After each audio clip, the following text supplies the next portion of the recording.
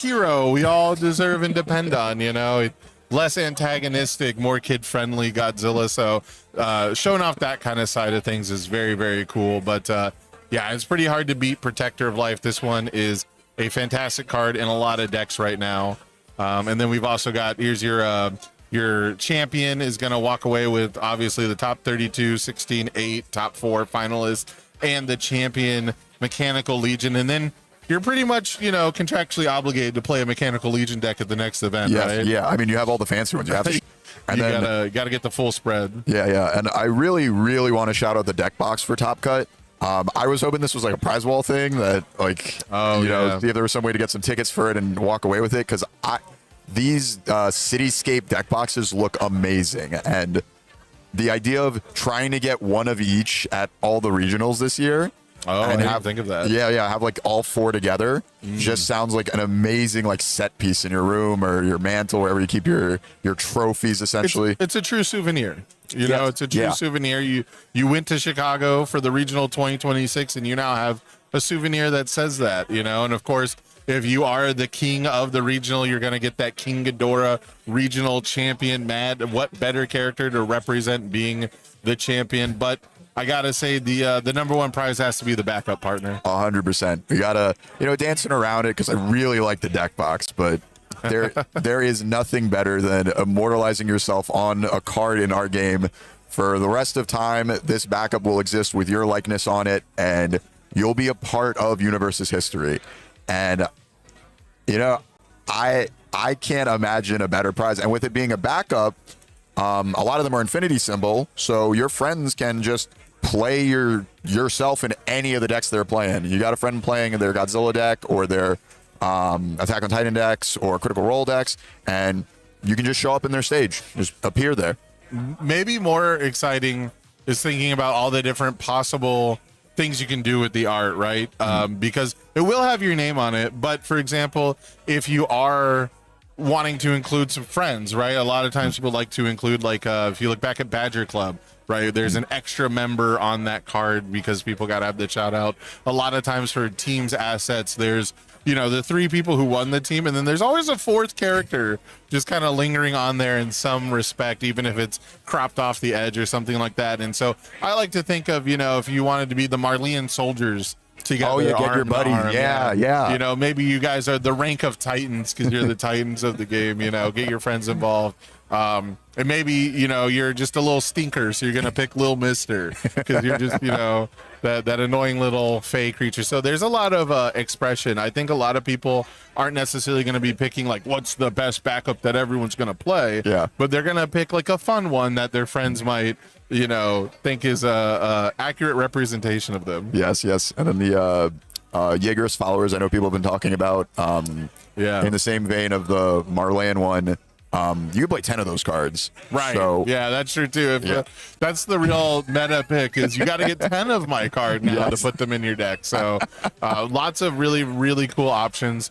Very, very awesome prizes. I'm super excited to play in a regional this year and get a chance at a backup myself. But, we've had some competitive play happening already this year. Yeah, with all the LCs going on, and it has been an amazing lead up to this event. We got Reign of Kaijus at, I believe, start of March, and then the LC started around, I think, the 23rd of March. And, for the past, I think it was 4 or 5 weeks, we've just had an LC every weekend, multiple, yeah. And the metagame has been evolving. People have been trying different things, exploring some of the new characters, some of the old ones, tried and true. And we're going to kind of see the culmination of that meta here at this event with all the games that people have been playing leading up to this. And I think we have some data to talk about, don't we? We might. Brian walked away, so I don't think we actually have that on screen at the moment. But yeah, so how many LCs have you been able to participate in? So I've only been able to participate in my one local one in New York City, which was flavorfully in Chinatown and won by a Titan of Terror running Guardian of Chinatown. And so, okay, I was very you're like, where am I going with that? that? Yeah. But it didn't end up happening perfectly. But the final game 3 winning turn could have been decided by a Chinatown negating a deflect 3 on a massive unit machine, and that truly would have been the Guardian of Chinatown. And it was a ton of fun. We had 19 people for that one, and like biggest local event I've ever seen. We had a bunch of people come out from out of state to it and just really like hang out. Essentially a mini regional in our own backyard. I know I didn't get to make some of them, but some of my locals went up to Rochester for one, or not Amsterdam. They were able to go to the Amsterdam one. New Amsterdam or Old Amsterdam? I think it's New Amsterdam, but I haven't been. So. But what about you, Sam? Were you able to go to any of the LCs? Yeah, I managed to make it out to the Michigan LC, the Trading Post. Notably, it was also like a 2.5K. So absolutely insane pricing, amazing venue. I mean, I talked about it on my personal channel a lot, so a lot of people watching this are going to be dealing with some repetitiveness, but amazing venue. Absolutely fantastic time. Again, obviously the pricing was insane for a local championship. And I had a pretty good run myself. If anyone wants to check out the replay VOD, Tamron Cardwell got to stream our top 8 match, where it's the most one-sided match I've ever played in UniVersus in my entire life. Yeah, I think I caught some of it. Your Zeke manipulation just had enhanced mill one, I think. It just didn't do anything else. Yeah, Tam hit on every single manipulation. It was I have played games where I built 0 foundations, where I had more of a chance of winning than that matchup. So and you can probably hear me on stream the whole time saying, I think you're supposed to go second in this matchup. And then I choose to go first because I just haven't really practiced like that specific matchup. A lot of the Titan of Terrors I practiced against were not on Rampage, were not on manipulations, had a very different deck than I did. And you can tell that Titan of Terror is the by far most represented character, and people have had a lot of different builds for him. So, I wasn't exactly sure against the non-manipulations builds.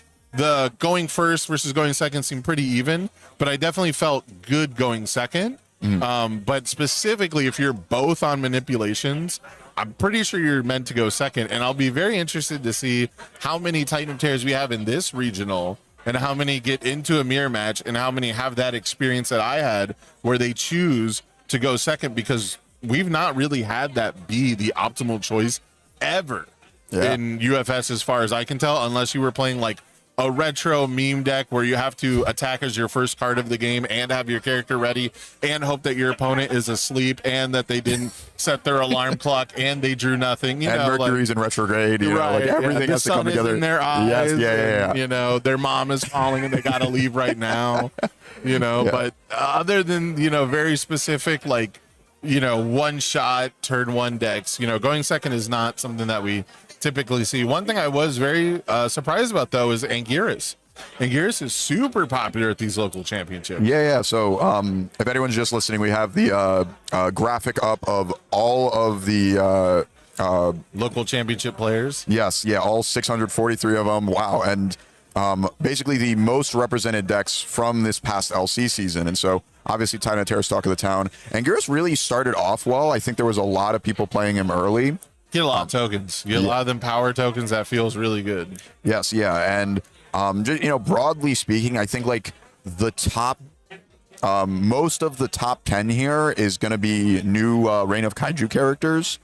Of course, new toy syndrome for sure. And we see some oldies showing up where King of the Monsters and Nagaryuki are on there. Makes a lot of sense. That was our World Finals matchup. So they lost some cards through rotation, but at its core, those characters are still incredibly strong, both giving a ton of damage, interacting with their opponent's stage. Nagaryuki kind of using his scalpel to get rid of just the one. King of the Monsters using a chainsaw to destroy everything in front of him. Yes. So, some stage interaction has seemed to be pretty important for this format. Obviously, pumping a bunch of damage. Is there, aside from Titan of Terror, is there any other Reign of Kaiju characters you're pretty excited to see? Oh, I'm excited to see Mothra. I want to see how people are winning the game with Mothra. Because Mothra, of course, amazing defensive deck, can block for days. The free E-commit block is allowing people to play with some defensive pieces that you normally wouldn't. The extra card advantage you get by saving a block to be able to then play reversals. The aerial Kikosho builds are very, very popular with this character. So for sure, stun reversal is a very, very common retro strategy. I play an attack on your turn and then your turn is ended either because you have too much progressive from card pool stuffing, or you're stunned out, or honestly both most of the time. So I want to see how these decks in standard are actually winning the game, because that is the hardest part for Mantra, is your opponent has to block your attacks for you to get stats, and then you also have to find damage, and you don't really generate power tokens particularly well on those symbols. So we've also got a couple extra pages here. So continuing down, this is every character that was listed, and now we're getting down to like the singleton, one of representations. And I am a little surprised some of these characters are seeing any play, right? Like I'm a little surprised that people are still playing April O'Neil, even if there's one person out there.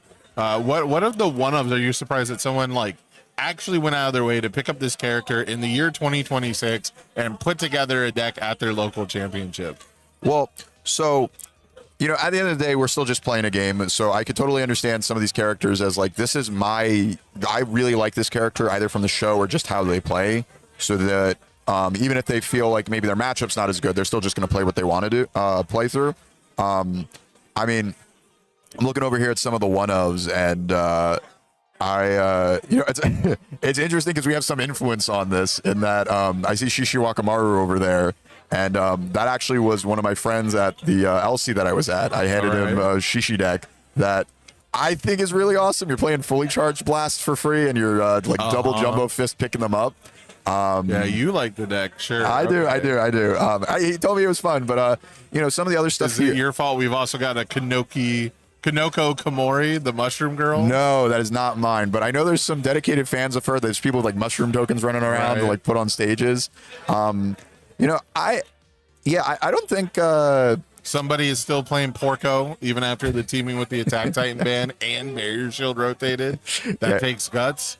That takes a lot of guts. Mei Hatsume, like a fan favorite character. There's always going to be a fan somewhere out there willing to rock Mei Hatsume, no matter which version it is. Yeah. The Joker, you get to say I'm the Joker, baby. What's better than that? I want to know the Fresh Cut Grasses tournament run. Yes. I have yet to play that guy, but the meta of what compliments you give people always sounds like a fun little mini game you get to do, where you can kind of have like a stock list of things to say to people. I was told backhanded compliments are not allowed, so I have no interest in playing fresh cut grass. Come on, I'm fine. You can tell your opponent they have a really cool deck. You can tell like, oh, you're playing really well. Oh, you're 3-0 with that deck? That's impressive. Oh, you're playing Titan of Terror on water. How interesting. How daring. No, it's got to be a compliment. You got to say, yeah. What a creative deck builder you are. You're right. Yeah. Oh, you decided to play Che Hei-In instead of Levi? Look, that might be a fan favorite type of thing. So, I mean, we've gone through the LCs. I think we have a little bit more data of, we've seen all these characters, ton of representation with like the 600 players we got. And I think we're moving around a bit where this is the Brody cam. Yes, yeah, we got Broden Kynan on the ground doing content this weekend for us, and he's on the social media takeover. Yes, yeah, and oh man, I should have double checked. I think the tag is like hashtag UniVersus Tony CCG. Yeah, we got a wonderful judge staff. We're getting really close to starting round one, and I know Levi is going to be giving a awesome keynote speech. Yeah. And so we might be getting ready for that as people start to simmer down, quiet down, get in their seats. What's fun for me right now is I don't think Brody knows that he's on the official stream. I'm not 100% sure, but he might be completely surprised later to find out that he's just, recording everyone's belly pretty much. I don't know if anyone told him that we're cutting to him, but I think he's going to be recording the keynote speech for us too. So you guys will get to see that at home. I know at Worlds, you didn't get to watch the keynote speech because it was a little hush, a little hush hush on what we had. But this time, my understanding is this is for everybody at home to see what this year, what this new era, what this new frontier of UniVersus has to bring for us. So I'm super excited for that because it's got a new feel for it. Every year throughout organized play, we always talk about, well, this year was good, but next year is shaping up to be even better. Or this year was good, but we got to make one or two changes for next year. And while the goal of always doing better than you did before, always progressing and upgrading is something that you should hold on to. It really feels like this year we've kind of honed in on what makes players tick. I mean, we've got amazing promos. Yeah. We've got fantastic promo choices. The LCs are feeding the regionals with the travel vouchers and the competitive round buys at events. And players, some of the ultra rares too, right? Like Queen of the Monsters, Destructive Heat Rare are going to be everywhere this weekend. You show up to some LCs and able to get those. Like, it's just perfect, leads into itself. Yeah. And they look amazing. So. And we're seeing more participation because we've had the local championships before. We had store championships, we had store scrambles, we had provisionals even way back when. And, you know, provisionals were always sort of meant to be this store level championship, but they, you know, in the online, you know, COVID era, they kind of ballooned into like secondary regionals, you know, and the promos at the time were like amazing. And ever since then, I feel like we've been trying to recapture the magic of the year one provisionals. And these local championships really kind of feel like we've managed to get there, and that's upgrading the regional experience as well. So I'm super excited for today. Yeah, I can't like, so for the round 2 LCs, I'm trying to go to 3 like back-to-back weekends. Like, I think 2nd week of May, 3rd week of May, 4th week away. 4th. Good luck. Yeah. It's gonna be a lot of traveling, but it's so cool to have like the very special events of these. Like, they makes them more special to have to come out for them. It makes it an even cooler trip where it's like, oh, I'm not just going to my local gaming store, I'm going to my friend's local gaming store. You know, we have so many friends across the country here in the UniVersus community. I think we're going to be starting that keynote. Levi's got the mic. So we're going to cut away soon. I believe Brody's going to start filming that. And we have our attendees here. So we have George, we have Tom, we have AJ.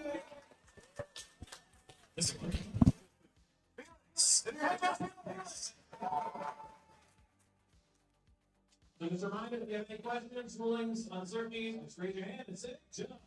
They'll be right there to help you out. All right, there is a feature match every round, so if you are on the feature match, we'll be operating a separate timer for you there. Otherwise, we will have the timer nice and big on the screen. We are using the multi-timer, so what it does, when you do overtime, it's not built in, it's built in separately the clock. So it'll go down to 0, and then once it hits 0, it'll go into overtime time. So you don't have to manually map out 10 minutes. It's going to be all over the screen. You'll see it nice and easy. All right, so today we have 130 players. So we will have 8 rounds of Swiss today, and then tomorrow we're going to be playing a top 16. All right, before we get started, we have some announcements from your very own Levi. Good morning, UniVersus. I am so excited to be standing here in this room with you all. It's time to kick off 2026 organized play. It feels like it hasn't. It really hasn't been so long since we last chatted. You know, 6 short weeks ago, but so much has changed in those 6 short weeks. The biggest of all being is that 2026 OP has started. when we talked 6 weeks ago, it was all but a figment of our imagination, something on the astral plane. But now we're sitting here and it's very, very, very real. This one's going to be a little bit more freeform, a little bit short. I don't have quite the 40 minutes of crazy content to go over with you guys like it did at Worlds, but I'm hoping I can still hit the threshold of a Calvin Tahan Facebook post.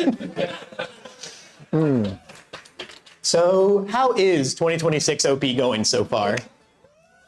Well, we are at the tail end of round 1 right now. We've had 4 jam-packed, action-packed weeks of local championships going off, but now we stand here at the round 1 regional, the finale of round 1, the precipice of everything. This weekend is going to finalize the first of our 4 rounds in 2026 OP. And so, 1 full round in, what have we learned? Local championships are not playing around. You guys have absolutely blown away my expectations when it comes to these events. Obviously, to me, and especially internally, my goal was always to sort of bring back the feel of PTCs with these events, but truth be told, I didn't know how the community would respond. I didn't know if the players would show up. But you guys have just absolutely destroyed my expectations.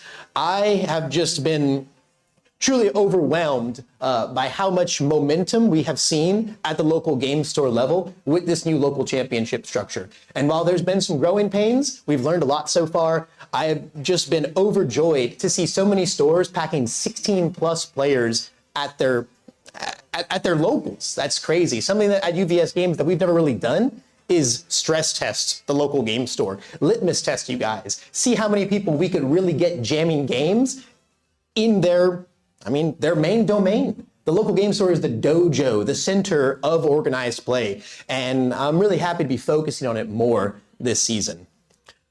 We had some truly standout examples too. Not only did I give out a lot more travel vouchers than I ever expected to, we had some take home multiple travel vouchers. So we had Final Round Game Shop in Summerville, South Carolina.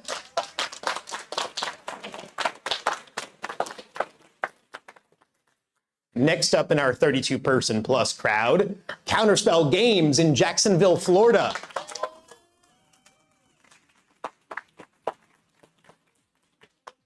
And last but certainly not least, we had the Trading Post in Novi, Michigan.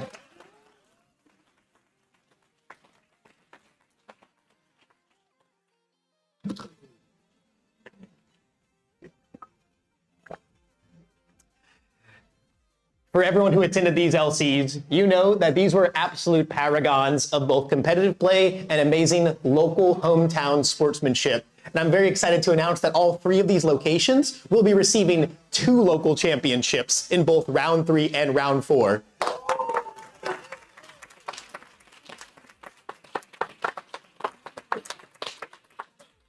So, how did local championships really turn out? All in all, I gave out a lot more travel vouchers than I thought I was going to, and I want to talk numbers just for a little bit with you guys. I'm not going to get too much into the nitty-gritty of it, but under this new local championship structure, we had 90% as many players as a previous local championship structure while only doing 20% of the events. Almost the exact same player data while holding 1/5 as many events. And you know, these events, they're just much more higher quality. You know, if you ask me if I could hold, 10 4-person local game stores or a fourth that many with twice the players, well, I would half it as many times as I possibly can, because at the end of the day, events like these are what build communities. The fewer events, but significantly increased turnouts and just a ton of people in a store actually jamming games and getting together and building their communities and creating these, unforgettable memories. These LCs really, they resonate with me a lot more.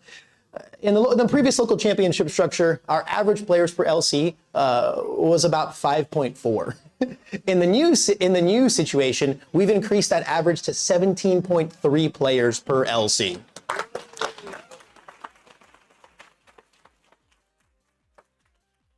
And once again, these are better events. They're more high stakes. The premium prizing, the prestige surrounding them.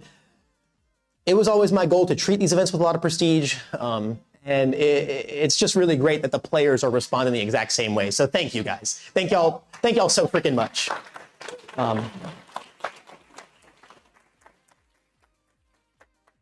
So with all of that in mind, what's a few more UCS invites going out? In round 3 and 4, the local championship total will be increased from 40 stores per round to 50 stores per round.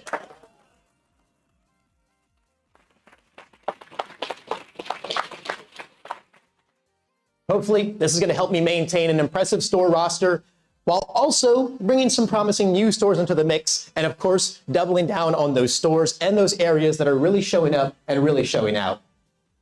So, folks are loving the LC makeover. That's great. What about this weekend, though? What about regionals? So, yesterday was an absolutely amazing day 0. I was very impressed and very heartwarmed by everyone who showed up for teams. So many people were here just to hang out and play side events, do card slinging, start getting their promos on the roster. But this weekend is kicking off now, and there's not a whole lot more to talk about. We're in the midst of it. So let's talk about round 2 a little bit. Round 2 is going to see us heading over to Las Vegas. In this event, you're going to get a sweet rerun of all these Godzilla promos. But when it comes to those sweet top cut items, we're gonna have a little bit new stuff going on for you. In the top cut items, you're gonna see, you can go to the next one, AJ.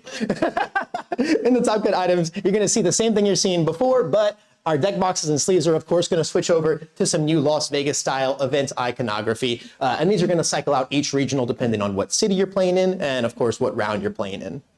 And then when it comes to regionals, by the end of this first weekend, we'll have the first create a card backup in the mix. What started as this, crazy idea on how we could try and bring some more create a cards into the fray, it's the best prize in gaming, but the more you do of it, the more you devalue it. So what's a good balance? Just bringing your likeness, your image into the game.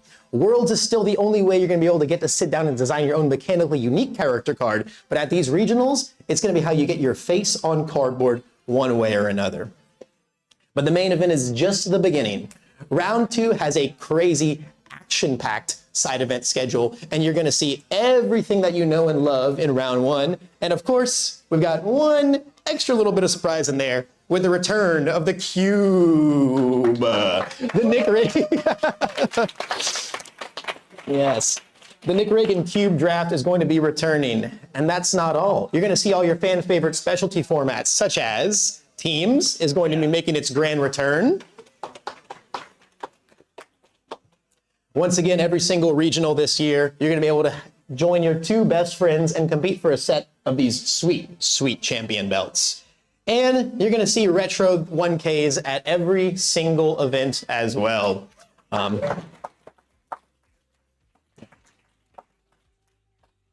very excited to see what you guys all kind of come up with for this very, very diabolical format, especially when some serious cha-ching is on the line.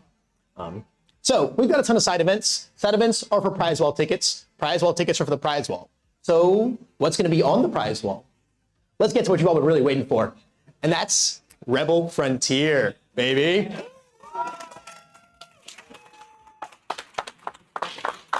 Rebel Frontier is the new epic sci-fi universe created just for UniVersus. And it is absolutely taking over the prize wall. You guys are already a little bit familiar with what you're seeing here this weekend. Most of you have already got your hands on some of these crazy, crazy cool new promos. But for round 2's prize wall is ready to throw you for a loop. If you've been at the super duper top secret world's keynote, you've seen some of these already. If you're a fire symbol enjoyer, or actually if you're just a Ryu player, I think you might want to pick up pretty much every single one of these promos. Yeah, it's no surprise that our Las Vegas regional, the fire symbol is quite the standout one. But I want to show you guys something truly, truly new here.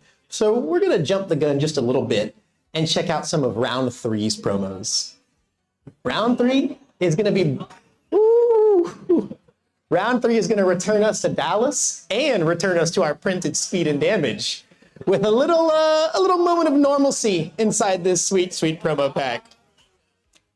Oh yeah, it's getting ready to be an absolutely amazing year of regionals, of prize wall promos, of Rebel Frontier action.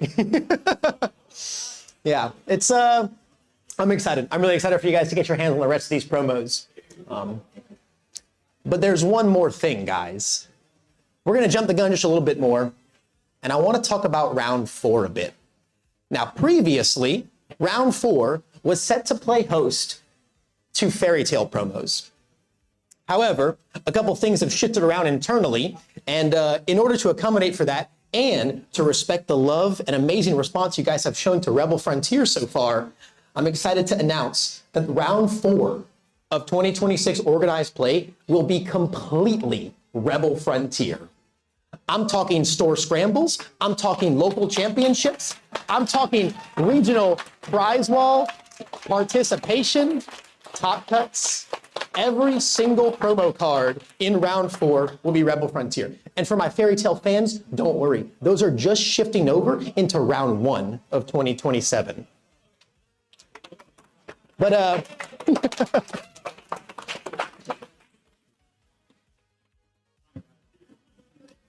but I've got a little bit of a little bit of a secret for you guys. A little bit of a Rebel Frontier lore dump. Not the in-universe lore, more like some real-life lore with Rebel Frontier. The 12 pieces of Rebel Frontier art that you've seen so far are not brand new. These are pieces that our wonderful creative director Hitch has been working on for quite some time now, as just part of this project as he's tried to pitch it over the years. Going forward, though,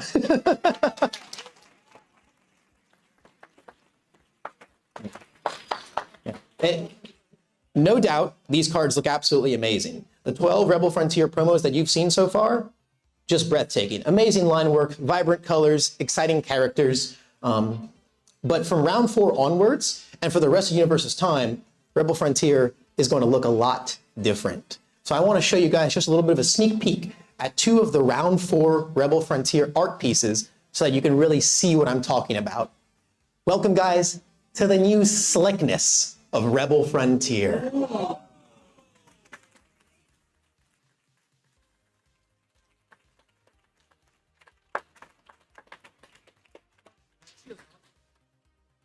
If you guys really like what's going on here, make sure you let Hitch know this weekend and give him plenty of love and plenty of appreciation for this amazing world that he's brought into our amazing card game. That's all the time I've got for today, guys. I've got to let you guys get back to competing in the round 1 regional. Play hard, fight fair, check sixes like your life depends on it, and I cannot wait to see what backup the winner of this event picks at the end of the weekend. Thank you, Fighter Jets. Thank you, UniVersus. Thank you, Zach.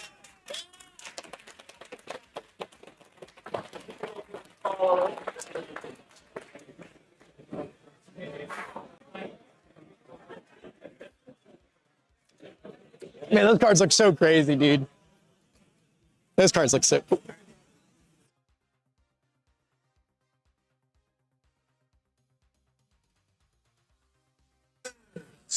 Welcome to round 1. Fights. That was us. Well, that was super exciting, Dean. I'm just the biggest Rebel Frontier fan, I think. I'm super excited. It looks like we got a different look at Akani and Rin, which is super exciting. The whole round 4 being all Rebel Frontier is definitely something I'm excited for. I hope you at home are excited for it as well, because so far, Rebel Frontier has just knocked it out of the park, man. Yeah, I honestly, I wish I could get my hands on more of the alt art promos. Like, we already have some amazing ones here this weekend with Finally Free and Street Hero Standing Medium Kick, as you so correctly put it. And then seeing some of those new ones, like the Moment of Normalcy is crazy. You can put that in all your decks. It's going to look fantastic. I know I can't wait to just see those cards again. I didn't get the best look at the last 2, but I am. Do you think they'll ever do like a mechanically unique like Rebel Frontier set? Do you think we'll ever just get like Rebel Frontier not as a reprint product? Because at this point, I would love to see the world building for Rebel Frontier like from its own viewpoint. I think I wouldn't put it past them to maybe make some of the smaller stuff first, like the challenger decks, or maybe even the the DLCs we've gotten, like the Sun Jin Woo expansion pack, or the Borderlands one. Just kind of like put some cards into like the game. Experience bundle type thing. Yeah, I could go for that. Yeah, and so then if that, potentially see how that does, and then like if we see the same type of energy we see in this room with that product, and it's like a whole set could come of it. Because I believe that's what happened with Invincible, where it was a challenger deck, and I think then we got an announcement that it was a the feedback was so good. Yeah. I think that's kind of how it went as well. And like, I don't know, like I said, the aesthetic for it is just absolutely perfect for me personally. It's everything I'm down for, and I would love to see like, the characters get like, at least the characters get their own representation. Like, I would love to play Rin as a character, and like they have their own effects, right? They're not just like a reskin of someone else. So I'm super excited for that. The pricing seems absolutely amazing. We've got some really awesome products coming out throughout the year, like you mentioned, Invincible, Levi mentioned Fairy Tales coming. Yeah, I'm yeah. super stoked for like the return of Tekken as a full set. Fighting game fan. Can't wait to see my boy King. Hopefully, in the Yep, set. I got a local who is so ready for King to come out. Dude, so. I mean, he's such a fan favorite. How Yeah. can you not like buff dude wearing tiger mask? yeah, How it's can so you not? simple. Yeah. So I'm massively excited for that. But today we got to focus on today, the Yeah, here and the now. Yeah, we're We going must- too far ahead. as my therapist says, I must remain present. And so we will talk more about what we expect to see today. Obviously, Titan of Terror has been the talk of the town. You got to expect a bunch of people on Titan of Terror. But if there's any character you would pick, Dean, to defeat Titan of Terror, if you were going to play counter meta, if you wanted to come here and shake things up and you said, I'm never losing to Godzilla Titan of Terror ever again, what's the character you'd be playing? Well, I really liked Mikasa Hizuru's Hope in the past, and she's kind of fallen out. Okay, I know what you're saying. But we've gotten some new toys that are kind of in a similar vein to her. And so one of them, I think, is Gigan, our space monster, who gets to, every time you hit, you get to filter your hand. And so you're kind of getting that same sort of card selection. And at least for some of the Gigan decks we saw at the LCs, they're also just playing moves that constantly clear themselves. And what better way to count to 28 than playing a bunch of 4-diffs that ignore progressive difficulty? Okay, I think I see what you're putting down. I'm a fan of clearing card pools myself. I'm a big fan of the air symbol, so I'm excited to see. I don't know if it's Gigan or Gigan, actually. I've heard it actually. I'm going to say it wrong no matter what I say. Yeah, I was going to say, it's so funny with Godzilla stuff. Depending on which dub I'm watching, I've literally heard Biolante, I've heard Gigan, I've heard Gigan, so if we mispronounce the names out there, I super apologize. But just know there is some recording, some version where what I said was correct. Yep. I don't know if it's the real one, but the version I've heard is what I've heard. So I'm super excited for that. I think if I was going to pick a new character to try and fight the Titans of Terrors that are out there, I think Hedorah has been something a lot of people see as like having this internal clock, there's only so late a Hedorah game should realistically go. And I don't know how many Titans of Terror players are overall teched for throws, and that seems to be like the really popular strategy. I think Hedorah is a little underrated as like a value-based aggro character. The response commit to stuff the rivals card pool gives you a little bit of an edge in the typical race. And, maybe out there's like a truly, value-centric Hedorah deck that's playing Queen of the Monsters and Battle Aura Release and... Oh, just the good ones. We're not just only throws. Like, think about it. If you hit with a throw, right, and it's a 5 damage throw, they block, they take 3, And they then you burn burn for them whatever. for 3. Yeah. That's 6 damage. If eventually I hit you with 1 Queen of the Monster and burn you for 3, that's 10. So you have to play 2 throws equal 1 queen that deals, right? Yeah. So And the throws are never going to do what Queen of the Monsters does. They're never going to draw you that extra card. They're never going to build a tutor foundation from your stage into your stage. They're never going to give you a -1 progressive for the turn. And so, okay. So we, yeah, I mean, Hedorah definitely seems like a really solid one. But we're getting confirmation that we're getting close to some footage on stream. We're finally going to jump into Round one. yeah, and start seeing some of the players. So this is our round 1 matchup. You're talking about the Gigan, the Gigan. We've got Gigan here versus Titan of Terror. So we're going to put your theory to the testing. We're going to see if air... Now, that's what I'm most surprised about. I've seen a lot of evil Gigan, and I've seen quite a bit of all symbol Gigan. I don't know if I've seen too many people focusing on the air version, which, of course, is my personal favorite version because the air symbol gives you that card pool clearing that you talked about to make the card draw and the filter more impressive. But mostly, I like the fact that you can play Hunter's Ally and build Science Bros. And this, like Rodan, is one of the best Science Bros characters I've ever seen. yeah, our character already is always giving 2 damage to all our moves, kind of similar in the power token space, just don't get to stockpile it. Sometimes we're going to give 2 speed as well, and then the Science Bros is just giving us an extra 1/1. And, when we're giving 4 stats to our move, we're very close to the decks that won Worlds. We have Nago giving 4 damage to a move, that's 4 stats. We have Godzilla, King of Monsters giving 3. Obviously, the more stats you can pump on your moves, just the better rate they become. And I want to talk a little bit about some of the stuff at the bottom of our screen where a really cool thing about this event is players are filling out forms before they're on stream about what they think their deck is capable of. And so Right, their style. yeah, so our Gigant player over here really thinks of their deck as an aggressive combo deck. And I honestly couldn't agree more with where we're trying to just play as many moves with all this card pool clearing. And it really depends on, which order you play them in, right? If you don't play the Hunter's Ally first to get the Science Bros, to get that synergistic combo effect going, the deck's definitely not going to be as impressive, right? So I definitely see where they're coming from, but the inevitability of Titan of Terror is definitely what is making this character so strong. In testing, it doesn't matter how defensive my character seems to be. I can play the Rodans, I can play the Mothras, I can block every single move, but eventually Titan of Terror will continue to play Destructive Heat Ray to flip my whole board and stockpile so many tokens that eventually one attack's going to get through, one throw is going to get through. You won't have the Protector of Life, you won't have the Mikasa defeats the female Titan, and eventually those power tokens will get cashed in. And so if you want to be an anti-Titan of Terror deck, the faster you can play the game has been shown to be the better, you can do against the character.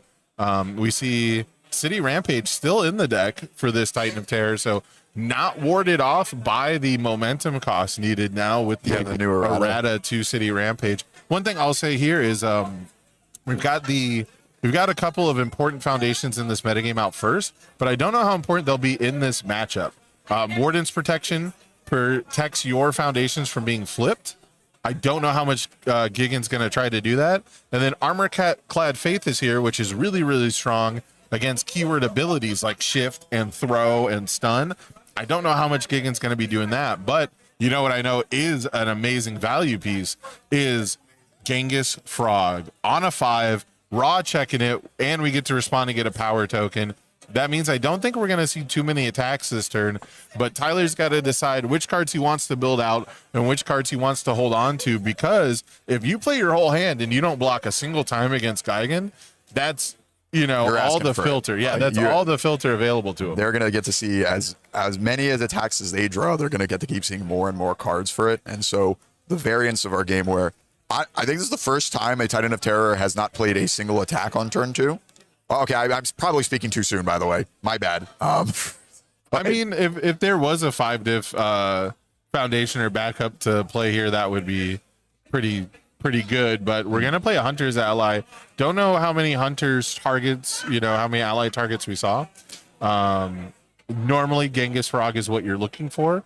I'm a big Cammy the Chameleon fan. I don't know how many Titan of Terror players have been playing that one, but more flip every turn is pretty good to go alongside your Destructive Heat Rays. Yeah, for people that remember My Hero Set 1, Apathetic, I love that card so much, and Destructive Heat Ray and Cammy Chameleon are basically recreating that experience. I cannot believe, this is a tangent, but I cannot believe Apathetic did not run an entire format at least once in MHA. Don't worry, it's going to run it this time. Yeah, 4 checks were like as bad as 2 checks back then, so, maybe that was the case, but like Apathetic is like an insanely power creeped version of a lot of retro foundations, truly, so. Yeah, I mean, we're seeing just the power of that stage interaction today. Haven't got it in this game yet, but a lot of games from yesterday, and I'm sure we'll be seeing it in the future of just how big of a deal it is to interact with your rival stage. Something great for Sammy here is that our Science Bros, which we also happen to use at this moment, is not going to get flipped this turn. And so we're going to get to be able to leverage the stats from it and the card draw. Over there, we use the Gigan Enhance just to turn Science Bros into card draw. Yeah. Oh, a beautiful Altart Hunter's Ally. I've taken it for granted. I got gifted a top 16 Hunter's Ally, and I thought that's what the Altarts looked like. Yeah. And like the top 16 is, the regionals from last year, the Denver regional, like just so beautiful. But the Altarts look really good too. I just thought that that's like what they looked like for the longest time. So we do see the block from Gigan coming out here. Not going to take any damage. But I love that you mentioned the Science Bros not getting flipped, because that's definitely something Tyler wanted to accomplish on that turn. If we were not going to be going, fully aggressive, playing a long string. We also probably certainly wanted to get momentum considering we're still playing the City Rampage. So not having the momentum is pretty rough, unfortunately. But we're going to see a Hunter's Ally coming right back at you. Checking a Walk the Dog, though. So we're going to have to commit 2 foundations. Not the biggest deal in the world. However, we cannot afford too many more of those. Yeah, it was certainly a strength of. I don't think we've seen any card pool clearing moves, but assuming that's what we're going to get from counts. there. Here's the Twins Bond. Well, this was one of the best things you could build with Hunter's Ally for a long time. It kind of fell out of favor because clearing your rival's card pool doesn't feel that great necessarily. And also, it being a 4-check is not the nicest thing in the world. However, we do rip an attack off the top, which means we're going to get the full 2-2 from Geigen. Now we're going to get the 1-1 from Science Bros. And this is a 7 high for 8. This is a much more impressive Hunter's Ally than the one that Titan of Terror played last turn. Yeah, and we're using another one of Percy's cards to synergize with it. I believe it's the Tinkerer's Touch to presumably give it stun, and then also give it an extra 1-1 from our Science Bros response. Yeah, Tinker's Touch removing a card from our discard pile, allowing us to get that Science Bros. So this is 8 high for 9 coming in. I am so excited to get start deck building. I completely forgot about Twins Bond, and now I'm like, oh, Hunter's Ally Twin Bonding and Mikasa, obviously this Geigen deck. Yeah. That is going to be great. If we just play another move on a 5, we'll just easily be able to clear it. So we're going to attempt to block this one on a 10, checking a 3. That means we're going to have to commit everything if we want to block this move. And I got to be honest with you, partner, it's not a bad choice. Normally, I would say committing out this early in a turn, not really what you want to do, because then your rival kind of knows that the rest of their string is going to be really solid. However, this is probably about where the damage peak for this deck is going to be. And also, if you do get this block off and the rival does use Twins Bond to clear your card pool, maybe with a good block mod, you have some opportunity. And of course, also your rival could check bad. So saving yourself the 9 damage from the first attack means the rival has to take more risks if they want to deal damage this turn. Yeah, absolutely. And, you know, I was going to say that I'm not sure that I would have passed the block. The Armor-Clad Faith, the Fearsome cycling, the Tusktooth cycling, and even just the 1 extra health from Tough Skin could make the difference, and we still have our entire stage ready to block the much more easily blockable moves. We invested the flip cost on Tinkerer's Touch and just put a lot of extra stats onto it through that, and so I'm not sure we needed to completely full send on it, but you know, sometimes there's that variance. Your rival checks that 3, and you're in a better spot than you would be. So we are going to get 7 damage out of this World's Weakest Hunter, and then Geigen's going to get to draw 3 cards off of this, which is pretty insane. Then we're going to get the Geigen response to draw and discard another card. So we're going to aim at the Genghis Frog. Genghis Frog is going to respond if we pass the check, I suppose, which we do, and that's going to burn the rival for 3. Because of that response, that all of these elusive backups have like a when attacked trigger, usually to punish the rival, and Genghis Frogs is you just got to take that 3 damage that he would have given to an attack. So now that we are aiming at a backup, you have to imagine that we're our aggression is, you know, ended. We're completely tapped out here, but we do manage to rip an attack off the top, so this will be able to kill the Genghis Frog. We're going to get another momentum out of it. I think it was always guaranteed to kill. I think Gigan's damage is right. The certainty, the speed is the variance. But yeah, we got rid of the Genghis Frog, and we've gotten our Roman cancel token. One upside of our rival committing out on that Hunter's Ally is we don't have to worry about Armor-Clad canceling our tension ability. Triple Fateful Decision. So this is a solid 1 difficulty defensive piece. I don't know if it's going to be enough to survive Titan of Terror, but having access to the Roman cancel while there is no Guardian Angel of Chinatown, I think is going to be really the difference maker here. But if there's any deck that can fight over the Roman cancel reset and through a little bit of speed reduction breaker, it's Titan of Terror. 100%. And I want to highlight, at least, I really like Sammy's play to not only get the Genghis Frog off the table, but we've gotten another momentum because our opponent has a Radiant Visage. And so if we just settled for 1 Roman cancel token and 1 momentum, we were not going to be able to actually use it next turn. This is one of my favorite inclusions. Almost made my list. Very, very close. It was one of the last minute trims on the Titan of Terror, and that is I Would Like to Rage. I put this on the rough draft of every single deck list because when you play it, you get to draw a card.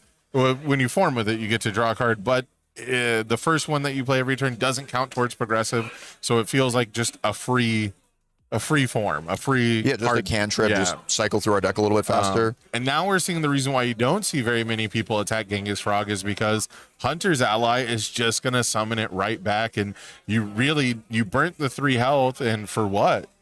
So that the rival builds this instead of another Tustus instead of a Shobujins. Not a ton of value out of that attack last turn, unfortunately. At the very least, Sammy might have been a little worried about the base speed of her move being 3 speed if you don't hit with Gigant's Enhance. And so it's still possible that Titan of Terror could have blocked it on a 4 and a 5, depending on our block mods in hand. Right. And so we guaranteed that. Also, I'm hopeful that we're seeing with the dice that the Fateful Decision is giving minus speed to this, which I think is the correct play in the board state we're looking at, because Analytical Observation will essentially prevent the breakers from activating on whatever block trick we try to use. So now Radiant Visage, we're going to mill 3 for cost, but that's going to make our Gigan opponent discard a momentum. Still enough momentum to use the Roman cancel though, so not the most impressive use of Radiant Visage, but unfortunately our +3 mid block is going to fail here. We're going to opt not to block this attack, so Fateful Decision's going a little bit to waste here. Thinking about doing the Roman cancel, it looks like. I don't know. I think I gotta wait to you gotta wait to see if the rival's willing to spend power tokens. That's really the hidden value of power tokens, right? Is you don't actually get to use your resets until your rival invests power tokens. Your rival's not going to invest power tokens until you use your reset. And so we're just going to be taking basically the static printed damage. I mean, printed +3 for Frog, but you're just going to be taking all the free damage until we get to a point where, you have to use it. Mm-hmm. And, one great thing about it is even if we don't end up using the Roman cancel, if it made it so our opponent didn't go for it because they know that it's there, that buys us another turn. Right, exactly. That's a lot of people I've talked about how the power tokens don't feel very useful because they're not using the power tokens, but the hidden value of the power token typically comes from your rival also not using cards because you have them, right? So you got to look at not just when did I use a power token to win the game, but you have to think of when did my opponent not use a, was it yellow Roman cancel to reduce the damage of an attack, right? So it is a little, I honestly thought there'd be a lot more instances where spending 1 or 2 tokens on every attack over the turn to encourage the rival to block a bit more would come up. But it does seem to be that just banking them and forcing the rival to just take every attack until we get to essentially the end of the game, because once you get to 5 or 6 health, power tokens don't really mean much. At that point, were you spending them just to prevent partial blocks from keeping you alive? Or in the off chance of our DHR actually needing to be lethal instead of the printed 3. But now Titan of Terror doing what is maybe the most powerful combination in this game, and that is Queen of the Monsters into a Queen of the Monsters. We are laughing at progressive difficulty, making a mockery of Mikasa decks. Why clear the card pool when you can build an additional resource? Yeah, you really. Why didn't you think of that, Constantine? Why didn't you put that in your Mikasa deck? I was just so foolish. I clear the card pool and get an extra foundation. Sign me up for that. Oh man, really applying the pressure to Gigan. I believe we do still get to cycle when we're taking the damage on these moves. Correct. It's when an attack deals damage. And so trying to find some of our block tricks. I know we've seen, I believe it's Sacred Guardian, your Kingdom of a Templar coming back. Yeah. And we saw that milled earlier, so that might be something we're looking for. Templar Junior. Yeah, and in the current game state, a card like that, I think has a 0 block mod because we don't have any ready foundations. And so be a little bit of a sneaky trick, get us some health back. That would be tight. I don't think we're gonna see that if I had to guess, but that would be an absolutely amazing play. However, we do got Fiery Stare coming in here. The Blitz, we are gonna discard 2 of the same card type, and we're gonna get the monster aggression going. And now that Roman cancel is out of the way, we're pretty much free to pump this as much as we want. I wouldn't even be surprised to see one more attack and then the tokens get used, and that being lethal, because this is 11. This is gonna put Geigen down to 6, I believe, down to single digits, and the Titan of Terraform, I believe, is still available. So pretty much any move will do it now. We don't even need the form. Oh, yeah. I mean, well, this is only on a 7. Okay. Even though we checked the 3, we still have plenty of resources to work with. As long as monster aggression is uncommitted, we have the speed. That's going to cause the scoop. We don't even need the Titan of Terraform, really. This is just aggro deck tapping completely out, missing. You know, this is very much a Thanos, you should have aimed for the head moment. You know, if you couldn't deal the 28 damage to Titan of Terror, overcommitting to get rid of the frog, just not enough. You know, trying to put together something through all those bad checks doesn't feel great. But now Geigen will get to go first. Maybe we'll see like the 5 build aggro deck dream of, you know, build 5 and then check good. Yeah, I mean, yeah, I wanted to give a little bit of leeway to Gigan there, where, you know, we played 3 moves and we checked the 3 on all of them. And, you know, certainly the way you're going to win a tournament is not going to be it's not going to be the day where you check every single attack on your pivotal checks. Right. And so, you know, we're going to need obviously, I think Sammy's been making good decisions, but we're just going to need to have a little luck go our way, just a little bit more. You know, an issue too with the 3 checks that we saw was we drew a bunch of cards from World's Weakest, and we couldn't necessarily leverage the same strength that card draw gives you because we didn't have the ready resources. Yeah, it's a tough matchup for probably every deck, you know? It's a tough matchup, but I have faith that the aggro decks can pull it out as long as they check well, basically, is really what it comes down to, right? It comes down to if Geigen had continued to check 5s throughout that turn, I think we would have seen a very different game. I think you're right in that we played a slower move, and we were afraid that maybe the rival could still block it by just checking a 5, you know, with a good block mod. And so aiming at the frog was kind of the consolation prize. I do believe you get to target after you make the check. Do you know for sure on that one? I believe it is you don't get to see your check. I think you have to put the card on the table and decide which you're attacking. That's what I thought it should be. But I believe because when the elusive backups came out, it became very important. When is this card being attacked? And it's being attacked after the check is made. But I don't know if that's also because that's when you choose to attack it. Because when it's being attacked, to me, feels like it's when you target it. But at the same time, if you target it, but then you don't successfully play an attack, were you really attacking a backup? We're asking the philosophical questions here.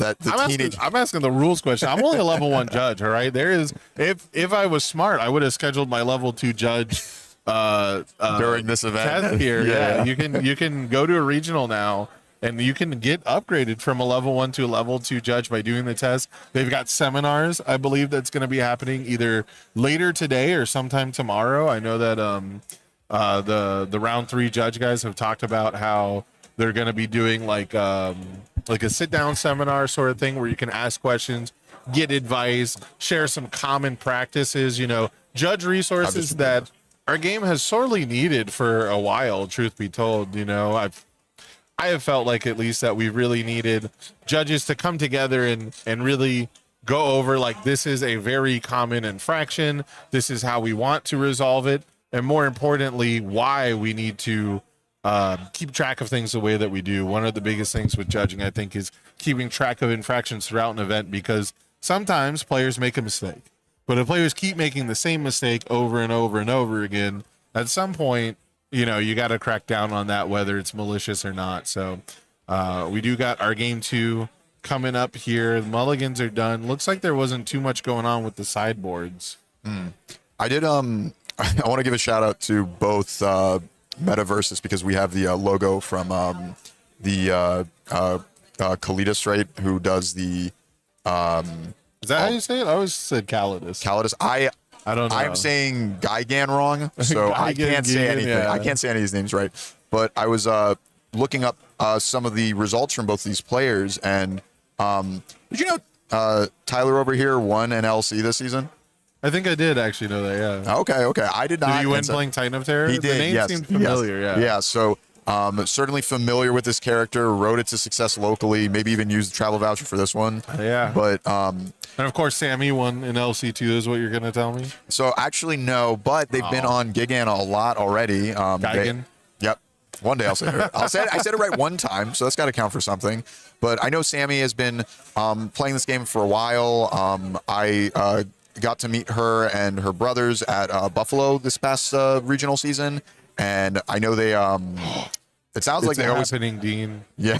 It's happening. Oh, we've gone second. We've reviewed our Zeke's manipulation, so we're guaranteed getting to build Yeah, that in with go that second, review manipulations.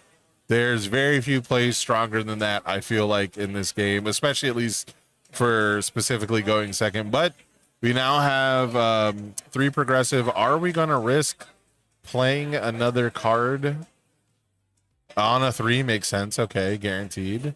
That is the correct sequencing. Here comes the manipulations. We're going to get a power token there. And now I think we're going to see a dumbfounded built after this, if I had to guess. I think we saw it in hand. Yeah, just a super huge advantage of that card. It's essentially a 0 diff, but it gets to do things It's that. better than a 0. A 0 would be on a 5 here, right? Yeah, and so this one is just unfailable. Yeah, very, very cool stuff. It's weak to very weird corner case things, not much at all. So yeah, it's essentially pretty free. It's the only technology that I really wasn't convinced on that I maybe should have been. But yeah, it's one of the only cards I kind of regretted not playing in my build. I only had 2 0 diffs with the tough skin, and I didn't feel like I don't like playing blank cards. You know, tough skin at least is +1 health over the course of a game. So, but I've been convinced that the ability on Dumbfounded is not actually blank. Yeah, like it is. It's very innocuous. I feel like a lot of the Teenage Mutant Ninja Turtles were not like brazenly crazy. Obviously, one of them is banned, so that one we figured out. We all knew that one. Yeah, it was going to be nuts. But we got Violent Animus Shot here as our first attack of the game. With the Science Bros on the turn 1 build means we're going to be getting 3/3 to everything as well. Manipulations hits a Hunter's Ally for Tyler, but he immediately checks a Hunter's Ally right after that. So a little bit of bad luck with the 2 3s on top. We're trying to block this one on a 10. If we don't block this, we're going to lose the card that we attempted to block with and a random card from our hand, which is 50-50 to be a Hunter's Ally. So Tyler's really in the tank here. I think it's okay to block this one and tap out compared to the last game. If only because, like last game, we've already started to check bad. That has not changed. And also, if you lose this card and a random card, that's so much worse than just taking the 8 damage. But I was wrong. We're going to check a 5 on this one. And Violent Animus Shot is going to come down anyway. It's owed at this point. You can't keep checking 3s, surely. That just can't happen. There's a Sacred Guardian. Oh, nice. Okay, so we do have access to that one. That could have been one of our tricks. Okay. And, I mean, this is even better than last game. We have plus our stage is just repeatable stats over and over. Yeah, so. we are the full stat pumpers. Yeah, and again, we're in the same situation. Titan of Terror is completely tapped out. So basically any damage we get here gets to stick. And Got a Queen of the Monsters off the Violent Rip. Better than Hunter's Ally, in my opinion, to rip that one out. Yeah, and what's so great about Animus Shot against this deck is the card's removed. We don't have to worry about that one. If they want to form it from grave, they have to find another Queen of the Monsters. Form it from where? Sorry, discard pile. My mistake. I don't usually care about that much, but I don't know. It feels like it's a new frontier of universes. I feel like I should be a little bit better about using universes terms. Yeah. I mean, I don't know if we'll ever get away from tap that one down though. You know. Yeah, I'll tap my stage. Force tap, but you know. All right, so 2 progressive. Are you pushing your luck here? Well, absolutely Sammy's pushing their luck. Yes, and we're not checking a 3. We did not check a 3. I don't think we can finish them off though. This is some pretty low damage moves. And normally with that card draw, you want to be able to leverage that by playing the cards in your hand to build out wider. But with 3 progressive difficulty, we're going to need some really low difficulty foundations to get the value out of this draw 3. And even then, if we're adding a bunch of low difficulty foundations to our stage, how much are we really improving our board state, Dean? Yeah, I mean, if we had access to Dumbfounded, it'd be fantastic, but unfortunately not an Earth symbol character to leverage that. We have seen a couple of one diffs that are really good, and so at the very least, those would be on potentially free to play, where we play them on a 4, on a 5, and so they don't cost us any resources as we continue to check 5s. At the very least, too, we have more block options in our hand. I think. Notably, there's no defense out, though. This is just 31 health that Titan of Terror has to deal next turn. And while Titan of Terror is not the most flush with stats character, we do have manipulations out, which means getting a long string is potentially very trivial. You know, depending on if you have Tam Cardwell manipulation luck or not, you know, or if you have Sam Tate manipulation luck. You could have the in between. The average could still be pretty all right. You know, I can't complain that much. Yeah, over the whole event, I hit plenty of times. Don't get me wrong, but man, that was still just one of the most one-sided manipulations luck I've ever seen. So yeah, and that's one of the fun parts about manipulations is you don't know where the turn's going to go necessarily, right? That's one of the best things about UniVersus is it's very rare that at the start of my turn I know exactly how it's going to go. It's very rare that I know exactly which effects are going to work, which effects are going to, you know, which attacks will deal damage and things like that. That's what's so cool about a lot of the card draw we're seeing in almost everybody's deck.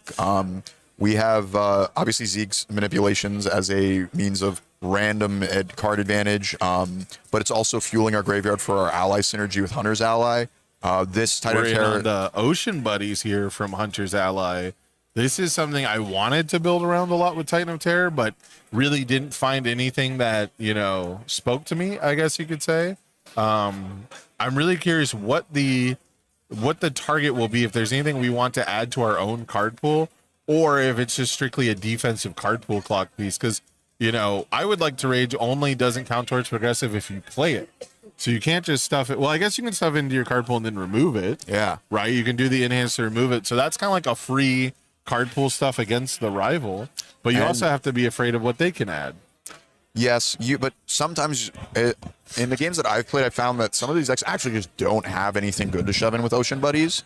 And so our Hunter's Ally has effectively given, if we use the Ocean Buddies now, we are effectively giving all of our moves +1 speed. Oh, we just, I think we drew and discard our way into an ally target. We've got the Genghis Frog and discard pile now, but it's a little too late, unfortunately. Yeah, Blitz but timing strikes again. You know, there might be a really cool play coming up that the Ocean Buddies might be able to do, and that is it shoves any card in our card pool. Queen of the Monsters builds any card in our card pool. So if we really want to, we can orchestrate a situation where we Ocean Buddies that Genghis Frog into our card pool, and then use Queen to fast build it down. Okay, I can see that's a little duct tape together Hunter's Ally, but you know, I've seen worse uses. Yeah, and we're once again getting more stats on our moves, getting essentially 1 speed and 3 damage on everything. Oh. Checking a 3 here on Destructive Heat Ray. Unfortunate, or sorry, a 2. We had the Breaker 1. We played into Breaker 1 on that, but if this attack deals damage, we'll get a refund on one of our foundations, which is pretty nice. Science Bros getting flipped. That's big in this matchup. If we don't put up 31 damage, which it's not looking good for where we're at, getting rid of that additional 1/1 and potential card draw from Science Bros is definitely going to be very, very helpful. Yeah, if you're sitting across from any of these Science Bros decks, it is such a pivotal card in the matchup. Obviously, if you're playing Titan of Terror, you'll have access to Destructive Heat Ray, but if you can find some other cards to interact with it, either tapping it down or maybe Batra arriving it to seal it for the turn, it really makes a huge difference on just how much stats they're going to get that turn. And then even stopping the card draw can make the difference in the outcome of a game. Yeah, stopping that desperation card draw has definitely been a factor in some of my games. And yeah, Science Bros just one of the better build-arounds overall. Looks like we are going to deal damage with the heat ray. I don't think we ready the foundation though. I think we're deliberating. We might miss the trigger. It's not too late to ready a foundation on damage. Yeah, we might be thinking. Oh no, we readied the tough skin, I think. Oh, right. I think right. tough skin was, because I'm counting now. We had 4 commit. Okay, we ready tough skin. I just missed it before we looked at the discard pile. Mm-hmm. Double driven, pretty good stuff. Driven by retribution. It did take a bit of a hit in usage with Queen of the Monsters. It doesn't feel great to like add something to their card pool from the stage and then Queen just Build built it down. Yeah. But you can get rid of some pretty nasty stuff. You know, it's another way to deal with Science Bros, right? You can add it to the card pool. Yeah, if we see some of the something that I've seen a lot of with Titan Terror decks is they don't have a great answer to assets. Yeah. And so driven by retribution is one way to do that. You know, one thing I've been waiting to see is the Queen of the Monsters from the Geigen deck. Yeah, like start with our Science Bros and Yeah. Queen of the Monsters on a 6, get it back so we can start pumping up the stats again. Or even just clear our card pool and add an additional resource. You know, so far it's really just been the checks that have held Geigen back. Yeah. You know, if we could just check well, and adding resources and removing progressive difficulty is a great way to do that. But here's another Hunter's Ally gonna go get us another defensive piece with the Shobijin. So we could very much see on the next turn a Ocean Buddies card pool clog into a Breaker 2 that's a partial block, into a double D build from Driven by Retribution. I mean, that would just be backbreaking if that's the line we end up going with. I did want to ask from Sammy's side of things. She has a bunch of cards in her hand, and we chose not to block. Fail a block on Destructive Yeah, on the E-Ray. E-Ray. On our previous turn, we could have actually just thrown a card out just to knowing we're going to fail it, even if it's on +5 progressive difficulty. Because like now, I think only drew 3 cards for turn. Also, when you get hit, you get to draw and discard to kind of filter through on the heat ray as well. So yeah, definitely a lot of fixing that you could be doing using the game mechanics of UniVersus, but coming out with that violent animus shot. So this is not necessarily one that you want to take that partial damage to start activating the Driven by Retributions on. So this is a great lead off. It's going to get the speed and the damage. This time only 2/2 though, because that Science Bros, like we said, got flipped by Destructive Heat Ray. So it is face down right now. However, we do have double repeatable speed in our stage from our 2 diffs. Our Need for Destruction. Learned that one yesterday. Yeah, Need for Destruction, yeah. Because Need for Speed was close, but that is, I believe that's an Evil Attune card. So we You know gotta, what the air one's called, where it's just your air attack gets +1 speed? Oh, I think it's Soaring Sky. I think. But I'll let you deliberate on that and deal with the anxiety of whether or not you're right. that's okay. I've been wrong on cards And before. I will enjoy knowing the truth. However, it looks like we've got Hunter's Ally as a partial block here. How did our screen blinked out for a second. I don't know how this Hunter's Ally I think got it was there even before we blocked, and so maybe they just didn't clear it. I think I don't believe there was any way we could have locked it into the card pool for the turn. Yeah, and it doesn't seem like we're progressing through a block step. Oh, we're going on our phone, getting the coaching. Got the notes coming up. Oh, the health tracker, I think, died again. Oh, okay. So we're just getting that to get another representation for the players as to what the health total is. Yeah, I don't know if Brian's fixing that. I think he's on top of that with the health totals. But the health total tracker died, I think. Yeah, we're looking into it. We're gonna see. I think that's what Brian's fixing right now, but we're gonna see if that can be fixed or charged. Maybe it's just low battery. Yeah, the Ocean Buddies is face up. I don't know if this Hunter's Ally is actually supposed to be there. We will find out soon enough, I suppose. Yeah, The Geigen deck, not really a card pool stuffing effect, so yeah. And sometimes you can just forget to clear. happens to something all cool. of us. Happens to all of us. It is always awkward too, because you're like, oh, this isn't supposed to be here to your opponent, and there's like that fear in the back of your mind that they're gonna like jump on that and be like, oh, actually it should be there, and like make up some story. I like to think that the vast majority of people who are going to play at a UniVersus event is not going to hit you with that one. True. It has never once come up in my time playing UniVersus. Only other card games. Yeah. So the Hunter's Ally cleared finally. It was just a little bit of lag on. Yeah. Just lagging out a bit. Just a tad. All right, so this is an 8 high for 6 Violent Animus. Still blockable, but not something you want to block, and pretty much going to be the last thing that you block. For example, here, you know, it's almost certainly not worth it to commit both Driven by Retributions to block this, right? It's almost can't be worth it to commit Shobage's Message to block this. However, most of these attacks are going to be like equally fast. You know, they're all going to get the 2/2 from Need for Destruction. This one got the 2 speed from Gigan. Ooh. Oh, a little bit of foreshadowing potentially, Dean. I like this. Ocean Buddies. We're going to add I Would Like to Rage, which you can just remove from your card pool, even though it wasn't played, you know, would have counted towards progressive. However, Gigan's going to add Walk the Dog to the card pool. You think we got some low attacks in our future? I would love to see that. The Walk the Dog draw 2 off the rip. Yeah. Yeah. Do you think? Absolutely. Let's see. So right now, 2 momentum as well. I mean, this could be an insane Walk the Dog turn. I was gonna say. So right now, the Walk the Dog is on a 5 difficulty. Right, we have 3 committed resources, Yes. and so maybe even if we don't have another Walk the Dog, by putting it right there, we scare our opponent into not blocking this one. Okay, Or like- we ripped out a +0 mid block. That's a good start. Yeah, yeah. It's Now- gonna make it a little bit easier to push through. Now, would you Driven the Violent Animus? Oh, I guess you have the second Driven, because now we're gonna get rid of the Walk the Dog, unfortunately. Yeah, I would assume we're gonna Driven this. No, we're not. I think Okay, yeah, we are. We're gonna do double Driven. That is correct in my opinion. yeah, really just make sure you can buy that extra turn and Yeah, it's just the second D build. You know, it's the same progressive, right? It doesn't change the progressive, but it is just one less D build, which is also less speed now. So unfortunately, no foreshadowing on the Walk the Dog because Driven by Retribution kind of gets rid of that. And that's a cool angle, right? Ocean Buddies add something to the rival card pool. If they add something they like, you can just take damage and then Driven it away, which is actually really cool technology in the end for a strategy that most decks don't actually want to employ, which is, you know, or employ, which is taking damage. We are down to single digits though. We're at 8 health for Titan of Terror.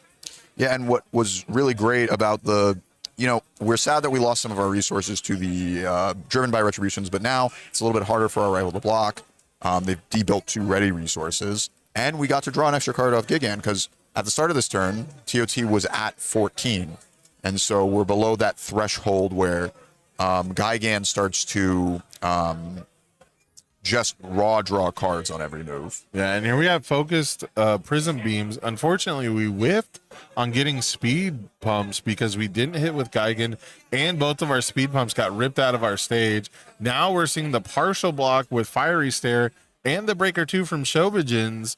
I mean, if we check a 5, we could still potentially pass another move, but a 3 diff move. Okay, on a 6. Checks a 3. 4, 5, and 6. We can keep Gigan ready. This should threaten lethal, but I don't know if it's going to be fast enough.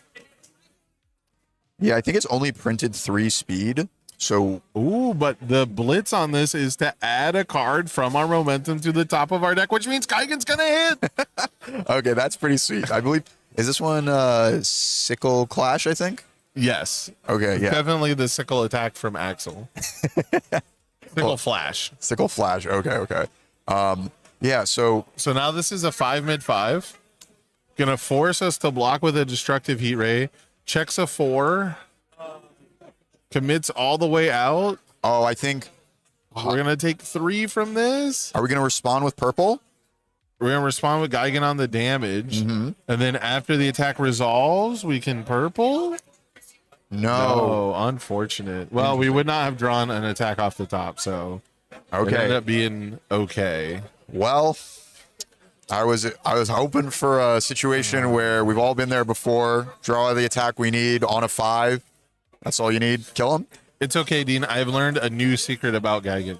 Yeah. I've learned the real way to play Gigan, and it's potentially could still be in this deck. Okay, what is it? That is Rising Uppercut, Kikosho, Reversal, Geigen, baby. We're going to kill him on Or his own kill them turn. on their turn. They're going to play their Queen of the Monsters, think Yep. they're safe, and they are not. They're going to block. They have to block our 6-speed move on their turn. Yep, and we're going to spend momentum to drive Kikosho after that. It's going to be so sick. Oh my God, they're going to die. Be so tight. We're going to win the game on their turn. Yep, it's going to be so tight. I have full faith. I have full belief that Geigen can pull this out on the rival turn. That'd be so sick, but right now we got to come back from dreamland and reality, and there is the cold, harsh reality of Hunter's Ally plus 6 power tokens. I think we talked about yesterday. I like to think of power tokens as I can just subtract from my rival's health. Realistically, right now, if things are played perfectly, this Geigen is not at 28, Dean. This Geigen is at 16. And 16 is a lot more manageable than 28. And now that we've got the Genghis Frog out, all of our moves are going to be swinging for at least 8 damage. And so realistically, we only have to hit our rival with 2 moves. If we know that the moves will connect, if we can guarantee that they'll deal full damage, we realistically only have to hit 2 moves from here on out because of the power of power tokens. It makes it just so easy when you're pumping damage on moves. I am a huge fan of damage over speed, and I see the error of my ways as I get blocked by Rodans or really anyone with a good 1 mid or 0 mid block. But if you make every move threatening, pretty easy way to close out games when they eventually run out of blocks. I would consider speed more important, but a higher diminishing return. Right? Speed is better up until a certain point. You know, the difference between 9 speed and 10 speed often inconsequential. The difference between 9 damage and 10 damage, especially if we're doing, if we're repeating that multiple times, is a big deal. So we are going to get this Hunter's Ally coming down the pipe here. Looks like we got the full block with the rapid reload, but that's going to be the only defense besides the Roman cancel token that we have access to. And now we've got huge crushing impact. 10 low for 9 currently. Blitz, we're going to get to ready something. Whiff on the manipulations, but that's okay. We have Guardian Angel of Chinatown, which means that there's actually is no Roman cancel opportunity at all. Yeah, and unless there's some sort of... I don't believe we have access to some sort of crazy commit or seal Guardian on their turn. So, I mean, based on the fact that Tyler has won an LC with Titan of Terror, I'm going to assume he's familiar enough with that interaction. The lines, yeah. But, at the end of the day, it's still just people playing a game, and you got to play correctly. If we forget about our Chinatown, or maybe we just commit it by accident, we're not thinking too hard, just playing our attacks, slamming them down, we could end up in a bad spot where potentially we don't have the out to the Roman cancel. Right. All right. So we're doing a little bit of deliberation here. Just making sure that we don't punt, essentially, I think is where we're at. Because this is too fast to block. Yeah, and do you think you would pump all of the power tokens in this one because it's too fast to block? Or No. You got to save them for potentially later. Looks like Tyler's going to let this Roman cancel go through, actually. No Guardian Angel of Chinatown response. Very interesting. So do you think that means we've done the math and we just don't think we can get there this turn? I think he knows he's going to win regardless. And so it's kind of slipping his mind. That's my belief. But I could be wrong because, if we had Guardian Angeled that, right, that would put our rival down to 17, I believe, right? We were at, that was a 9 damage move at 28, so 19. 19. The 13 power tokens plus Frog plus Fiery Stare would be lethal. Yeah. Oh, yeah. It's just so much extra damage. But then, the 13 power tokens are lethal on their own. Yeah. The 13 damage. We've got 7 power tokens. I'm doing the math crazy. We have 14 damage from power tokens. And so, the power tokens, again, you can just subtract that from those. We need to find 11, right? And Fiery Stare plus Frog plus itself would only get us to 10. So I believe we're actually 1 off lethal here, and we actually have to draw another attack and pass it. But it looks like we did. But the Guardian Angel of Chinatown would have just made our life so much easier. I believe we actually formed this Fiery Stare with Titan of Terror. We did, yes. Right? So we actually have to be playing on progressive with our 5 diffs. And so This was a desperation move.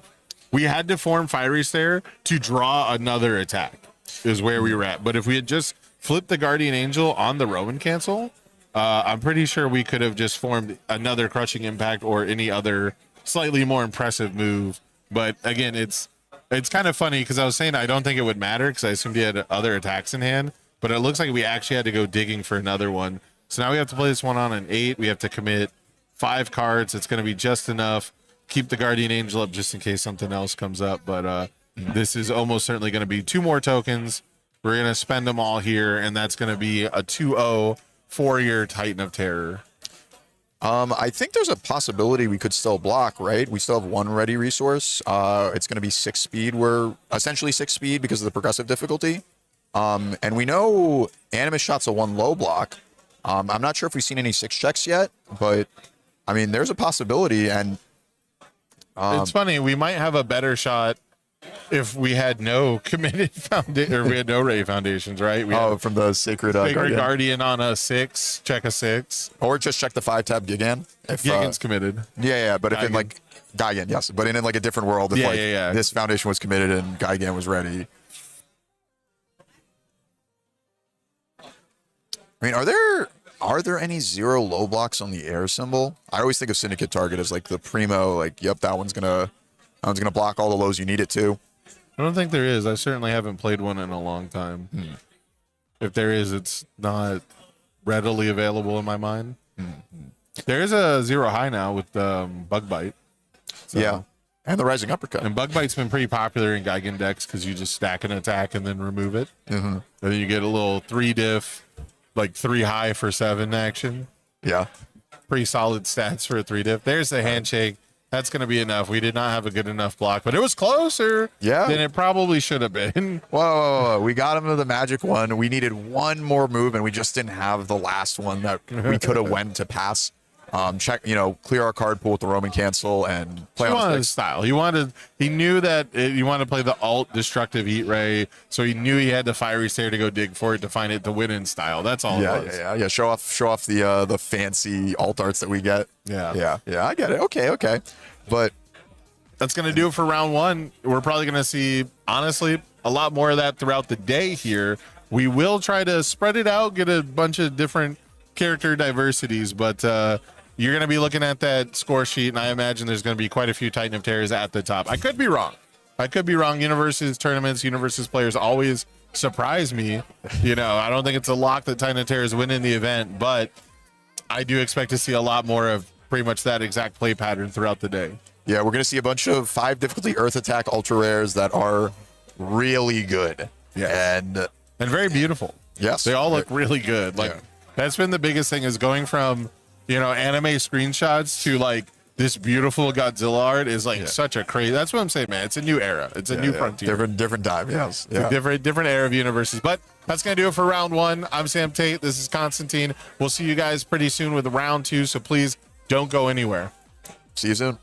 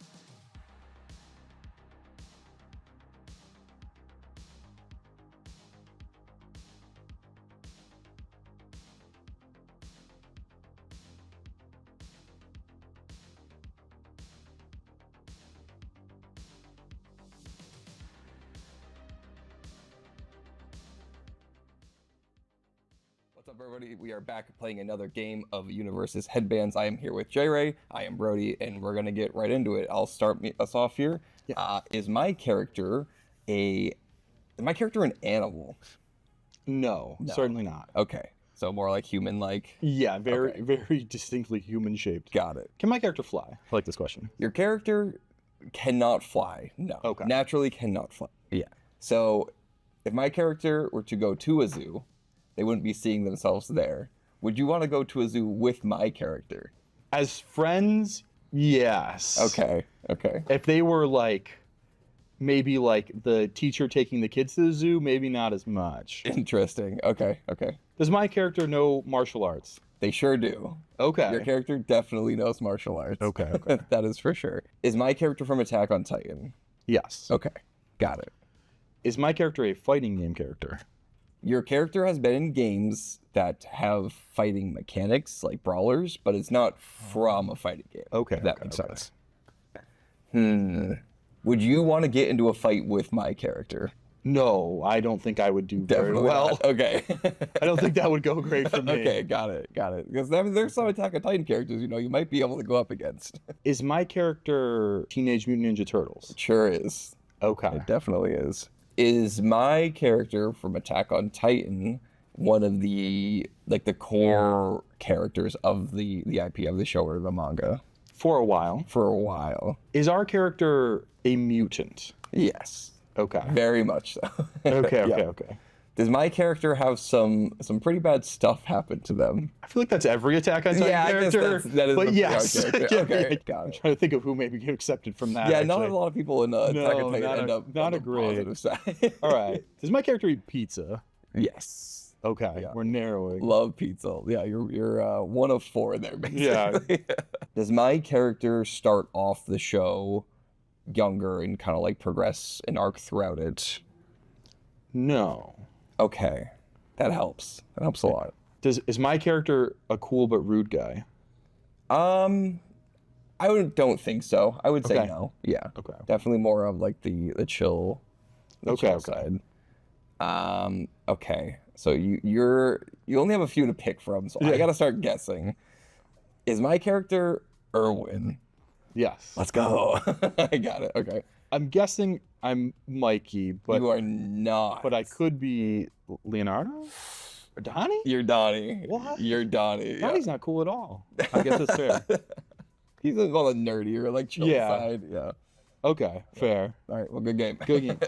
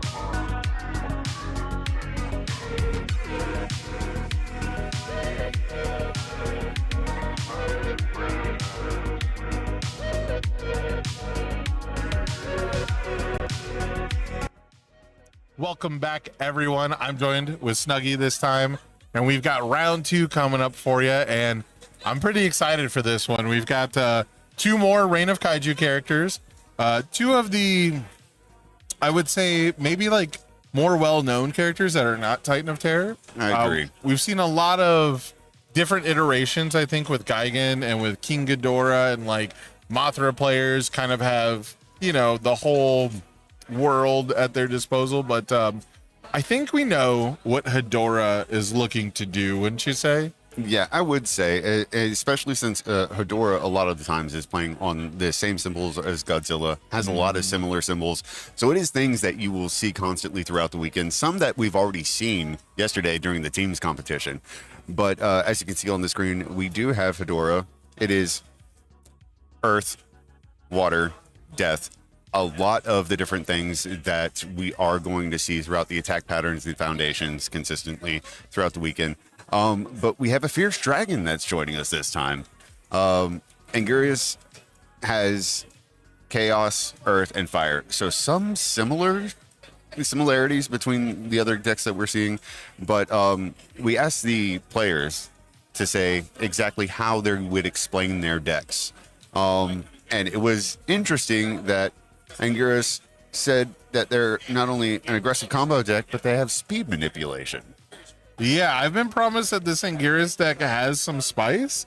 Hopefully we'll get to see it. I don't know if our Gigan player got to really show off all the wonderful things their deck can do, right? You only get so many turns against Titan of Terror, but the balanced approach for Hedorah, I do believe that, you know, Hedorah can be played with a more balanced approach. The control element, I think a lot of people overlook the R-commit, add a card to the rival's card pool as a really good baseline defensive strategy. So I'm really excited to see what these decks have for us, because they're not necessarily buying into the typical archetypes that you expect from these characters, right? The Hedorah says that they've got a bit more control than they do have strictly combo or aggro in their deck. So we'll see how that comes up.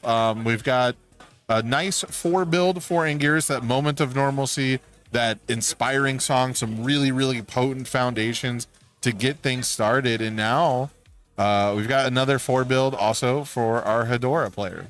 And Zeke playing on Anguirus, relatively new player to UniVersus, actually has done a whole thing with response on play as far as learning the game and learning the mechanics and stuff. Right, okay. Was actually able to talk to them a bit yesterday about how they feel going into the game. They actually got some wins on their LC for the first time, like the first major thing that they were entering, jumped straight into the regionals right after that. Right. So I'm looking forward to see exactly what they bring to the table as far as coming from long time ago playing competitively in TCGs and just discovering universes and just diving headfirst into it. Yeah, now we see the Destructive Heat Ray coming out as our first attack of the game, checking a 3, unfortunately, but those 2 power tokens also not going to allow us to flip anything other than a 0 div. So the Tough Skin getting flipped, and we're now going to see if we can deal damage with this Destructive Heat Ray. We'll be able to ready one of our foundations, and Anguirus, of course, has that static stat pumping ability to get +1 speed and +2 damage. So this, and it looks like we got 3 damage elsewhere, or maybe they're tracking the total. I think they're tracking.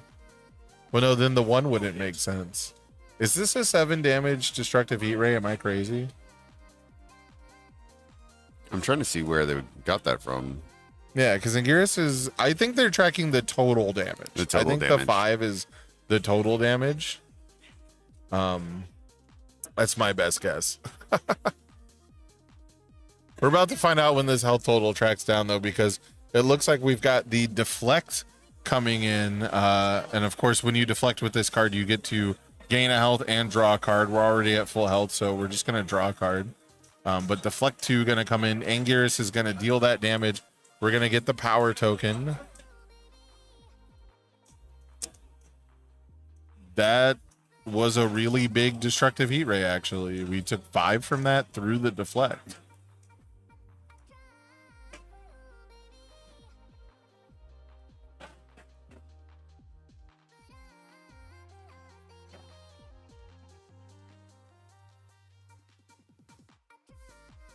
Is that takedown they just played? I've got a glare on my side. Hold on. Does Anguirus give 4 damage? Am I reading the card wrong? It gives 2 damage.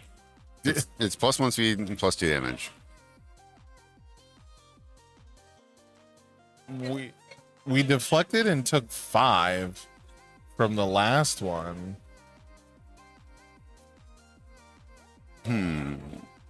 I And now it looks like we have a partial block coming in.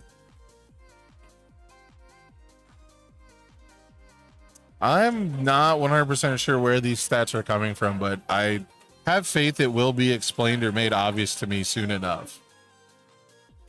Are you watching this? I have Okay, no idea where the and- Anguirus is getting numbers from.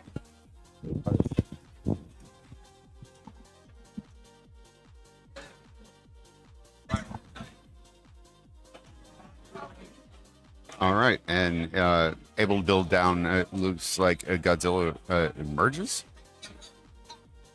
Going to pass turn. Both tough skins flipped, meaning that they use the damage negation. Going to open up with a growing grasp. Growing Grasp, definitely one of the hotter, I don't know if you'd call it a tech piece, but it's definitely one of the attacks that's on my radar the most from this set.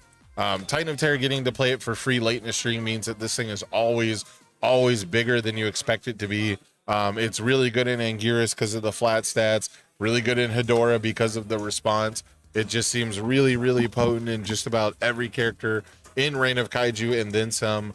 And even as an opener, you know, it's a 5 damage, 5 difficulty throw. You can't ask for much more than that. One thing I've not seen yet, and I'm a little surprised I haven't seen it at all, but I haven't seen the EX ever used on this card, actually. Really? Yeah, I would have expected at least once there to be like, it's for game, I have momentum, I might as well spend it, but that has actually never happened in a game that I have watched. I think a lot of people take the fact that, oh, it's a throw, so I'm just going to pump a bunch of damage into it. It doesn't matter whether you have speed negation or stuff. I can still at least do half to. Yeah, absolutely. However, we have seen lots of throw hate in one way, shape, or form or another.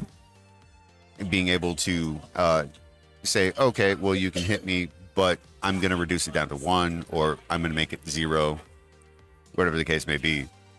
Yeah. Coming in with the shoulder toss after that.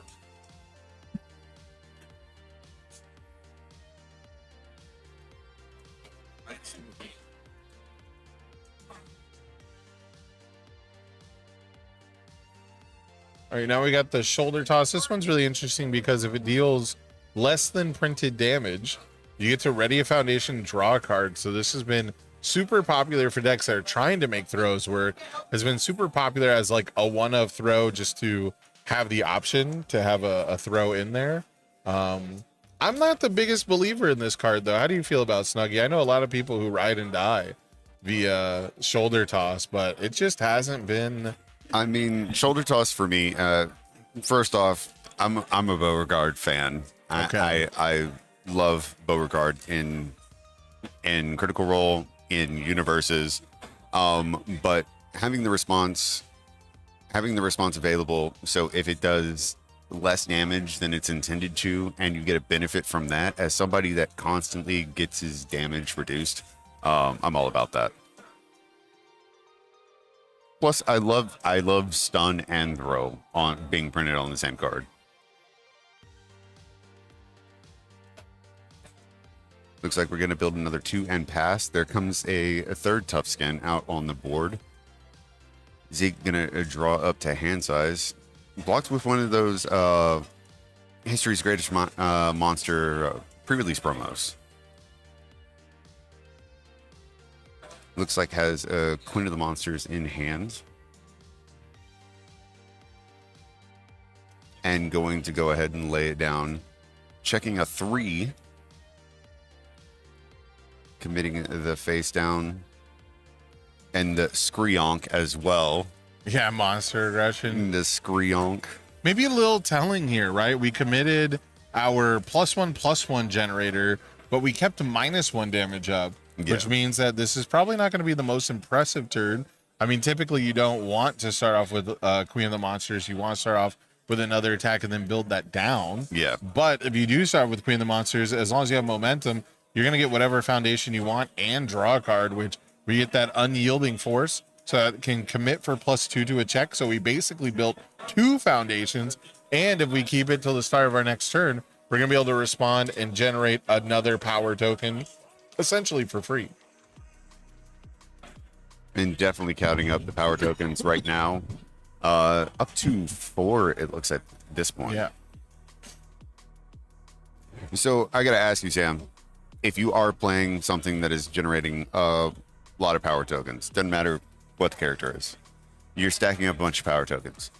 Are you laying one on there and putting a die on top? Or are you just counting them out one card by each card? So I was a lay them out one at a time person, because I do think like the tactile sensation of having a bunch of stuff like visually represented feels good. However, the only time I don't do the die trick now is because the only time I don't do so what I really do is I have one of the nice trading post power tokens. Oh, you pick one of those up? Yeah, Yeah, they have the dial. Well, I got top 8, so you get. Well, okay, we're not all top 8. fancy like that. All right. I'm just saying. All right, I I'm didn't. just saying. You know, I'm saying as well. You know, I don't know if they're for sale. I don't want to give people the wrong. Kudos impression. to you for getting top 8. So I use the dial to keep track of the power tokens. Is the truest answer. But I do like having them visually laid out if your deck is playing cards that commit power tokens. Yeah.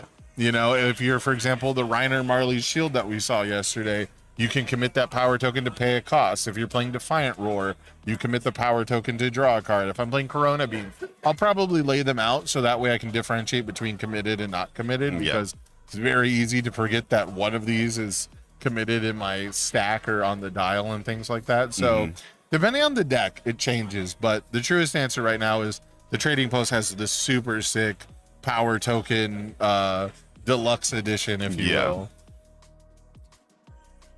And remind me of what this card is. Infiltration, right? No.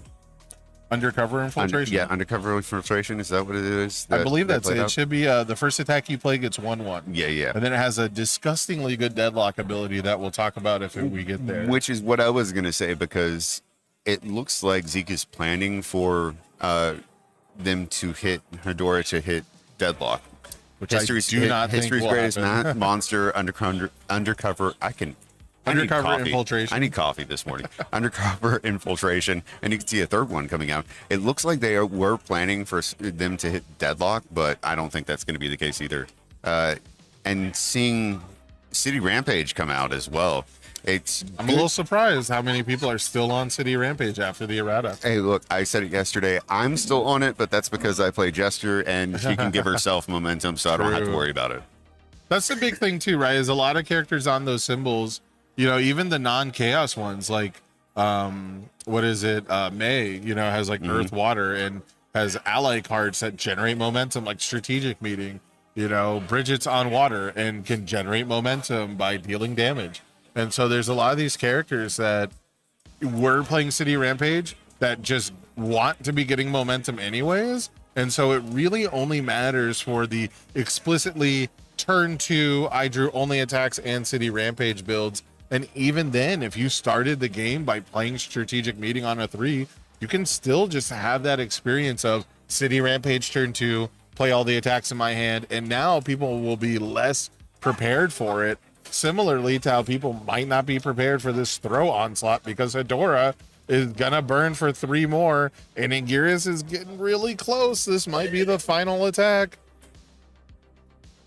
And another Gargantuan Grapple. Another grapple. Checks a 4. We're gonna have to commit both foundations, but Hedora, most importantly, is ready. We're gonna be able to spend the momentum, increase that stun rating. I believe we increase all the keyword ratings. Yes, you can increase the keyword ratings by 2. So it should be a stun 2 throw. Luckily though, Unyielding Force is gonna give us +2 to our check. That's basically gonna cancel out our progressive difficulty. And then Gargantuan Grapple is only a 2-speed move. On block, it's only going to deal 2 damage. and then our rival is going to burn us hypothetically for 3. It could be for 4. So this could still be game even if we block this. But I have to imagine Anguirus is going to live at 1. Yep. Statistically likely to live at 1 here. We're going to take 2, go down to 4. We need a bad block mod. Oh, it's a 3. Anguirus is at living at 1. Can we pass another Chekkasadora? What would it even look like? No. Armor-clad Faith coming out. And this is great to see again because the last match yesterday from teams, Constantine and I were casting, and I said a few times before it actually happened, the only health point that matters is the final one. Right. And then that match went down to Pumat Soul getting down to 1 health, coming back on the backswing and killing Titan of Terror. So this just goes to show again, hey, similar situation. I'm not sure if Zeke can count, Anguirus can count to 23 in a single turn, but we shall see. Living on 1 is still living. So long as you got cards in hand, cards in stage, you're good to go. Queen of the Monsters coming out again as the first play. You know, we said it earlier. You said it earlier, Sam. It's interesting for me, at least, to see Queen of the Monsters come out as the first card when normally all throughout the weekend we've seen the bread and butter combination of Destructive Heat Ray into Queen of the Monsters, so you can build Destructive Heat Ray down. Queen of the Monsters being played first. There is the method in which you said, as far as using it to build another foundation down into your stage, which it looks like Zeke is going to do, getting another undercover infiltration. See, I can say it. I said it. I said it. I said it that time. We managed to get the undercover infiltration. See how I'm messing it up. I just passed Undercover it to you. infiltration is now hitting the board. Yeah, this is going to be a ton of stats on the opener here, which we're going to need because Hedora is at 23 health, and we can clog the card pool. One of the things I actually really like about Queen of the Monsters in this matchup, the one time I've played against the Hedora, they added a Manipulations of Sea Kager to my card pool face down, and I got to form with Titan of Terror to play Queen and just build it, and that was pretty sick, not gonna lie. This is a +6 Queen of the Monsters. My goodness, 10 high for 13. Looks like we're gonna go for the deflect here, which we're gonna gain a health. We're gonna draw a card with our very special deflect, and then we're gonna reduce 2 damage. So we're gonna take 11, effectively like we took 10 because we also gained 1. Exactly. So now we're down to 13. That's a pretty good way to start the turn. Got another power token here from Anguirus.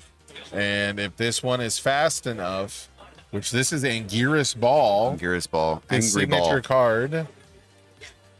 Sometimes in life, they give you, life gives you signs. And Anguirus Ball is the signature attack of Anguirus. It's a 4 difficulty, 5 low for 7. I believe it has EX3, although we don't have any momentum. If it deals damage, you get to draw a card, which we probably won't need because I have to imagine we're going to start catching in some power tokens here. It's going to start at 9 damage. If we spend 2 power tokens, that's going to be a lethal attack.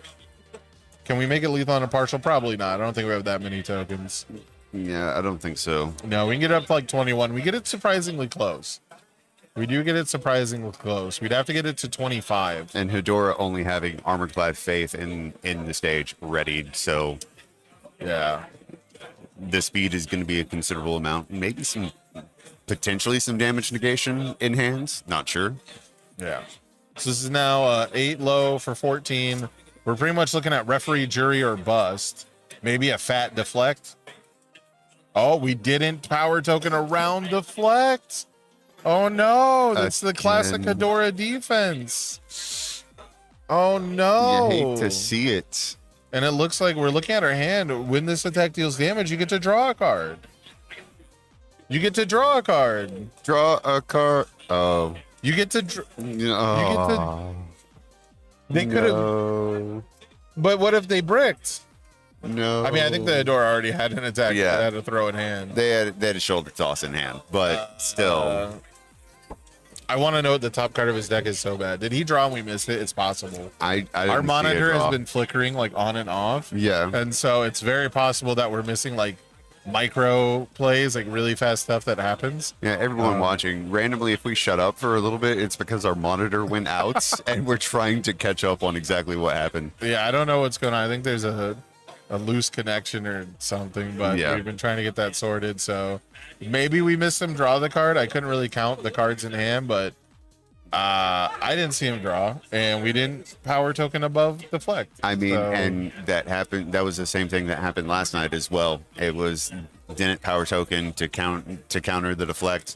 And I talked to River afterwards, and it was legitimately just that one slip, just forgetting to do that one enhanced step, cost him the match. And that is the way the game works in UniVersus. You have to stay on top. You have to make sure that you're pressing all the buttons, accounting for 20 million different things. The game, it gets super, super complex, especially at the highest levels of competition. So much to account for, especially going into who you might be facing throughout the weekend, because we do have the numbers, started building out the numbers as far as the characters that are being played this weekend. Everybody has an idea of what they're going to be going up against. That's how they crafted their deck. That way they know all the different things they have to consider. Deflect being one of the bigger ones that is probably one of the most overlooked. Yeah, I mean, right now the power tokens, they play so well with deflect, and that's my general rule is I got to make every attack 4 damage over lethal. Because deflect 3 is really common.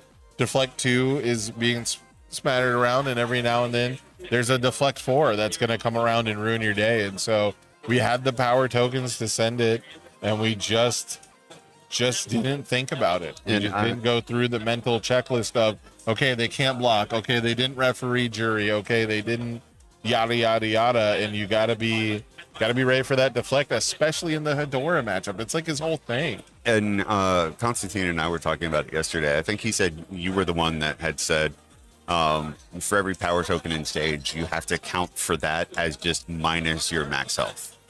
That's what I do. Yeah. So, That's my whole having bit. the power tokens in stage, when you're sitting across from it, you can say, okay, well, that is minus my max health. But when you're sitting with it in front of you, you got to remember that only takes effect if you actually sacrifice those tokens. Correct. Yeah. Very tough stuff. A rough beat. I wish I could say it's a bad beat, but I mean, really, that's on Zeke, right? Yeah. That's on him to really fight through that. That wasn't, strictly speaking, bad luck, and a little heartbreaking, but I mean, we're gonna figure it out. It was the same thing last night. It is. Yeah. It is unfortunate. I don't think it's a mistake you make more than once. I No, will say that. never. Coming in with filled with doubt. We hadn't seen it up to yet, but it is good to see more of those countering destructive heat ray, because I absolutely hate the card. I'm a high speed dodger now. Yeah. I play high speed dodge now because I don't want to stay in my card pool, and I'm afraid of people playing wide awake, because wide awake is like in decks that aren't positioned super well into the metagame, I feel like, but all the good symbol characters that I fight against are like incredibly nasty decks if you don't respect them. Like the Jacob Johnsons of the world can play like unblockable fully charged blasts at you and stuff, and I played a lot of Benimaru, and I've seen a lot of people playing Benimaru because the deck is like super sick and fun, and it's not necessarily like the strongest matchup for a lot of these Reina Kaiju characters, but the fact that you are pretty much never going to get a seal effect off against Benimaru is pretty strong. And we made discussion about it yesterday, and I'm sticking to it. Where Constantine was saying destructive heat ray and Queen of the Monsters is your bread and butter for this weekend. Yes. And then I tagged onto that and said, okay, well, for Godzilla, a lot of times we're going to see those two played into Crushing Impact. And I'm really curious what that face down card is. Sorry. There is the opportunity to build that face down as a face up. And I'm wondering if Zeke knows that, because you mentioned they're kind of newer to the game. Yeah, they are kind of newer to the game. So they might not have even looked at that face down card and just wanted to get it out of the way. But if it's a foundation or, a backup or asset, you can just build it face up with Queen of the Monsters. Very true, very true. But we have bread, we have butter. Have to clarify once again, I'm not calling Mothra a butterfly. Okay. Not going to disrespect her like that. But in Godzilla, we do have, and you can see it actually in their hand, in Zeke's hand as well. That is the cinnamon on top, crushing impact. So we're Okay. making cinnamon toast the entire weekend. Gotcha. Okay, I was wondering where we were going with Yep, this. the bread, butter, and then you go. I was thinking jelly. I'm a bread, butter, and jelly bread, guy. butter, and jelly. I put jelly on my toast. Yeah. Really? Is that not a thing people do? Well, no. butter, and jelly. I don't know. I'd It's so go good. straight jelly if I'm gonna do it. I don't Really? know. Yeah. Oh, I would go straight butter all the time too. I do like buttered toast. That's iconic. That's Well, that's why you that's got a phrase. Destructive Heat Ray and Queen of the Monsters. Yeah. That's your bread and butter. But like Crushing Impact is just cinnamon on top. It makes it a little bit extra Interesting. sweet. Yeah, I know. Like every culture has its own like what do they call it? Like fairy bread, I think. Yeah. Like I think the fairy bread is like the Australian like butter and sprinkles, or they call them bits and thousands or Yeah. 1,000 pieces, 1,000 millions. I don't know what they're called. Someone across the sea is gonna correct me in chat, but yeah, they have like their own version of that. And when I first heard of it, I was like, that sounds so bad, like. And then I thought about it. I'm like, well, I put sugary stuff on buttered bread all the time, so yeah, I guess cinnamon toast is definitely. Whoa, we're still going. Hold up. And an angry ball coming out, We are angry balling. committing out completely in order to get it out there. That's fine. Anguirus has a static ability for the damage pump. Exactly. And the speed pump. So since it's still a 6-low-9, we could potentially put 6 more damage on this and make it lethal, except for deflect. Okay, minus damage here. Minus damage and Opinion piece. okay. You should not do that minus damage until your rival spends the power tokens to make it lethal. Because then they will have spent all their tokens and still not killed you. And I now think they get to hold on to some. yeah, I was gonna say I think that is why Zeke is just holding on to those power tokens now because Yeah. could probably damage pump it if you wanted to, but it just coming right off the top. No, what's Miss the by point? one. Yeah, you'd miss by one anyways. So very interesting turn there. Very close to finding lethal with those power tokens that Anguirus generated. But you've got a massive health lead.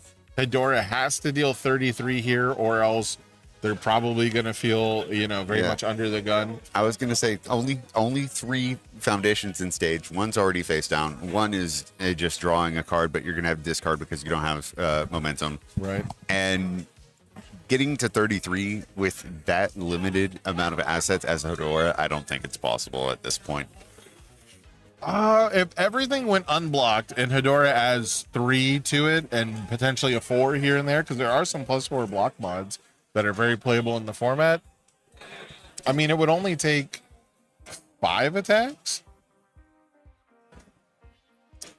If you played 4 attacks at 8 damage, that's only 32. So, you Yeah, could get, I can see one- where I can see where you're taking it now. Yeah. And this is what I was talking about earlier. This is a board state, right? Where if we're playing 2 speed, 1 speed, 5 damage throws, yeah, we're guaranteed to get 6 damage out of it. But imagine our rival is completely tapped out. What if we were playing Battle Aura Release? What if we were playing a Queen of the Monsters and we could play all 6 attacks in our hand, What if we were playing moves that were too fast for Anguirus to block and dealing twice as much damage realistically? So I don't know if I'm completely married to the idea of throws Hedorah. I would certainly play like a bunch of throws in him. Yeah.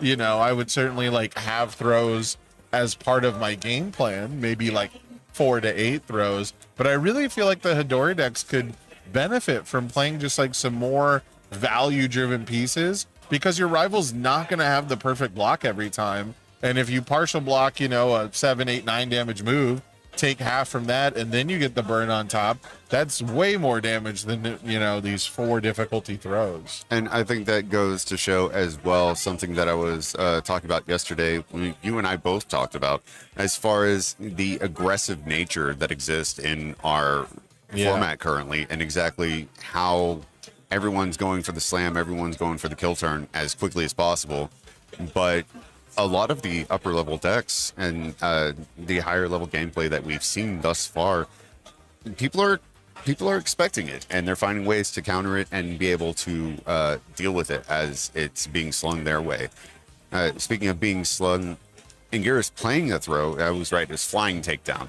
Yeah. Was the card. Flying takedown. And going to take down at this match, Hedora cannot do anything about it. Massive damage pump. Instantly Quick little gets back and forth. instantly a back and forth. Zeke's going to take game 2. We're going to go to game 3.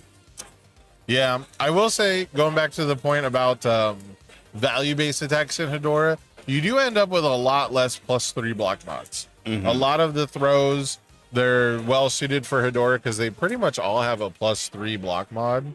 So maybe that's really what's killing the idea of playing Queen of the Monsters, is that sometimes you'll hit +1 for your burn, and that would basically detract from all of that bonus damage that a Queen would do, right? Is if Queen is 2 more damage, but 2 less burn when you flip it off the top, that might just put you back to where you started. So maybe that's the case. However, I don't know. I just think I would like to see a little variation. I'm a fan of throw decks. I like the throw grindy playstyle, but the Hedora decks are less throw grindy and they're more throw aggro. And that I'm really not a fan of. There was one person I played against in locals, Rob, goes by content creating as Tito's Tabletop. Okay, yeah. Rob is a great person. I want to get that out of the way first thing. Rob's a great This person. is going left real quick. Yeah, but Rob used to play a specific MHA frog-like female that would attack me into the ground all the time. With You're allowed to everything say up. Asui. She's still in the game. There's an illegal Asui in the game. I have a certain disdain for her now because of this deck that he would play against me, but it turned me off to throw attacks really quickly. Should I call her Sue? I mean, you can call it Sue. What just happened? We just removed the top 4 cards of our deck from the game. Over Drew? Bad mulligan. I think he did the wrong mulligan. But he's going second, so like, how would the mulligan be different?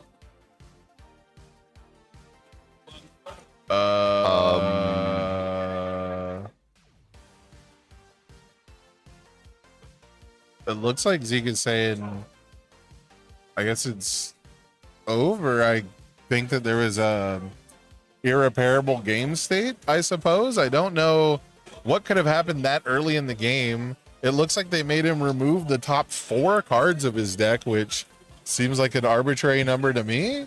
Maybe he like overdrew by 4, or he mulliganed by 4 or something, and then he removes 4 straight attacks, and that might have caused him to just scoop and not bother attempting, but we're not 100% sure how that game ended. We're going to get confirmation, of course, from the judges as soon as they're done sorting things out, but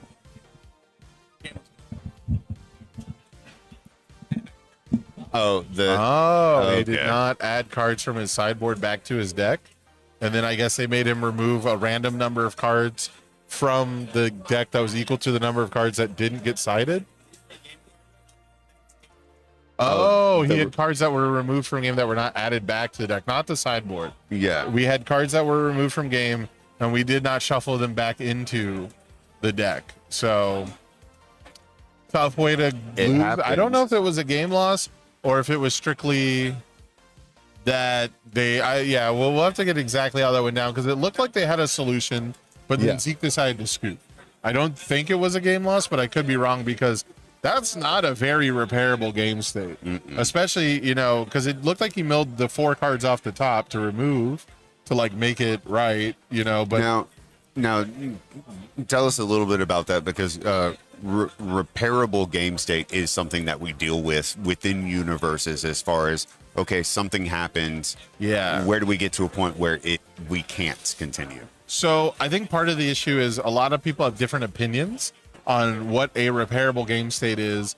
And because the top card of our deck matters more than just what you'll draw, it's very difficult to sell people. For example, let's say you're playing the game, right, just normally, and you accidentally knock the top card of your deck off, and it reveals what it is. In a lot of situations, right? That card now is either advantageous or disadvantageous, depending on the board state, depending on what's in play.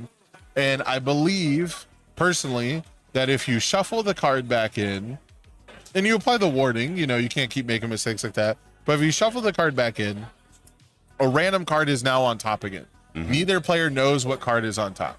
Would you consider that a repaired game state?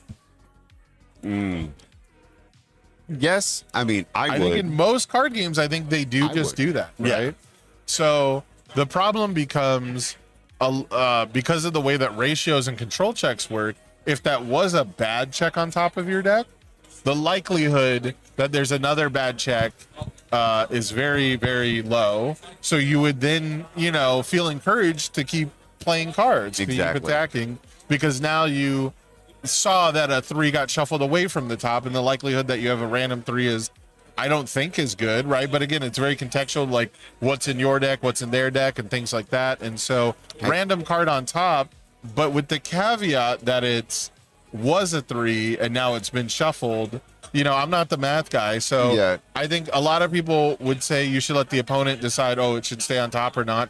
I don't think that's true. I don't think the rival should I don't pick. think that's fair to you as the player that accidentally is knocking something off. It but should be handled the same way regardless too, right? Yes, Like I think exactly. there should be a uniform. So there's been a lot of times where, I don't know if you knew this, in ancient times, if you drew an additional card in UniVersus, it was just a game loss. yeah, Which is kind of ludicrous, and I don't think any other card game does that, and so we no, stopped but doing there, that. there are weird rules when it comes to other TCGs as well. Like if you happen to knock a card down, if Yeah. it falls off the table, Oh yeah, game loss.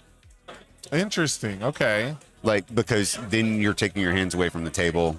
You could be doing something fishy, you know. I've I seen feel that like you as can, well. I feel like you can call a judge and keep your hands above the table, and they can resolve that.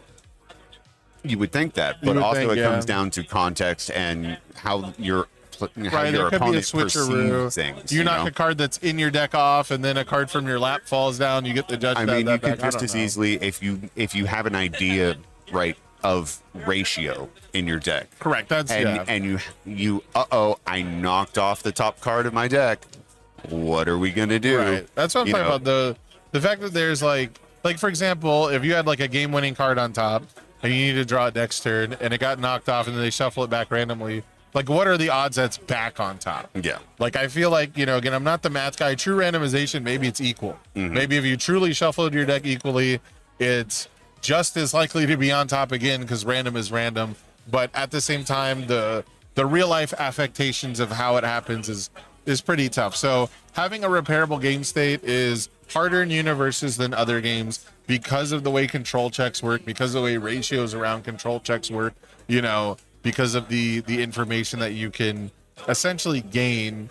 But at the same time, I do think that you can randomize it back to it being, you know, the same, not the same game state, which I think that's really people's issue is, you know, if you're banking on your rival checking poorly and then they accidentally oopsie the card off the top and then they shuffle it back and you're like, man, I really needed them to check that 3, and now you feel like, you know, the likelihood is much lower. It doesn't feel like you really repaired the game state. Yeah. And likewise, if it's, you know, you check a good check, you know, you knock a good check off the top, and then it's like randomized and stuff, and then you check poorly, you know, it's your fault for making the mistake, of course, but it doesn't feel like it was the same game state.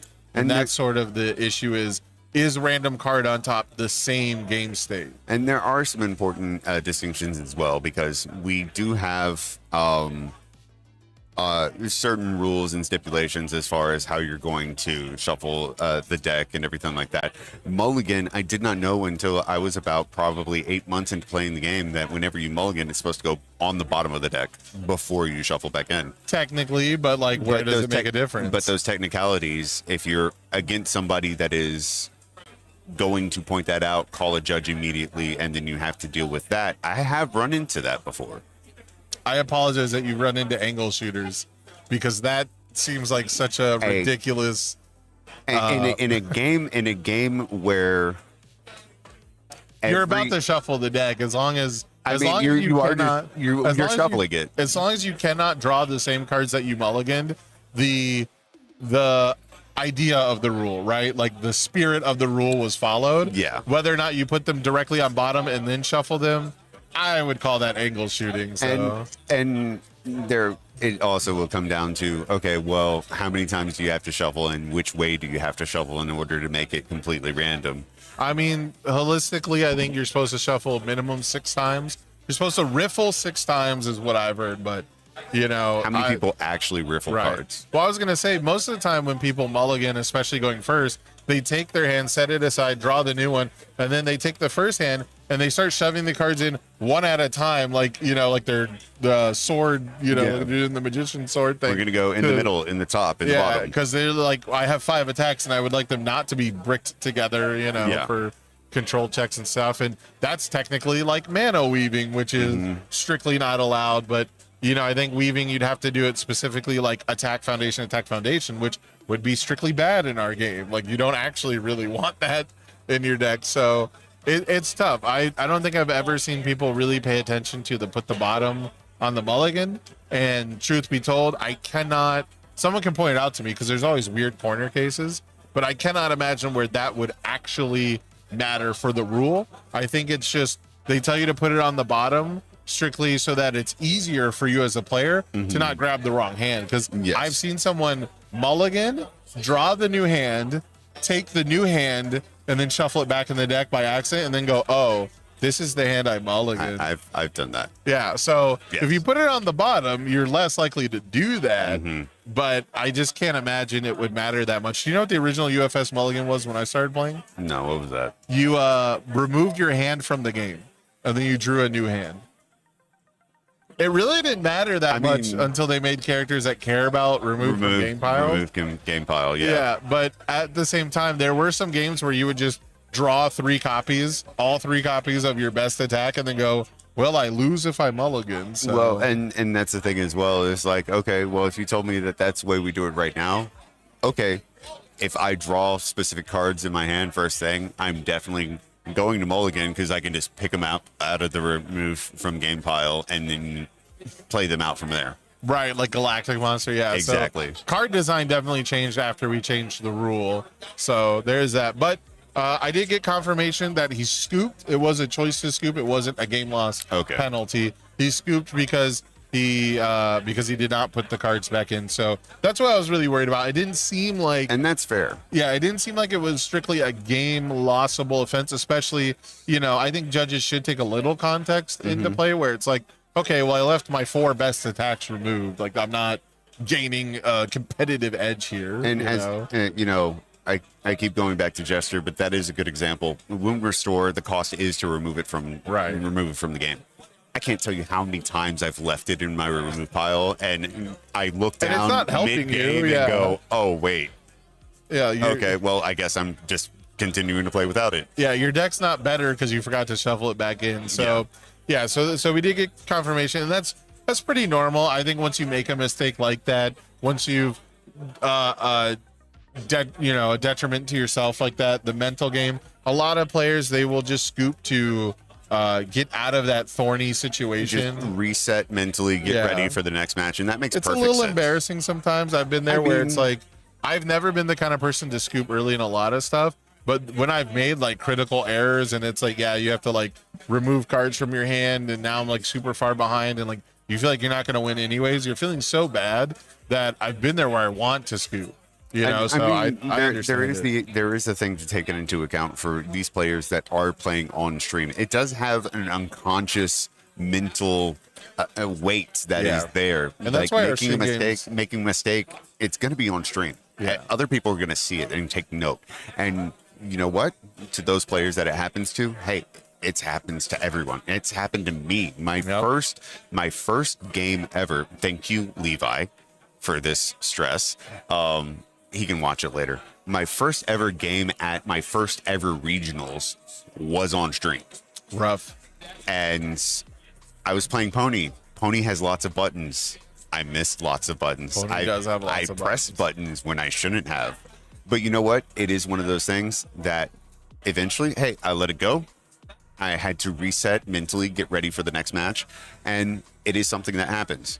You know, is it something that you're going to have to live with and it being held over your head for the rest of your life?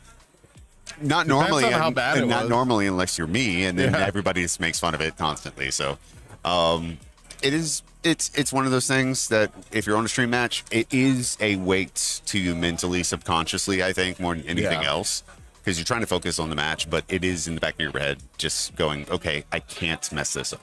And that's why we see our stream games probably go a little bit longer than typical. You know, we'll have like 2 aggressive decks in first and second rounds, and they were both going like over 30 minutes. You know, the games weren't strictly like that many actions, but you are taking the time to make sure you get everything right. But we're going to take a small break now that we've got all the information out there. We're going to come back with, I believe, a character breakdown. Should have a character breakdown for you. So if you're interested to see exactly how many Titan of Terrors are there. I was working on it in the background during the first round, and I will say the boogeyman is around. Well, there is a boogeyman. So we're going to take a small break. Please don't go anywhere. You're not going to want to miss a minute of this UniVersus action here at the Chicago Regional. And we'll see you again soon. What's up, guys? We're here playing UniVersus Headbands. We're trying to guess each other's characters based on different questions, different aspects of the character. And Brody, I'll let you go first. Oh, why, thank you so much. Is my character a fan favorite character in their IP? Yes. Yes. All right. Easy. All right. I am in trouble. Is my character from anime? Yes, your character is in an anime. Okay, all right. So they're a fan favorite. Oh, so I'm assuming this is a main character? Main character, 100%. Okay. And carries that main character energy. Main about character energy. Okay. it. Are they from Attack on Titan? They are from Attack on Titan. Oh, Yeah. okay. So all now right. we're both getting there. All right. Main character energy. Is my character like a fighter? Do they battle? Yes, Okay. but that isn't their actual role. Okay. So they're just like a leader? No, I'm on more questions now. Yeah. Sorry, I'm getting ahead of myself. They fight, but it probably isn't what they should be doing. Does my character fight Titans? They do. Okay. They sure do. All right. I had a little bit of a light bulb moment. Does my character happen to be a healer? Depends on who you ask. Yeah, okay. Back to you. I'm in trouble. Is my character female? Yes. Oh. Is my character a tiefling with chaotic energy and likes to draw certain images everywhere? Yes. Yes. Okay. You have one more chance, I'll tell you that. Is my character known for their ability with weapons? Yes. Ish. Yeah, I'd say there are a lot of characters in Attack on Titan that are like that, Yeah. but this is one of them. Okay. Yeah. Would you like to take a guess before I take my guess? You already know 100%. I do. I'm still kind of Yeah. guessing. I'm going to say Mikasa. You got it. Yep. Yes. And I got Jester. Jester, Of yes. course. Good game. Good game.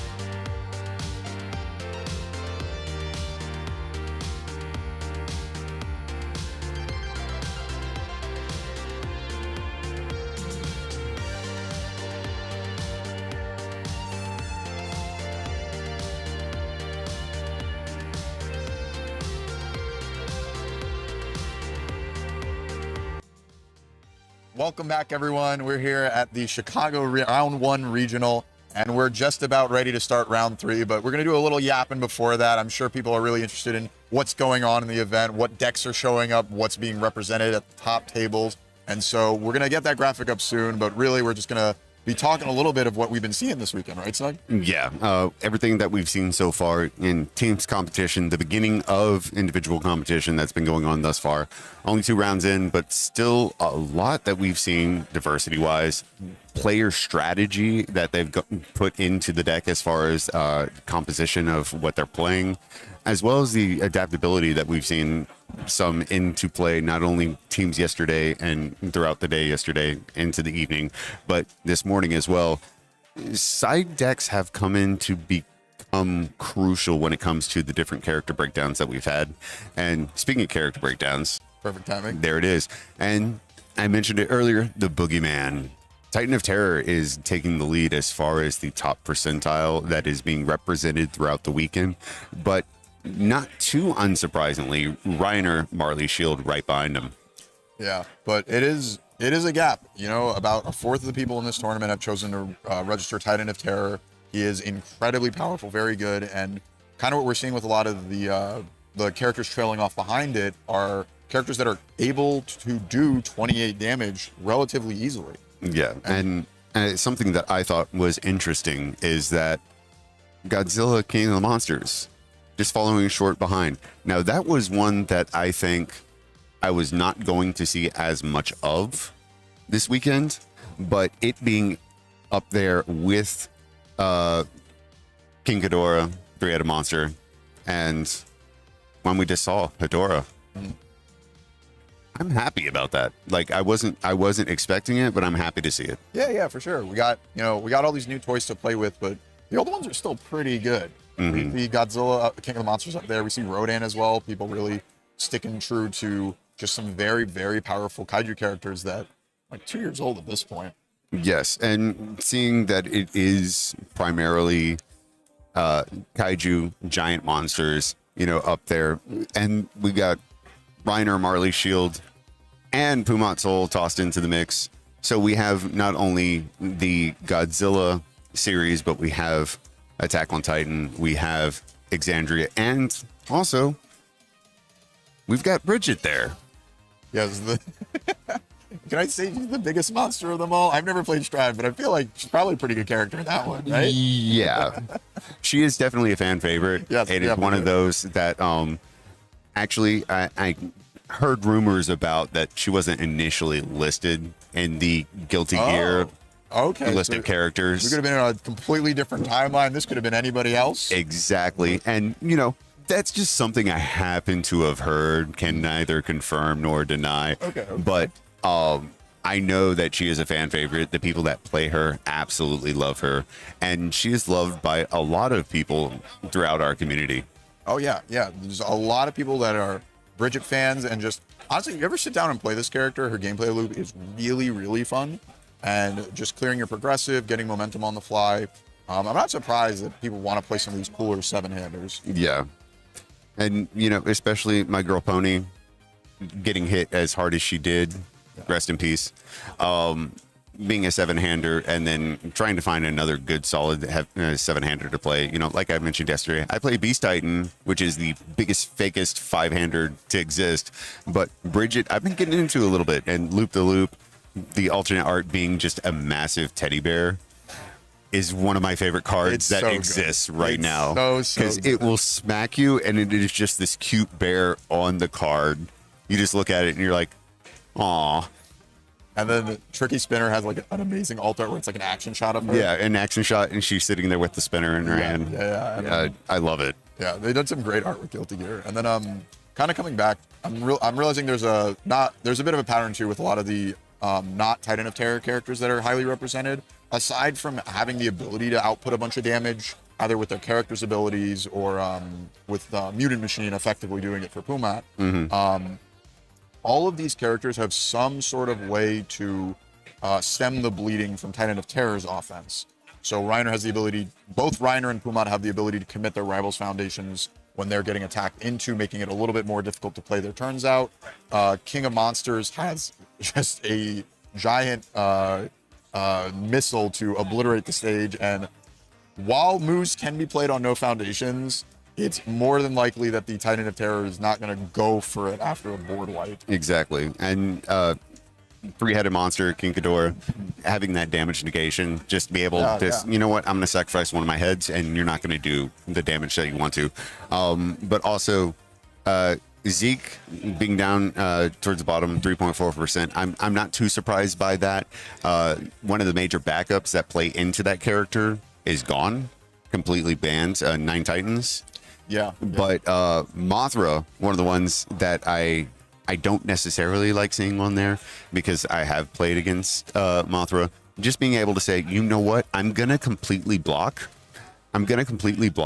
but I don't have to do anything to actually block this attack. It's just completely blocked. Yeah, and you really just, you commit your character, but like, you have that resource every single turn. Every turn. Yeah, so very powerful defensive ability, and another one of the new toys. I know we're going to actually get to see some of these characters this round. Looking like we're going to be having Zeke Yeager versus Pumat Sol. And so, you know, we've seen Pumat already a little bit on the on Friday in Teams. He was showing up. The massive mutant machine is a very, very powerful way to close out games. And comparing that to Zeke, you know, we got a bit of a different card types. We're not relying on our assets, we're relying on our backups. And Zeke Yeager, Beast Titan, that is the second version of Zeke, of Beast Titan to come out. One thing that I was saying is 9 Titans was one of the most powerful cards in the game at the time because of Zeke. You start off with the beginning of the game, before the game even starts, you're able to pull one of your non-unique backups and immediately play it. You reveal it, put it to your hands. For this Zeke, it's the put it to your hands, and having more backups as you go along, this benefits you more and more and more, which makes me interested to see if Pumat is running something to deal with that. Maybe Violet Anima Shot or something of that nature, where you can destroy a selective backup throughout the game. I love that I'm seeing backup focused decks because I love seeing backups being played, especially the newer ones. We have fighter jets that came in, submarines came in from Reign of Kaiju, but we also have things like some of the warriors that have come from Attack on Titan. You just have one diff, toss it out, and I can just check the top of my deck if I want to. Yeah, Jaeger's follow is very, very good. We're starting out with a really solid build turn from Pumat, and at least with Zeke, something that's like so incredibly powerful about this version of him is if you manage to get a bunch of backups in your stage, then you just draw essentially a whole grip with your form ability. And Fighter Jets just mentioned it coming out as the first of the backups that they're going to put out. And something important to note as well, that this Zeke is playing on life. It was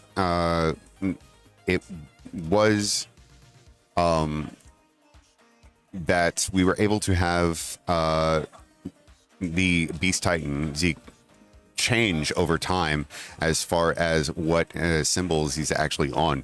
Life and Death for Beast Titan being in Attack on Titan 1, gaining Life and Fire on Attack on Titan 2, and then War Chief becoming Life and Chaos.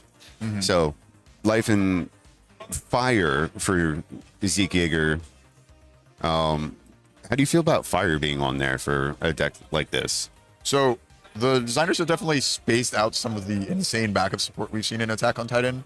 And so Fire notably gets Grisha's Attack Titan, which is just an insane backup. It's got it's a 2-diff form ability, just tutor a, I believe a Fury attack from your discard pile. And something that's even more crazy about it is it's got 6 stamina. A lot of the Fortis in our game do not hit for 6. They hit for 4 damage. So if you want to kill it, you either have to invest a 5-diff or some sort of stat pump that you're not always going to have access to. Here in this stage, we got the more standard staminas on backups, with Onyakapon having 4 and Fighter Jets having 3. So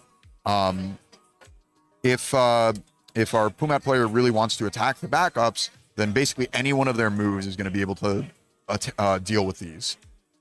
And Vinder's Creation coming out, I didn't see an attack actually getting removed. No, it was response first. Now the attack is being removed to pick up the keywords from that attack. Vinder's Creation, one of my absolute favorite cards now that Reign of Kaiju has come out, because of the massive amount of keywords that got added specifically to order that you could pick up with Vinder's Creation. Yeah. Like copying Tension is insane. Copying Echo's insane. Copying Breaker. It's a bunch of really solid options. And oh man, you're really putting us to test here with this alt art. I want to say this is Political Strife. That's Political Strife. That's the attack. Yeah. And so as we speak about Breaker with Avengers Creation, we have our own on Zeke's side. So making it so that our rival is going to have to play on essentially +3 progressive for their next card. Flame Siren going with a really solid strategy to play around Breaker, which is if you have Zero Disc in your hand, you can play them after the Breaker to essentially eat it, and then your following cards are not going to be as difficult as they would be with that Breaker applied to it. Yes, it's something I've known to do as well. Hey, you're going to play a Breaker on me. That's great. I've got a 0 def. I'm just going to get rid of that so that my next check, I'm not going to have to worry about it. Yeah. And, you know, at that build turn we were able to get, we didn't really have to tap much resources at all. So the Breaker stopped our offense, but we got our Roman Cancel token, and do we have the momentum under there, or did we choose to let it go? We do have momentum. We have 1 momentum plus the Roman Cancel. Okay. It's hard to see it. You can barely see the outline of it just around Pumot, but it is there. Yeah, because we managed to get 2 damage off of the Inventor's Creation half block. And on Zeke's side, playing it a little more passive, which makes sense. Really, Zeke wants to be able to form and draw 4 cards to flip over. And so once we're on the backside, we're giving a static 2/2 to all our moves. And so that's likely how we're going to be closing the game out, with that free stat pump. That being said, Cameron might be opting for a different type of strategy. I know a lot of the shifter characters have different play patterns depending on what side you're on, and people have in the past tried to only focus on the front side of some of these shift characters. And so maybe we want to rely on Zeke's front side as an ability to just tutor attacks from our discard pile. And Zeke actually, as you're saying that, flipping over to its a shifted side. Yeah, so unfortunately they heard me and they were like, you know, I don't care what you're saying. I'm going to go and just go to the backside. Now, important to note, Zeke Beast Titan, the flip side of the character Zeke Hager, any ranged attacks are going to get +2, so +2 speed, +2 damage. And its enhance is you discard one of the backups and you add a ranged attack from your discard pile to your hand. One of the ones coming out, it looks like that is Beast Titan's Rock Barrage, one of my favorite cards to play on Beast Titan, because the number of backups is going to affect what you do. Everything is a blitz, so you get to do it immediately. I can pick up another one, I can play it, I can have you commit cards in your stage, and then I get to, if you have 4 or more, selectively commit cards that are in your stage. Something that I think is actually incredibly broken when it comes to what you can do with this character. But on the flip side of that, it is a 3-check, which when you're playing Titan attacks, like different attacks that have the Titan keyword on it, because in the different Beast Titans that has, you know, some ability, some play into it, those are not easy difficulty attacks. They're higher, 6, 7, 8 in some cases. No, I 100% agree. I'm curious to see if we've opted for any of those in this version of Zeke, mainly because with Zeke's static being for all of your ranged moves, it can reward you for playing lower difficulty attacks, so you can just get more value out of that. If you can only play like 2 giant ranged moves, you're only going to get 4/4 in the turn. But if you can play 4 low difficulty moves, you're going to get 8/8 in stats. Exactly. And you know what? It's just a personal preference. I like my mono 4-checks just because it allows it passes everything you build. And the Zeke's 1 and 2, they're 5-handers, so you want to try to build as much as you can first turn. Yeah. Whether that's backups or foundations, whatever the case may be. Sitting on 5 backups, though, is really nice when you can sack them for picking up any ranged attack in your discard pile that you want to. Yeah, and something that's really annoying as these backup decks start to build up their stage is it's really difficult to claw through all of those backups. If you want to get rid of all of those, you have to send 5 attacks at them, and then playing 5 attacks in a turn is not super realistic. So we're basically giving our opponent another turn to crack back with whatever attacks they find. And then the Rock Barrage can get the backups back even after we've done the work of it.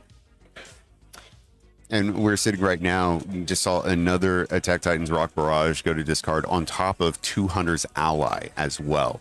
So playing Hunter's Ally, sacking a backup to be able to pick it up, and then almost immediately, if you have a backup that's an ally, well, you can just get it right back when you play the attack. Mm-hmm. Yeah, so we're really going to have a really solid consistency where either we'll draw our attack cards and obviously we'll play them, or we'll have attacks and backups in our hand, and that'll convert into more attacks. Are you looking at the alt art? Yeah, we have got resting up. I think we've got one of the Borderlands for yes. Alternate arts that are being played. I love seeing those as somebody that plays Borderlands 4 and has been known to dive into that realm of things. I love seeing it. I unfortunately didn't get enough to get a full play set of everything because alternate arts get quite costly as you go along playing the game. Yes. But it's still cool if even if you have the one, just putting in the deck and we talked about before having the different coloring. Hey, I got 4 versions of History's Greatest Monster that I can play. I get all 4 of them on stage. That's going to be like the goal for me playing different characters right now. Eventually it will happen. That will be like, the pinnacle. I got all 4 of them on stage, but hey, we'll see. Yeah. Monster vs. Machine coming out.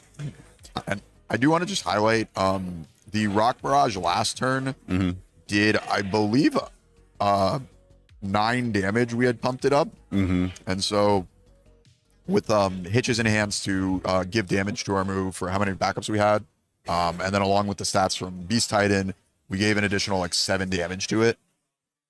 And so really putting the pressure on Pumat, but all we had to do for that was just play one singular attack. Exactly. And, coming back to Pumat's turn, you got to I think you'd be feeling the pressure here. Our rival's at full HP, and they have 5 backups that they can take advantage of for Rock Barrage or even just the abilities on them. And playing as much as Cameron has on Zeke, still sitting at 4 cards in hands. The draw power that they have right now is ridiculous and very beneficial going up against someone like Pumat who can, speed pump pretty much everything. Yeah. And one nice thing for Blame Siren here at their board is I don't think we've seen much of Dodie yet, but Dodie is an asset that can ready any other asset in your stage, and that is a commit cost. So usually the downside of a card like Pristine Swordplay is you can only ready your assets once. But if you have a Dodie, then you can start readying them more than once. You get your Dodie to ready it a second time, you get your Swordplay to ready Dodie, and then you get another Massive Muni Machine ready. Just be able to cycle through it. On every single attack. On every attack. Yeah. And we're hit with another one of the Breaker 2 blocks with Political Strife. Yep. Yeah, it's really cool to see kind of how similar these decks can be, where they're both relying on Breaker 2s. With quite literally, we have 2 Breaker 2 attacks in front of us here, with Political Strife being used defensively. But they also have a similar vibe of how they're winning the game. It looks like the Zeke deck is able to pump a mass amount of damage on their moves thanks to backups like Hitch. And Political Strife itself is going to, if it was offensively, get damage for each backup. So really easy to make our 6 low for 10 damage. Exactly. And that is something that I love seeing in a backup deck. Just seeing the massive amount of damage increase it can do. But you have to have a way to pump the speed as well. And that's something, unfortunately, that you almost feel victim to with a lot of those instant, hey, I'm going to pump a stat cards, is you're missing out on the other stat as well. Yeah, you can't just You can rely on damage, but if your moves are all blockable and they actually have enough cards, then if you're not actually counting their life total, then it's not going to work. But yeah, both of us characters giving symmetrical stats seeming really important against Titan of Terror. And I'm really glad we get to see the alt art walk the dog. We're talking about Borderlands, get to see more of it. I feel a certain way about this because it is walk the dog, and I've had arguments with people. It's walk the dog, but that isn't a dog on there. That's a cat. Well, but also it's bipedal on the card. Quadrupedal. Well, quadrupedal, but on the card you can see the original version of it in the lower corner. That's not a dog. That's a yo-yo. I see. Okay. But the yo-yo move is walk the dog. Yeah. But the Borderlands promo, I'm not walking a dog. I have a cat. Well, maybe you have like one of the leashes for it that is like very clearly for a dog, but you're walking the cat like a dog. I like where you're going. No. Well, we're getting okay. Yeah. There's some fundamental differences here, but what's not a fundamental difference is that we can both agree that Puma just domed Zeke for, I believe it was another 14 damage. We massive mutant machine. Yes. Doty readied it and then powerfuled it, so able to knock off almost half of Zeke's HP in one move, and we're tapping out to play a pristine sword play. Basically, the I want to say a namesake of this Pumat deck, where it's a 4-diff that gets to ready the mutant machine, wear the stats incredibly well, and you get to sack the mutant machine for another 7 damage. And so our 4-diff with no momentum is 16 damage. And that is something that I love and hate about this card, right? Darian has some of the probably most powerful cards, literally powerful cards within the game. The most powerful number-wise keyword in the game exists on an Exandria rare that is belonging to Tarian. Bedazzled Helm Blast. Yeah. I think it's powerful 5. Yes, it is. That one, it hits like a truck if you have momentum. And Hunter's Ally, like we saw earlier, coming out. If you got a backup that says Ally on it, you can play that. Or if you got a foundation that has Ally on it, you can play that. And perfect start for Zeke. Last turn we were presenting lethal with the sword play, but thanks to the fighter jets giving minus, I believe, 2 speed to the sword play, we were able to essentially reduce the mutant machine speed buff to only +1 on our move. And so it wasn't too difficult to be able to block it with our Jaegerist followers. And so by doing that, Cameron was able to buy an extra turn, and Pumat's entirely tapped out.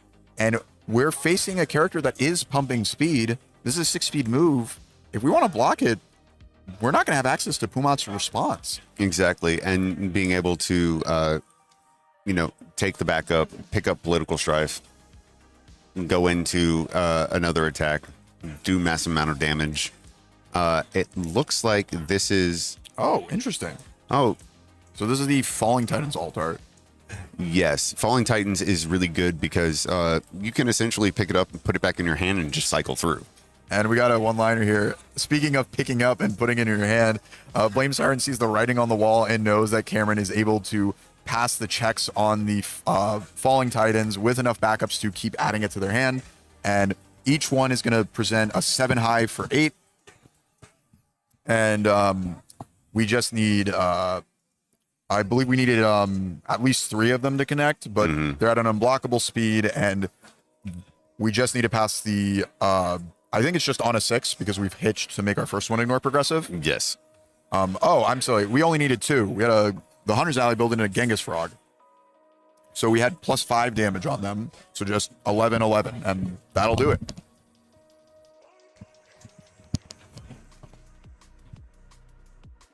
And you can see, going back just a little bit, Falling Titans, it is important to note that it is a shift as well. So if it hit into turn, they wanted to bring it down. Well, you've got that to play as one of your unique foundations that you can just pick up at any time and heal one of your backups if it was attacked. Yeah, I think a lot of the backups that they end up playing have such low stamina that it doesn't really matter help. too much. But I know you mentioned Grisha's earlier. Yeah, so we could So go you- from 2, like if it's at 2 stamina, go back up to the full 6 and make it really difficult to kill. Exactly. Yeah, and so as our players are shuffling up, I did want to highlight both these players I think have a very lengthy experience with the game. I think Cameron might have been playing for a little bit longer, not 100% sure, but I know Blame Siren has been attending a lot of events. I believe I definitely saw them at Buffalo for sure. I think they were at Worlds. They've been playing the format. I know they were at the Trading Post LC. I got to hear from Tam's stream that I think Broberg kicked their butt with a Pumat deck. Oh yeah. And here we are. Here with playing with a Pumon deck. Yeah. And I will say Blame Siren is one of those that is active in the community and in a lot of different aspects.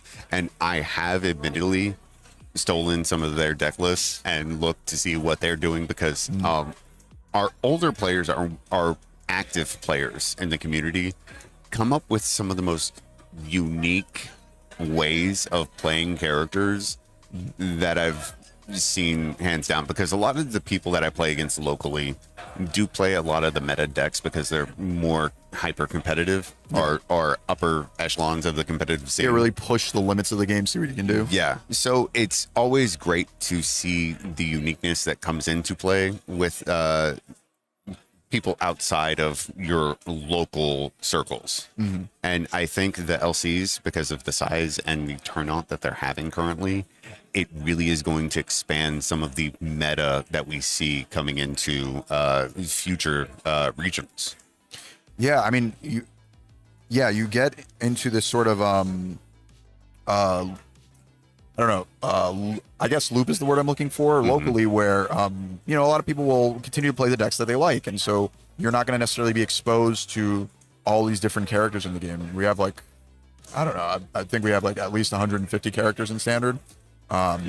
Just a small number of different characters. Nothing huge. Yeah, nothing crazy, but I'm not 100% sure on the number because the rotation happened, but even aside from that, there's all the attune combinations and the main symbol combinations. So a lot of different decision making and deck building, and coming out to these larger events just to see what people are latching onto and that they've been cooking is just a really cool experience. Even if even if it doesn't end up being your day, just seeing some of the more interesting strategies that you might not have thought of. And one thing I will say as well is I'm looking forward to, I don't think it's going to happen, to be honest, but Reign of Kaiju did add a lot of infinity symbol cards, so you can play them on any deck whatsoever, but had some as well that would give damage pump or speed pump, either one, I can't recall off the top of my head, but it was based on the amount and number of infinity cards that you had in your stage. Oh yeah, the Fight for Humanity. Yeah. And we have more of those cards that I'm seeing. I want to see somebody do it. I mean, I'm not sure if Cameron's running it, but the backup decks have a lot of infinity symbol cards in their stage just inherently, from things like fighter jets, Jaegerist followers, and there might be some low guards or high guards from Reign of Kaiju. You need to stop, Constantine. You're giving me ideas on how to build something that I can throw on later on. Look, backups is where you want to start with that one. Coming back to the game state, we got a timely counterattack alt art, and usually used for defense with its breaker 3, but we want to get some damage in. Our rival doesn't really have much resources to work with, so we got an extra 1/1 because we have just a printed lower health total than our rival. And then as Pumat, we found our combo piece. We have found Massive Mutant Machine, so we cheat that in with Pumat's enhance ability and slap 5/5 onto our timely. It was a 8 low for 11, and our rival's stage was stunned. They're not going to be able to block that. And an 8 low starting off as a 2 low, is ridiculous to me. It is. Look, that's the fun of Massive Mutant Machine. You just so easily make any move gigantic, and I really like it existing alongside the Titan cards, because it's basically, we've seen the Titan moves, the 7 diffs, 7 high 7s, variations of that. Mutant Machine makes any move a Titan move. And so usually there's that cost of, it's difficult to get our 7 diff in our stage, but our magical proprietor here has the just what you need to get it right where you need it as fast as possible. You got just what you need.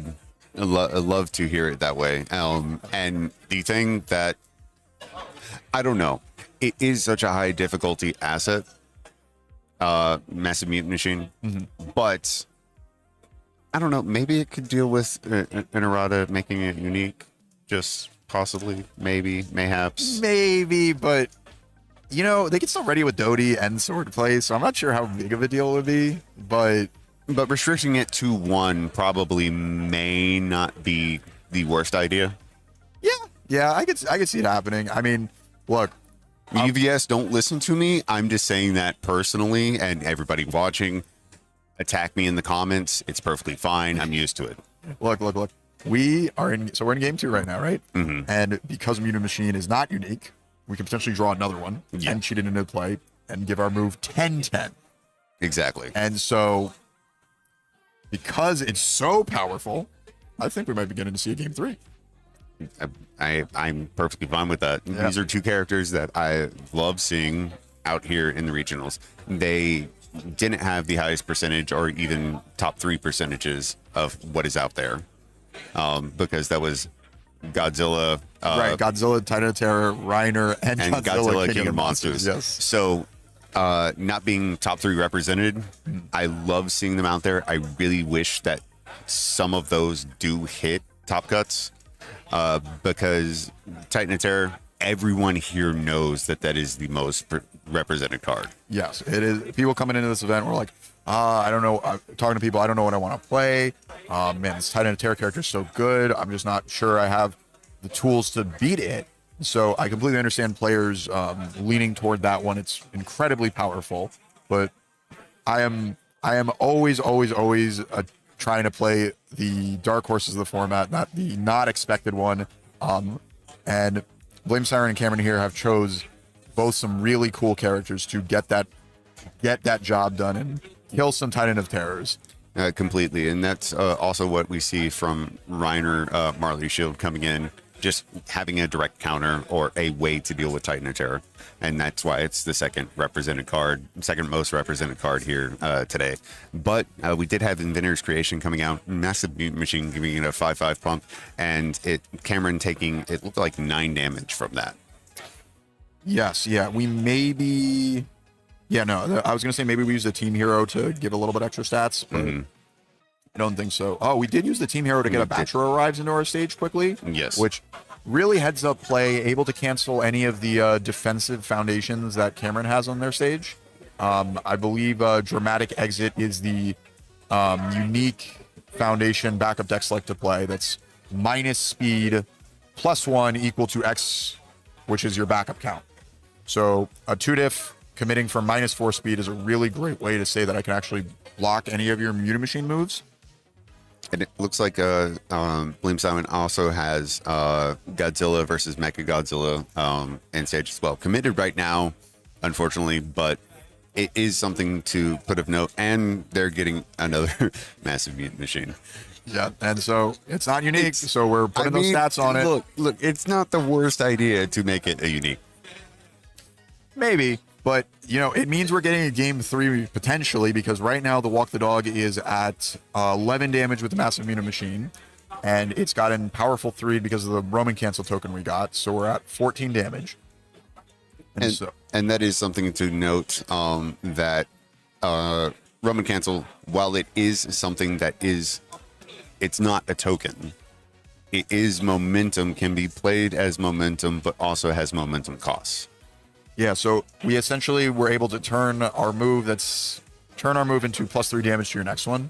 It really speaks to the versatility of Tension and why we're seeing it so much this weekend. I mean, we saw it before this event as well, but with rotation, it's on everyone's mind how powerful it is. And speaking of Tension, Blood-Sucking Universe coming out, another card that I think is greatly feared this weekend, and that is going to instantly cause Cameron to go, you know what, you got it.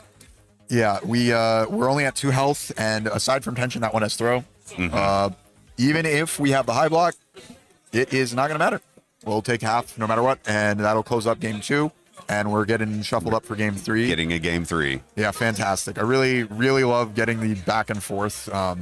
You know, if you're the player sitting down and you get to 2-0 your opponent, you're happy because you just get to move on and you've won your round.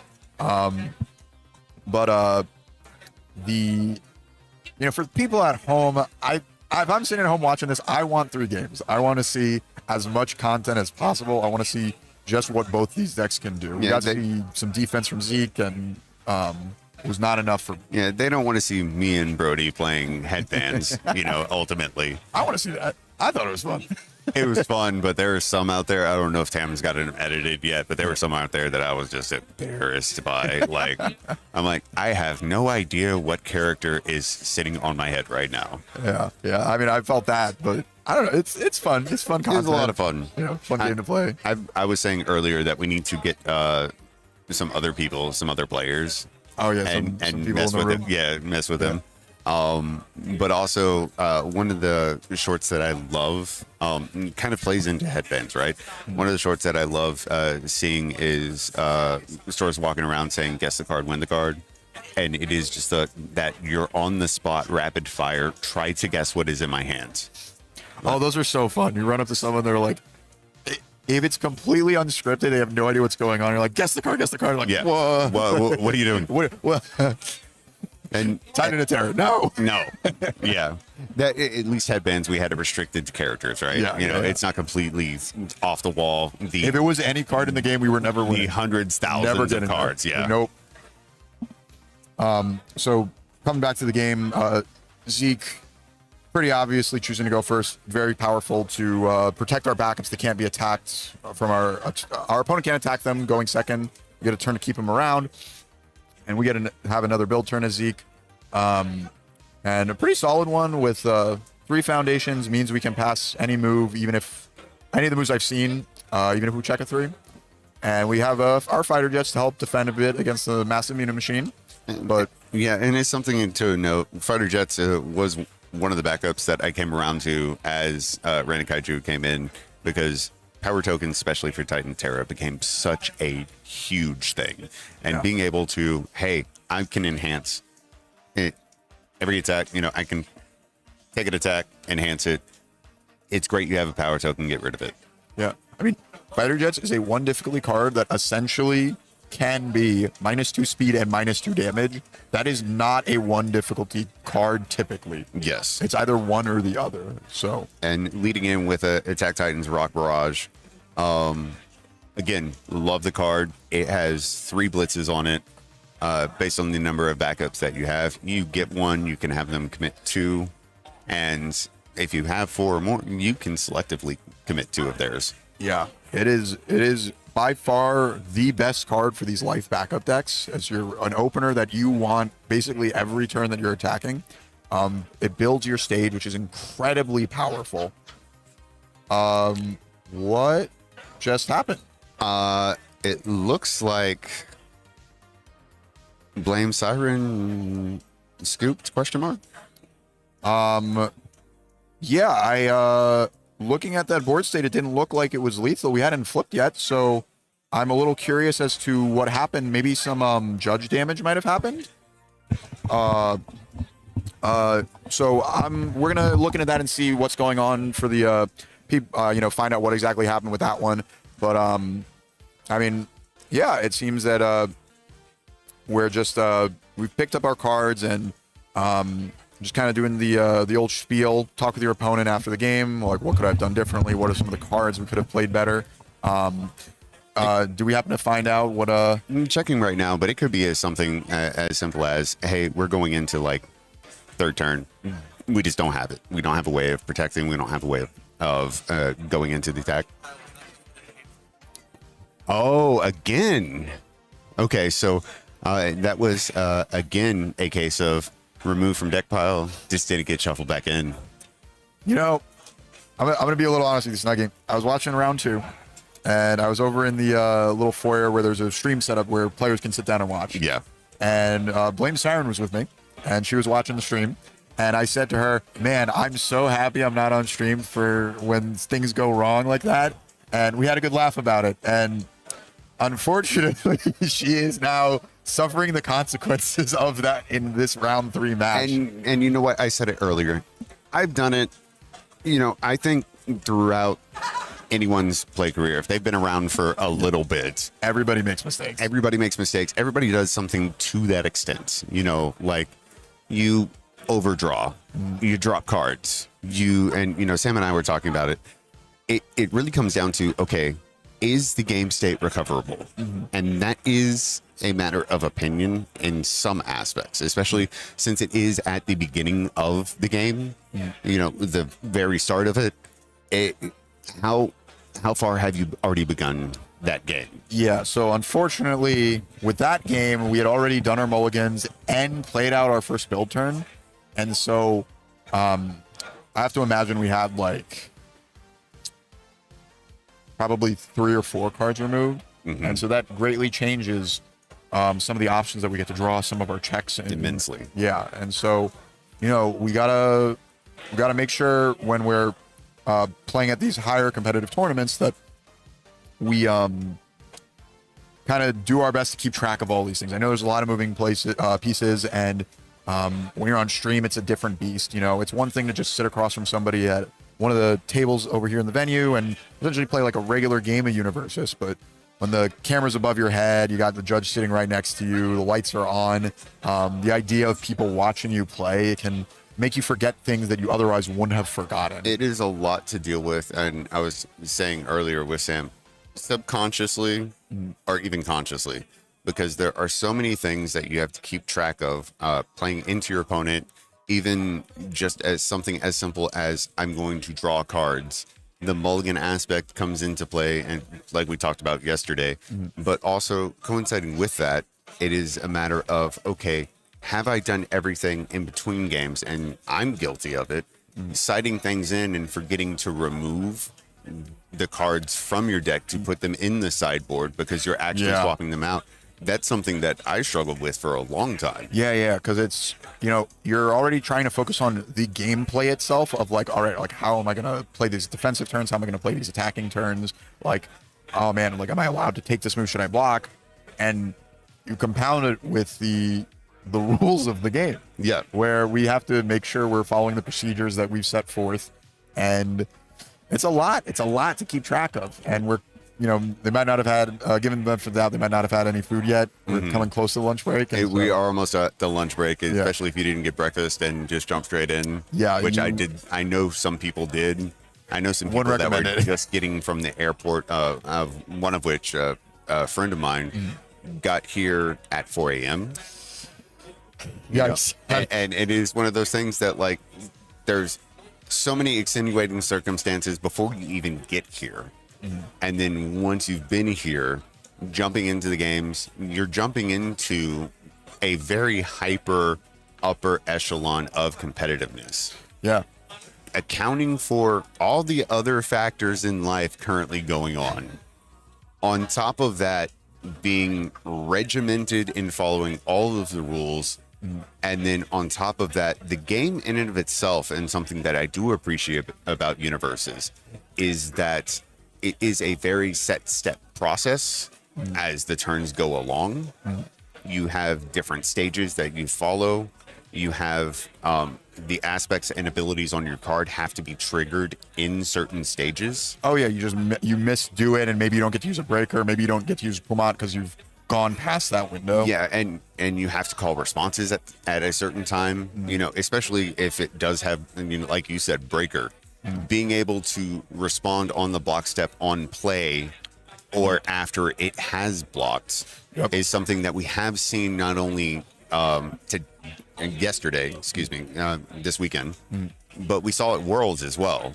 Yeah. And I do think the Worlds example, if I'm thinking of the same one, at the very least, I don't think it mattered because either I think the Pumat won the game or won the match. Yeah. Yeah, so it's like, all right, so it didn't matter too much, but it was one of those things that was, up front in your face almost immediately, that response timings do matter and what is printed on the card, because I think it was Shobijin's. Yes. Shobijin's makes sense for the air version of it. Yeah. Having it say a response on block or before the block step or being a response as a breaker, calling it out at the right time really is crucial. But that's something I appreciate about the game, because you can look at all the different buttons you press, and you have to kind of go through it immediately going, okay, here, but also recalling and remembering what has been done and what hasn't been done. I think something that we've talked about in the game, mental load, is probably the biggest thing. Yeah. And I hate mental load being the terminology for that. No, but it's true. I remember we were probably talking about the same person. I played against Ryan on his Hawks deck a couple years ago, and for whatever reason, I thought that character, like, my brain did not work, and I thought his once per turn was not a once per turn, and I was trying to play around it on multiple moves, and it was game losing because I just did not process it, and that's because we have so much going on, and it was like a long game state, and it is a skill here at these tournaments to manage all of this and play as well as you can. And speaking of so much going on, we are in a phase where we were looking at the different tables we could possibly be watching, right? And this is currently what we're looking at as far as the top 16 tables. We already did watch one of those matches that are happening. Right, so these were the other options? Yeah, table 3 is what we watched, Blame Siren versus Cameron. But these are all the other options that currently exist within the top 16 tables that are on there. And I'm seeing some that I'm surprised by. My eyes darted across the middle of the screen. We got so much to talk about here. I see an Annie 2 over there at table 5, Mike M rocking that at the top tables. Then my eyes goes down to Ezra M playing Krista at table 14. We go a little bit up the through line to Jester at table 12. Yes, and that's Keith. Keith, I know, like myself, one huge critter within the community. He is the only one that is beating me as far as having every single one of the alts, promos, everything. Actually has all the chromes. I'm gonna hate him for it. I'm too short. Oh my god. I'm too short. Okay. But has me beaten that. But you know what? I will say I have the alternate art Jester from the Challenger series, and it happens to be autographed by Laura Bailey. So humble brag there. I'm just saying you might have all those. You can get them from packs, but you can't get a signature from a pack. No, you can't. And that's one of the things. Whenever it was shown to her, she said, I've never seen this in person. And it's like, okay, I want to give it to you, but I can't. It was so hard to get this. I can't reasonably give it to you. Yeah, I 100% get it. And Mitchell Shimino playing himself. Well, that's what you got to do. That's what you got to do. Yeah. You got a character yourself, you have to play it in the tournament. It unfortunately is. If you look at the Boogeyman all throughout the middle section, lower section of this graphic, just Titan of Terror everywhere. And the mirror matches can be drawn out. Yes, I will say, just so I love variety, I love the underdogs. So while it's going to be cool to see these Titan of Terrors that find success in this format, I'm happy they're playing mirror matches. That means one of them is going to walk away with a loss, and so it's less likely that all the Titan of Terrors get to run away with it. We get a little bit of variance for some of the underdogs. They don't have to play against Titan of Terror every single round, and so. I'm curious if like Mike M on the Annie deck I'm curious how many Titan of Terrors they've played so far. We've only been 3 rounds in, but a lot of the tournament is TOT, so they might have already played against it twice, maybe been able to take it down. And one of the things I love seeing right now is table 1, Ben versus Andrew. Andrew Porat being somebody that always is known for going to regionals and top cut or winning. Yeah. Very competitive player. Two-time regional champion. Back-to-back regional champion.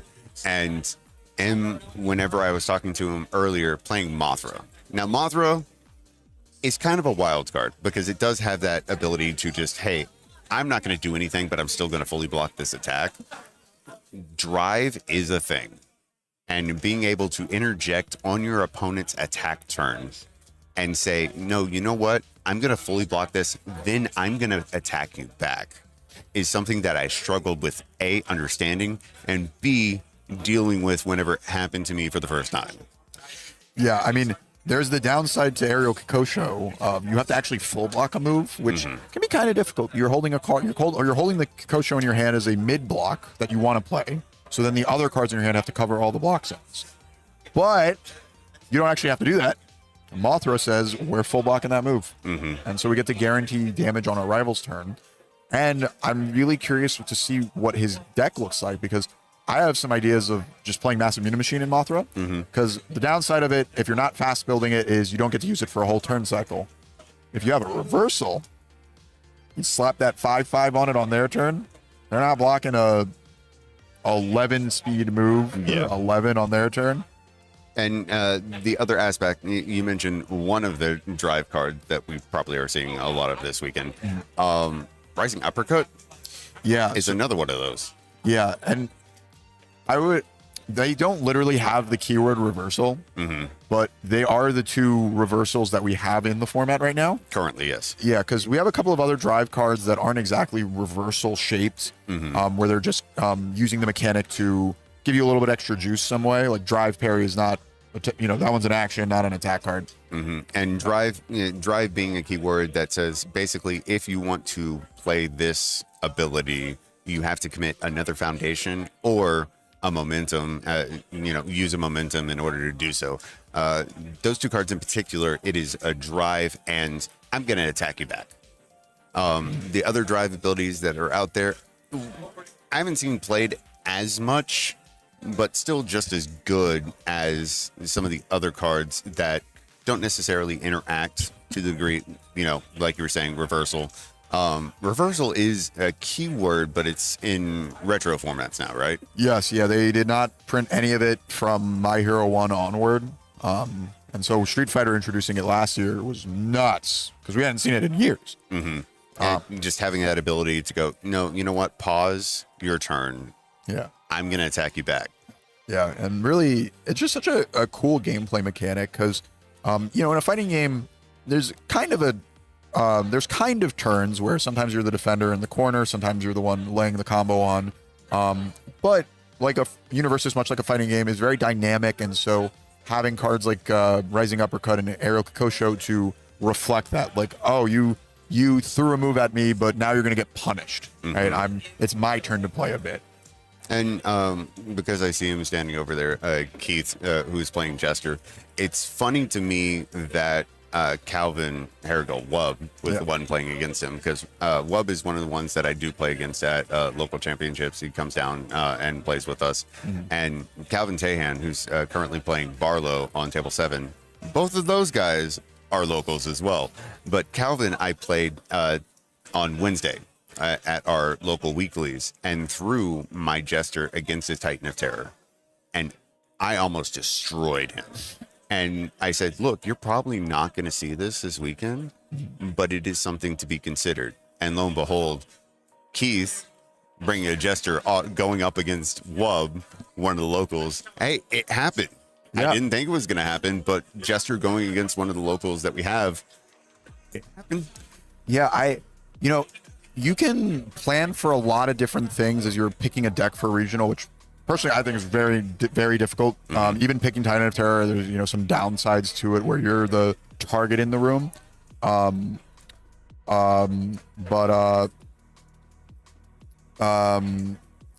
I lost my train of thought. No, picking even Titan of Terror, right? You know that it is the biggest boogeyman in the room. You know that people are going to be planning for it. Right. And so you can prepare for Saturday and imagine you're going to play against Titan of Terror, but you can't prepare for everything, and so you're going to run into these wacky scenarios that you basically never thought you were going to sit across from against. You're not entering this tournament thinking you're going to sit across from Jester. We're going to see probably going to see it this weekend, where there's going to be some game states where you would just never imagine them to be the boards and attack lines that we're playing with.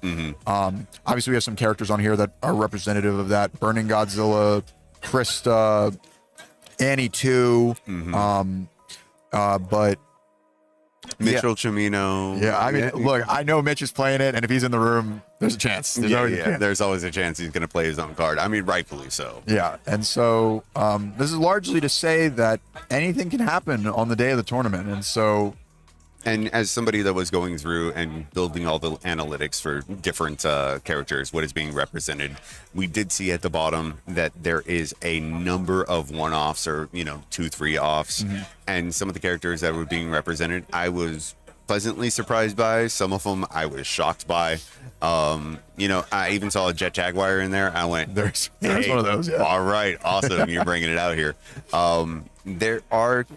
There are people that do enter regionals, and they're not here for the hyper competitiveness. They're here to play games, throw cardboard against cardboard, and have a good time. And that perfectly is okay, because I'm one of them. I just want to play universes, and I want to have fun doing so. Playing the meta is always great. I like playing the off-wall stuff, in any game that I'm playing, not just in TCGs, but in any game that I'm playing. I like coming up with the unique ways that you can interact with the quote-unquote most powerful that is out there currently. And going up against Titan of Terror, going up against Reiner, because that was kind of like a reveal that happened at my local champions. Yeah. Hadn't really seen it up until that point, but then it coming out, I went, oh, that makes sense. Yeah, he's a very, very powerful character. And, we've talked a little bit about some of the players here at the Top Cuts. A lot of them because they have such cool decks, but we're seeing a lot of storied players at these top tables here. I know across from Andrew on Mothra, I believe it's Benjamin Hines on Reiner. And they've been playing the game for quite some time. I know they really liked Amajiki. They got in the game in My Hero. William Anderson III has a champ card storied player. Yeah. I know, I'm pretty sure Garrison has been playing this game in table 4 for I want to say double digits. I feel like they have been around the block with this one. And Dan, I believe he also got in on My Hero, has some content on his YouTube channel. And it is good as well to see some of the names that I don't recognize here.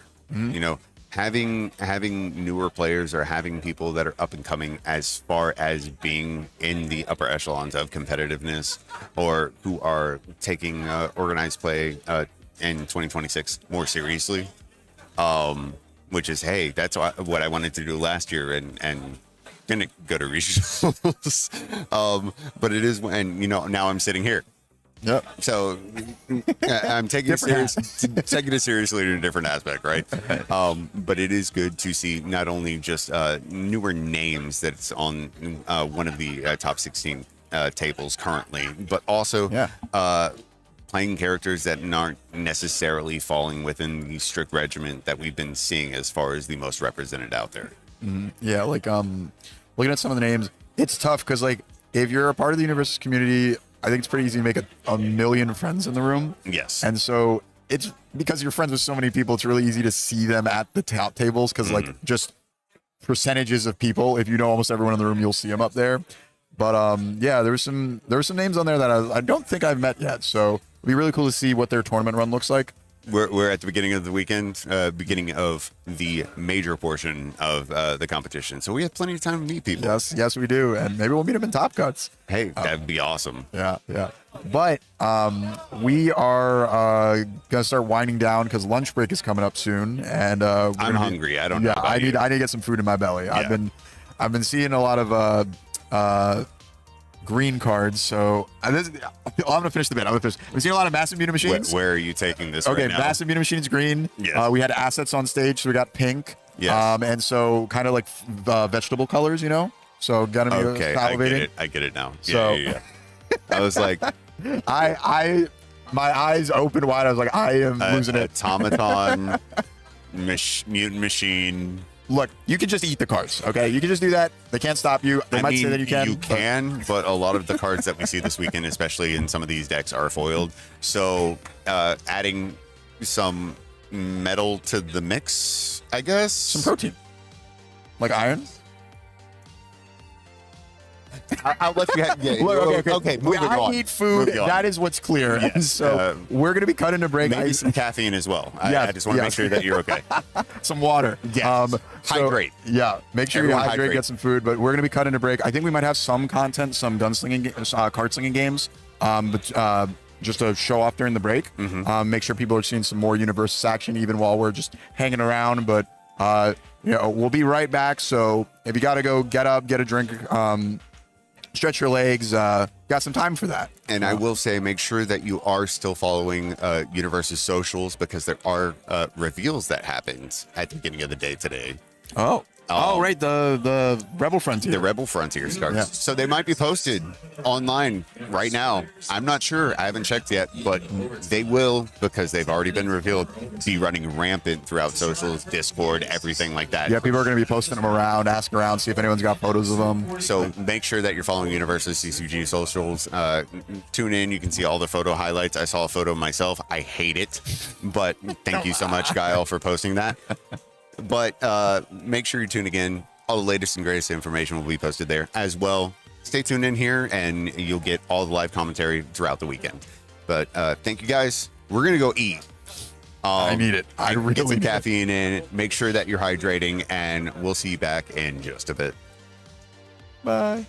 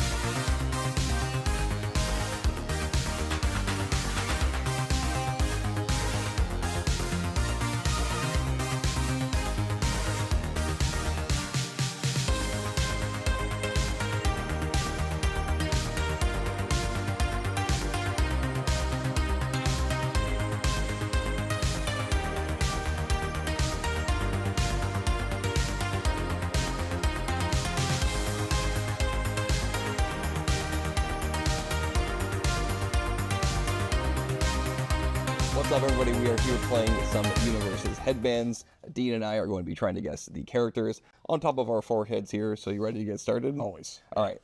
Is my character a main protagonist? Absolutely not. Absolutely The not. Farthest from it. Actually. Oh. Is my character from an anime?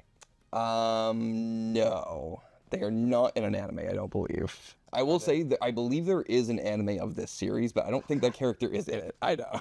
Oh God. Okay. Does my character die in the series that they're in? Yes. Yes, they do. Okay. Okay. All right. I'm getting some hints. Are they an antagonist? No, they are not.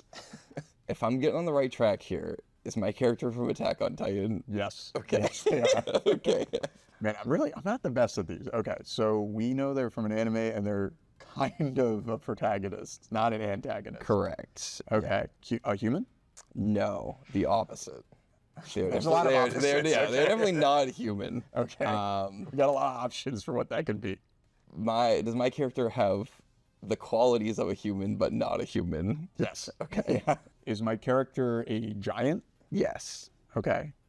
I think I have a guess. Okay, so go for it. I'll give you one guess before mine. Is it Mechagodzilla?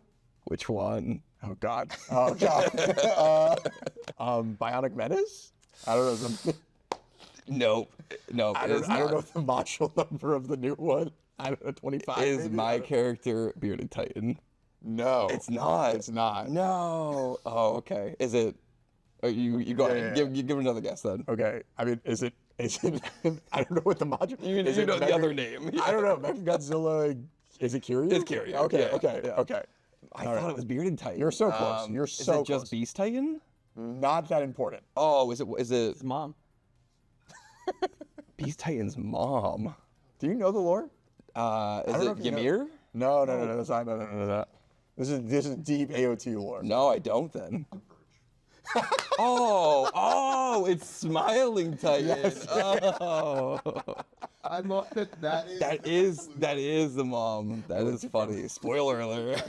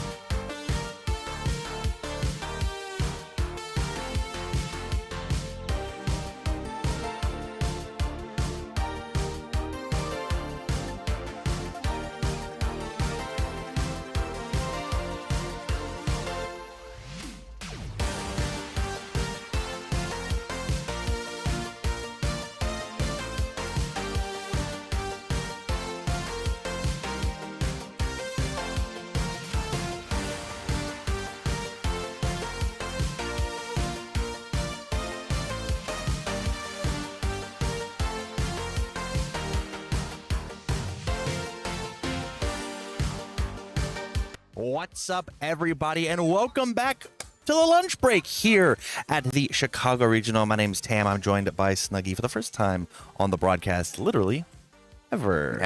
Happy to have you, man. How's the regional going so far? It's been amazing, honestly. The team competition yesterday, great to see some of the different dichotomy of characters actually going against each other. And today, this morning, only 3 rounds in, we've seen a plethora of different characters competing against one another. Even though the Boogeyman is out there, we saw the character breakdown almost a quarter of the field, Godzilla, Titan of Terror, but lots of characters going up against it and actually going to give it some competition.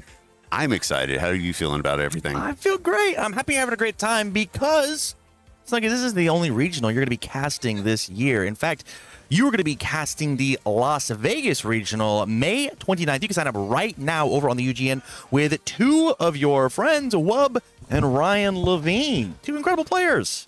I see them all the time, almost on a weekly basis, at the LCs, and I couldn't be happier to be casting with them. Great individuals, hyper competitive players, and amazing people that actually help teach me the game. Yeah. So incredible, in fact.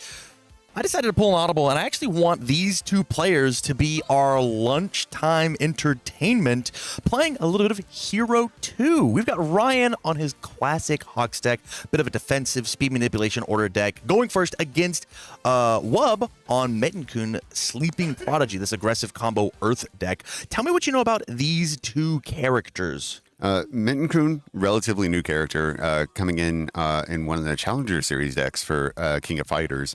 Not too long ago, relatively new, still very recent. And Ryan's Hawks is just legendary. He has navigated this character to be almost a boogeyman of in itself while it was still in standard. Picked it up, came up with a million different ways to play the character. I've played against it. Not too fun to play against, honestly. But both of these players, amazing at coming up with unique and just phenomenal ways to navigate their decks into doing exactly what they wanted to do. Yeah, two high-class players. Wub being Player of the Year, Ryan a prolific player, constantly top-cutting, especially on his fan favorite Hawks. Almost possibly the only deck that he brought to this regional today. Didn't even sign for the main event because he's like, I'm just gonna, Hero 2 card sling with the staff members. But as Hawks is going first, Ryan on the left here. Let's see what kind of a crazy build we have. Starting with an old classic Hacker Extraordinaire. Oh, gone barely. Instantly missed this card. Now, real quick, Tam, for those that don't understand exactly, what is the Hero 2 format? Great question. So the Hero 2 format is essentially the New Age Legacy format.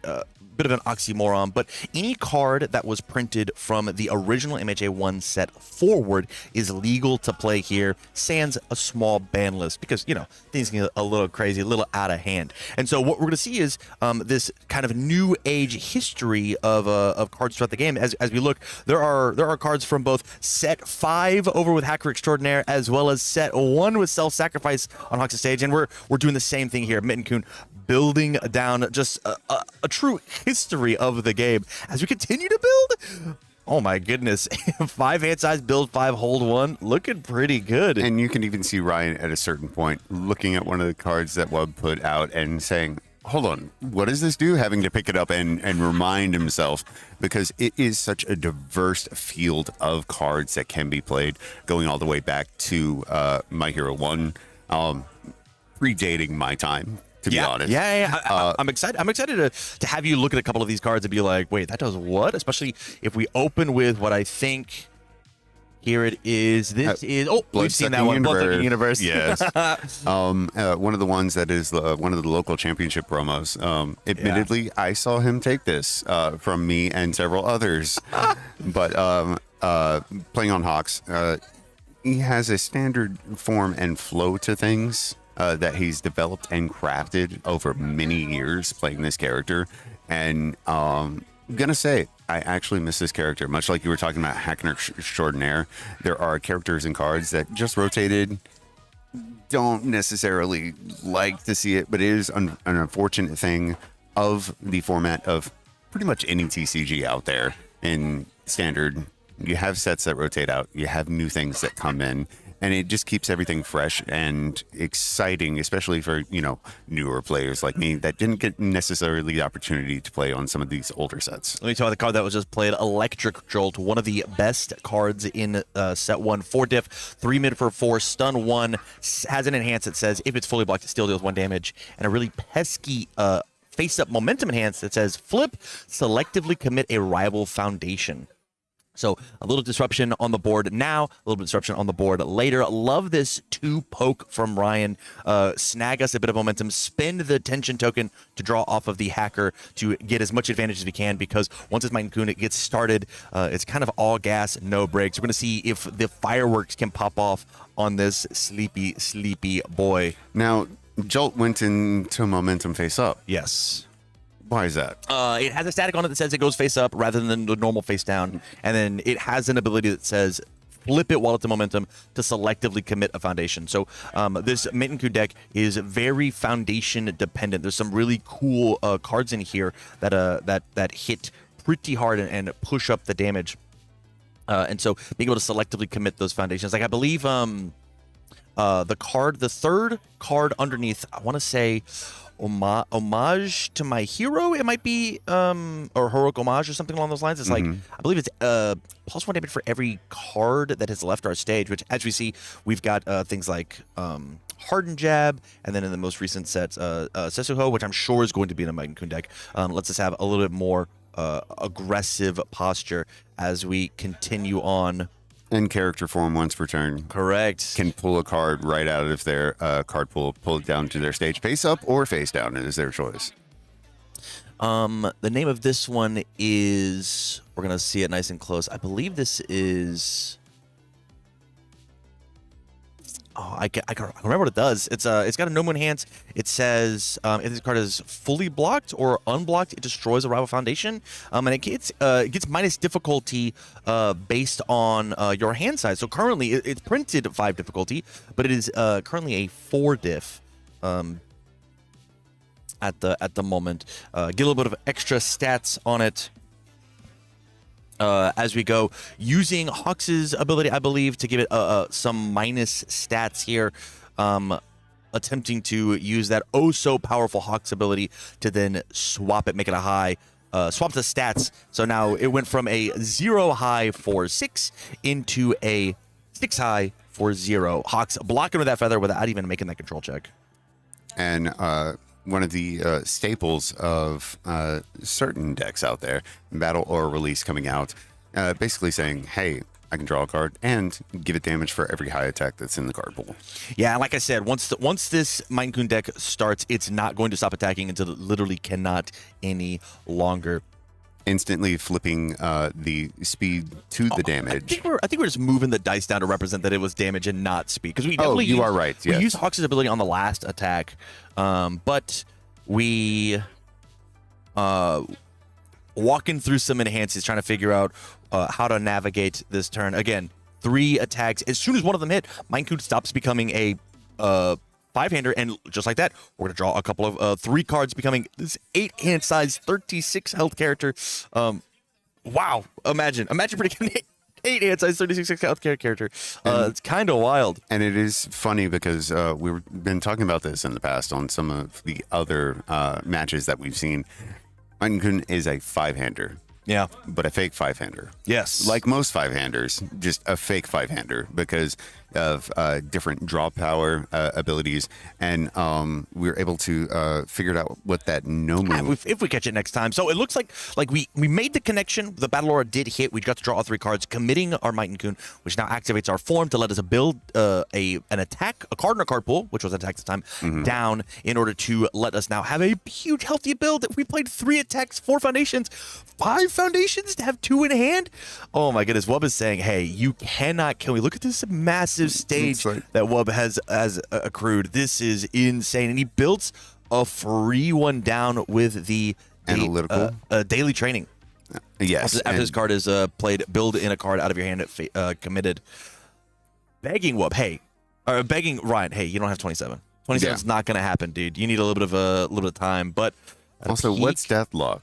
What's Deadlock? What's Deadlock? I think we're about to find out as Ryan is about to go a little crazy, finding 1 feather. Wish it was 2. Hawks' other ability we haven't even talked about.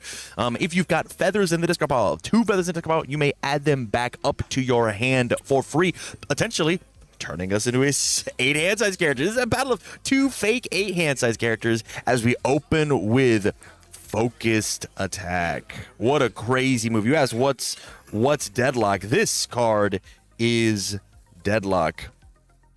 And Focused Attack, I can admittedly say, is one of those cards that I have gone up against many a time playing against Ryan. The combo enhance is probably, I think, the biggest thing that is beneficial on here, at least when playing against it. It is not something that you want to see it going first. I'm okay with that. Well, you said what's deadlock. It has this crazy deadlock enhance of enhance, selectively commit 3 rival foundations. This deck gets plus damage equal to the printed total difficulty of the committed foundations. So this started as a 6 mid for 8 because we tapped down to the best 3 foundations in Wubb's field. And so now as the opener, we're now going to follow up with a couple of Hawk's Feathers, and maybe we get a little more focused later on in the turn and see if we can hit this big KO. We did get the partial block over on the the Merciless Rush, rather. Finally got to look that card up.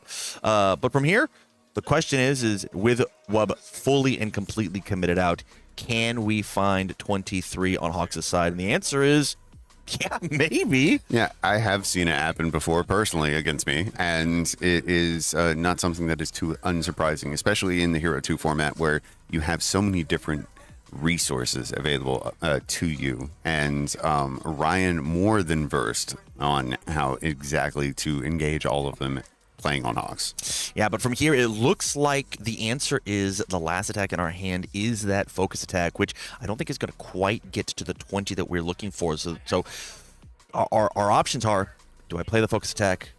Wubb's defenses are down.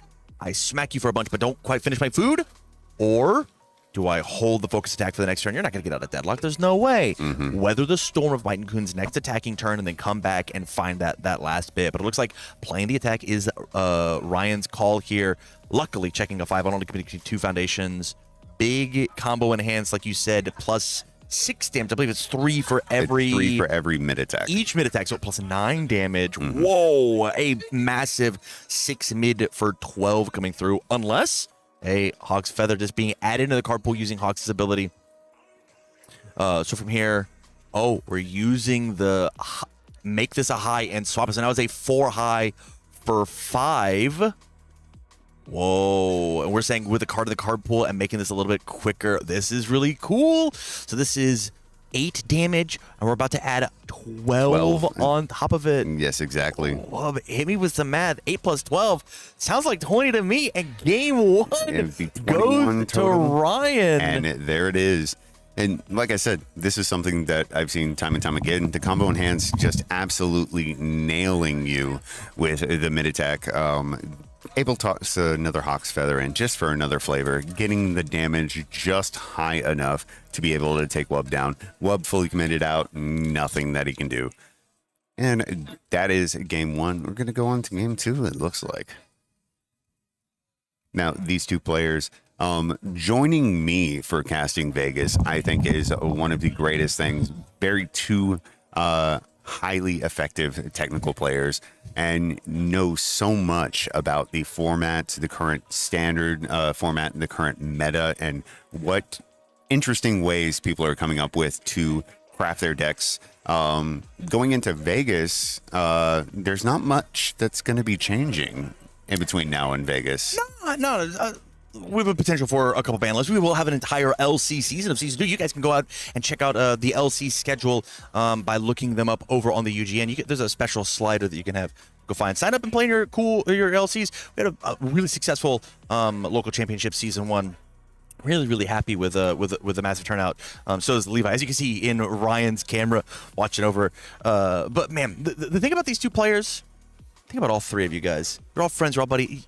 There's so much laughter happening in this GAME game that is happening on screen. It brings a smile to my face to watch how much fun these players are playing just the best card game in the whole wide world. And something important to note, UGN, you can look everything up on there and find out where the local competitions are going on, the local championships coming up for round 2 of organized play in 2026. But make sure that you're checking your emails and getting the latest and greatest information, because coming up on the 20th, very soon, there's going to be the soft launch of the reformation of the UGN. revamping everything, making it greater for all players of UniVersus.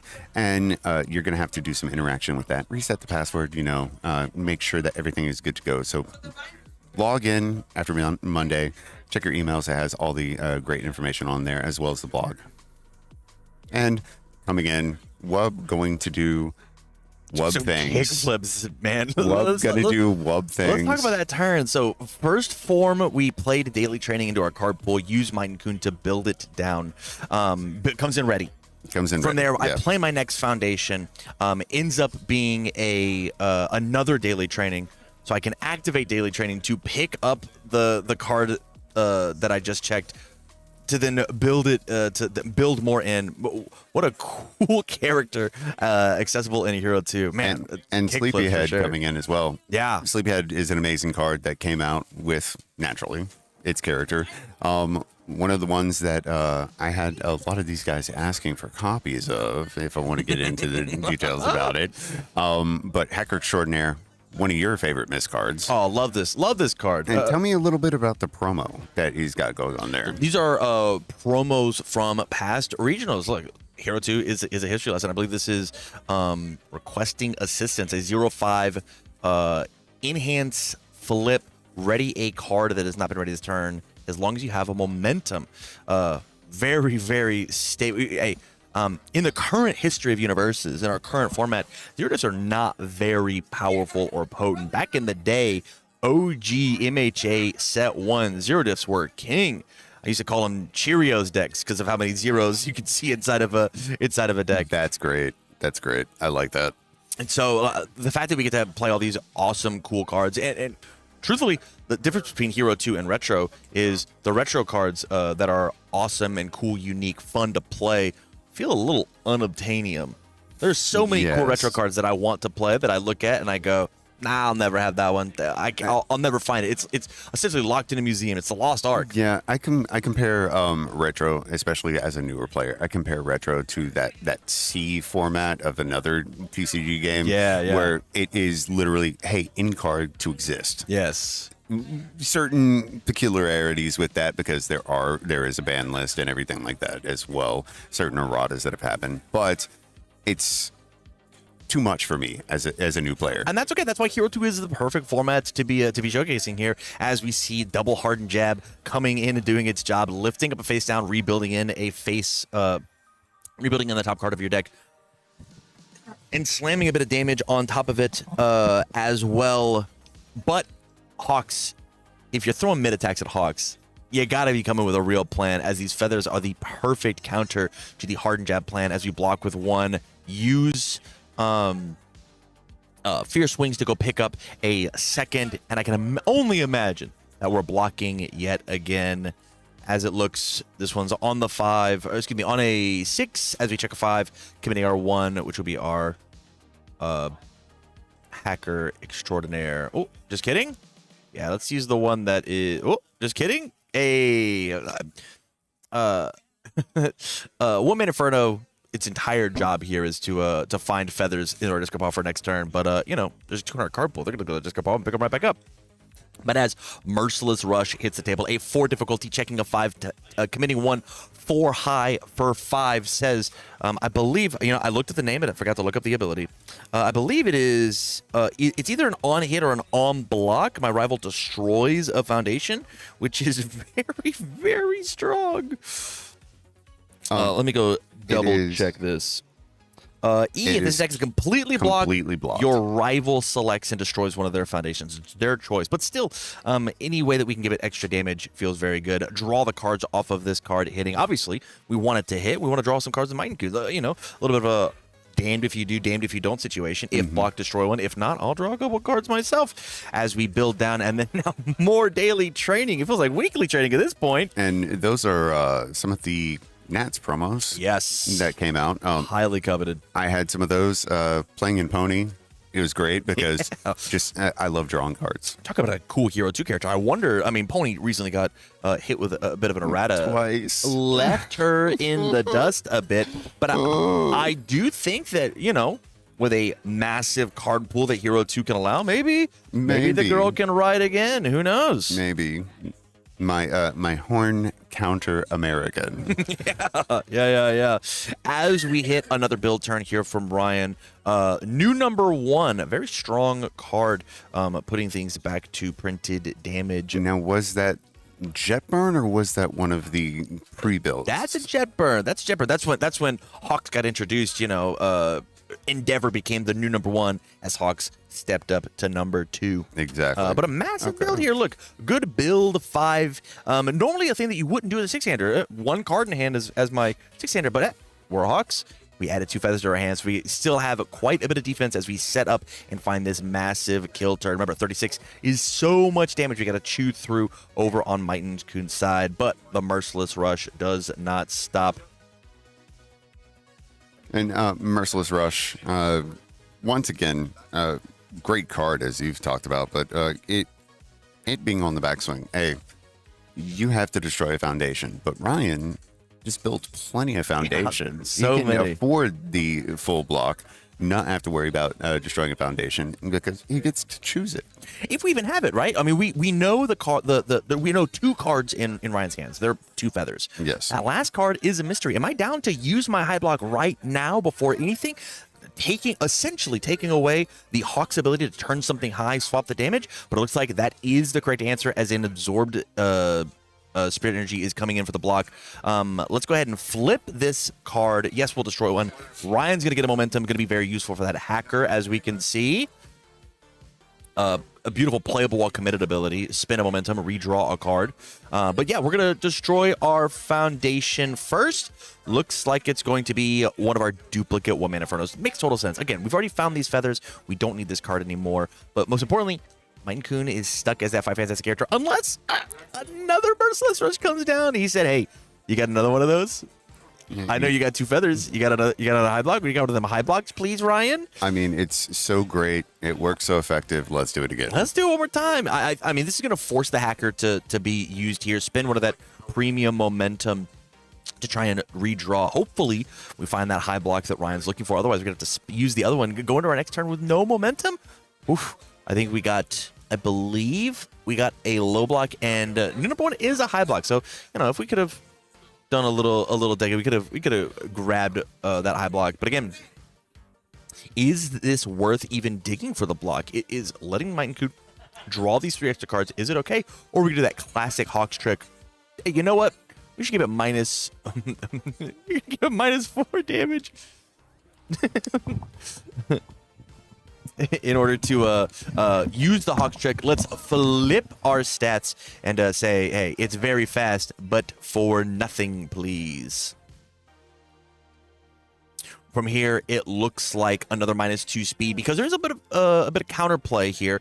If we decided to go ahead and just instantly swap it with Hawks, we could use the Sleepyhead to give it a little bit more damage. So we decided to play it safe, as well as you're right. This card does have EX2, if I recall correctly. Yes, that is correct. Yeah, so we are using the incompatible quirks to play around the EX, but there is some more counterplay here when it comes to Sleepyhead. We still have not connected with an attack card, so that is still +1 damage on the table. We're waiting to see if it is relevant.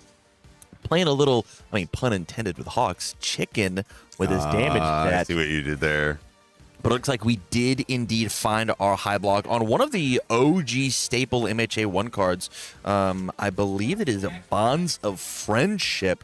What a crazy card. 1/6 check with a 1 high block. Says flip. Your rival's Fury attack gets -3 damage. Very, very good card. Played in a ton of decks, especially in, my character wants to put something into the high block. High zone. Why not have one of the best premier high blocks of the age? So as we're here checking out our discard pile, as again another relentless high attack frenzy is coming in with Battle Aura release, one of the new ones. Hey, we as Wub saw Ryan pick up a couple mid blocks. We're not allowed to swing that zone. I need high attacks over and over and over again, and Battle Aura is one of the best ones. Drawing a card, getting a ton of damage equal to our face downs. We've got 6, but it is max 4. So currently a 4 high, soon to be 8 damage move. Unless, and here it is, love this counterplay again, Hawks' Feather coming in. If you're going to keep playing mid attack or high attacks, I'm going to just add the mid blocks into my card pool. And then boom, oh, another high block off the top. Holy cow. Team Hero 15 coming in, another stellar 1 high block. We went 2 high block, make minus damage, 1 high block, minus speed, 1 high block, minus speed, 1 high block. Well, kind of heartbreaking over here if you're over on Team Wub, Team Might and Coon. It looks like the onslaught will stop. And yes, going in, there's one of the cards I definitely miss. Incredible Display. Oh, tell me all about it. Incredible Display, something that was a bit of a staple within the decks that I was playing, because being able to cancel immediately something that's going to happen to you or something that benefits them, playing against actually these guys who have all the different ways that they're able to say, no, I can just immediately reverse it, say, no to you. Yeah.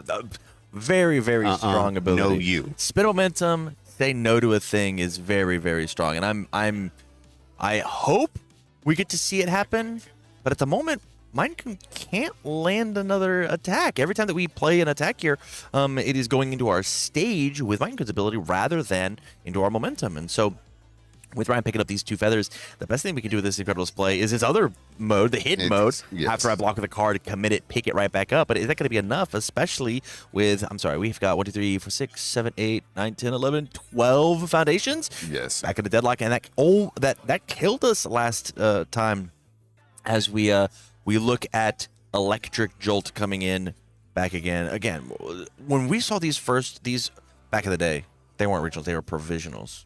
These provisional. The provisional license exam, obviously, for my MHA fans out there. You had to get your license first. You had to get your license. The 3 mid for 4. These promos are beautiful. Absolutely stunning. And again, what a dope card. Effective on the board now. Effective in the momentum later. It's what a cool one. But it looks like a full block not going to stop us here, as we commit and lift this guy back up. Still going to end up dealing 1 damage over on Hawks' end. Remember, if the it looks like he was down to 35. It looks like he was blocking with one of the recent promos as well. Daily training. Yeah. UniVersus is known for its stellar promos. As we hit our poke with the Electric Jolt, build 3 more, staying just out of deadlock, and setting ourselves up for that big OTK, that 1-turn kill that Hawks is known for. And speaking of the daily training promo, there it is in the discard pile. Yeah, reviewed. Hey, you did your job, buddy. You can rest. Yeah. Straight to the discard pile with you as we move on. Hardened jab once again. Checking a hardened jab, but that's okay. Hey, you know what? I'll commit one of these face downs, and I'm probably going to enhance, pick it back up. It's like it was never there in the first place. 3 mid for 5. Perfect Hawk's Feather Bait, but you got to play him. You got to get him out of that hand.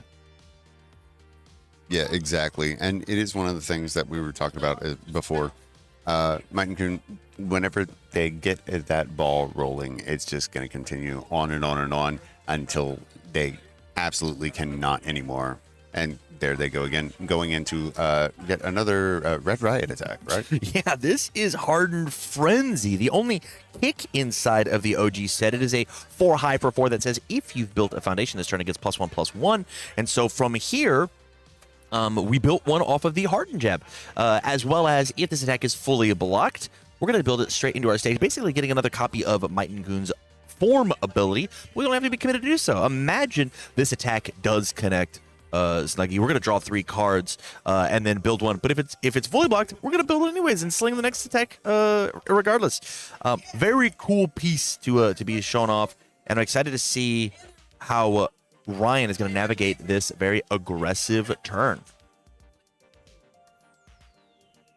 Ooh, Ryan kind of showing a little fear here. It says, hey, I need you to commit that Sleepyhead. That +1 damage might be enough to accidentally find the 22 health total that I'm remaining. I mean, a little cautious, a little make sure that, I'm the defensive character. I'm here to play ball, but if Biden Kuhn does get a little out of control, those +1 damages can potentially add up. And this also goes to showcase the incredible ability of damage pump and just absolute annihilation that can exist within this format. You saying earlier, the My Hero cards, especially set 1 and set 2, just overpowered in a lot of different aspects. Add that on top of some of the cards that have revealed recently and come out, comboing into one another just absolutely perfectly. You have to be able to play defensively. Yeah, from here, activating that Hawks' ability, swapping our speed damage of our -2 speed, ending up being -2 damage. Hardened Frenzy, no block needed, no damage done. Gonna sit in the card pool, and Wub stares at their hand saying, what's the next move? I got this Hardened Jab, but with a Fox Feather in hand, I just don't think it's gonna connect. But it looks like the answer is let's play it. Checking another 3, Sword Get Longer, a card that Might and Coon wishes we had found.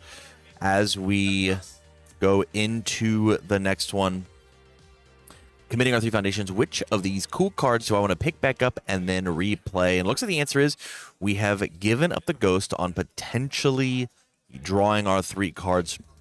We are stuck as our 5 hand size character for this this turn.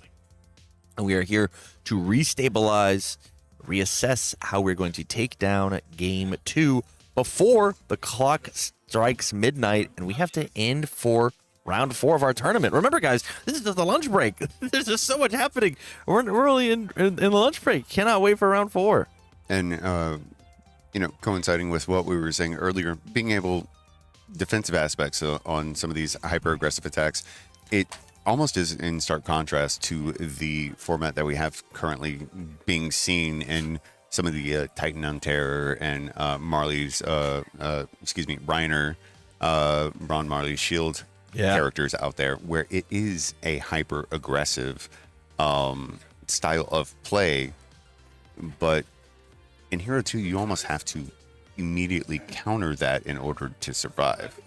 Yeah, there's certainly. I mean, we're showcasing 2 sides of the coin here. Might and Coon, this very aggressive. How many hard jabs can I play in a turn? Versus the Hawks, how many blocks and feathers can I put in my card pool to stave off said onslaught? It's very cool to see that. But I mean, we've got that existing in the format right now. We've got Rodans that are doing well. I would consider, this character does hit really hard. I think Marley's Shield is a more control style deck. I gotta take my time. I gotta wait. I gotta commit down my rival's board to get transformed. Just because he accidentally gives +5 damage once he's transformed doesn't mean he's not a control character. I mean, that goes to show, and we've been talking about it all weekend so far, even as early as we are into the weekend, the diversity of different ways that you can build decks. 100%. We've seen Reiners that are going to go flip turn 2 immediately. We've seen some that can last and go against some of the slower play characters and stand their own against Titan of Terror. In fact, in our LC, Reiner coming out on top against Titan of Terror. Yeah. So it is great to see the absolute dichotomy of defensive and offensive that you can have in just a single character, how you build and craft your deck. Yeah, 100%. And again, we're watching a totally separate format, a history lesson, if you would, as there's so many cards that you cannot legally play in the event that is happening next round. But the choices are all still the same. We're all still playing that same lifeblood of UniVersus. I'm playing attack cards. I'm making control checks. I'm committing foundations. I'm passing blocks. And so it's just the way that it is happening is slightly different, as we see Ryan potentially going for another build turn. Doesn't quite have the 35 that we're looking for. Being able to cancel out one another's damage and exactly what is going on the stage, absolutely phenomenal, and shows the staying power of both of these players and their characters as well. It looks like Wub reviewing a Fearsome Transformations, drawing back into it, trying to see if he can get the cards needed, playing a daily training initially, and checking a 5. Able to get daily training out there. It looks like it is going to be a build turn pass. I don't believe he just drew enough attacks. Yeah, we haven't drawn the attacks that we need, but we did just find one of the best foundations inside of this Might and Coon's deck. Honestly, when we go back to the graphic overlay that existed, we had brute strength as part of this combo, that daily training, that is there to build down brute strength that says enhance, lose 1 health, your attack gains +1 damage, or destroy 1 foundation, your attack gains +1 damage. Look at the stage that Wub has access to. Now that we've built in this brute strength, if we can land some moves, +2 damage on every single one of moves, literally 11 attacks. 11 attacks worth of damage is so easily found to find that 22 health. And we've got 35 health to play with on that pay 1. If I'm paying 1 health to give +1 damage and my move is slinging in for 8 or 9, it was well worth the investment. Just keep on repeating it over and over again. Health is just as much currency as your foundation. Absolutely. Absolutely. But it looks like we had an old stain card. I'll find it, ladies and gents. You know, once these cards rotate, you kind of put them out of your brain. This is Order Evil match. Oh, let's see. The answer is everybody at home screaming at their keyboards, just typing away furiously. Tam, how can you not remember the card name of... it's on page 2, I guess. Tam, it's been so long. It's been so long. Hero Killer. It says Hero Killer. That's I mean, the name of that one. it makes sense. You know, I could have put 2 and 2 together. Deadlock form. All of your weapon attacks gain stun 2. As we see the first Godzilla card of this entire, I believe, match. So we have I think so. Monster versus Machine, the alt art, where we get to see the machine showcased rather than the original art where we see the monster, as it comes in with an extra 2/2 from the double jumbo fist that has been added in. A 5 mid for 5, a little bit of extra stats here coming in because I believe we're in Deadlock. Is that why we're getting stats? I'm missing it. As we go for the mid block here, looks like it is on an 8, checking a 3, committing a hefty portion of our board, but still a ton of foundations up. Hey, if the amount of foundations that Wub still has up, some games have been ending today. Yeah. With so the fact that we've got access to it, but hey, love the use of the beautiful orange markers. Look how clean that is. Man, where did those come my from? own horn. Where did those come from? Who thought of those? Who thought of those? Who started using those? I don't know. Massive feather though. You're telling me that it was Tam. It was Tam. Tam made them. Started using them. Thank you. 1 difficulty 5 mid for 6 coming in with an extra stun, ripping apart Wub's stage, going for this win, going for the kill. Can we find 35? The answer is maybe, but another mid block is saying, hey, shields down. If you got 35 now, you got 35. How can we find it? As we continue, what do we have access to? Tons of feathers, tons of stats here in the card pool. A lot of damage still left to be played. We also have feather control to add cards and pick them right back up. So again, now a 6 damage move. I believe, 7 of these feathers and then the game's over? As we look, how much more stats can we possibly pile on as we take our first real connected attack of the turn, dropping Might Kun down to 29. And a third feather. Feather has hit the card pool, and it's going to be even better because now we have these self-sacrifices that are allowed to destroy these foundations to continue on to swing. The kill turn is happening right now. And dropping down to 21. Stacked card pool. Fourth feather coming out. Right, he found them all. And there's a card I recognize being checked. Showdown. Man, I'm glad it's gone. Really? Yes. I'm sure the players playing against Sanitaire will fully disagree with you. I know, but like I said, these are my locals. These guys I play with all the time. Yeah. It got played against me so much that I've just, personal despise of the card because I'm used to it canceling out me. Yeah, back down to 13 here as we play our 5th feather of the turn. But is it going to be enough? We're checking well. Now, but Tam, 5th feather. 5th feather, yeah, we picked it up with our feather control. It's still going to get these massive stats, but is it going to end up being 13? I think the answer is no. I think it's going to end as a 1-0 Ryan, even though he can't quite finish his food here. Oh, unless there's a swap that I'm not seeing. Using Hawks. Yeah, these are two friends playing. We're calculating stats together. Can we get it done as we continue? Looks like up to 6, 7, 8. We're still going to be a little bit short because I don't think as we come here and ready, man, if we had the foresight, and there it is, we're going to go. No time for our to finish the game. Lunch Ryan break is over. Thank you guys for watching as we watch. Hey, if you can't tell, this is Zach Richards' Mindcoon deck that he graciously let Wab borrow, and has no way. I did not know. Yeah, that. Was using the fearsome transformations from inside of his deck he's playing in the tournament. Oh my gosh. Big shout outs to Zach Richards. Thank you for letting us do this showcase today. And for helping us on some of the technical stuff as well at production at the beginning of today, was graciously helping me personally make sure that we had all the graphics ready for the character breakdown for all of you guys. My last thank you is to Snuggie. Thanks for letting me cast the lunch break with you guys. Well, I got one as well.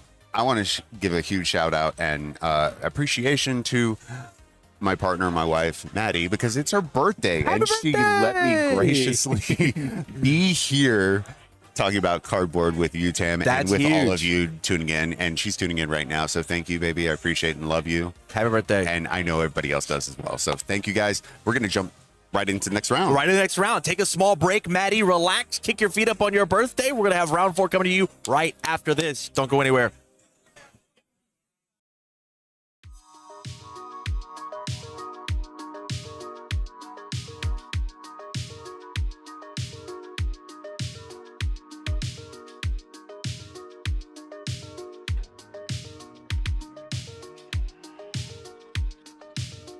Hold on, let me take my time.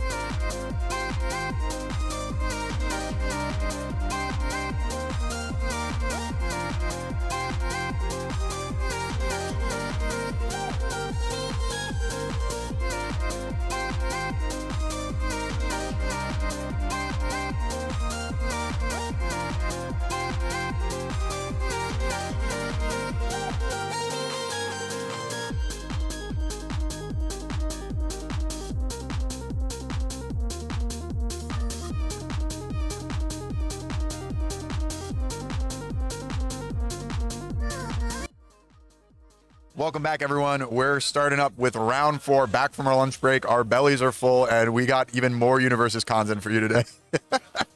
Got a little rub there, enjoying the meals. Hey, man, that Italian beef sandwich was everything people said it would be. Yeah, it was really, really good. And I'm hoping our next match is going to be really good. We got, I believe it's Hedorah versus Godzilla, but, oh, sorry, heard the wrong name. Ghidorah, three-headed monster versus they are very similar. Yeah. And it's Godzilla, but this is not the talk of the town. This is old news. I mean, a little bit. I think a lot of people, their read was the anti Titan of Terror deck is King of the Monsters because it's just more health on a 6-hander, more aggressive, more turn 2 potential, more damage. It has what Titan of Terror typically lacks, right, with the +3 damage on everything. However, Titan of Terror has solved that by just adding Genghis Frog into the stage. So it'll be really interesting to see how this pairs up against King Ghidorah, three-headed monster, because statistically throughout the local championship season, I believe three-headed monster was the best deck into Titan of Terror. And having tested the matchup myself, going into the training post, LC, it was very surprising how much I found myself falling for the same pitfalls that would cause you to lose to King Ghidorah in this matchup. Like, it's so easy to underestimate the damage output and the survivability of this character based on the board state. All of the power is in the character. Yeah, we've seen 5-handers give comparable stats, and so you can kind of write it off and be like, oh, it's not going to be that big a deal. But the cycling to increase your consistency of finding attacks and the pieces you need, and yeah, the 3-headed counters is such a difficult ability to push through. And it's backed up by really powerful cards like Invincible Body. That's just more of the same, right? It's saying, I don't want to block. Damage reduction is my specialty, and I'm playing the best damage reducing moves in the game. If you've got no abilities to play on defense, the first enhance from Invincible Body, it's not going to bother you that much. However, speaking of body cards, we have Split Body Control coming down for King of the Monsters. They set that one up real easy for you. I've been doing this a while. Yeah. But, it's a fantastic foundation, and something unique about this Godzilla King of the Monsters, we released him prior to rotation being on the Chaos symbol, and so Split Body Control is, I think, one of the reasons to pivot to Earth. Stage interaction is really important. We're seeing it with Bachelor Arrives, Destructive Heat Ray, and just another form of, I'm going to flip a card in your stage that is either going to kill me or stop me from killing you. And we got our first attack of the game. It's World's Weakest Hunter. This one is absolutely amazing for King Ghidorah. When you deal damage with this attack, you get to draw cards equal to the amount of cards you have removed from the game. You can even remove a foundation from your stage to help you increase that number. But King Ghidorah wants to remove a card from their hand every single enhance step. And you're going to get bonus stats when you do it. You're going to draw an additional card. And now we see the item menu being removed from the game with King Ghidorah. So that's going to draw us an additional card. If this attack deals damage, it's going to draw us at least one additional card. But we've got the Moment of Normalcy here. Yeah, and it was setting it back to... we opted to set it back to printed damage. I didn't see which stat the Ghidorah gave it, but either way, it went back to printed, and now we've got combined firepower. Going to set up that discard pile, maybe even potentially remove some more cards, right? Cards that enter the discard pile and respond, like loss of consciousness, remove themselves at different intervals. But I think I see a mid block coming down that's going to be a complete block, fully committed out, but we prevented our rival from drawing an additional, maybe 2 cards. And they didn't have it. So seeing from the Ghidorah just continue to build their foundations up. We don't get punished for having to tap all our resources. And we're just able to start fresh, draw our new 6, and hopefully start slaying some of these heads.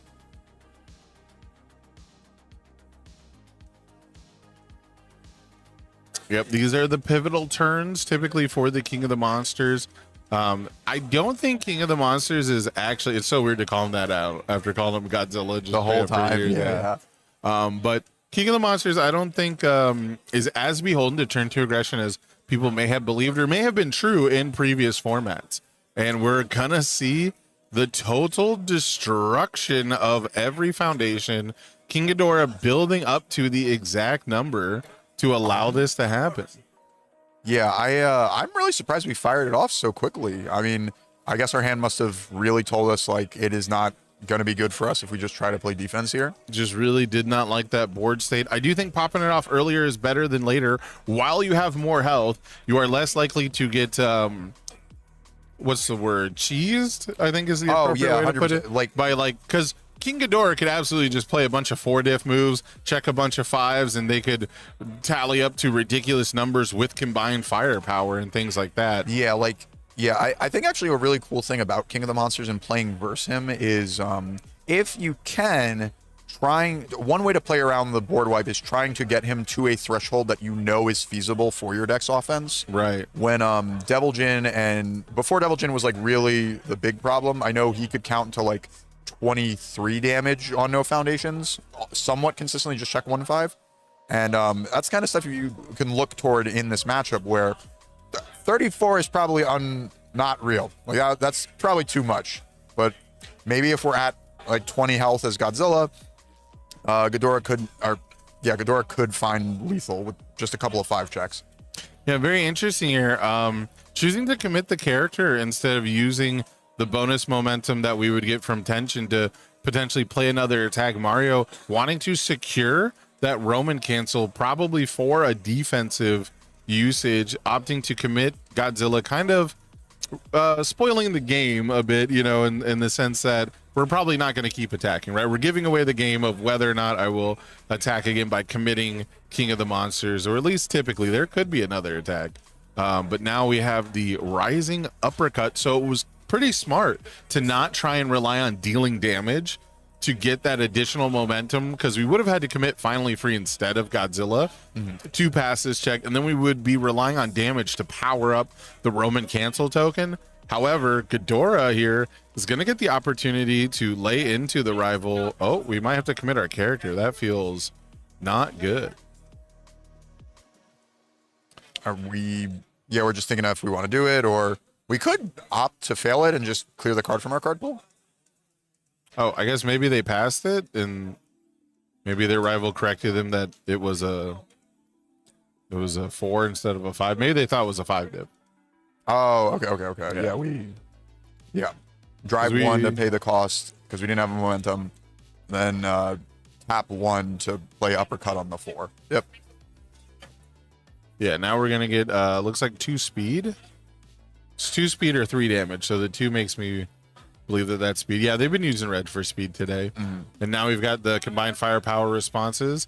This could potentially get really big. Yeah, and plus 2 more damage. Another firepower that could potentially be activatable if we have other firepowers to keep it rolling. Here's a second firepower on a 2. Can't fail that. Unless we're playing volley. Maybe we're playing volley. That'd be spicy. I haven't seen it yet today. Oh, we hit a loss of consciousness. That's good. Oh, 2. With basically no targets, you could remove it to activate another firepower, though. Yeah. But I think our Ghidorah player is kind of content to just swing for 6 here. Yeah, I mean, maybe you still go for it because we saw the other firepower. We could get a little more damage in. Potentially, but you also would get closer to cycling your deck and then losing those fire powers on potentially more lethal turns. Oh, we're opting for the Roman Cancel to freeze, not for the damage reducing ability. Gonna attempt to check a 5 here. Yeah, Queen of the Monsters on a 6. We've seen it before, and I'm sure we'll see it many more times. And unfortunately, check the 3 on that, so we can't continue our string. I like the idea to freeze. Don't get me wrong. I love the idea. I think it's the most underappreciated and least talked about, but I think it's the second most powerful use of the Roman Cancel. I think the most powerful is actually probably the least used of all, which is clear your card pool and draw a card. Yeah, I mean, we're kind of splitting hairs. I think all of the abilities on Roman Cancel are very good. It's just that the defensive ability of yellow is so clearly usable. It's the opportunity that comes up the most. Yes. So your opponent's going to play attacks at you more often than they're going to completely block your attacks, stuff like that. Yeah. Or I guess it's just any block for the Roman Cancel. Any block move. But then, something we could see this weekend is the zone change from it, potentially gotching our opponent who's expecting maybe That's probably the one I see the least used, but it's always the least likely you have the information to use it correctly, right? If we thought about it for our tension move last turn, we could have Roman Cancel made it a low, and then we didn't have to deal with Rising Uppercut at all. Correct, if we had seen that coming, but no longer on the open deck list, so that was not really an opportunity. I mean, last turn, considering we wanted to play the Queen of the Monsters again, on a 6, I would have absolutely committed Finally Free and spent the Roman Cancel token on playing Queen of the Monsters. Yeah, make sure you can pass it. Yeah, but I guess he wanted to play Queen on a 6 and potentially use the momentum to build in a foundation from there. And we're building in a split body control here. Getting back our stage interaction. I see there's the Dangerous Combatant, which is essentially just another version of Shinobujin's, what is it, Prodigy, is that? Or Shinobujin's message?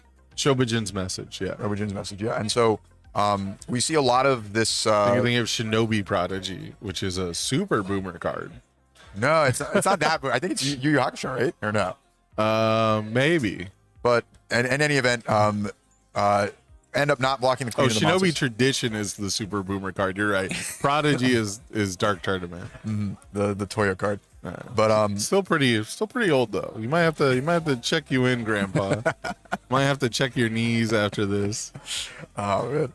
But we actually managed to land the Queen of the Monsters. No high block from our opponent that time, and got a really solid build in. We did also get a Ghidorah head out of it. Yeah. Opted not to take the damage on what would have been 10 damage is now 3. And it's pretty important. A lot of people like to save the Ghidorah head counters, but it's very important that you spend them before you get below 10 health. If you hold on to all of them too much, if you commit Ghidorah like turn 2 to build an extra foundation, then your rival aggroes you down to below 10, you're just not going to get to use all the counters. So better to use them before you lose them is what I say. No, I completely agree. And again, to that fact that we're not open deck list, I'd be really scared that this water character is playing Guardian of Chinatown to just completely hose our use them before it gets built. Absolutely. Could be built on any turn going forward. We've got Bear Bite here.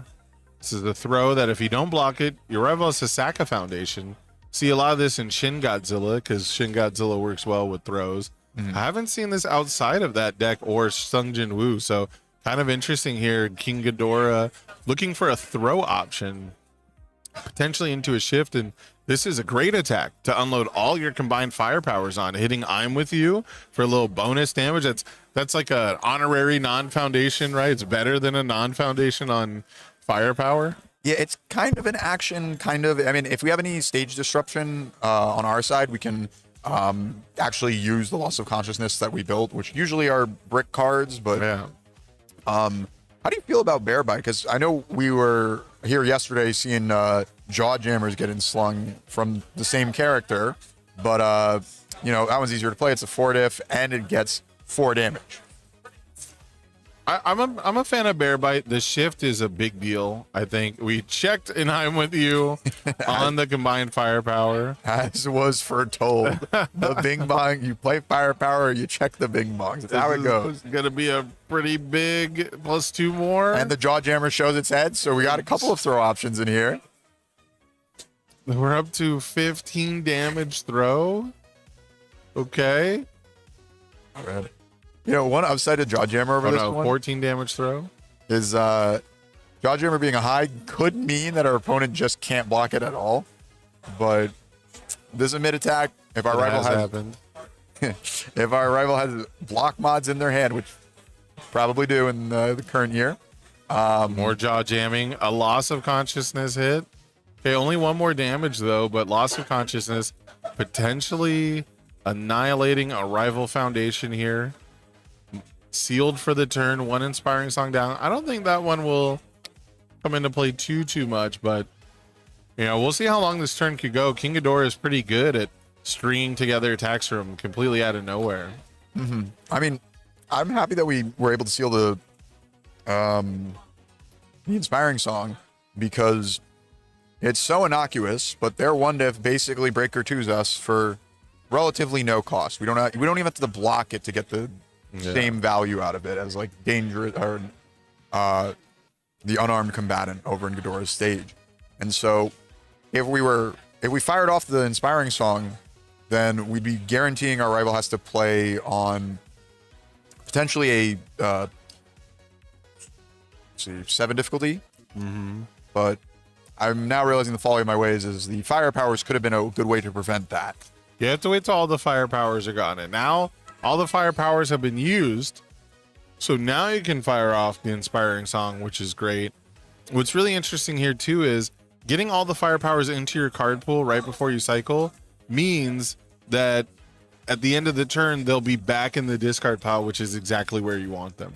Yeah, you don't potentially cycle them away. Yeah, really heads up play. I remember when firepower was more prevalent in the metagame, that was something that, you know, it really kind of separates the the beginning firepowerers from the expert firepowerers. It really separated the combined from the firepowers. I like that one. And so, not a lot of damage on no damage on this one. Unfortunately, this could have been one of the biggest bear bites of all time. I don't know if I've ever seen one that's 15 damage. This might actually be the biggest one of all time. Now we see the inspiring song coming down. Yeah, and so our rival's Ghidorah's gonna have to play on essentially +2 progressive for their next attack, but at least it won't carry over if they want to play a third attack or however they want to build their stage up. And then a build one. All right. So big show.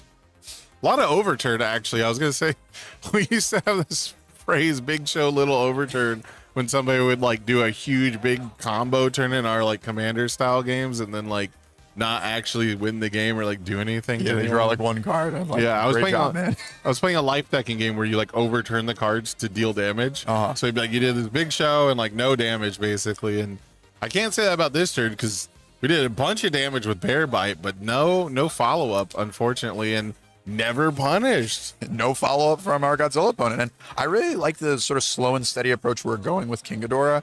Obviously, this new iteration of him is much more aggressive than the first King Ghidorah we saw. But if you know you have a bunch of throws in your deck, then you can slowly whittle your opponent down with them. And if you're relying on your completely ready stage and your head counters, it's going to be pretty difficult for your rival to actually kill you on the following turn. And if they dare try, they're going to put themselves in a worse spot and die on the crackback. Yeah. Can I tell you something that really gets my grits? What do you got for me? When you've got like a character has a really solid defensive ability or they're a really good aggro character in general, people will still put like really good defensive pieces in the deck, right? Like we've seen it with younger Toguro. We've seen it with Smiling Titan. It's almost always death characters too, which is weird. Death and evil. Yeah, very interesting. Yeah. You might be making some good death cards. You know, invincible body, weapon clash, defense all the way, right? Like stuff like that. Yeah. And then they'll play the game, and on offense, they will always overcommit. They'll swing every attack possible. They'll believe every check is a 5, and they'll commit all those really good, nice defensive cards. And it's like, your deck doesn't have to be as purely aggressive as you play it, you know, and they know this because they're putting Weapon Clash and Invincible Body in their decks. And so I think what our King Ghidorah players, I'm terrified of pronouncing their name wrong. Like, I'll just be honest. Okay. I don't want to call them by the wrong name because it looks like a really cool name. But our King Ghidorah player, you know, they have done such a good job of just not taking like any external risk. I don't know if it's because their deck is just not handing them attacks, but they're not going out of their way to commit the Invincible Bodies, commit the charismatic approaches. You know, they're not really forcing it. And typically Ghidorah's got a lot of cycles, so you know it's usually not too difficult to find long strings. And I think we're finally going to see one here. Yeah, and Acidic Sludge, first move of the turn, perfect for setting that up. We even removed an attack. Like, our hand has to be cranked. Yeah, I mean, you got to remove the worst one in your hand. And a 5 diff makes complete sense. It's going to be more difficult to play than the 4 diffs that we've seen come through. And I didn't get to see what the Sludge stacked on top of our deck, but we did spend the momentum on it. So presumably the 2 cards we stacked on top of our deck with its Blitz was an attack that we could draw. I believe it was a Jawjammer. Our Kingdom of a Jawjammer, and they can't fail it because they checked the 5. Yep, it's all coming up Ghidorah this game. Now you get to see your Jawjammer in complete action here. We've been waiting for the platonic Jawjammer ideal. Actually pass the check, destroy a face down foundation as the designers intended. If only it could have been a face down I'm with you, it would have been peak. Oh man, that would have been fantastic. Just huge throw damage. And then for the we drew a Jawjammer raw off the top. Oh, it's happening. We're absolutely gaming. This is King Gamera. Do you think 3-headed gamer on a 4? That's fine. We can fail that. We don't even have to pass that. Yeah. Okay, we're gonna pass it. It's fine. We don't have to pass it, but we can. Oh my God! Okay, oh, the +4. We okay, we passed it. Yeah, we it was the right play. We needed to pass it. They're so much smarter than me. They're so correct. Oh They're man, so much smarter than me, Dean. Holy moly! Oh, and then here's another firepower. Oh, and we used an inspiring song on Mario's side, I think. It's the Mill 3. Yeah, on a 4, check the 4. Unfortunate that we're still gonna get. Oh, we got bonus damage at the end. +1 from the attack, +2 from the I'm with you. Oh no! I mean, this is obviously gonna get blocked, but man, this is just massive numbers. Still gonna take half from this though. 9 damage. We might hold up. We might make this lethal even on a partial. Yeah, this could just be game. So we're at 6, 12. We need to get to what? 21 damage, and it's currently at 18. Yeah. Oh my goodness. If we hit +3 damage here, it's just game. Because I mean, what Throw Hate does? I guess you could have Will Steel mainboarded, but that would be an insane call out. Yeah, I mean, we are seeing a lot of throws in the format, but no way you're maining it, right? Like that's got to be a sideboard card. If it was Protector of Life, I could believe it. If it was Dimensional Sphere, I might even believe it, but not in a Godzilla deck. You know, maybe. Oh, and we only hit one non-foundation there, giving 1 extra damage to it. So can we get any damage from our backup? That's the minus damage backup, right? Yeah, Bear Bite is defensive. Oh, we had the 4 because we knew we were gonna cycle. We held them all. King Gamera. We checked the 6, of course we do. 1, 2. We got the damage there. 2 damage. I think it's enough. I think 2 is enough. Nice. Okay, so 17, 20. It's at 21 damage. That's 11 on a partial. Okay, so Sam. So if we don't have Throw Hate, that has to be block plus deflect. Yeah, that's the only option we have here, right? And I mean, if we have a Referee on top of Mario's discard pile, and you think you would have used it at this point, right? I guess if you knew all the firepowers were there, but yeah, I don't want to play that much chicken. Yeah. I think they're discussing just how much damage is actually getting taken. Yeah, he's just gonna scoop it up. Yeah. That was absolutely insane. We didn't even need the second Jawjammer. We had the insurance, and we had enough resources that if we play it on a 7 and check a 3, we still can do it. That was a perfectly executed King Ghidorah turn. I mean, you don't draw it up better than that. Yeah, and all 4 firepower into the very next turn. All 4 firepower even after you cycle, because we had them all in our card pool. We even talked about it. I can't believe we forgot that they were all still there, banked, ready to go. Yeah, super heads up play. Like seeing essentially how they were going to win this game. They were going to rely on their throws to just make the job as easy as possible. And they knew that the fire powers were going to be pivotal to getting that to happen. So really, really great play. Rescue the fire powers from the discard pile. We don't necessarily need the damage here. What we need is we need all 4 fire powers together in our discard pile for the next turn into a attack string where we tutored our kill condition, right? We spent the momentum to add the jaw jammer to the top, draw it, put all the fire powers, get to exact lethal, even through the block. Insane, incredible plays. Yeah, it is fantastic. And my little my quip real quick is at the start of this round, I accidentally said we have Hedora on stream. Yes. And as we know, Hedora, a bit of a fan of the throws. But a little Freudian slip. Yeah. So King Hedora, Smog Monster. And this Ghidorah deck is playing what sounds like your Hedora idea of start playing some really good ones. Yeah, that's true. Just play some like pretty good moves that help you play throws. Yeah, Acidic Sludge. It's cool if they block it, man. Yeah. It's fine. And you just need to be playing something other than like a blank 5-diff 3 mid 5 throw with a +3 block. Just give me something a little spicier than Levi's back toss or whatever. Yeah. I mean, I really love seeing the Acidic Sludge finally get used in. We might have seen another Ghidorah use it, but it is essentially another throw. If you can, so that your first throw will get you a momentum, and then the Sludge can just go find that exact same move back for you. But it is not only a throw over the course of a game. Your Sludge could be, if your opponent says you can't kill me, you can tutor attacks that will get there, like your battle auras. If you need to find more attacks, you can find World's Weakest. Stack your checks so you don't get hit as hard by breakers. So it is, Acidic Sludge essentially is a throw if you want it to be, but it's so much more versatile than that. You know what I used? You know what the last time I used Acidic Sludge for?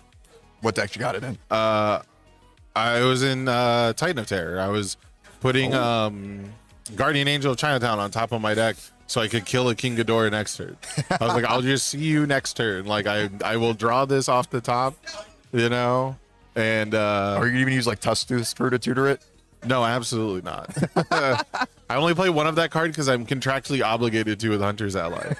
No, I stacked a 5 or a 6 on top first, and I played Battle Aura, and I drew the Chinatown off the Battle Aura. Oh, fantastic. Yeah. I mean, we're still like, saucing them up this turn, but I'm telling them next turn you're for sure dead. I'm telling you better use some counters now on this Battle Aura release.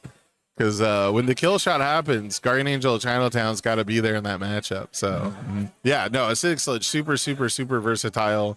It does come with the caveat a lot of times, that you gotta have the preparation. You gotta have the momentum built up. There are some really good ways to get momentum on its symbols, though. So, not the hardest thing to ramp into.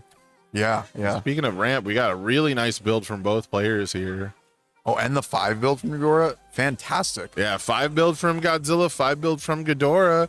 No one's got excuses now. We're gonna see a great game too. Yeah, and I'm curious if Mario's gonna. Don't say it. No, don't let him. Don't once per game here, please. No. Well, we are there, but seeing some of the cards in his hand reflect. I think we're gonna start slinging some moves, trying to get some pressure going. There we go. Get that LC destructive heat ray. Nice. And then before we get too far away from it, the card below the split body control that we just checked is a Guardian of Chinatown. So either that was in the main board or we chose to side them in. But we have access to that tool in our deck list. Yes. So if we can get momentum this turn, either with our moves hitting or if we build a finally free later in the turn, our Queen of the Monsters will tutor that and it'll make it much easier. We got the Syndicate target block on deck. Normally I don't block the 3 damage heat rays that aren't going to ready something, but when you got the +0 block, like right there, And they're 6 damage here, Sam. No. Oh, that's true. They are 6. You're right. This is not 3 damage heat ray. This is we got some meat on our bones with this one. You're not wrong. Blocking a 6 damage one feels much better. And I love Mario plays the second one, and he very quickly decides I need to hit that Battle for Dominance. Don't want to give Ghidorah a chance to look at 2 new cards. the draw from Battle for Dominance gives us 1, and then we can use Ghidorah's filter. Did we check a 6 on this? We did, yes. My goodness. It was the, I believe, alt art finally free from the one that you can get here, the Rebel Frontier. I only have one qualm about this turn. We could have flipped split body control to flip their split body control, and that would have just been like the greatest message you can send, right? Like I am the one who splits the bodies. I am the one in control. Yeah, exactly. That would have been really sending a message turn 2 that, this is my body. I control splitting it. And another attack, we have Dust Attack on, I believe it was a 7. We didn't have any way to cheat momentum. But 5, 6, 7. Oh, did we Inspiring Song to give +1 to our check? I believe so at some point. Yeah. So now using Godzilla we blitz to get our Roman Cancel token, and then using Godzilla's Enhance to make our next attack easier to play. Our Ghidorah opponent doesn't have any cards in hand. They do still have the head counters, so probably not going to see any dead Ghidorahs this turn, but making them use it is still really valuable. All right, down to 19. No, down to 20. We're going to have to start using them pretty soon, though. Yeah, I'm honestly surprised we didn't use it on the Dust Attack, and we were fine with just taking the full, I believe it was 9 damage. Yeah. Well, if the Dust Attack dealt damage, it should not count towards progressive, right? So it's on 7. And you know what's had +2. We shouldn't have had to commit anything for this. Yeah, so 1, 2, 7. Yeah, because we had +2 from Godzilla, right? Yeah, we did. And then, I'm wondering, so our Ghidorah player opted not to use the head counter.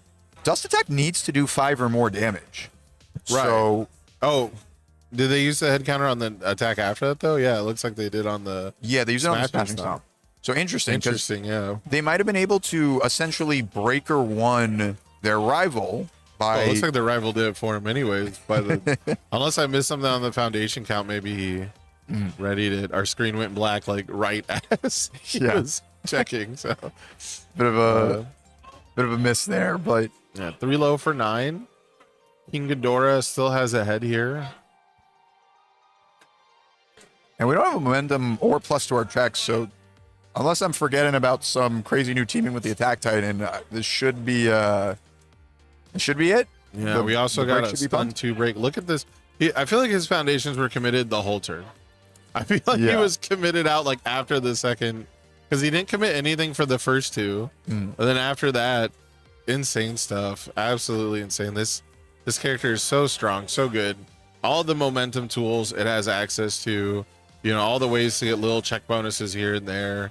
I mean, absolutely incredible stuff. But if there's any character that can just accidentally deal 34 damage right now, it's, Mikasa, the 5-hander, but also King Ghidorah. There's actually quite a bit of characters I think that can kill guys. Yeah, there's quite a few that can do it. But we did not gotta have a pretty good hand to get there. Yeah, we did not draw the grip, so we opted to go for a defensive build, and one of the ones we built was our Syndicate target, which that one doesn't have any text, and it's a 0 low block, so... Yeah, that's not going to feel very good. Yeah. And I think we built... I was going to say, I think we built, like... Invincible Body, a Dark Ward, and Syndicate. I was going to say, we built, like, the only foundation that's really good here, though, is Invincible Body, and then I saw the Scanlan's hand get drawn. And I was thinking to myself, would you Scanlan's hand the Invincible Body or the Ghidorah? It's probably the Invincible Body, because the Ghidorah, you still are hitting them, right? Yeah, like you'll hit them to 5, 3. and then, because they're at 8, so they'll go to 5. And then I think the math is that if they half block anything at that point, they would die. Oh. Well, we had we had Queen of the Monsters with the momentum, so now we can solve the King Ghidorah response anyways. Yeah, I guess Guardian Angel works on both of them because they both say reduce, but Ghidorah's going to cycle away an item menu. Maybe we'll get a nice juicy high block. Oh, that's really interesting. So Guardian does say You can't use either of those abilities on that Correct. attack. Yeah, it answers both. Yeah. So like Scanlan's hand answers both, and Guardian answers both. So we saved the momentum by doing it this way instead of the other way around, basically. Yeah. Yeah. So keep giving our check bonuses. Ooh, not good. Not a good partial. Unfortunate. After such perfect play in the first game, it's looking like our King Ghidorah player's deck is just not handing them what they need. A partial block here to go down to 3, give +3 damage to the rival's next attack is not going to feel very good. Yeah, and I feel like this kind of compounded from them choosing not to use Ghidorah last turn. Like they could have used the head counter. We even talked about you got to use it before the Guardian Angel comes out. And Queen of the Monsters means that Guardian Angel can come out of nowhere. Yeah. Even when the rival doesn't have a Guardian Angel, they can have it that turn, Yeah, and I think we effectively could have saved even more health because I'm pretty sure that the breaker that could have existed because Dust Attack would have counted toward progressive would have meant they couldn't play the Earth Breaker at the end of the string. And so... Oh, we got a +1 high block now. Our deck giving us something that we'd really like. There's a world... I'm pretty sure Godzilla still has +2 to their check. And we're gonna clear and draw with the Roman cancel. I was gonna say there's a world where if we check running 3s, Ghidorah could maybe get out of this if they block one more move. But I don't even know if that's possible now. And you know what? It is possible if they don't have any more, Sam. So... Well, perfect play is often rewarded. It's true. And, half block it so you live and full block the one that kills you. I would have done exactly the same thing. I just need 3 health and a dream. So we are at that world where, there's a stranded Ghidorah counter, which is kind of funny to think about, but it might not matter. We still have to deal 34. This is still about as up the hill as it gets, right? We're still at the very bottom of the hill. But a wise man once said, one must imagine Sisyphus happy. So we got to start the boulder pushing with a pretty good one. Battle Aura release. Boulder Aura release here. I think we would probably lift some boulders. I think that's what he's about. Got to get Genbu in here. Oh, yeah. Going back. Boulder Barrage Genbu. But, starting off with a solid one, giving us an extra card to filter our hand, get more options to filter with Ghidorah. Is going to be a really big one. Could tell us some information if we... So we've given it speed with Ghidorah, but, if we give it more damage, then we could see if our rival has a high block. And if they chose to take 8 on the chin, maybe it would be like, oh, maybe we can get some more damage in. But, 6 high for 6, still super serviceable. Our Mario choosing not to block it makes sense. Don't want to overcommit for it. You can afford to take 6. Okay, we're extending pretty far here, but I like Not Now I'm Gaming in this matchup. Getting rid of a check bonus, Godzilla plays an attack, it wears the bonus, you bounce it back to their hand, could come into play, but that would require a lot of defense beforehand, because at only 3 health, you got to survive long into a chain before Not Now I'm Gaming can really save you. Yeah, I don't love Not Now I'm Gaming's cost of essentially you're checking against an 8. It can make it kind of difficult to defend. You're essentially committing 3 a lot of the time. Yeah, but we do have a pretty wide stage, which is really nice about it. And here comes Queen of the Monsters, spending the momentum again. So not really going to get the check bonus here, but we are going to get to build a foundation and draw an additional card. Yeah, and having the alt art Queen of the Monsters shown off is pretty good. This is as wheel spinning as it gets. We are getting a fearsome transformation with no momentum out. Yeah, I think we're signaling we do not have the gas. That's the sign it's showing. It's certainly giving brick. It's giving brick for sure. We do still have the Guardian Angel. Remove a low block? Maybe we don't have a high block, Sam? It was a struggle last turn. you definitely want to use all the cards in your hand before you Botan. Using the Botan, I don't think we have a high block, Sam. Okay. Discard the firepower. Not scooping. Yep. Found the high block. I mean, at this point, I would rip off the. Oh, I guess you can't even do that. It's the first. Yeah, I was gonna say you rip off the invincible eye just to see if your rival even remembers to tries the guardian angel. Yeah, but no. Unfortunate. Our kingdom, our throws, 2-3 mid blocks in our hand is not gonna save us when we're at 3 against the high attack. Oh man. We are gonna be going to game 3, but the good news, if you're a King Ghidorah fan in this matchup, it wasn't super easy for Godzilla, right? This was not a walk in the park. I mean, Mario had about as good of a turn 2 as you can on this symbol. You know, destructive heat ray, flipping relevant things, stacking the power tokens, even to a point where I think if we had put our tokens in different spots, and allocate them to different attacks, there was a world where maybe we kind of accidentally into lethal, but so difficult to spot that. And you know, Ghidorah ripping a +1 high block off the top of the deck, you know, not something that they were really planning for. At that point, they were trying to play around partial blocks and stuff like that. But yeah, not a walk in the park for King of the Monsters. So even in a match that felt pretty one-sided, once Ghidorah was you know, losing heads below 20 health, never really got an attack turn going, right? Didn't even deal damage until that very last turn there. You know, I think you can be pretty confident going into game 3 going first. 100%. And I really want to focus on, like, I think just a complete, like, huge pivotal decision from our Ghidorah player on that second turn of the game. Not only did choosing not to use that head mean we literally took more damage. Right. It meant that they got to play another move because of how Dust Attack interacts with getting set to 3 damage.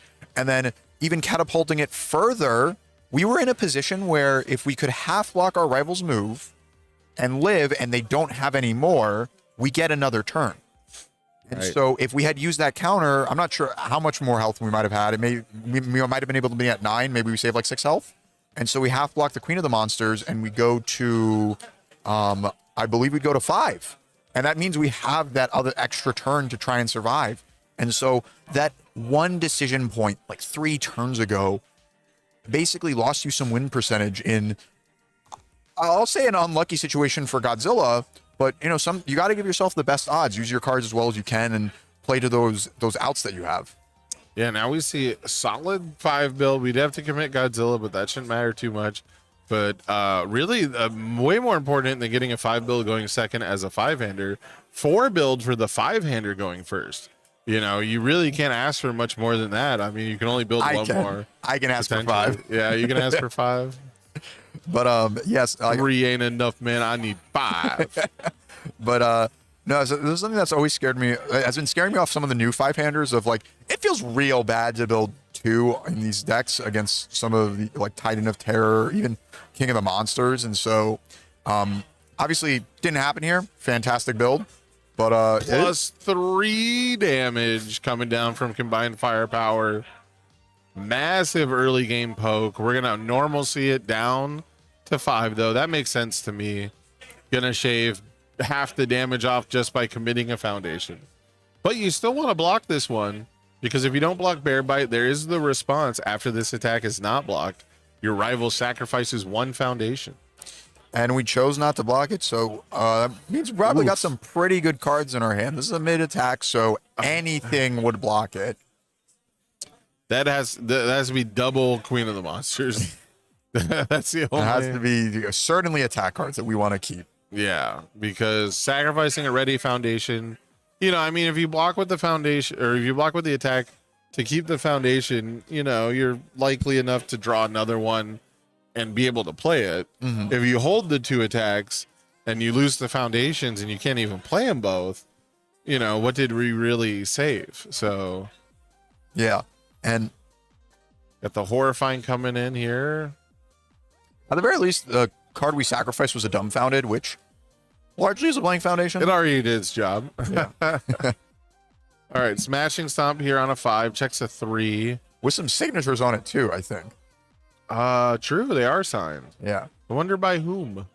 Yeah, I know. Probably, I guess, Godzilla's voice actor. Guy who went strong. I mean, it could have been the artist at Worlds. I know. Yeah. Yeah, right after round 3 ended, I was walking around. I met Mario for the first time, and he was asking for some signatures for his Worlds mat. So, he asked me to sign something earlier. I thought I already signed his mat, but I guess he's got multiple stuff. I don't know. yeah, keep getting more and more signatures. You get more powerful that way. Call him the collector. I mean, we haven't even mentioned he's got the slabbed graded Godzilla movie poster 9.5 near mint. $8,000 car. I don't know what it would actually go for. It's probably got no listings, but it is a very, very cool collectible, and really shows like we really like King of the Monsters. We are a big fan of this guy. However, our King Ghidorah opponent just seems particularly blessed in this matchup. We ended up horrifying them into a low block. So now we're going to see, we get to rip a card off the top with Botons. We're looking for a low block, so that way Earthbreaker doesn't make us destroy a foundation. Lots of incidental, weird destruction effects in this one. If you don't block, sack one, and now if it deals, you get to snipe one that got stunned. And unfortunately, the Ghidorah head's going to get used. We're going to take 3 damage, and we're going to lose a foundation on our side as Ghidorah as well. So very back and forth so far. Very tit for tat, both in damage dealt and in foundations destroyed. Well, yeah. When Ghidorah said, I have to destroy a foundation, I took that personally. Yeah. So. It's the laws of old. An eye for an eye, a foundation for a foundation. Yes. A sacrifice for a sacrifice. Oh, man. I'm really happy for, we get to see Frightening Calm. Okay, well, maybe later we'll see Frightening Calm used from Ghidorah. Because that card's incredibly powerful, especially if we're playing on these smaller stages. Can I just say, once again, I really, really enjoy that our King Ghidorah player is not just full sending it every turn. They're not seeing one orange card and thinking, well, I could just continue to chain draw attacks, and playing at a much more reserved pace. And it's tough to do that. It's scary to do that. It could very well end up backfiring right now.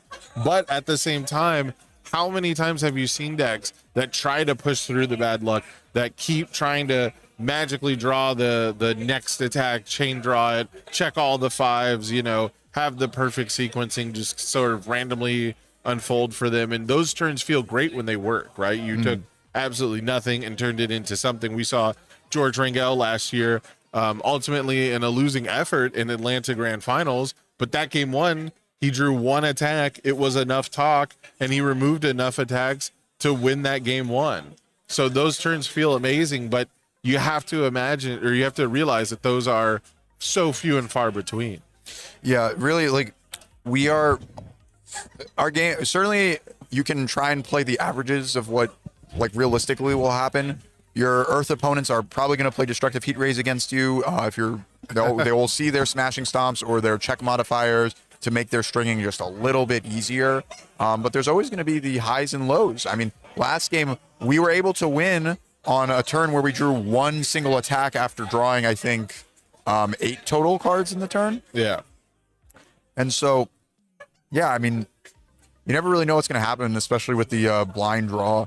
With Ghidorah, too, you're actually playing on progressive with your moves, so there is the real cost of making it harder to build out your more impactful foundations. You might check 3s, stun yourself out, make it harder to block.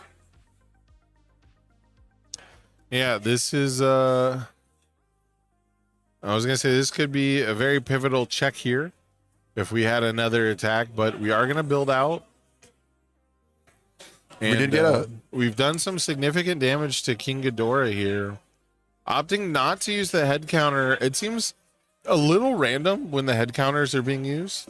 I can't quite discern the exact reason between doing or not doing. I do think as we get further into this match that just go ahead and rip them off. If you're not going to block, they're all roughly 9 to 10 damage. This isn't a walk the dog deck. We haven't seen a powerful 3 move that's going to be way more damage than all the others. We haven't seen a channel energy they're all swinging for about the same damage, and that's the strength of King of the Monsters typically anyways. And the longer you wait to use the King Ghidorah heads, the more likely a Guardian Angel of Chinatown will show up and completely ruin your opportunity to do so anyways. Yeah, I mean, I think it kind of makes a little sense to not use it on the Destructive Heat Ray as the second move of the turn. Because oh, was it? Well, it's for 6. I don't know. Yeah, and we might have pumped some power tokens into it. But that one is the smallest. All the other ones have a higher printed base damage. Well, it ended up dealing 9, so they're all swinging for 9, Dean. Yeah. I'm trying to like kind of walk through the reasoning. Yeah, we of started out, well, it's a 3 damage move, but then we remembered it's King of the Monsters, and then we put the power tokens on it. Ended up being the biggest move we've thrown yet, you know? So, if it was just 3 damage, obviously you wouldn't spend a Ghidorah counter on it. Maybe we would have sent a message. Let him know. Let him know. I did want to highlight, we did actually use Dark Ward last turn on the responsive Destructive Heat Ray, which I really like that about Dark Ward. It effectively functions as a bit of a flip breaker 1 to your rival. Stun 1. Yeah. And speaking of weird stun effects, we're going to destroy a rival foundation, but they're going to get 2 face downs, but they come in committed. So not effective for us yet, but that moment of normalcy, absolutely out of here. No more reset for you. Good. Godzilla does have 3 momentum though, so blocking attacks is not going to be very difficult when Mario wants to use that momentum. But we've shown already that it's pretty hard pressed to get him to give up an attack. I'd rather die than block with this card. I needed to kill you. I'll save it for next game. I'm really happy to see 80% power also show its head. With rotation, we've definitely lost some options, and with 80% power, like with rotation now, more people are looking toward cards like 80% power, which pretty good stage interaction. It's a really well statted 5 diff if your rival's at the I think it's 6 foundations. Yeah, it's hard to value breaker 1 on it too, but it has breaker 1. Yeah, and you know, oh no. We've seen this before with the Jaw Jammer. Yeah, checking a 3 on the Jaw Jammer. We were pushing though. We've got Godzilla King of the Monsters down to 14. This one's gonna be pretty big as far as 4 difficulty moves go. Oh, we removed it. I thought we were discard it and like shortcutted, but we just removed loss of consciousness. So it's gonna get another 3 damage. It's gonna go up to 11. That means even if Mario blocks, he'll take 6.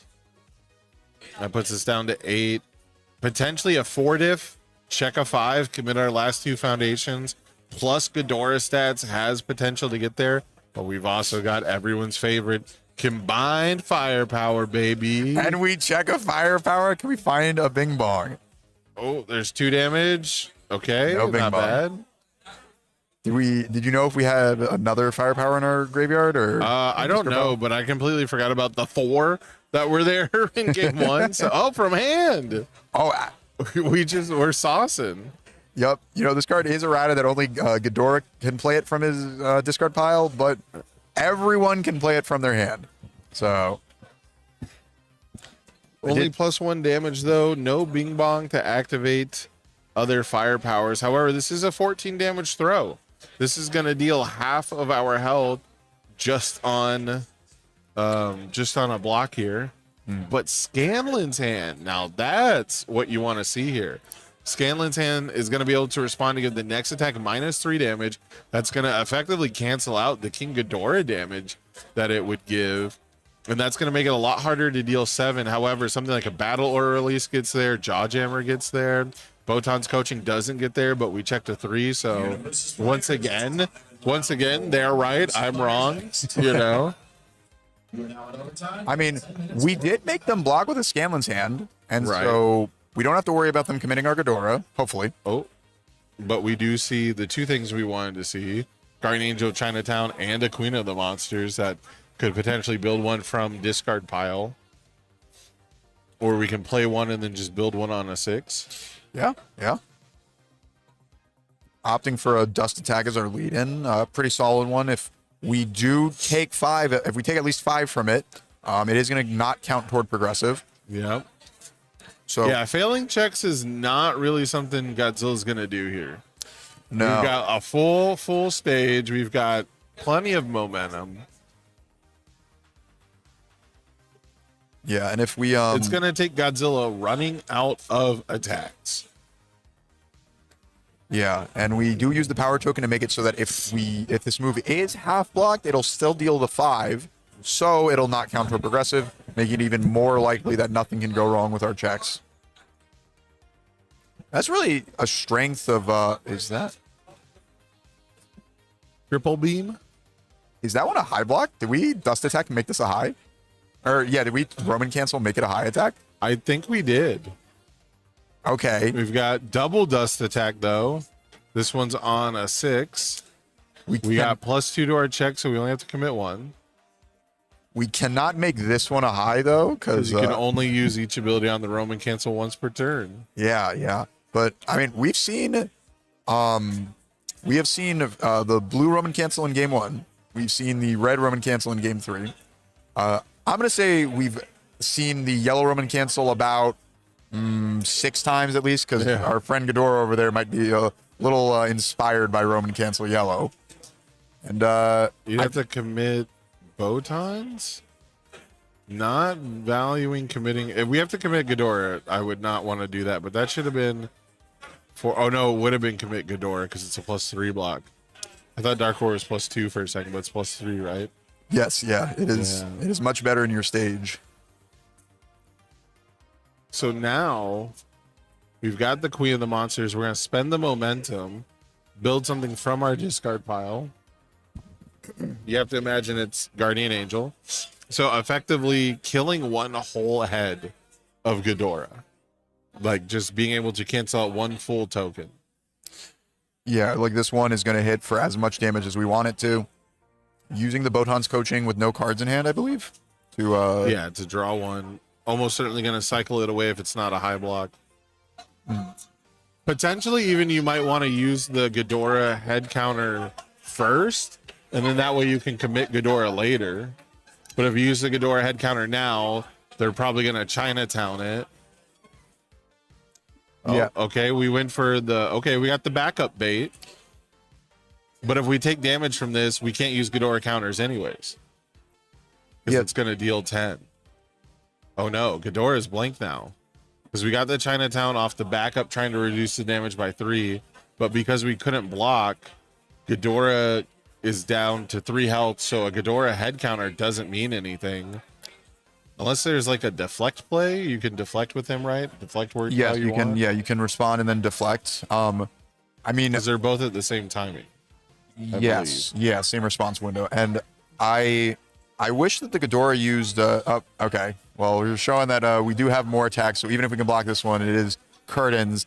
I kind of wish that the Ghidorah used the Ghidorah response on damage step, bait the Chinatown, and then on this next move, we can still use the Bear Bite to give -3 damage. Yeah, something like that. It's tough. I don't think there was any way that we were surviving Godzilla with 4 momentum, 5 momentum, 6 momentum, plus 10 foundations as the turn went on. I mean, we even tried to sauce it up with the zone change of dust attack to high, but Ghidorah was ready for that and blocked that one. So your winner is going to be Godzilla, King of the Monsters. And I got to say, man, I mean, that game 1 was just played so perfectly. It was played so well, and even game 3 really felt like it was going Ghidorah's way, but you know, just not having the right hands at the right time, overcommitting just a little bit. These jaw jammers, man, you gotta check a 5 on the jaw jammer. Yeah. We gotta be playing them earlier. Play them on a 5, not on a 6. That's the rule for the rest of the tournament. And something great about playing them early, your rival blocks them, and now your moves with actual speed on them, 4 speed, are now 5 to block. Correct. And the jaw jammer at the end of the string is always going to be easily blockable. So, but that's going to do it for round 4. If you're a Ghidorah fan, I'm sorry, but if you're a King of the Monsters fan, he's going to keep on trucking. And it's going to be really interesting to see by the end of Swiss today which decks are going to be in Top Cut tomorrow and which decks were pretenders from today. Yeah. See who the real King of the Monsters is, I would say. Yeah, well, don't go anywhere, guys. We're going to have more UniVersus action for you real soon.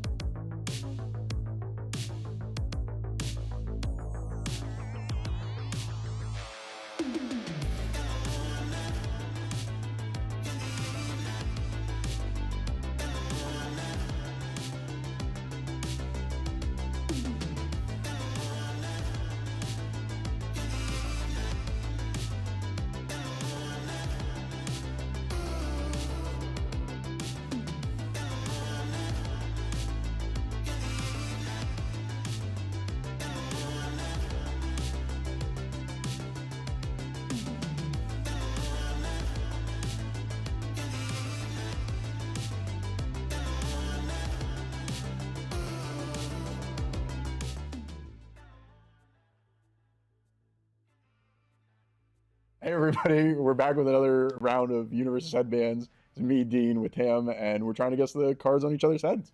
I'll be starting us off. Is my character a protagonist? Absolutely not. Okay. Far from it. Okay. Villainous, in fact. Okay, evil, great, perfect for me. If I invited my character out to a dinner, would they be polite or would they trash it? Very polite. Very polite. Yeah. Pinkies up. Yes. Yeah, probably. Pinkies up. Yeah. Okay. Are they from an anime? Yes. Okay. There's a down. All right. At this dinner, if my character had a salad in front of them, would they eat with the correct fork or would they just like mix forks however they want? I think they would eat with the correct fork. Eat with the correct fork. I think they know. Okay. Do they fight titans? No. No. Okay.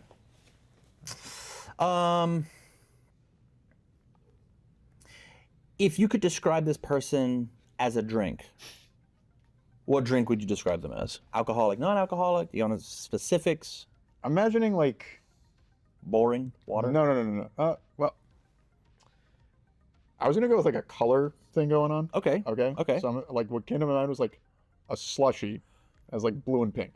A blue and pink slushy. Yeah, I think there's like another layer to it being a slushy, but like don't read into it. Don't read into it. I'm reading as far into it as I can. Okay. I bet your character would like slushies.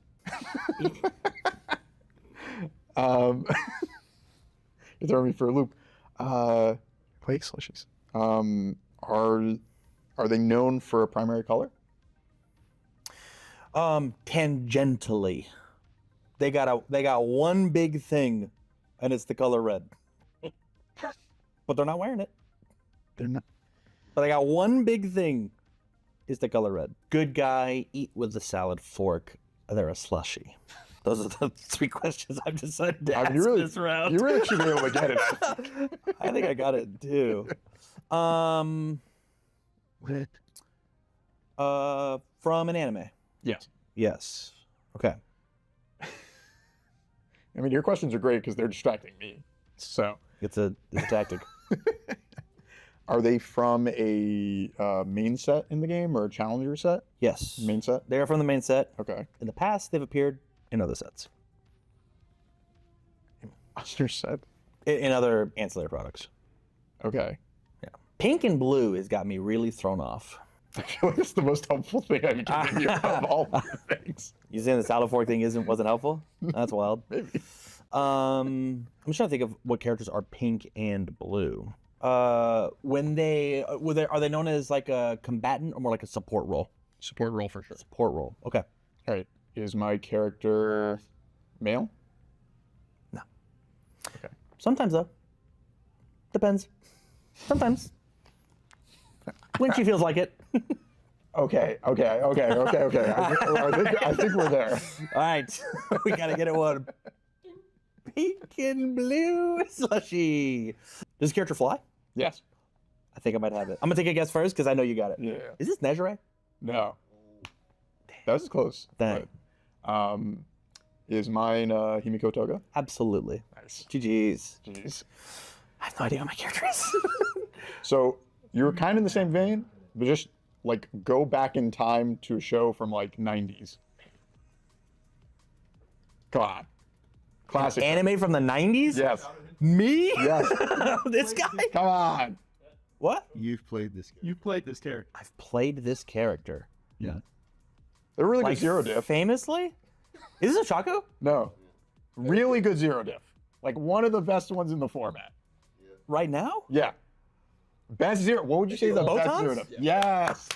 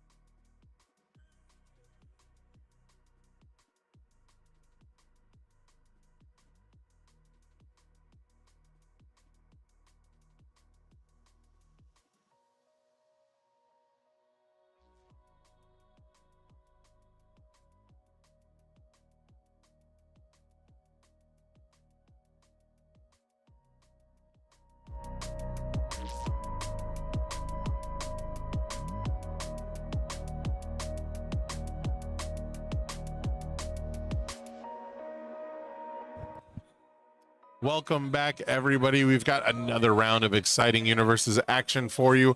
We're going into our round 6, I believe. Round 6, right? I think round that's 5. Round 5. Round 5. Sorry.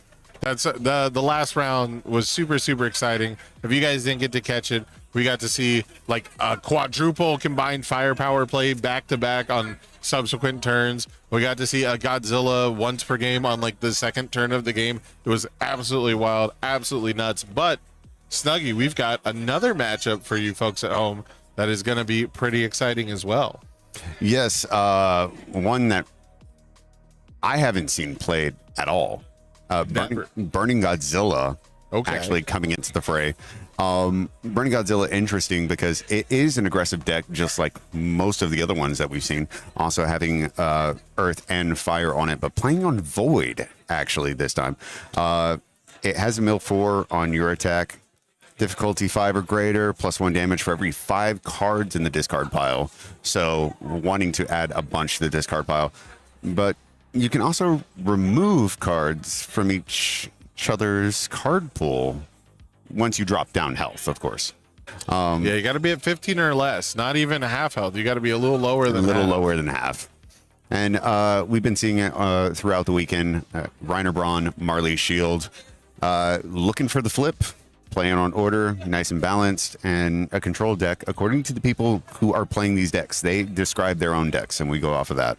Yeah, and the inevitability of Burning Godzilla, you know, there's no deck size limit in UniVersus. So this could be a 200 card deck that at some point is adding, you know, plus 15 damage to moves based on, moves that are difficulty 5 or greater based on how big the discard pile is. So definitely going to be interesting if we get into the super late game. But that's really kind of where Armored Titan Finale thrives, because even if you have a really big stage, the ability to target commit rival foundations every time an attack is played is super good defensively. It can slow your rival down. It sets up your backswing. You can also flip foundations that might be tenacious. So just a ton of control. The longer the game goes, the more likely you are to get the flip off anyways, right? So it'll be very interesting to see. Burning Godzilla, typically a very aggressive City Rampage style deck, but you do want to see your discard pile get bigger. So typically that requires a later game than like King of the Monsters. And something important to note is you said that there's no limit to the deck size that you have within UniVersus, but that is within some limitation, right? You have to be able to shuffle your deck without it's a common sense rule. I don't know if that's actually that should be in the floor rules by now. Yeah, I think it is, but it might not be. It's like if you need to like grab a ruler or something to help square it up. Yeah, if you have to have 2 people carry your deck, it's definitely not legal, right? I mean, unless you just roll like that and, have an entourage. I mean, I still think you have to sign up individual decks. I don't think 2 people can pilot one. Yeah, that's true. That'd be an interesting format, though. And we do see one of the promo arts for Burning Godzilla. I think that came from TCG Player. That sounds about right, because Burning Godzilla was out before the set. There was like the promo you could get. It was a promo that you could get if you were like on the newsletter or something like that. And spent a bunch of money at TCG Player. Yeah, something like that. I'm not 100% sure. I have not seen it in person, so it's really cool to see here. Very cool card. Very cool effects on Burning Godzilla. And yeah, I haven't seen too much of Burning Godzilla, and I'm a little bit surprised, if only because people usually do like to have like a wacky idea of just how big can I make the number, and to have potentially no limit on that number for Burning Godzilla is very enticing. We also are seeing this is like a fully blinged out deck. So far every foundation is foil except the backup that can't be. And well, fighter jets can be based on local packs. Oh, okay. We just haven't hit that one in the local pack, I guess. But hey, it's fine. I can go hit up Josh later and see if he wants to take one of mine. Yeah, we've got Reiner here, though, going into turn 2, having 4 card types in stage, foundation, character, asset, backup. And we're going to get an extra hand size here. All we need by the end of this turn is a momentum. And then we can transform. We get to target flip a rival foundation, and we'll activate that very powerful Armored Titan Finale side that targets down rival foundations And- every time an attack gets played. And like we've said many times before, speeding into the transformation for Rhinobraun Marley's shield is something that everybody desires to do. Yeah. I did think I saw a combined firepower in Burning Godzilla's discard pile. No, it would help you fill up that discard pile pretty quick. We do have the tension attack here, except we canceled it. I believe it's Code edits. no, it should be the Guilty Gear 1 diff that just says cancel an ability that adds a foundation to, maybe it was code edits. I think it was code edits. It's code edits, yeah. Because we played the 3 diff first, right? Yeah. Okay. It was a little too foil, and the Just- other just the foundation light, went the above light it, yeah. hitting it a certain way. It was Yeah, I didn't get to see it when it was built. So, but yeah, now we're trying to get a momentum again. But Radiant Visage is going to come in. Radiant Visage, one of the promos as well. All Was that Radiant Visage? I guess he didn't. Yeah, Radiant Oh, Visage. he canceled it with Team Dr. Ichigaki. Yes, So we got another momentum. double cancel. We Radiant Visage, but we canceled the Ishigaki. Now we're in the Crystal formation because now we need another card type in our stage again. Going to pick up one of the power tokens. And code edits on screen. It cancels the Blitz ability. Yeah, which tension, of course, is a blitz. Yes.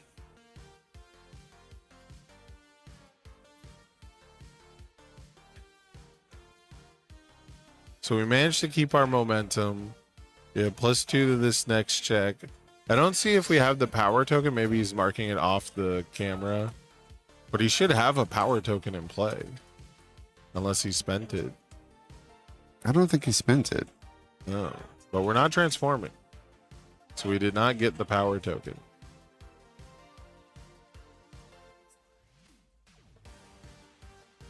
Interesting. Like Crystal Formation is like mostly in this deck to get the power token. To get the right? power token, yeah. I mean, you would think so.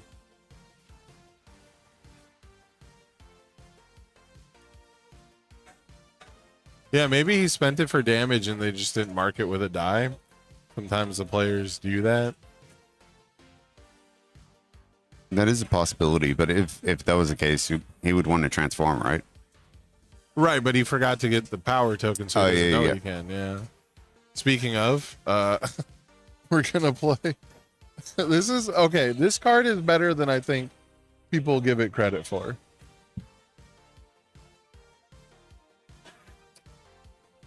And Burning Fury? Yes, Burning Fury. Yep. It's a 6 difficulty, 3 mid for 7, mill 8. You get 1 speed for each attack in your discard pile. I believe it's max 5. Yeah, max 5. So realistically, you're trying to make a 6 difficulty, 8 mid for 7, which doesn't sound super great. And, you know, the fact that there is a condition to it, and it might not always be an 8 mid for 7, doesn't sound super appealing. However, we are going to get to play like every mill trigger possible with a card like this. Yeah, also, hostile introduction being one of those, just burning them for 1 damage just because it's getting milled. Yep, just because we added it to the discard pile. Now we've got the Jaeger's Takeover. Yes, Jaeger's Takeover. Yep, when you mill it, you get +2 damage. And I believe you get to add a backup from your discard pile to your hand. So potentially like a fighter jets could be added to the hand here. I've never seen Jaeger's Takeover played either. So Don't think I have either. Fire attuned card. It does get removed when it is in the discard pile. yeah. Well, maybe it's the other effect that adds a backup to him. Maybe they're separate. No, No, it is both. it gets removed when it is in the discard pile once it is milled. Yeah. And then you can add 1 backup, 2 diff or less from discard to hand. All right, so we did get the +5 speed. We got the 2 damage from the Jaeger's follower. We're now counting groups of 5s. So I believe we get +4 damage. Yep. Burning Godzilla gives us 4. So this is 8 mid for 13. And I believe now we have 2 combined firepowers in our discard. Okay, which unfortunately we're not King Ghidorah, so we Yeah. can't do anything with those. Yeah. We can play them from hand, but we cannot play them from the discard pile. Yeah. Yeah, I'm trying to keep track so we know whether or not they're about to draw them. For everybody watching, just, and mainly just so I remember. They're hard to keep track of. Yeah. And playing or watching, it's still hard to keep track of. Inspiring song, potentially getting played. Yeah, you might want to get +1 to his check. All right, we're going to fighter jets away some of the speed. It's now a 6 mid for 13. A lot more manageable. It's going to inspiring song just in case. Doesn't want to commit out for this one. Showing his rival his whole hand. I think that was an accident. Yeah. Playing 4, 5, 6 Cardboard Crusaders.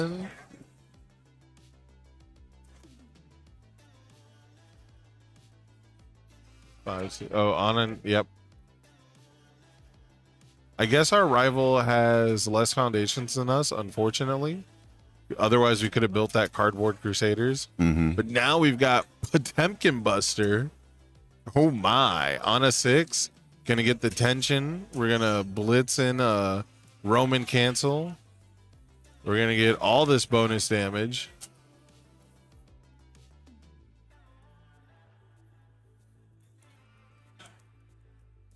We're now up to +5 damage from Burning Godzilla. If this attack is not completely blocked, it'll get another 6. This could potentially be a 17 damage Potemkin Buster if it goes completely unblocked, if you will. Completely unblocked, it being a throw, you're going to get some of the damage in there regardless, unless they have a way to mitigate. Well, I'm saying if it's unblocked. Yeah, unblocked. Completely unblocked. Yes. Which means they didn't partial. If they partial it, it'll get the 6 damage and then it'll be halved from 17. So I guess that would be 9 damage. 9 damage. And that's exactly what we're going to do. Inventor's Creation, checking 5. Okay. Inventor's Creation, when you play the card, you get to remove an attack from your discard pile, and you'll gain all the keyword abilities. Typically, on defense, on a block, you're just going to be getting Breaker. I think it was Monster vs. Machine, so getting Breaker. Breaker 2 is probably, -2 to the check being shown there. But 9 damage. Rough. It's going down to 20. Luckily for Ryan Kogod here, though, the rival is completely committed out. So with that -2 to the check, that means that we're almost certainly not going to be able to play another attack. I couldn't see how we'd pass one. So just some 1-diffs coming down here. Some pretty quality ones, though. Treasure Hunting, Knott's Flask. Knott's Flask.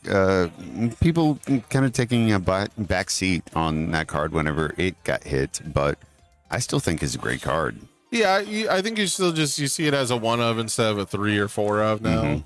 You know, it used to be entire stages would just be 4 Knott's Flask sitting there ready to dump out all the damage as soon as it's 4 Knott's Flask, mill 12. Yeah, not only that, mill 12, yep. Which for decks like this would be great. Right.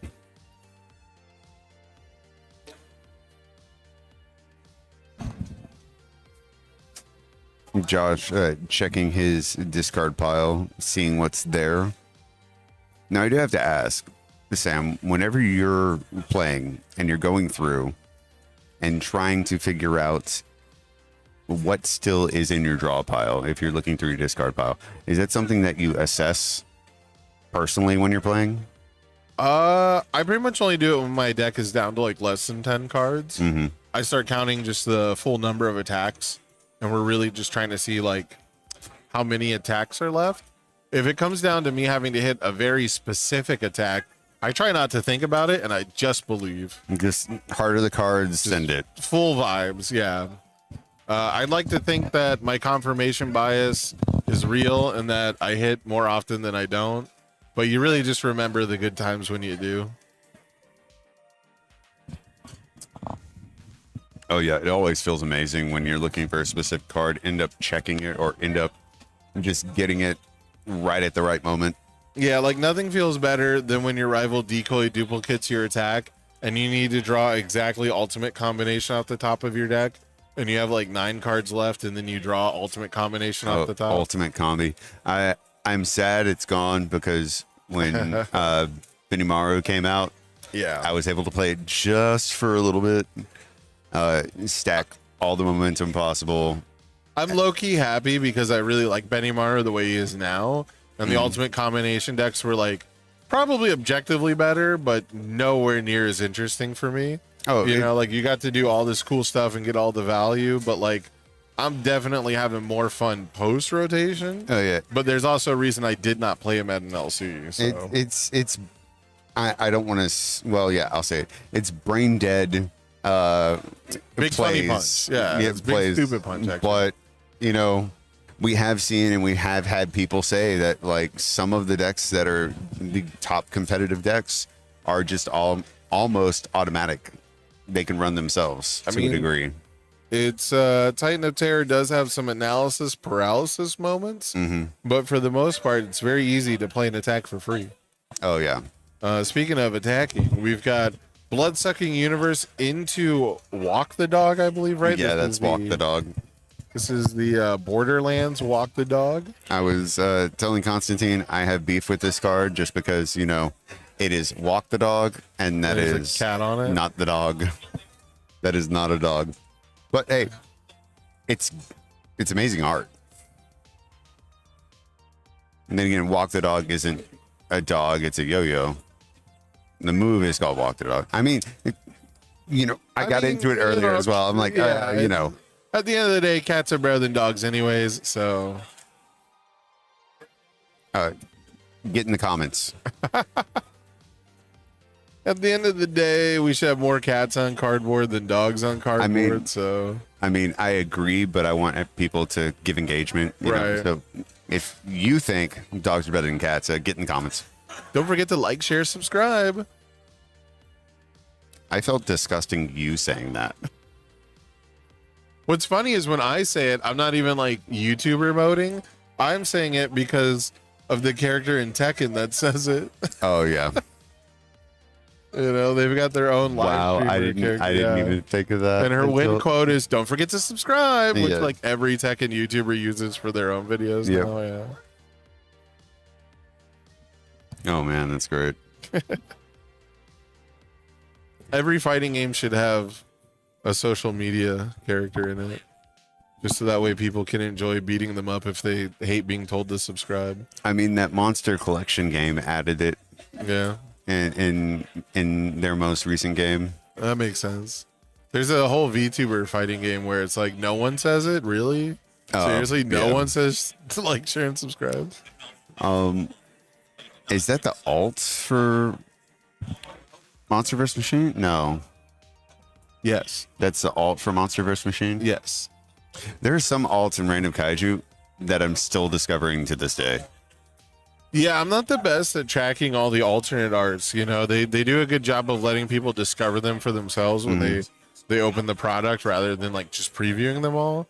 But that also means that, especially when we were having events, like, I don't know if you remember, but there was an entire year where like every regional was like a week after a set came out, and people would be playing all the alt arts, and there was absolutely no way to know what they looked like.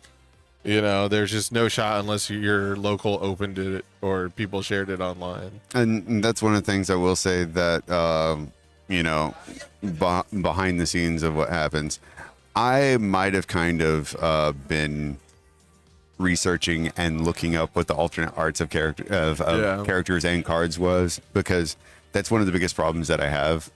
And like looking at casting or just trying to track a lot of the stuff that happens on the screen. It's definitely one of the biggest difficulties. And just making sure you're aware of what card actually is being up there. Right. Because all the promos, all the alternate arts, it gets hard to keep track. Yeah, especially with pearls and obsidians. Don't even get me started on obsidians. Beast Titans Rock Barrage era. Hey, trying to figure out if this is a Resurrected Titans or a Rock Barrage or an Unyielding. Hey, Resurrected Titans is a pearl. So are they not? They're not a pearl and obsidian version of everything. No, I thought there was 2 different versions for all of them. No, pearls. How much I know. Pearls are ultra rares. Secret rares were the obsidians. Weird. No one's ever mentioned that before. I can't believe that it's actually divided like that. You're welcome. Yeah. Well, anyways, Monster vs. Machine dealt no damage thanks to a Knots Flask, canceling it out with -3. And now we've got Attack Titan's Haymaker punching down here. This is a very, very annoying card to deal with.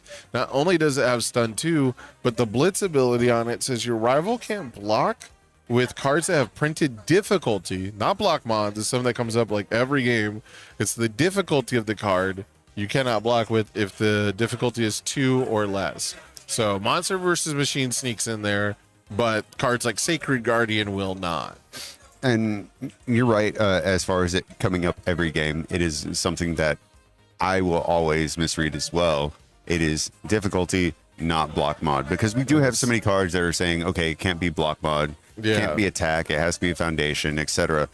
Not many actually say, oh, well, the difficulty is what we're scaling it on now. Yeah, there's so many times where someone tries to block with like a 0 diff +3, and I'm like, this isn't Besiege. It's not Besiege. You have to block. And you go, no, the difficulty. And they're like, yeah, it's +3. And you're like, no, the difficulty can't be 2 or less. And they're like, yeah, it's +3. And you're like, okay. And another important thing about Attack Titan Haymaker, it is one of those special cards that does shift down. Yes. But I think this was one of the first ones that rather than shifting into a backup, it shifted into a foundation.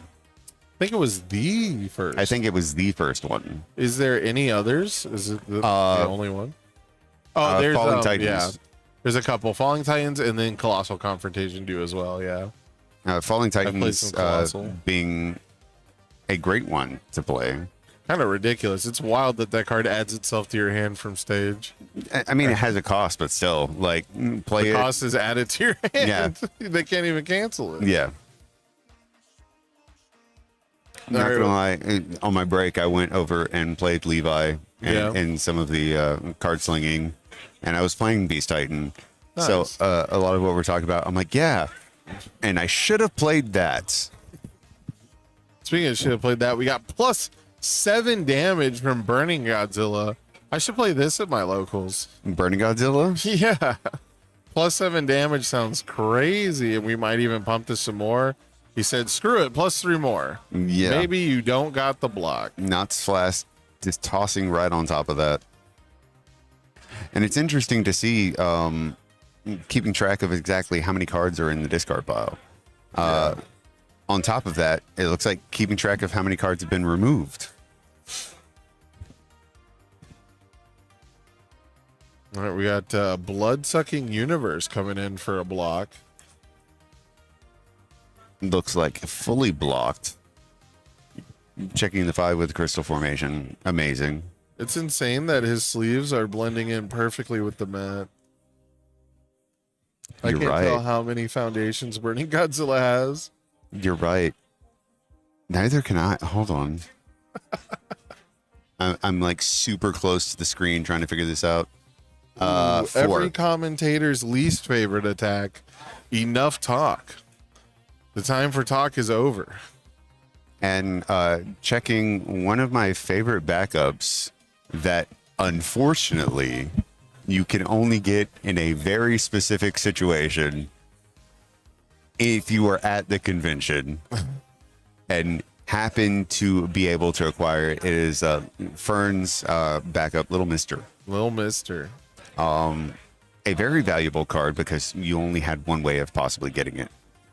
Yeah, I think that's the main reason we don't see it more often, because there's plenty of decks at self-mill that have the fire symbol for it, and it's actually got an insane response when used with momentum, but that's neither here nor there right now. Right now we need to find out, did we hit any attacks with enough talk? It looked like we didn't. I don't think we did. I don't even know if we did the blitz.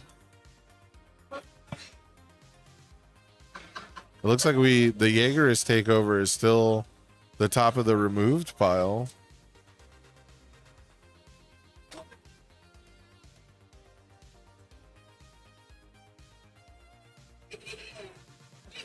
This is one of the better alt arts from Rebel Frontier too. I mean, they're all good actually. One of the ones you could pick up this weekend. Yeah, but this one's super funny to me.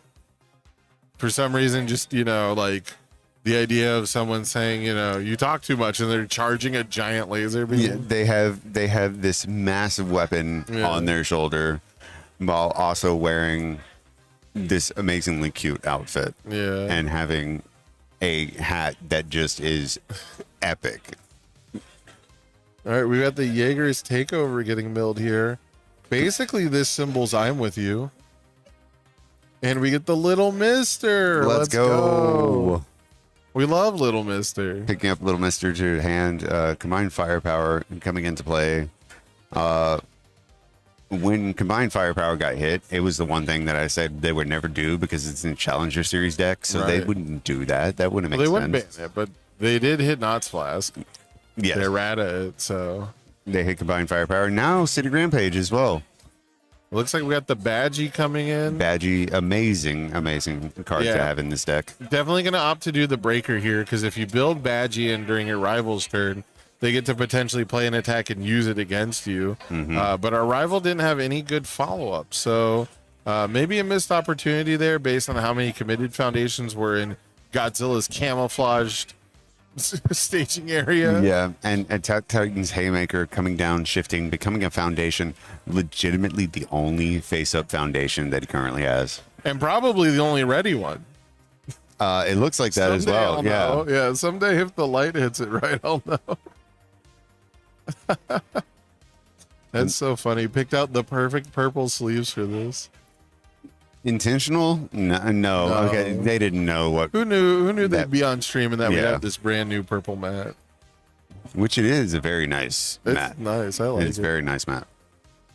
I already told Hitch and Levi it may disappear when I'm walking away, but I'm just glad it doesn't have a space for backups up at the card pool area. yeah, that is true. That was a little frustrating. I don't know if you saw that stream. Yeah, and the taking the character card, put it dead center. Yeah, not for me. No, I didn't enjoy it.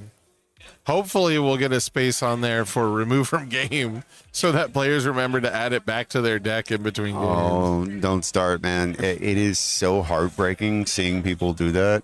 Seeing it happen in back-to-back rounds is crazy. And, I ended up talking to Blame Siren shortly after that. The important thing I will say is that for those that make those type of errors, whether it is on stream or not, it cannot take away from all the hard work, effort, and amazing gameplay that they've had this weekend thus far. That's true. I'm more of a win more person though. I'm like I'm more of a win the game guy, but you're not wrong. Yeah, but you're one of those people who are like, oh, the way to win, you just, check good. I mean, play the good cards and check well. That is usually a part of it. Okay, look. All right. That is how you. I mean, you don't have to do that to win. I've certainly won while checking bad, but But it is a major aspect of the game. Yes, I won't deny that. However, space. It isn't that simple, Sam. No, I'm not saying it's simple. Okay, no. okay. But I am saying, alternatively, you could win the game instead. Why don't I'm certainly just they would rather win? Yeah, I'm sure they would rather win. Yeah.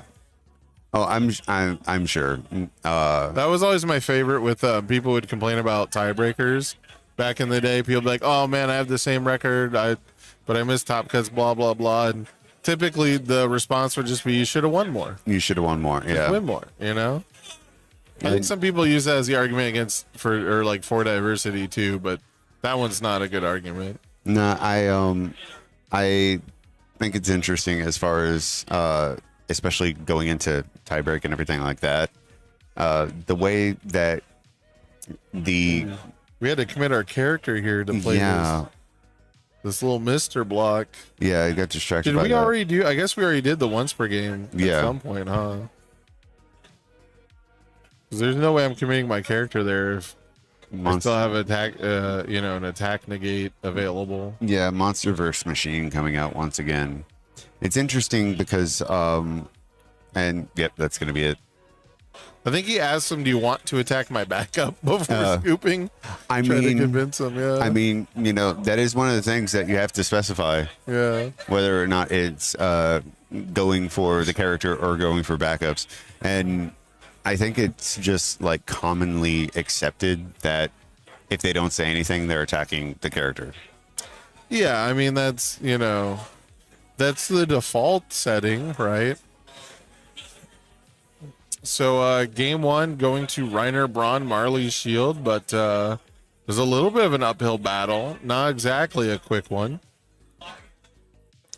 Closing it up with the Thunder Spear Barrage. It definitely went on a while, and I can appreciate it. Burning Godzilla, first time I'm seeing it actually in play, and got some big numbers on there. It's got some big power.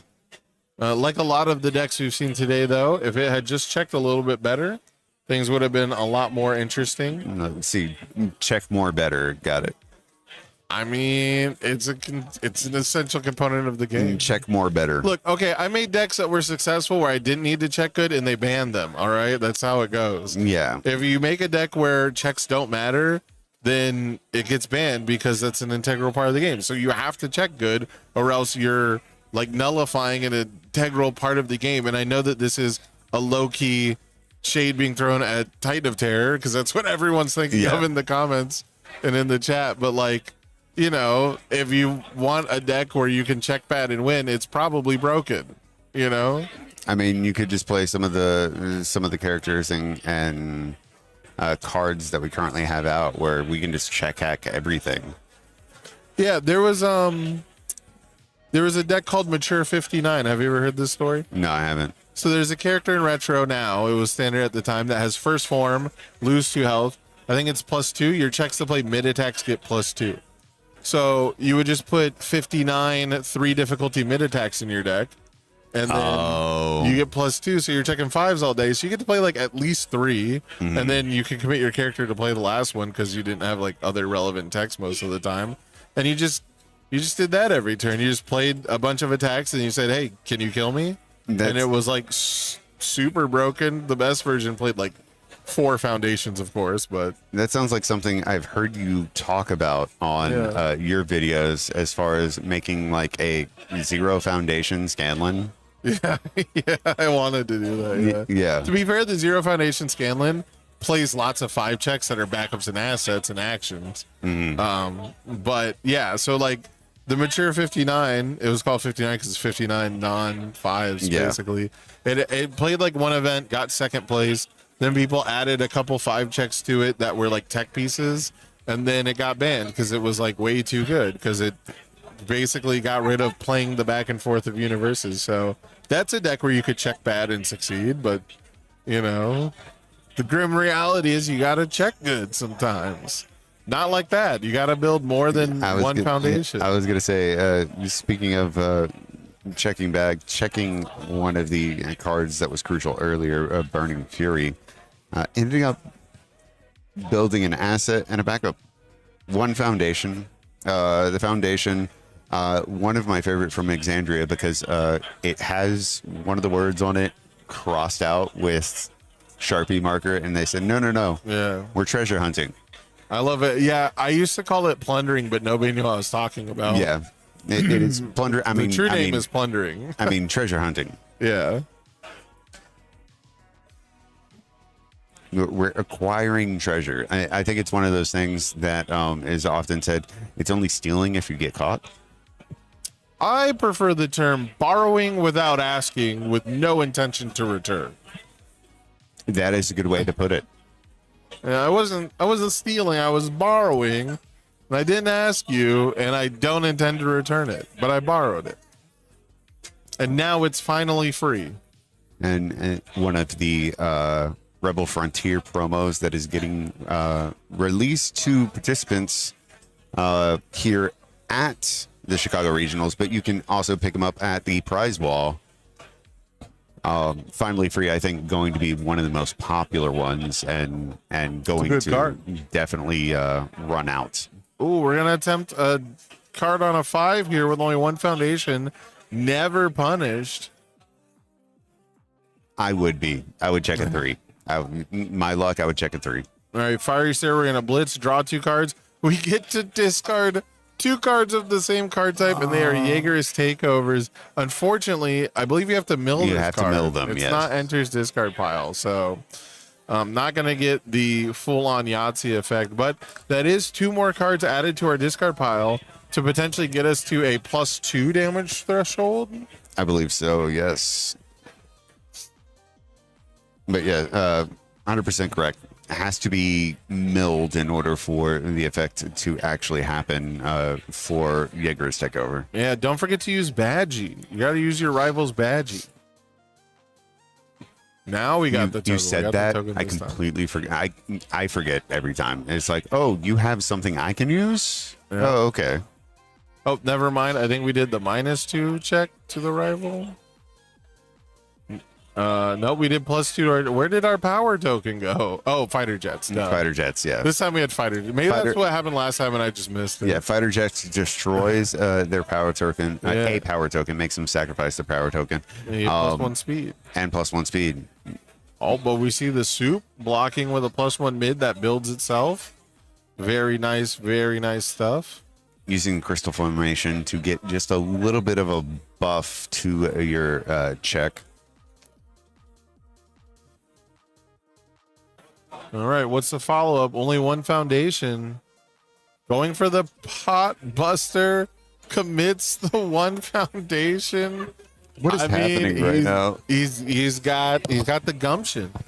What else can I say? He's got the intestinal fortitude. Yeah. He definitely has fortitude. We're gonna get +3 damage on this pot buster. A super high constitution roll.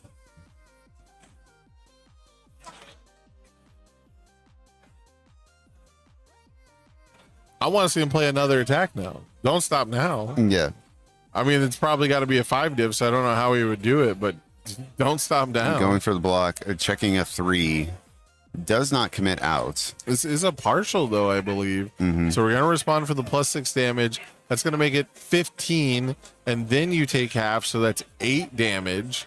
Going to go down to 22 for Marley's shield here, and I believe no cards in hand. Father's Sin getting played. And Yep. response on play, you will mill and You mill 4, and if you get 2 attacks, 2 you attacks. get to draw a card. Yes. But we did not hit 2 attacks, so that's just going to be 4 more cards dumped into the discard pile.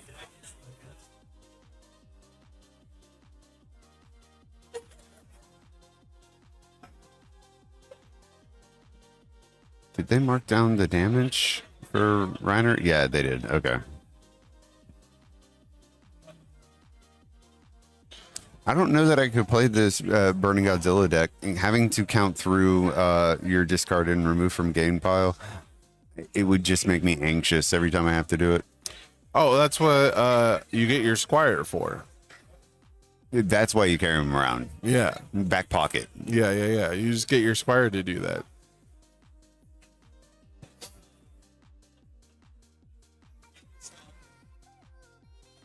Now, also important to note, Josh still has a Roman cancel.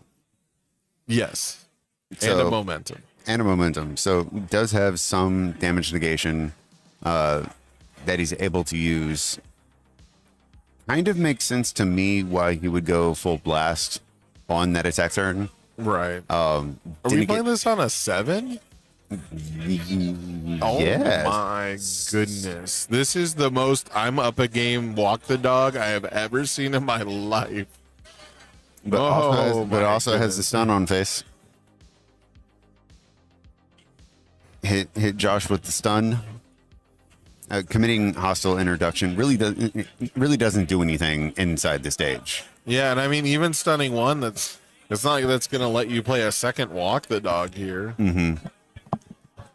Absolutely insane. Badgie for the +3. 6 speed looks good here. I mean, it doesn't look particularly blockable. Caping this also looks pretty good here. I think I would hold on to Cape just for Yeah, the you've got the follow-up Roman attack, cancel, or yeah. use the Roman cancel. Because that's an ephemeral defensive piece. Take the 3 and then hold on to the Cape for potentially a next attack that's going to be played right now. Yeah, I mean, I was talking about it last turn where I wanted to see it, but you know, with these high difficulty attack lineups, there's just no chance, no shot. There's going to be a follow up for that. But, Team Dr. Ichigaki coming out, as well as a Fighter Jets, Inspiring Song, and Botans. yeah, not a bad build. Why didn't we just play these cards? Another Why Botans. didn't we just play? Why didn't we just build 5 and hold up the walk the dog? Goodness, dude. I could not. I will say I right thought now, our I hand- could not. I thought our hand was 4 walk the dog and 2 attacks higher than 8 difficulty. Playing Walk the Dog on a 7 is some ludicrous Okay, type but if you stuff check the that I would 6, do. if you check the 6, we'd look stupid. That is some ludicrous We had such stuff. a good build. I'm sorry. Yeah. That's such Ichigaki, Fighter Jets, 3 amazing spam foundations. Like, what were we would have played one thing on a 4 that turn, right? Like we would have at most committed like 1 foundation that whole turn. Josh coming in with a Tech Titans Haymaker. I think that is the only attack I saw in hand. Yeah, unfortunate, but the opportunity to Botans does exist. For sure, for sure. You know, you're in a position where you can like bait or force the rival into Botansing on your turn, that could help you out. And that's the thing, is you got to play the mental game as well, because Did he cancel the blitz with? Okay, yeah, I thought he canceled the stun for a second, but we canceled the blitz with Attack Titan's Haymaker. That means we're almost certainly going to be blocking with a low difficulty card. Yes, and I was going to say the Botans, each side has one, so you got to play the mental mind game as well. If you actually do something, you can't react because your opponent can easily play Botans and try to get you to get rid of the card you just got. Yeah, and see, now we see the Burning Godzilla Botans. We got rid of the +1 mid block, which we could have blocked with finally free anyways. We didn't need to cancel the blitz. So I don't know if that's what we canceled. Maybe he did it because he knew about the Botans and was afraid of cycling into an illegal block, which would have been like super from the future play. Yeah, I was going to say maybe he canceled the stun too, but no, he got him on the stun too. Also, Team Dr. Ichigaki cannot cancel a keyword ability. Oh, you're right. It's very limited in what it doesn't cancel, and that is non-character, non-keyword is what it does cancel. I should reverse that in my head, but yeah, character abilities and keyword abilities are the narrow focus where it can't cancel. So this is up to 14 damage now. We've seen 2 random cards. They're, you know, statistically, most of the cards in your deck cannot block this. Except for, again, we're pretty sure the Ichigaki canceled the blitz just to try and make it safe, make it more likely. And there's a Badgie, which would have been a legal block anyhow. And then we've got the Breaker 1 opting to go for the Breaker once again. Does he have another attack?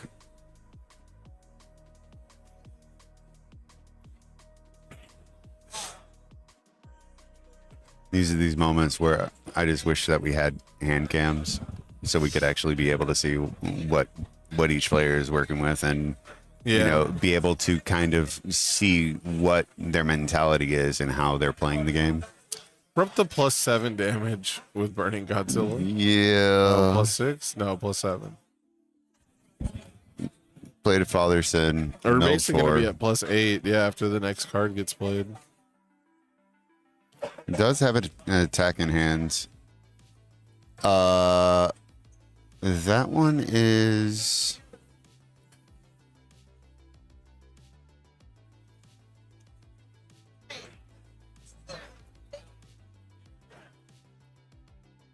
It's Colossal Titan 1. I know that.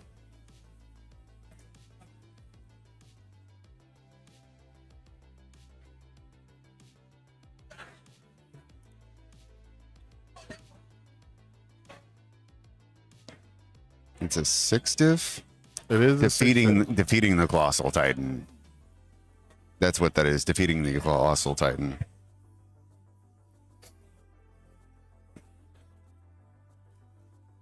Yeah, this one is pretty interesting. It's pretty much exactly what Burning Godzilla wants. It allows you to pay a huge amount of health to get a big speed bonus, and then if you've got less health, you get a big damage bonus. So if you're at less than half health, which is where Burning Godzilla needs to be at 15 basically to do their once per game. So not surprised to see this one at all in this deck. A little surprised I don't see defeating the Colossus Titan more often. There's a lot of characters, especially that are fire attuned, that are super, super good at giving stats to things, both speed and damage simultaneously. And that card is just always like a 10 speed move, you know, always like an 11 speed move pretty much. So, yeah, seeing that one come out on 8 was a little interesting. I guess we drew that off the Father Sin. Yeah, I don't think I've ever seen Maybe playing through the Breaker, the Obsidian version of that. Yeah, definitely not. That's because I was kind of squinting at it, trying to figure out exactly which one it was. So now we got the transformed Reiner. We're at Armored Titan finale. All of our attacks are going to be getting +4 damage. If we get a power token on our stage, it goes up to +5, and that's going to be static. That's going to be continuous, just like Godzilla King of the Monsters, which means even if we have to commit our character for some reason, we'll still be able to get that huge, huge damage bonus. But correct me if I'm wrong, partner. Can Armored Titan Finale commit assets? I know you can do it to pay cost. You can commit any card in your stage to pay cost. Yes. But I believe it's commit or flip one rival foundation. So we might have to deal with this cape. Nope, he just committed the cape. I wasn't 100% sure. I felt like you could commit any non-character card, right? It is commit one card in your stage after an attack is played, commit or flip one rival foundation. Oh, we played Monster versus Machine. The Blitz committed that. Yes.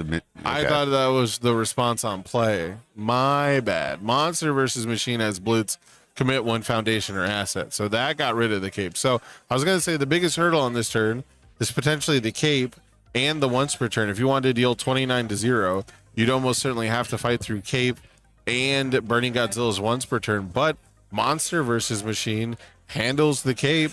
Now all we got to do is sequence around the once per game. Yeah, and it is great to see.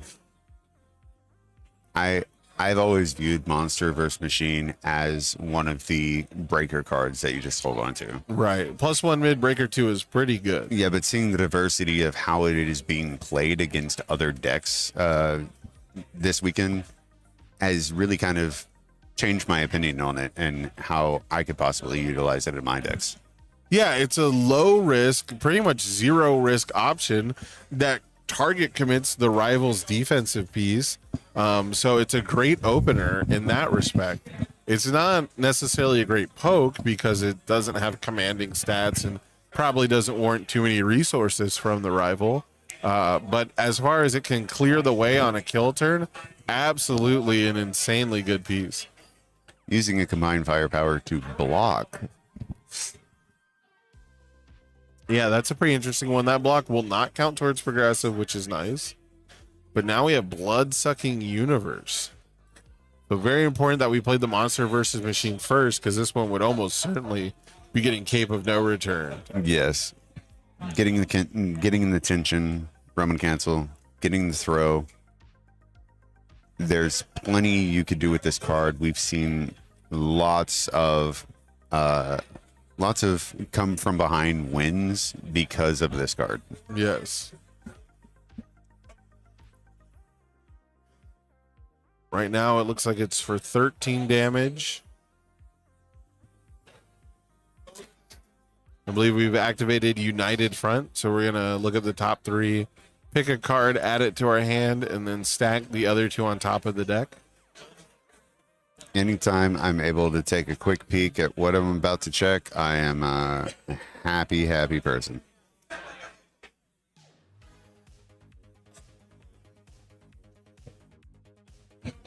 I think that's why I like Jaeger's followers so much, because I can have a bunch of them and it's just, hey, I commit. I look at the top. Do I want to mill it? Nah, I like that. Will I check a 5? Will I check a 5? Yeah. Shaking the magic 8 ball. Will I check a 5? Speaking of will I check a 5, we've got a 5 check here for a Thunder Spear Barrage. This one's going to come in with +4 damage. It's currently a 5 high 6. Has Echo. We have the momentum for it. Our rival's at 16, so they cannot activate the Not once yet. per game immediately. I wonder if that was intentional to get it right at that cusp. If it is, that's a huge brain play.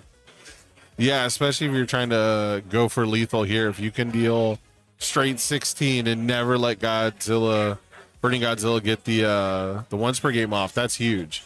That's a huge part of that character's defense. It's a huge part of that character's offense. You know, typically you want to combine it with Cape of No Return to be pretty stifling, but yeah. So far Ryan has had all the answers. Up a game, whittling away that health.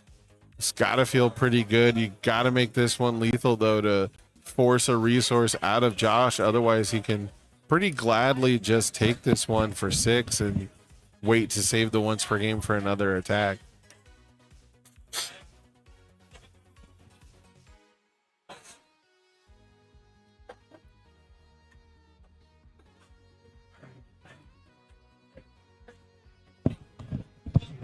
Kind of looking back and forth. It looks like Josh has 2 foundations still left. A Father Sin and a face down right next to it. Yeah.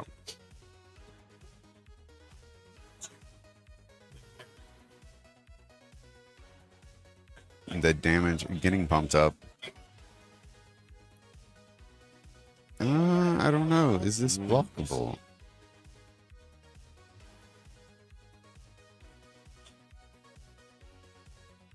Looks like we're going to go for the once per game here. We're going to abort the current attack. It says try another move. Get more original. And originality was never the answer.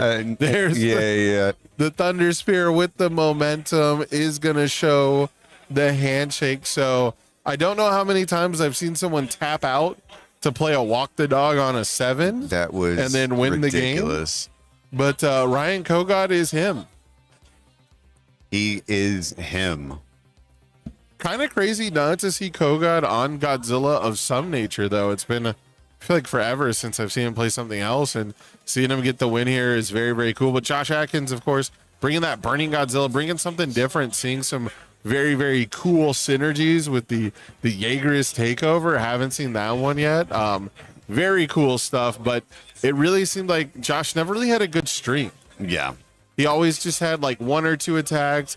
If he tried to get a third one in, he was getting breakered at random times, you know? And it was interesting to see. It's not something that I necessarily thought of. Josh using the once per game enhance to actually clear out his opponent's card pool of 2 cards. And like you said, it's, hey, I don't want you to have this attack. Show me something else. And then immediately playing another Thunder Spear Barrage. I mean, nothing you can do about it. Once per game Cape of No Return is pretty solid, but it was not enough to defeat the 3-diff onslaught from Ryan Kogod. So I think we got a little bit of time to show off the top 16 tables. We've got top tables for you after round 5. Table 1, Gavin Kale versus Aiden L on that Beast Titan. Loving that Beast Titan for Aiden. Travis Tangeman versus Mitchell Chimino. A Nationals Championship rematch. Semifinals from, I believe, 2024 Nationals. The last Nationals we ever had. I think that was when they were playing Recovery Girl. No, it would have been Krista Lenz. Yes, Travis would have been on Krista. Mitchell would have been on Bert Holt, full power Bert Holt. Yes. We got Garrison on that Nagoriyuki versus Calvin Harrigal on the Reiners. So the Reiners at the top tables. We got to go all the way to table 4 to get Calvin Tahan on that Titan of Terror. And we see some more Beast Time. I'm surprised we got all this Beast Time. They're just not believing that Activate the Coordinates is going to be played, huh? I mean, it's funny to me, and I have to cheer on my local boys, Calvin Tahan and Calvin Harrigal Wub, being on table 3 and 4 absolutely phenomenal. And I know Wub loves sitting next to Calvin. He is loving it. That is what he wanted to do. They're probably holding hands. Oh God! And Gavin actually, Gavin was on the fence about coming out this weekend. I told him you have to come.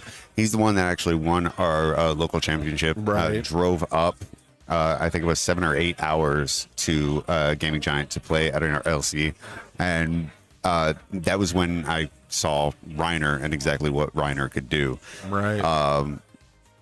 I'm curious as to how he did against Beast Titan. Yeah, but we'll get the results for that at the end of this round. Everything's still being tallied and brought in.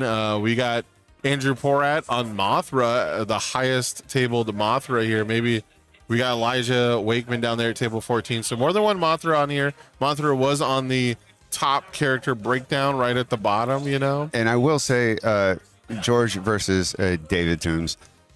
David, Let's Talk UBS, actually doing a whole deck profile about Midoriya on the move, and said, you know, he's not sure how he's going to do against Titan of Terror because LC didn't have any. Well, he said it couldn't beat it. He couldn't beat it. Said So it actually couldn't beat it. I'm curious if he did. Yeah, if he fine-tuned the deck, maybe he did the deck profile and then he changed it up, you know? Broberg on that Pumat Soul, he got second place at the Trading Post LC and the Pumat meter. Beat by another Pumat Soul. Yeah, beat by another beat, Pumat. Beat, quote unquote. Versus a King of the Monsters, so that's going to be an interesting matchup. Would have been fun to watch that one. We got Titan of Terror, Jonathan B with Ben Lambright at table 8 on King Ghidorah, three-headed monster. I'm surprised that we don't have more King Ghidorahs in this top 16 table. Three-headed monster specifically. Yeah, the one that people are actually playing. Yeah. I played against three-headed monster in the LC, and that was, I think one of the first times I've ever gone into a straight draw because we kept blocking each other. They had the head tokens to completely negate damage I was trying to do to them. Okay. We went to time. There was no winner, and I think that it goes to show how defensive the character can be against these hyper aggro decks. Being able to survive, last into the end game, and then go on the offensive is not something we're seeing too much, incredibly, of. Yeah, very, very interesting. Not used to three-headed monster blocking things very much at all. But speaking of blocking things, we got Rodan. Everyone loves Rodan, right? Let's get a big old round of applause for Rodan. This is a crowd favorite, Rodan. Who doesn't love watching Rodan? Barlow versus William Anderson III. That would have been an absolute heater to watch. Oh, yeah. Lots of Pumats showing up. People believe in David Toombs playing 2 decks. I don't know if that's different David T, I guess. David T versus Daniel T. Whoever wins that matchup gets to keep their last initial. We just watched table 12, and then Violante has made it on here. Disaster Dan playing Violante and making it still on one of the top 16 tables. I'm not surprised whatsoever. Yeah, and then we've got our other Mothra versus Zach Richards on King of the Monsters. Jet K with Titan of Terror versus Colby M, another Rodan. So 2 Rodans made it. And then Hedora just hanging in there. Hedora trying to make it into the top 16 table. So this is realistically going to be your players playing to make top cuts, because we will have a top 16. So about half these people can make it into top cuts, but they're going to have to keep winning out. We've got 3 more rounds of Swiss. Three more rounds of Swiss. So it's going to be an absolute barn burner. Hopefully we get through all of it tonight. We're going to go find out if that's possible. Yeah, knock on wood. Don't know if that 9 p.m. is a hard out here or not. So they got to kick us out eventually. But you know, let's get through Swiss tonight. But yeah. We'll see how that goes. We're going to take a small break. We're going to come back with round 6 for you guys. Please don't go anywhere. You're not going to want to miss this amazing Chicago regional action in the Rebel Frontier era of UniVersus.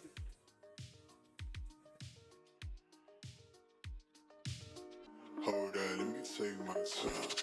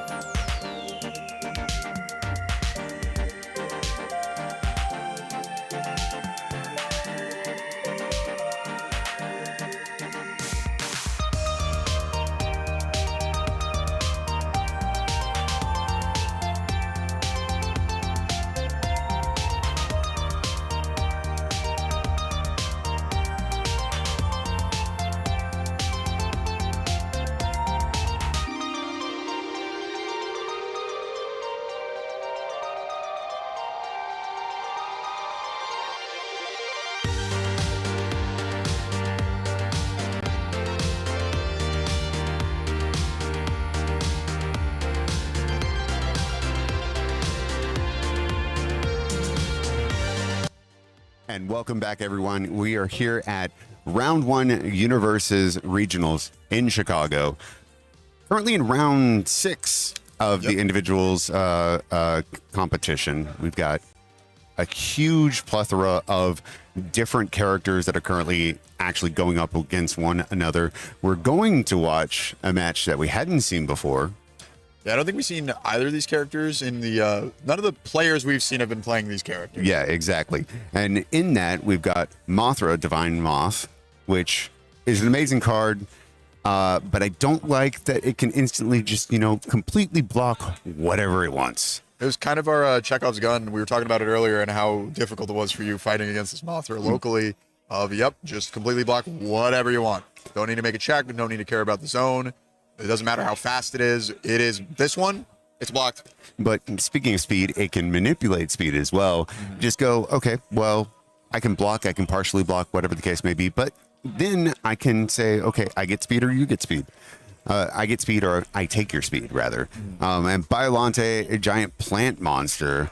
I legitimately have not seen this played aside from yesterday. That was the first time I've ever seen it played. In the gunslinging, right? Yeah. Card slinging.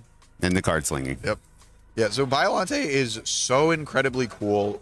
We've seen a lot of characters tutor their discard pile for specific tools. Usually there's a bit of a restriction to it where things like Elder Tagore has to get attacks, Mimic had to get attacks, Titan of Terror has to get 5 difficulty cards. Biolante gets to pick up anything. Anything it wants. And if we have a momentum, we get to pick up 2 of anything. And, you know, obviously card games have a lot of variance and we don't always get to choose what hands we draw, but Biolante gets to choose a little under half of a hand for themselves. 2 cards in your 5-hander of whatever you want from your discard pile is going to give you some crazy options offensively, and you can build your stage to have the exact ones that you need. It looks like Mothra going first and bringing out some really, really good cards initially. What is that, 5 build? Yep, and we got Bachelor Rives. We've been seeing it a lot. Substitute Member is a fantastic Aeratune defensive foundation. Basically lets you make sure you can block a move on speed. And it looks like they got King of Illyria in there as well. Yeah. We're going to see how well that one comes into play. See how many pokes we can play. It's just a high block you can pick up defensively, but terrorizing your opponent's stage can also be helpful. I do want to point out from Dan, not only do we have a 5 build, match the energy, obviously. If our opponent does it, we have to do it too. But the new number, the Power of Love, the first card we played that turn, is an answer to 2 Bachelor Arrives. Because if Bachelor Arrive tries to seal one of your foundations, you can respond with the Power of Love to cancel that. And additionally, you can just use the Power of Love to commit and seal Bachelor Arrives. And that is a card that I don't think I have ever seen. You gotta dig deep into when Earth wasn't very good, when good wasn't very good, and when people were not maining the fire symbol. I was not really, but I played some decks with it. And, the Power of Love is a really solid 3 difficulty foundation. And it's even an ally, so we can build it in with Hunter's Ally if we find it. But I do want to speak toward Disaster Dan, who I believe has been playing this Biolante deck for pretty much the entirety of Reign of Kaijus. I know at Worlds, before the cards were even in our hands. Actually, no, they were in our hands because of the early pre-release.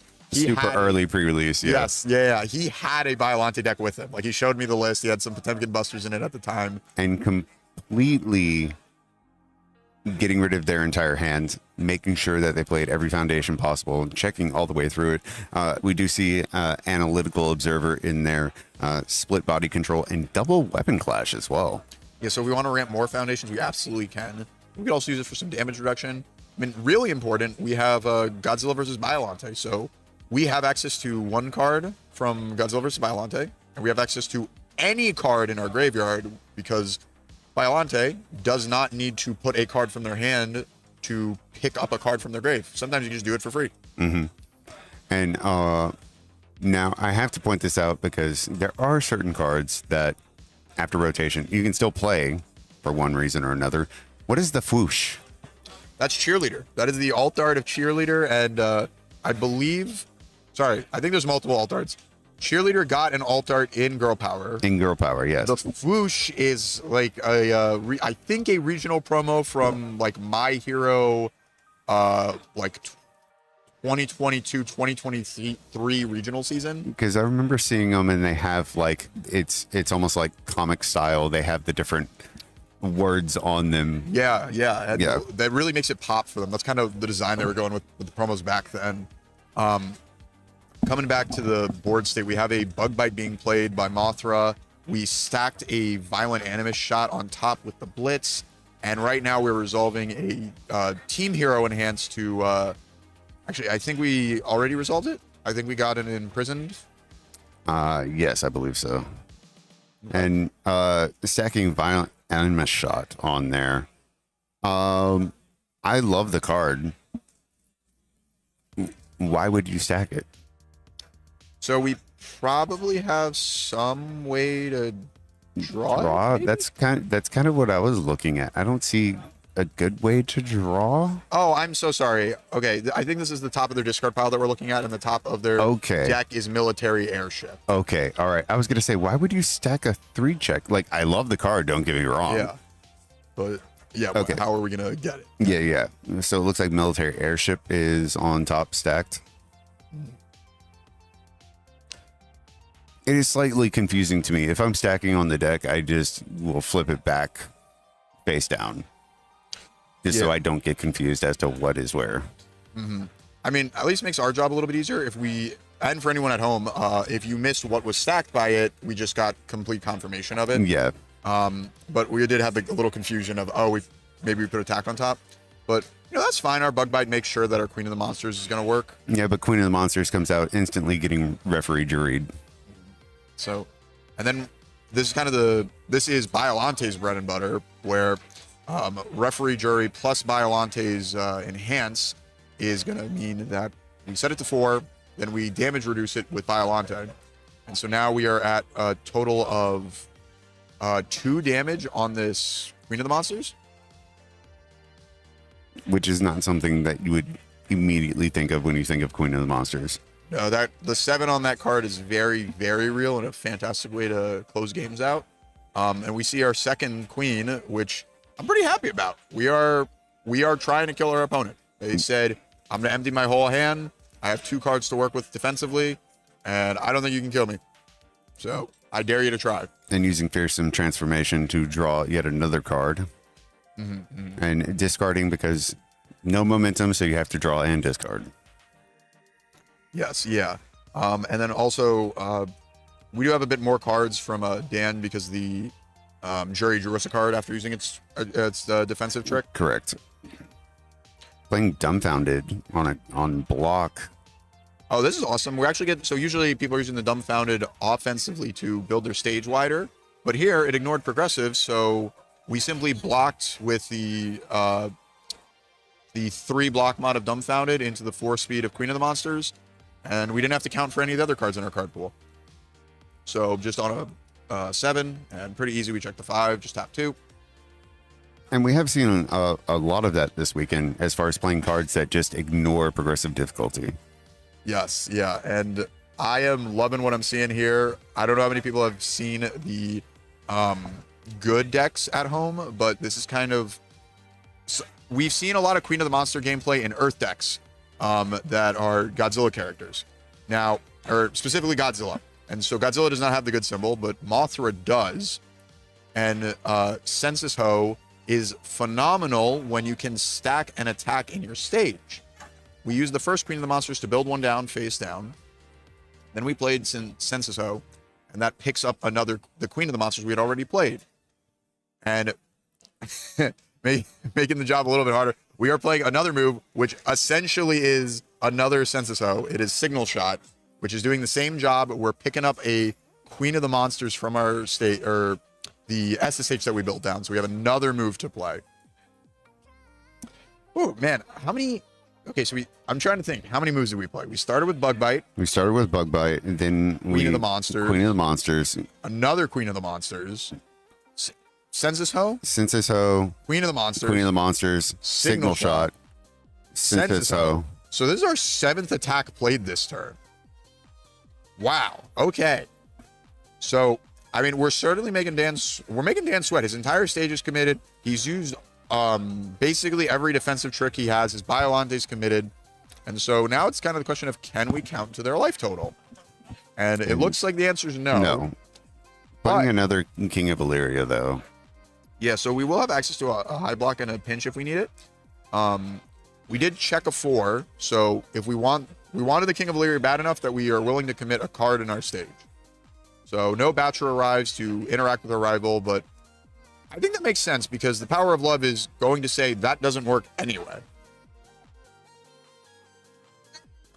And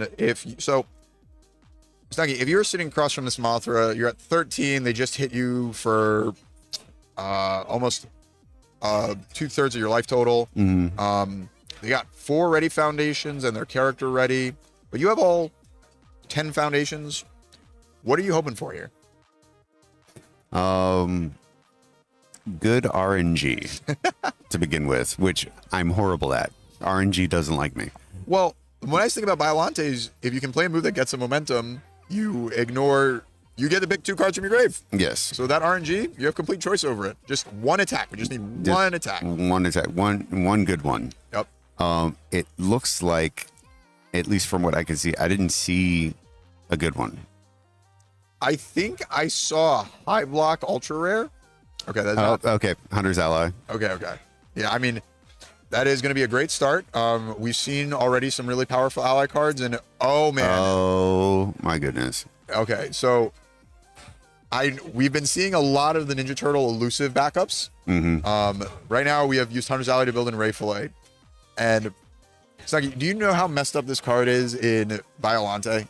Have you got to experience it? I haven't got to experience it, but I know how messed up the card is. Yes. Okay, so already it makes all your moves 1 speed faster because every attack you get to put the top card of your rival's deck into their card pool. Biolante says 1 damage, +1 or -1 damage for each face down in both players' card pool. So Dan has essentially started his turn with a 5 diff that says every attack he plays this turn gets 1/1 in stats. Okay. And it's even better than that. Or sorry, it gets scaling 1/1 in stats. So we're going to get 1/1, 2/2, 3/3, 4/4. And that is a incredibly powerful way to win the game. Your rival can't just tank all of the moves that you're playing. And if they do try to play some defense, they're going to eventually run out of the ability to block. And all this stat pumping that you've done is going to turn into a lethal swing. And I love this. Potemkin Buster. Potemkin Buster coming out. Yes. Yeah, so I know there's a frustration in a Mothra of, man, if my rival gets to use Mothra, I just don't get to do any damage. They just completely block my move for free. But Potemkin Buster is a throw. Yes. And that is one thing that has been played a lot of this weekend, of having throws, damage pump. And we have seen some that say, no, I'm not going to take damage. You're putting a throw at me. I'm not going to take damage, or I'm going to reduce it to whatever I want. Picking up Analytical Observer. Interesting. So I think that means we're going to be pumping the brakes here. Yeah, we're not going for the kill turn here. Yeah, because we could have just picked up another attack there. And I think what Dan's doing is he's trying to prepare for the following turn of lethal, because he's going to guarantee some momentum off this Potemkin Buster. It's a throw. And then next turn he'll have an Acidic Sludge to stack his checks and make it harder for Mothra to block. And if we want to, we might not be stacking our checks. Maybe we're I've spoken too soon. I'm just surprised we picked up the Analytical. Yeah, that's what I was curious about. But playing a shoulder toss, another throw. Yep. And one of the good ones, I would say. Yeah, and it is definitely not as big as Potemkin Buster, but if our rival attempts to block it, we are going to ready one of our foundations and draw a card. So this might just be a free 5 damage coming through. Yeah. So Guardian Angel of Chinatown and another Analytical Observer. Or the one from Hands, rather. It was, yes, I apologize. It wasn't a free 5 damage. It was, man, I think we Biolante damage pumped it because of the face downs in Mothra's card pool. I think I don't know if we pumped it enough where Mothra blocking it meant that we still take less than 5. But we're at 6 now as Mothra, so we've taken a huge chunk just from that throw. And we didn't use Mothra last turn. We didn't use the defensive enhance on it. Which is interesting. Yeah, I wonder if he was anticipating Dan attacking again.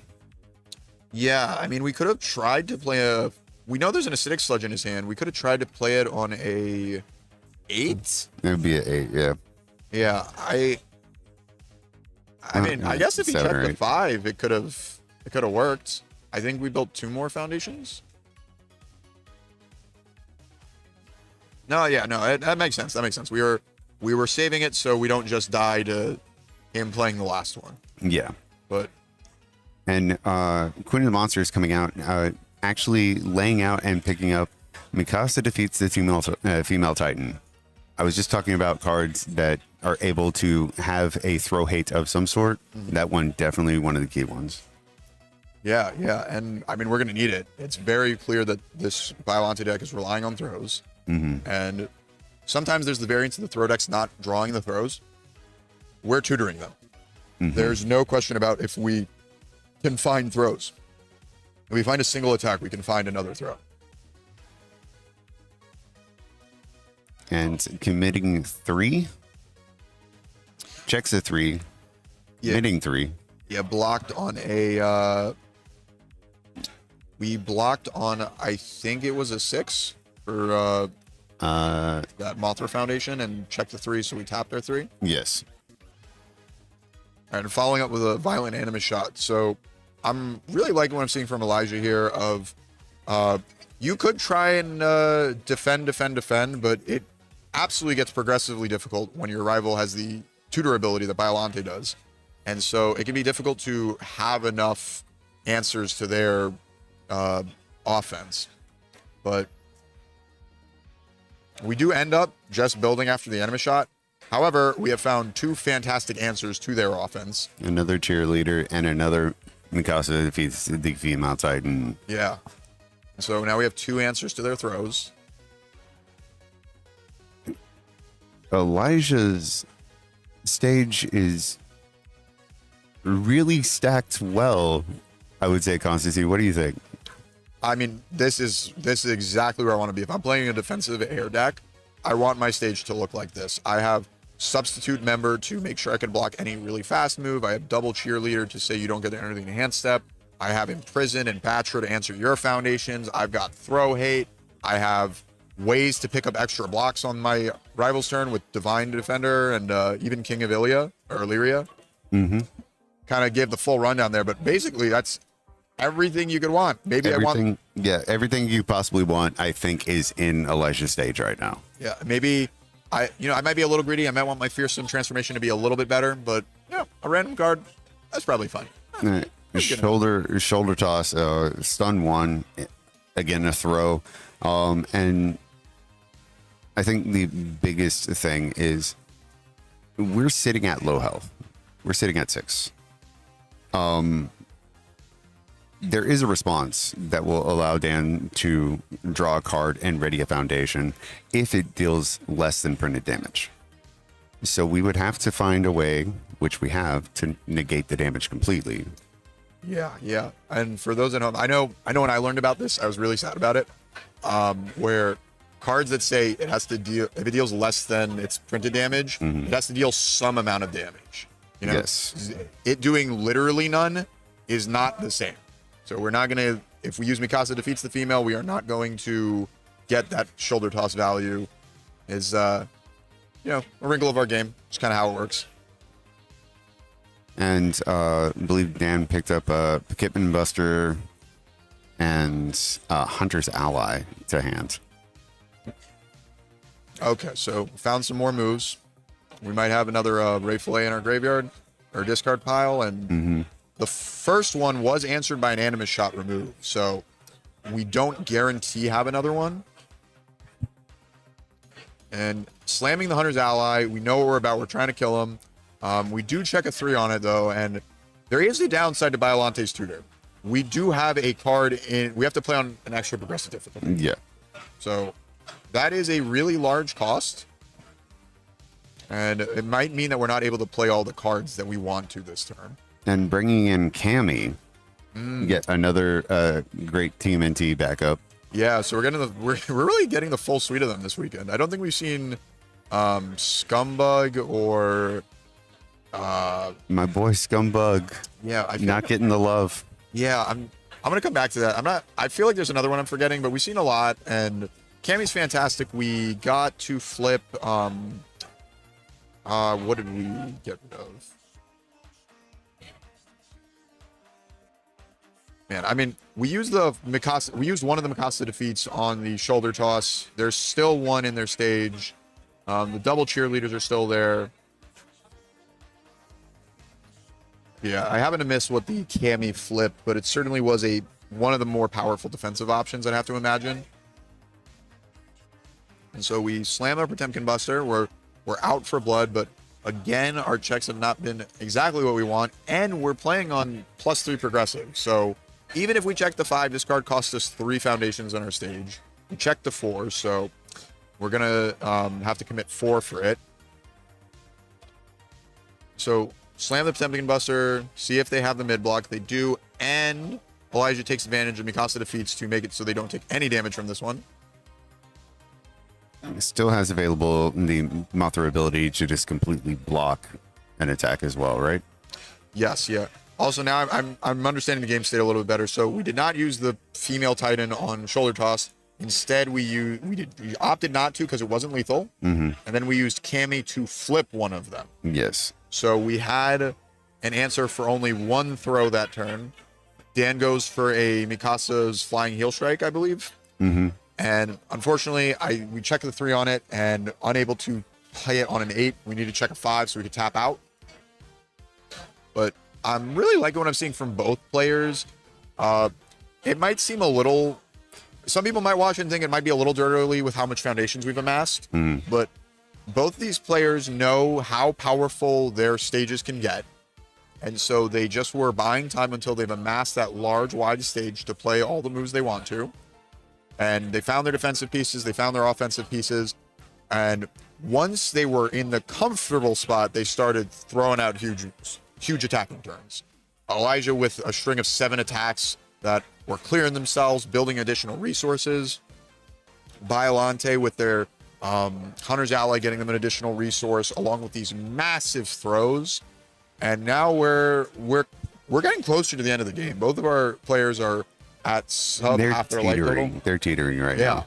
And something I had to look up because I questioned myself on it. We have seen Cammy. We've seen Ray Fillet. Yep. We've seen Genghis Frog. Oh, have we seen him? Yes. And those are the primary ones. The ones that haven't been talked about are really seen that much. Cynthia. I completely forgot about her. She has not been anywhere close to stream. Mechazoid. Yes, that one's not a secret rare though. I am thinking of the elusive secret rares. Okay, well, last one that I forgot. It's a rare Splinter. Oh yeah, but we don't have any mutants today. I don't think. No, I don't think we do. So, pretty much seen all except Cynthia, and that's Evil and Void. So it can only go in a few of the decks that we've seen this weekend. Yeah, maybe if it was the same symbols as Titan of Terror, we could build it. Oh, if it was in the same symbol as Titan Terror, it would be horrendous. Yeah, it'd be pretty obnoxious. Elijah started their turn with a Hunter's Ally, and we built in a... I think we might have built in a team hero and opted to get another Mikasa that defeats the female Titan. I believe that is correct. And then Power of Love coming out, which you talked about earlier, using it for a block. Yeah, it was a solid high block. Did play one of the analytical observations, I think, or used it for committal cost. Yeah, just committed it as the passive check. Anime Shot putting in huge value in this game. Dan keeps tutoring these backups from his discard pile, and Anime Shot is a permanent answer to them. And one that you don't see that often, but also gets to remove a random card from their hands. Yeah, is it a good one? Godzilla versus Biollante. Very good card. I think it's a 3 low block, so we probably weren't going to get value out of it defensively. Mm-hmm. But, always happy to make your opponent lose a card. Not just lose it, remove it. And Super Matters. Can't pick it up with Biollante either. Mm-hmm. All right, following up on a third attack for the turn, Census Ho. Census Ho. I don't think we have any face down attacks. I think we picked them up on the turn a couple of attacks ago, where I think 2 turns ago Elijah kind of went in with that combo of building your attacks down and picking them up. So I think maybe we'd just be picking up another Mikasa defeats, because we're at 3 health. We really need to make sure nothing is going to touch us. Mm-hmm. This has definitely been a battle back and forth. 2 fairly large characters actually smacking each other back and forth. Mothra, I don't know. I don't think Elijah has been playing the high level that Mothra can go as far as completely blocking attacks just on face. Mm-hmm. Or if it has, I am missing it. Yeah, I'm not 100% sure if sorry, I just got so enamored with the Biollante tutor here. Yeah. Where Dan chose to, we have to pay the cost, put a card from our hand into our card pool, and he picked a Potemkin Buster, which is a 3 high block, and another throw, I believe it was, a shoulder toss. Shoulder toss. Yeah, and so I feel like we're saying that we didn't think our rival's going to kill us. Yeah. That they're out of attacks, because we have enough foundations to play more, and we're like, you know what? I'm not going to get any defensive tricks here. Just completely went, nah, you're not going to kill me. Yeah, and it paid off. Elijah, I really like the play Elijah did. They played a, man, it's a team, I think Team Roku Yoki. It's one of the Yu Yu Hakusho foundations. It's essentially a 2-dip form commit draw card. Mm-hmm. We relied on Census Ho to build it down fast. We used the commit immediately to try and find another attack. We didn't find it, but we did pick up presumably a Mikasa defeats the female from the SSH and slam it down. So we have 2 more answers to throws. And I mean, we're going to need them. We just saw 2 get picked up. Yeah, exactly. And I don't know. I'm hoping that Elijah is able to utilize the power of Mothra and actually just completely block one of the attacks. It's really funny. I don't think we've seen that ability used the entire match. That's what I was saying. I don't think he's been using it, to be honest. Yeah, I mean, I do think we would have lost the game a couple turns ago where I thought we should have used it because they just play a move after and we just died to that one. So kind of the threat of activation from Mothra. And I mean, it's really cool to see that because it's kind of the exact opposite of the power tokens. When you're sitting across from power tokens, there's the threat of activation of, well, if I sell out here, they're going to just completely send all their power tokens into a move that I can't block and I'll just die. And they're using Cheerleader, spending momentum right there because Shoulder Throw coming out. They still do have a Mikasa defeats the female Titan in their stage that they're able to use. But fighting back and forth on 4 and 3 health, it really is potentially anyone's game. Using Mikasa defeats female Titan, blocking with King of Valyria, able to fend off the damage. Another shoulder toss coming out. So we have to see how Elijah is going to deal with this. He isn't. He's going to scoop, and that goes a game 1 to Disaster Dan on Biolante. Yeah, I mean, that's what you want to do against these defensive decks, right? We played 3 throws, and they only had to answer for 2 of them. Mm-hmm. So I really, really like how both players have been playing this match. I think both of them are very, very well aware of what their decks need to be doing to win the game. Elijah took an incredibly aggressive turn a couple turns ago with playing 7 attacks in a single turn, and Dan was able to defend a lot of them, but we put him to about 13 HP, and that's absolutely what you need to do. If Biolante was at 36 and we didn't have that turn, this game is just slowly over. We need our rival's health total to go to 0. It is incredibly, incredibly difficult to keep defending forever and ever. Cards like Mikasa's flip themselves. They're a one-time use. And I'm wondering what Elijah's logic is as far as keeping Mothra uncommitted when potentially can, completely block one of the attacks. There were a few times, and it was on both sides, right, where they were talking and almost predicting that there was going to be another attack, another follow-up, and it just didn't happen.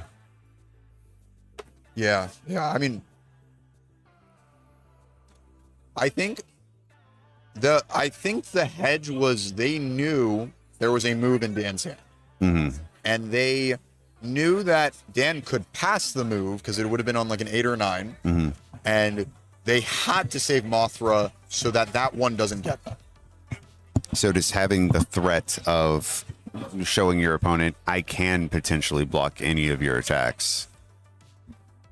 So just a reminder that I have that available to me. I don't know that I could hold out that long on it, though, It's Constantine. scary because you have this incredibly powered offensive tool that you basically have every single turn. The cards in your hand, though, they're not going to be the same cards every time, and they're kind of a resource you have to spend. Whereas Mothra is kind of permanent. You get it once every turn cycle. Yeah. And so I think I'd be firing it off. I'd be like, yeah, I'm going to leverage how powerful this ability is and use that to protect Exactly.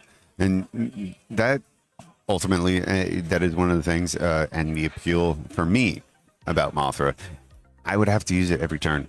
I couldn't be sitting on it for too long. I would rather completely block if I had card pool stuffed for whatever reason. I am sitting on a 3 mod block. I just prefer, okay, I'm going to block it fully this turn. Show me if you get another attack.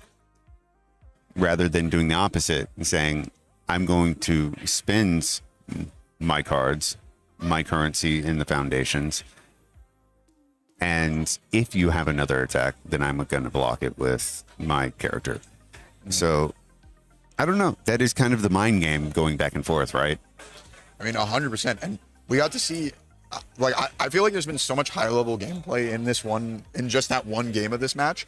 Like Dan's decision to tutor 2 attacks when his stage is 3 ready resources, his character 2 foundations, and he's at 12 and his rival has a full grip of cards and is only on their 3rd attack of the turn. Like, that's a judgment call where you're like, I don't think you have it. I think you're digging and you just don't have access to what you need. And that is exactly what happened. If Dan took a more defensive route where he picked up some referee juries, he doesn't guarantee that he has attacks next turn. And that's sort of the high-level decision-making you start to find as you continue to play UVS and just see how much these little decisions, these I guess greedy lines, like how aggressive can you be with your decisions? Speaking of being greedy and making those lines to try and get as much out of it as possible, we had Dan actually going for 5, checking and failing, missing out and getting split body control. But one thing that I immediately tacked onto is the first foundation strategic meeting. That form ability plays so well into Biolante. Yeah, our 3-diff essentially flips to, you guessed it, pick up another card from our graveyard. And that is just fantastic. One nice thing is one of the foundations we did build was a weapon clash. So even though we failed the split body, we still get to get essentially a healthy 4 build. Mm-hmm. Okay, so Hunter's Ally. We're met with a Hunter's Ally. Tutor a Breaker 2 mid block from our discard pile. Try to block on a 6, 7, because the card in our pool. And we check a 3, and we're forced to tap our entire stage to block it.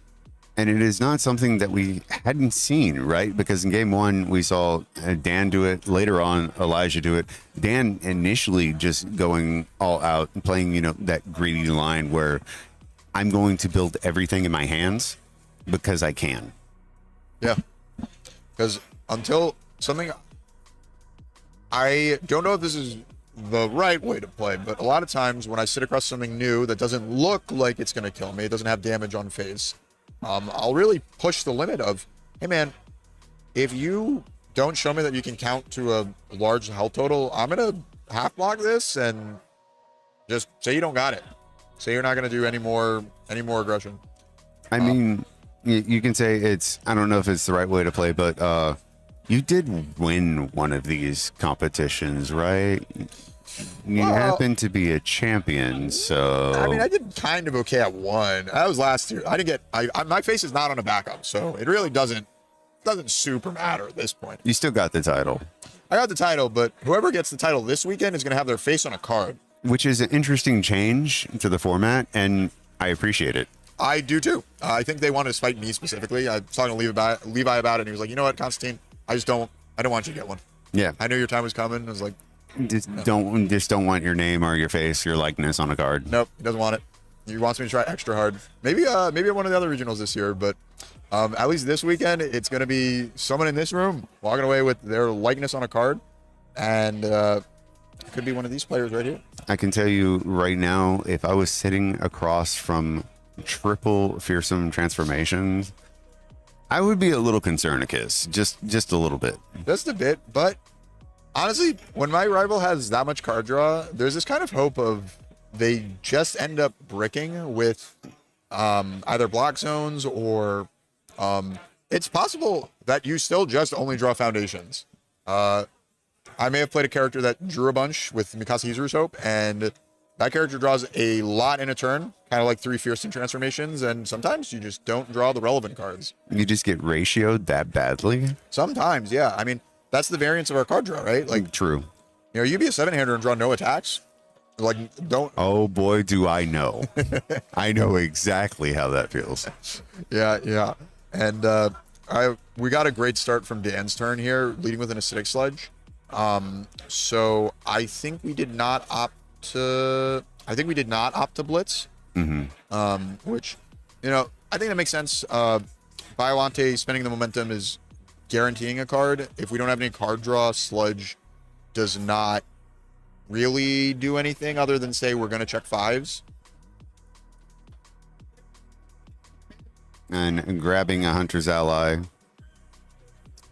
Yes, and spending the momentum from Biolante to get another one, and the card we get is the momentum that we had, Potemkin Buster. And it's an interesting cycle, isn't it? Because you're spending the momentum, it hits the discard pile, and then you can immediately pick it back up. Yeah. Something cool about that is you actually get to play around discard pile and hit that way, because it's locked in your momentum, so they can't remove it from your discard if they have some sort of effect to do that. Exactly. It is almost protecting the card, which is something that I've always considered, keeping cards in momentum, because if you're coming close to cycling, you want to make sure that they don't accidentally get removed from the game. Yeah, we actually got to see that earlier on stream when me and Sam were watching a King Ghidorah who cycled, but they made so their fire powers were in the card pool, and so they didn't get cycled away. I see. Yeah, so some really, really cool. I don't know how much it's gonna matter in this matchup, but it's like just some really solid decision making, and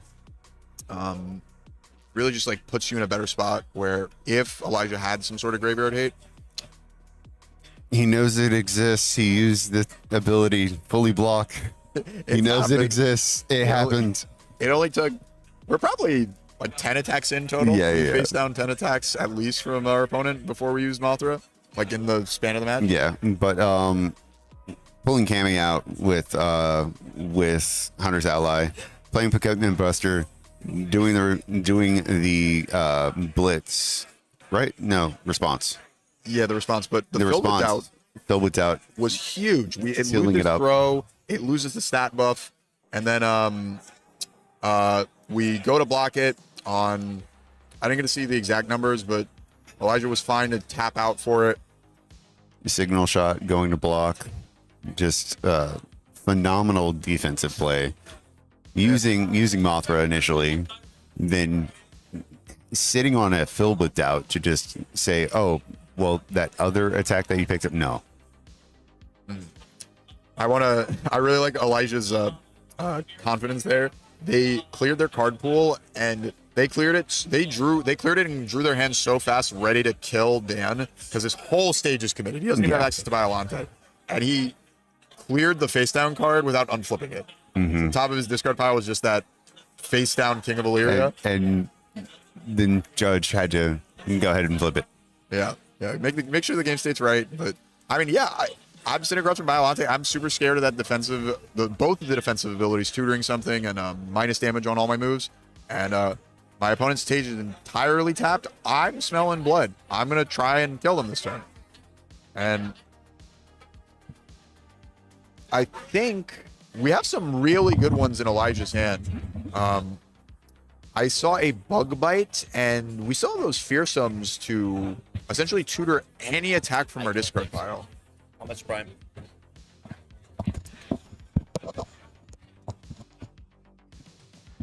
I tried. But right now Elijah's basically thinking about how they want to play their turn. Your rival's entirely committed, but you still want to optimize the string of your attacks that you're playing. So Animus shot immediately taking out Cammy.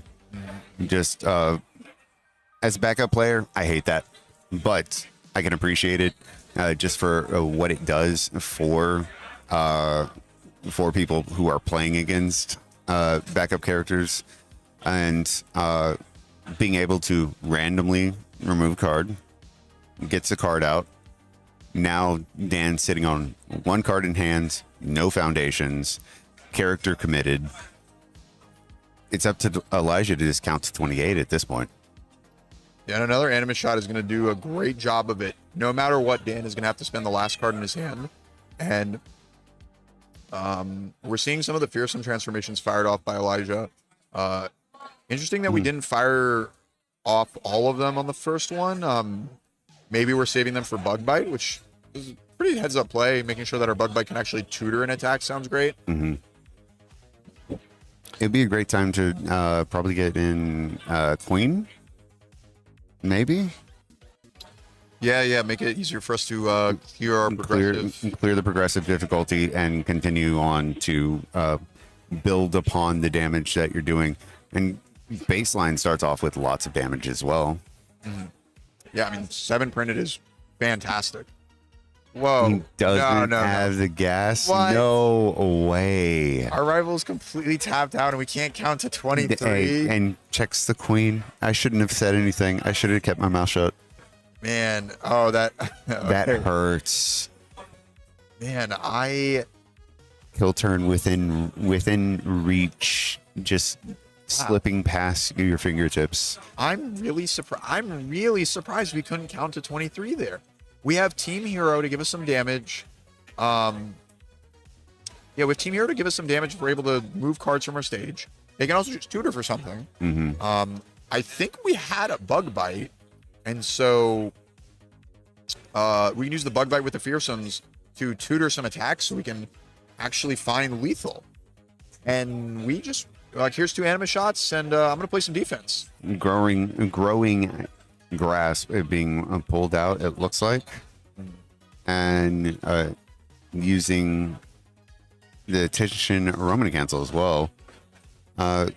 Going to pull out... He's got a shoulder toss right in front. Yeah, I mean, I'm sure that this is why I personally steered clear of Biolante, where I feel like the decision making that you have to make with this character is so high level. Mm-hmm. Like, it's one thing to draw random cards and play them as well as you can, but having access to potentially 4 cards of your choice every turn cycle, 2 on your turn, 2 on their turn, is just wild control over the outcome of the game. And I think it's interesting picking up a growing grasp. but picking up Fearsome Transformations as well, you know that he wants to play that as a foundation because a 3 high block really doesn't do much for what you're trying to accomplish. But Protector of Life coming out, an action card being played by Elijah, and the regional promo for participation that you can pick up as well. I think we might have seen one already. But like, I think we might have seen one of the promo ones in his deck already. Yeah. You know, you get one for entering the tournament. Surely, if you're playing that card, you're going to want to swap one out for the fancy one. They got a limited few available on the prize wall right now as well. So yeah, I heard they're running pretty low on them. So, you know, if any of the people done with their round listening, you know, maybe go head over there and spend some of your tickets. yeah, I mean, there's that. Finally Free, one of the Rebel Frontier ones I know is probably going to go. We can see the Fearsome Transformations coming out. Dumbfounded, just completely ignoring progressive difficulty. So getting a considerable builds back in. Yeah, we did see a 2-check on the Fearsome Transformation, which I think it was the first 2-check we've seen this match, which honestly pretty good. Yeah. It seems like we're playing a lot of Potemkin Busters and really don't want to check that one, want to draw it. So finally caught up to us and had to check it at some point. Mm-hmm. And Bug Bite coming out. See, I'm pretty sure I saw the Bug Bites in Elijah's hand, and so I'm a little surprised that we didn't use them last turn with the Fearsome Transformations. Because now Dan has access to Biolante and a couple of foundations in the stage. So we're able to block a move probably, and we have access to our tutor. So I feel like our kill turn now is going to be even more difficult than it was last turn.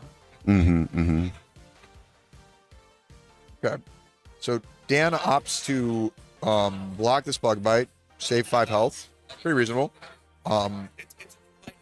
Dan might be thinking that his rival doesn't have that many more moves. But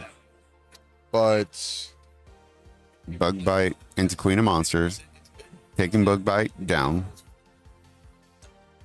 Dan probably blocked with that move also for now we have no cards in our hands, so we don't have to, you know, we can just pick up for free. We don't have to pay the cost. Referee Jury able to take it down to 4. Also can draw a card off of it. You can, however, comma space. There is a really, really dangerous foundation. He picked up 2 referee juries. Okay, that might help solve our problem because Elijah has a Can't Escape Me, and Can't Escape Me is a 2-diff foundation that can respond to any ability that would draw a card, and you can cancel it. But Picked up 2 of them. He did had Fearsome Transformations, able to draw a card because he had momentum at the time. And going, Elijah going from Queen of the Monsters into Sinsaso. Oh, we get to pick up our Bug Bite that we put down there. You get to, if he's picking up Bug Bite, because realistically it could be anything, right?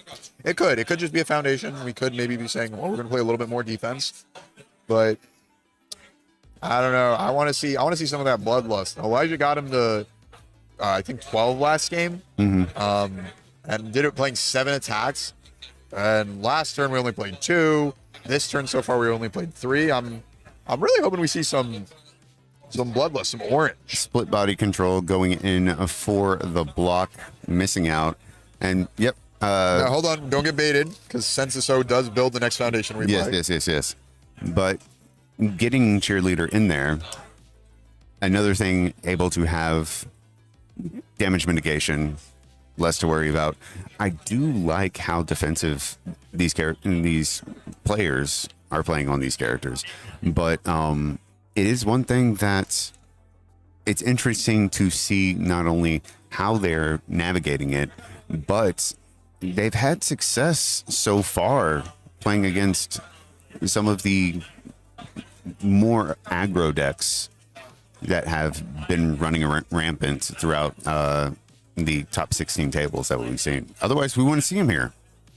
Yeah, Dan got 7 attacks played on him, and he survived that turn. And I'm not sure how many 5-handers would be able to pull that off. So, I mean, that's really just speaking to the strength of both Violante, but even more so Dan as a player who has been grinding this character over the past couple of weeks, honestly months at this point, and is just really confident in their decision making. And I mean, you got it, right? If you're not going to play the big boogeyman of the format, Titanitar, you got to know something is up. And Biolante definitely has some fantastic tricks to be working with. And there's the second referee jury coming out. Yes, yeah, and the Can't escape me getting played. Yep, using the response to cancel referee jury. Dan making sure that that is how that one works.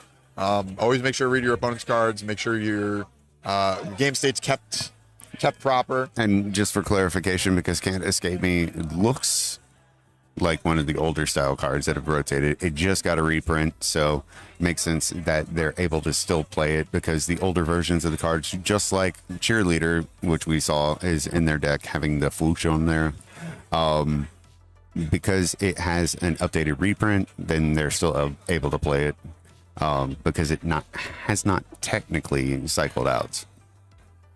Yes, yeah, and kind of similar art. I feel like there's, like, broadly speaking, the art, the color choice is similar with the new one and the old one. But I'm more excited to talk about how Elijah is trying to kill Dan. There is our fifth attack of the turn being slammed. Fifth attack of the turn. Used Hunter's Ally, built-in Team Hero, used Team Hero. Now attacking with Bug Bite.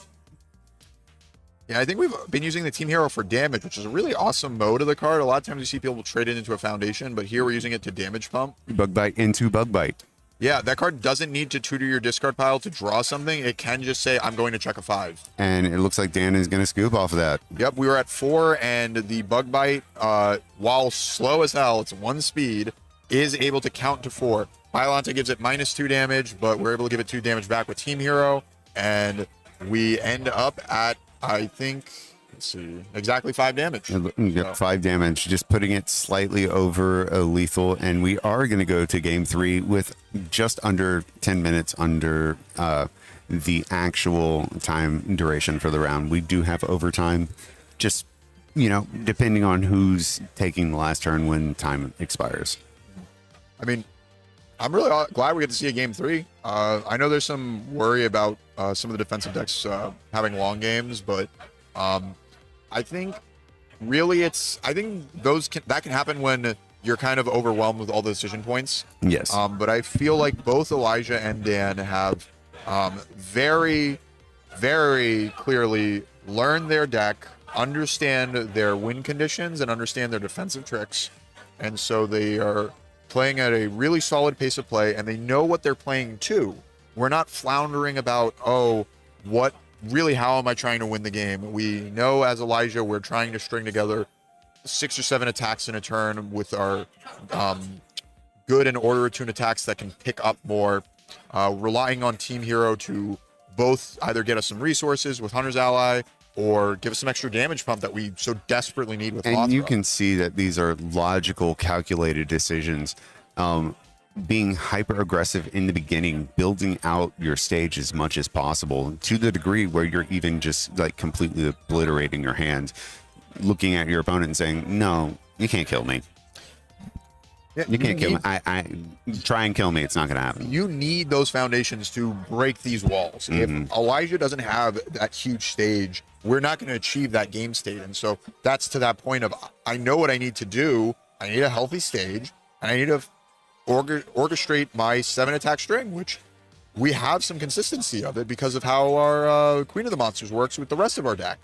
And then from Dan's perspective, he knows that this is largely about his throw package. It's very difficult to land his base speed moves into Mothra, especially when Mothra can just commit to full block 1.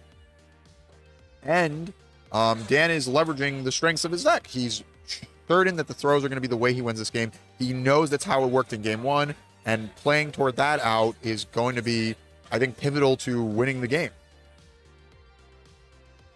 And Elijah committing analytical observation right before Dan starts his turn. And it looks like it's rolling movement, isn't it? Yes, yeah. It's one of the it's another one of the tension moves. Honestly, we talked about the backups that we're seeing from TNMT, almost all of them. honestly, we might also see all of the tension moves that you can play in the game in this tournament this weekend. Rolling movement's pretty fantastic. It's largely it's just a 4 diff that gets you momentum for Biolante. I really like it being a 4 diff. That means it's just so much easier to play. Real downside of Biolante is just we have to play on progressive, and that is a real cost. So making our checks just a little bit easier is pretty smart, pretty heads up. And you're not wrong about seeing all of the tension moves out there. I think we have in between yesterday and today thus There far. is a lot of them. There is a lot of them. My personal favorite, Stroke the Big Tree, because it's got a a really spell. good name. And, well, I mean, it's a spell as well. Okay, our you minds know. went elsewhere. I'm sorry, I went the wrong way. Look, where you want to take that, completely up to you. I'm just saying it's a spell card, and that means, Jester, I can pick it up, and there's other things that can play into it as well. I really like gardening. What can I say? But so again, we're still in the early turns of this game. This is game 3. So both players again sticking to the game plan. We need to build up our resources. We need to have healthy stages to get our win conditions. And so Elijah has built 2 imprisons. And so at the start of Dan's turn, he's going to be able to commit the imprisons to commit 2 of Dan's foundations. And keeping analytical observation, analytical observer constantly committed, doesn't want to deal with that. But also getting Godzilla versus Biolante committed as well. Great move. Yeah, so this is again Elijah looking forward. He likely knows what exactly is going to happen on Dan's turn from his experience playing against this deck. And so for one, the Godzilla versus Biolante is fantastic because it mitigates the downside of Biolante. So we've committed that, so Dan has to play on progressive. And I wouldn't be surprised if Elijah blocks with a Protector of Life here. Okay, didn't have that one. But blocking or imprisoning the analytical observation means that if we had a block trick like that we could just block the throw and not risk losing any health. And I think that is such a crucial card in some of the decks. Much like we talked about, there is the, quote unquote reversal cards that we have seen out there and exist in the format now that are being played actively, especially in Mothra, where they can just say, oh no, I have fully blocked, so I'm now going to take that block and play it against you, where with analytical observation, they can flip it and say, no, you can't. Yeah, it's just a fantastic answer to any of these really, really powerful block tricks that we have in the format. We've seen a ton of them over the weekend. We've seen the Breaker 2s, the Breaker 3s, Zeke, Pumat.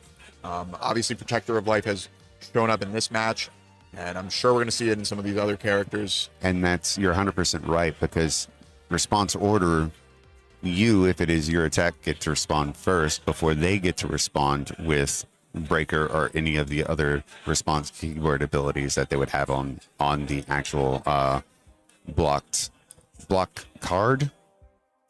Yeah, block. Is that the right word?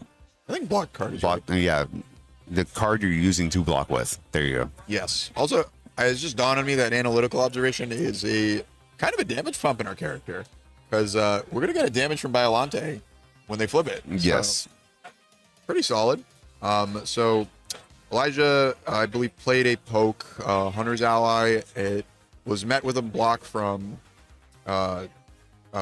Biolante, and just built out our stage, got some really powerful resources set up. We have Team Hero to be whatever we want, or some damage from Cape and no return, answers any attack. Airship picks up our blocks.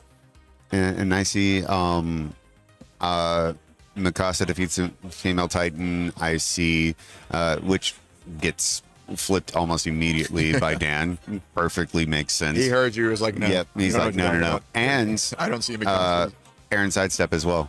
One right next to it, which was the next one I was about to call out. So, hey, they know what they're doing. They know what they're supposed to be targeting. And like you said, it goes to show exactly how well versed they are with their decks. Not only paying attention to what they need to do, but also paying attention to what your opponent is doing. Yeah, really familiarizing yourself with what your opponent's deck is capable of. both offensively, defensively, super important. I will say, one good thing about Titan of Terror kind of running the show this weekend is he kind of keeps it honest. You know what to expect from that guy. You see him constantly. Cinnamon toast. Yeah. Bread and butter, cinnamon toast. But if you haven't been playing against Biolante, if you haven't been playing against Mothra, this one's really going to throw you for a loop. And I won't be surprised if both of our players here have caught some people off guard with the tricks in their deck. Mm-hmm. That is an advantage of playing some of these dark horse characters, lesser represented ones. Your rivals aren't going to know exactly how to play against them or what they're capable of. And there's these sort of gotcha moments that can really steal games. And Dan saying, okay, you committed both of my Godzilla versus Biolante cards. Let me just play a third one. Mm-hmm. Yeah, well, and you keep targeting Analytical Observer. All right, let me play another one. Yeah, and then eventually we can't imprison everything. Yeah. Imprison is a fantastic card to keep one copy of something down and also to stem some early aggression. But as the game gets wider, it is much, much harder to answer everything in their stage. And since it's coming out as the first attack in the string. All right, solid. We might be picking up the Mikasa defeats that was flipped. I think... Or just another Imprison. Oh, sorry. So as Census Hope picked up a face down, not sure what it is yet. We team hero to get another Imprison. Okay. And I love how fast both of our players are playing here. Again, I've already been talking very highly of them. They very much know what their decks are about and what they need to be doing. And I'm sure both of them are aware that we are close to time. Mm-hmm. I believe both Elijah and Dan have been played in numerous events. I've known Dan a bit longer, and so I know he's been playing since My Hero era. I'm not 100% sure on Elijah's history with the game, but certainly this is not his first rodeo. So this kind of what you got to do when you got to be prepared for these long games when you play these more grindy decks. And so for sure. Dan taking the damage, picking up I think it was Acidic Sludge and a Referee Jury. Yes, yeah, and our players are talking about it. So Elijah went second this game, so he has the final turn. But Elijah and Dan have seen this game state before. We're in overtime. If the turn 2 player cannot kill our opponent, there's no easy conclusion. It's going to be a tie. And they start talking about it. I have to imagine Elijah's like, yeah, I only got 2 attacks in hand. There's no way I can count to 33. Yeah. And so, wrap it up, save us, give us a little bit of an extra break for us here on the commentary team. Huge shout out to them for that, right? Yeah, I greatly appreciate that. Hey, anytime we can just take a break, step back, and drink some water, get some food. Hey, thank you very much, players, for ending things in a timely fashion, but not so timely that we have to vamp and talk about things for 30 minutes because the match is quickly. Full match of UniVersus, and truly that is the nature of the beast. Both of our players were playing really complicated decks they knew what their win conditions were and they needed to set up for it. And so that's going to take some time. There's going to be a lot of game actions to get there. And we've seen plenty of that as we get deeper and deeper into the rounds and where we're going. An updated look of where we're sitting with the top 16 tables. And I cannot believe that Wub, who is one of my locals, and Gavin, who I convinced to come here this weekend, are playing against each other, both with Reiner. Yeah, and they're not the only ones playing the Reiner mirror match. We have another Reiner mirror match at table 5. Ryan K against Benjamin H. We have Salvador S also at table 15. This is awesome.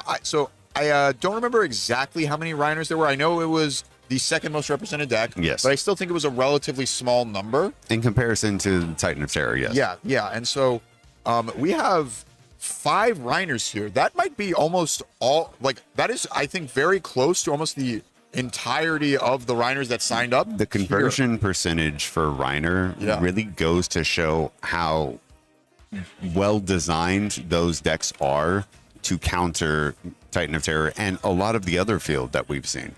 I do think it's interesting. We have a mirror match of Titan of Terror. Table 11, River versus Barlow. We saw River playing in yesterday's match on Teams as one of the last ones. And then we have the offshoot character that's surviving against all odds. Nagaruki. Nagaruki, right? Which I don't even think I have that character card, to be honest. I can get you one. But I mean, yeah, Nago is if you haven't opened a lot of Guilty Gear, you might not have him, and he is another flavor of Reiner, but you don't have to play the minigame. And you only get one commit though. But and I just wanted to point out really quickly, table 14, mirror match of King Ghidorah, three-headed monster. Okay, yeah. I mean, yeah, you know, something that's so interesting about a format like this, where there's a very clear boogeyman to worry about, is there's going to be a lot of people playing him, and there's also going to be quite a bit of people playing answers to him. Yeah. And the people playing answers to him are going to fight each other. If you're successful at taking out the boogeyman, you're going to keep winning the tournament. You're going to keep doing well at the tournament. And if there's multiple people playing these different strategies, you're going to run into them. And round 6 wrap up just now. We're going into round 7 here in just a second.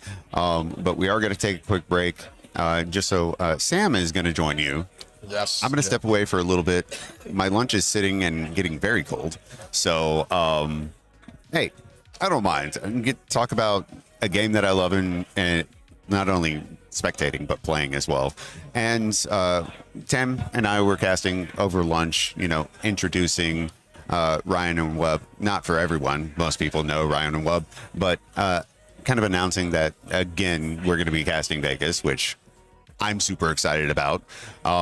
And yeah, we'll be back in just a bit with Constantine and Sam going into round number 7. So stay tuned. See you soon.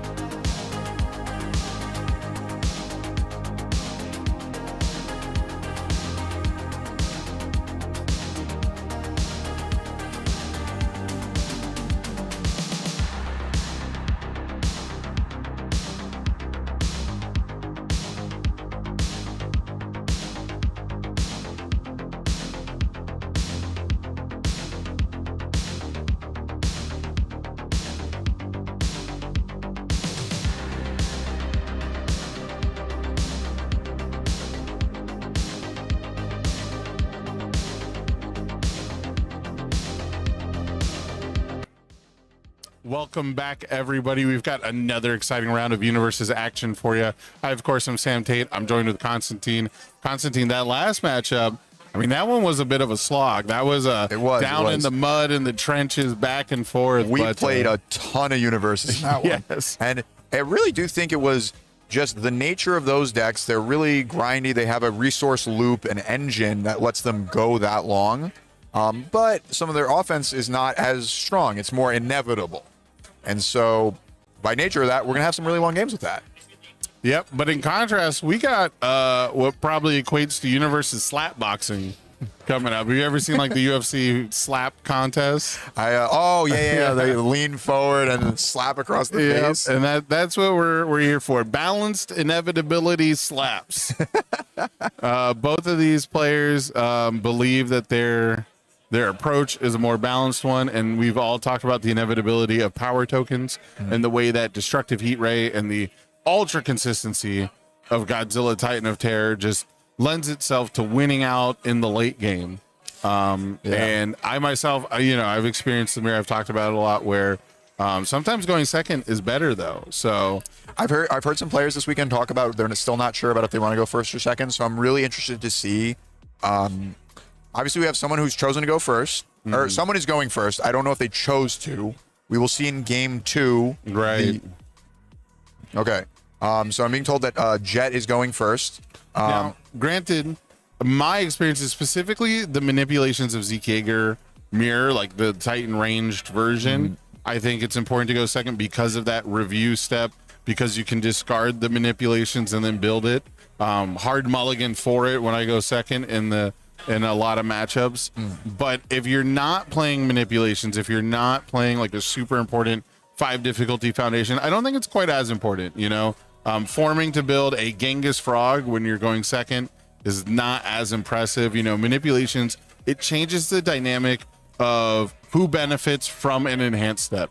If you don't have manipulations and I do, if you attack me, that could be better for me in the long run because you're helping me sculpt, you're helping me you fill out my discard pile, you're helping me go through my deck faster. Whereas if we both have manipulations, it's a bit more even, things like that. So some would think, but sometimes manipulation doesn't do anything.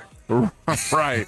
So really, depending on the style or the build of these players, if we're playing a lot more 4 difficulty cards and we're playing no 5 difficulty foundation specifically, it's probably not as big of a deal going second. But we see Jet opening with a failed manipulations, intentionally getting it into the discard pile, not wanting it in their hand, wanting to use the additional review step. And we see the Genghis frog being reviewed by George here. So like I was talking about, it wouldn't be as big of a blowout if George formed and built a frog here. It doesn't really do anything on the rival's turn. But if we manage to check or potentially mill manipulations, if we're playing that version, 4 foundations, yikes. Yeah, but we got an ally in our discard. I don't think we had a touch this crew yet. Okay. I did want to kind of highlight. So we have a mirror match going on, and so there's going to be some small decisions between our players' decks that we'll see over the course of this match, just like what decisions we made to get a hedge in the mirror. Right. But I think what's going to be really cool about that is so Jet and George are both LC winners from this first round 1 season. Oh, okay. Yeah. Both on Titan of Terror? Yes, yeah. And so I know Jet won the final round LC, and I believe George won the Gaming Universe one. Okay. And something I've heard people talk about with Titan of Terror is the sort of regional distinction between them. So I believe it is the East Coast Titan of Terrors, I think more in the Florida area, have been really liking cards like Funky Breath to make their blocking a bit easier. And we move a little bit out west, and we see less Funky Breaths, but I think more. I think the Zeke's manipulation one showed up a bit more in Trading Post than the Florida regional or Florida LC.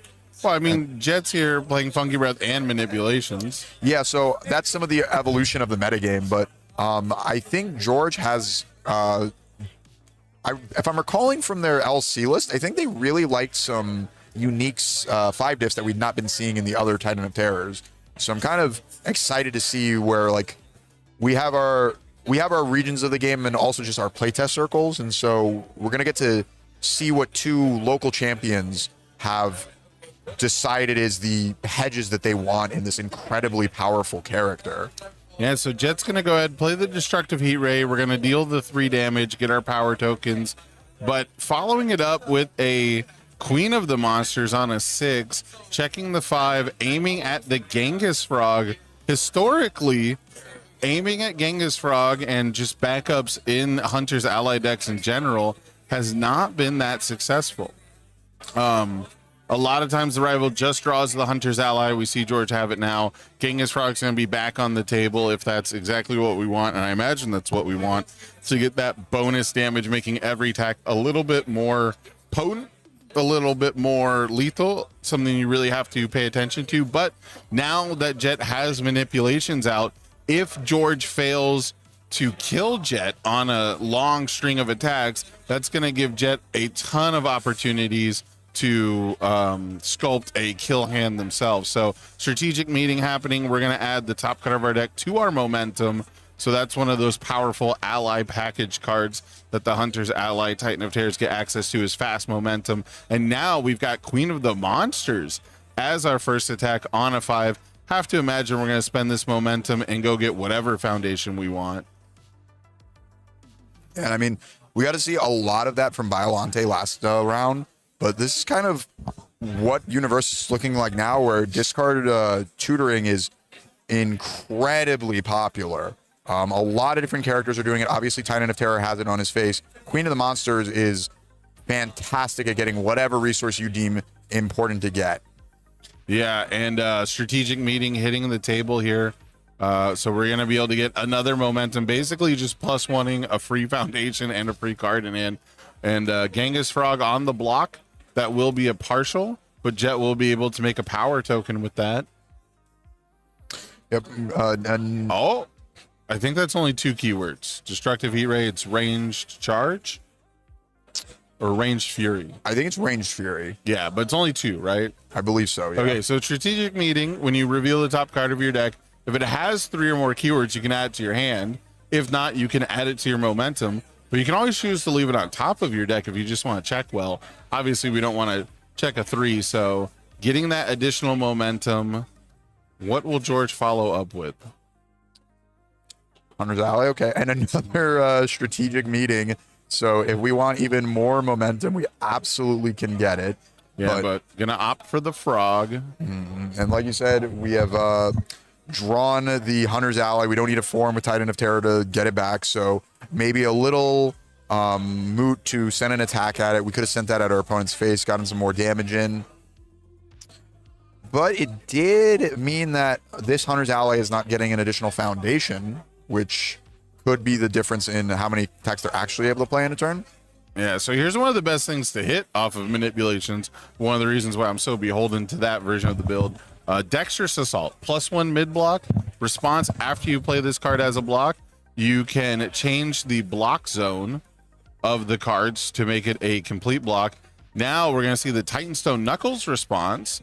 After an attack is blocked, you can make your rival flip a foundation. And if there was an asset in play, Jet could destroy that asset. So very cool stuff. +1 Omni block feels really good. Not a lot of those in the game's history, not a lot of those in the format, but Dexterous Assault, most importantly, too fast for analytical observation to flip it.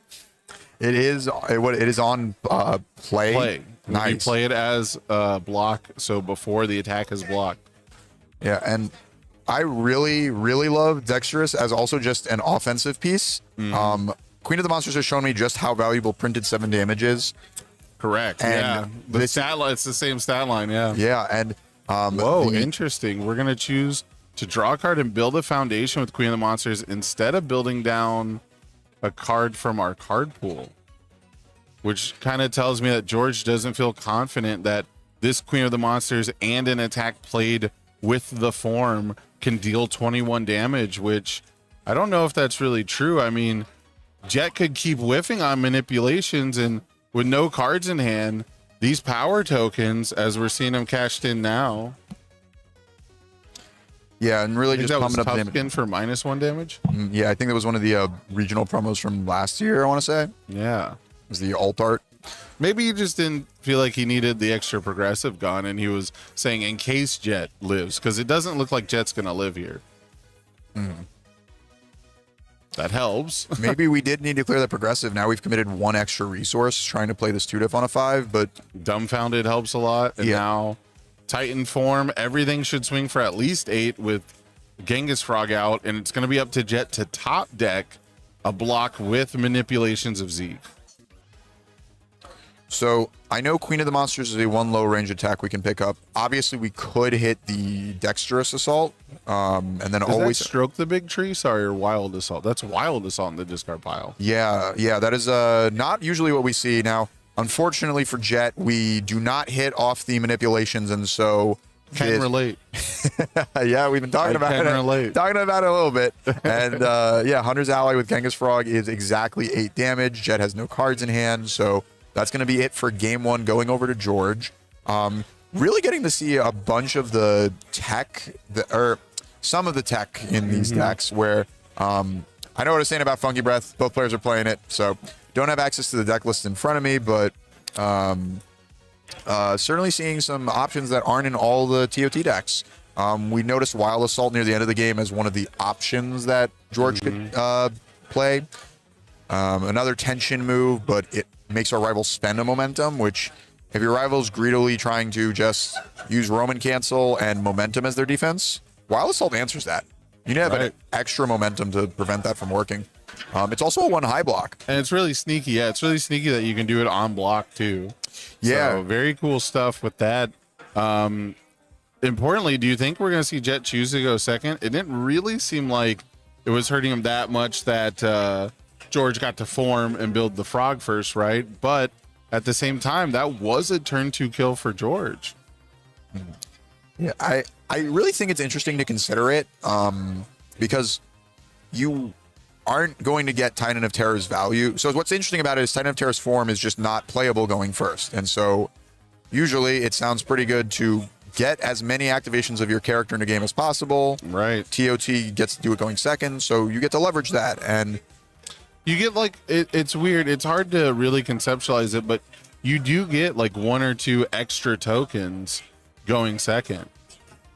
Yeah, and honestly, the strength of the partial mulligan, I think, shouldn't be underestimated. I know we are not going to be the first attacking player, but being able to partial means you get to keep the best foundations that you've randomly drawn off your top 6, and there's likely way lower odds that you brick. Where if you're going first and you're TOT and you draw a hand of 3 foundations, maybe you'll mull away it so you can find a better grip.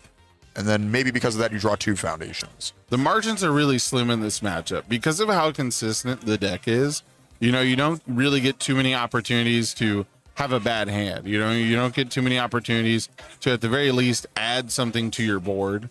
And so when it comes down to it, I think having the extra resource for your first attack turn, the likelihood that you build 5 or 6, you know, Titan of Terror doesn't have a ton of stats. You ostensibly get +4 damage from the character over the course of a turn, and that does require you to commit your character.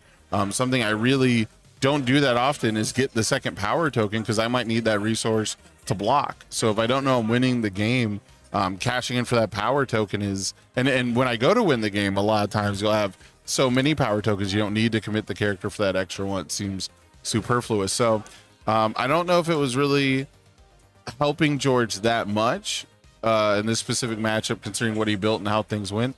But that was 3 free damage Jet gave him. And I believe with the power tokens, the Hunter's Ally was either exact or near exact lethal, right? They kind of shortcutted through the end there. But if I'm not mistaken, like those 2 factors really did add up to George just barely being able to pull that out, you know, granted what he was given. So I don't know. It's the margins for victory in this matchup are so slim. It feels like you really have to be operating on turns 2, on turn 3 if we get that far. But now we've got the commit for Titan of Terror here. So George is not going to be able to get a free piece of value. However, double Ocean Buddies is pretty solid. Yeah, if nothing else, giving +2 progressive to our rival's turn means that even though we have one free one, our foundations are going to likely be on 5 or greater. And so that puts our rival in a situation where they can actually just get unlucky and fail their build. A lot of times, one attack, 2 diff, 2 diff, 1 diff is really safe. So we do see the Ocean Buddies here. George putting in a referee, which does have a relevant response while it's in the card pool to make the rival commit a foundation. However, Jet intentionally went out and put the airship, the military airship, into the card pool. We could see a Queen of the Monsters come down and then build that airship. And while that is +1 progressive that, well, now +2 progressive that Jet has to deal with, that could be a free airship from the discard pile.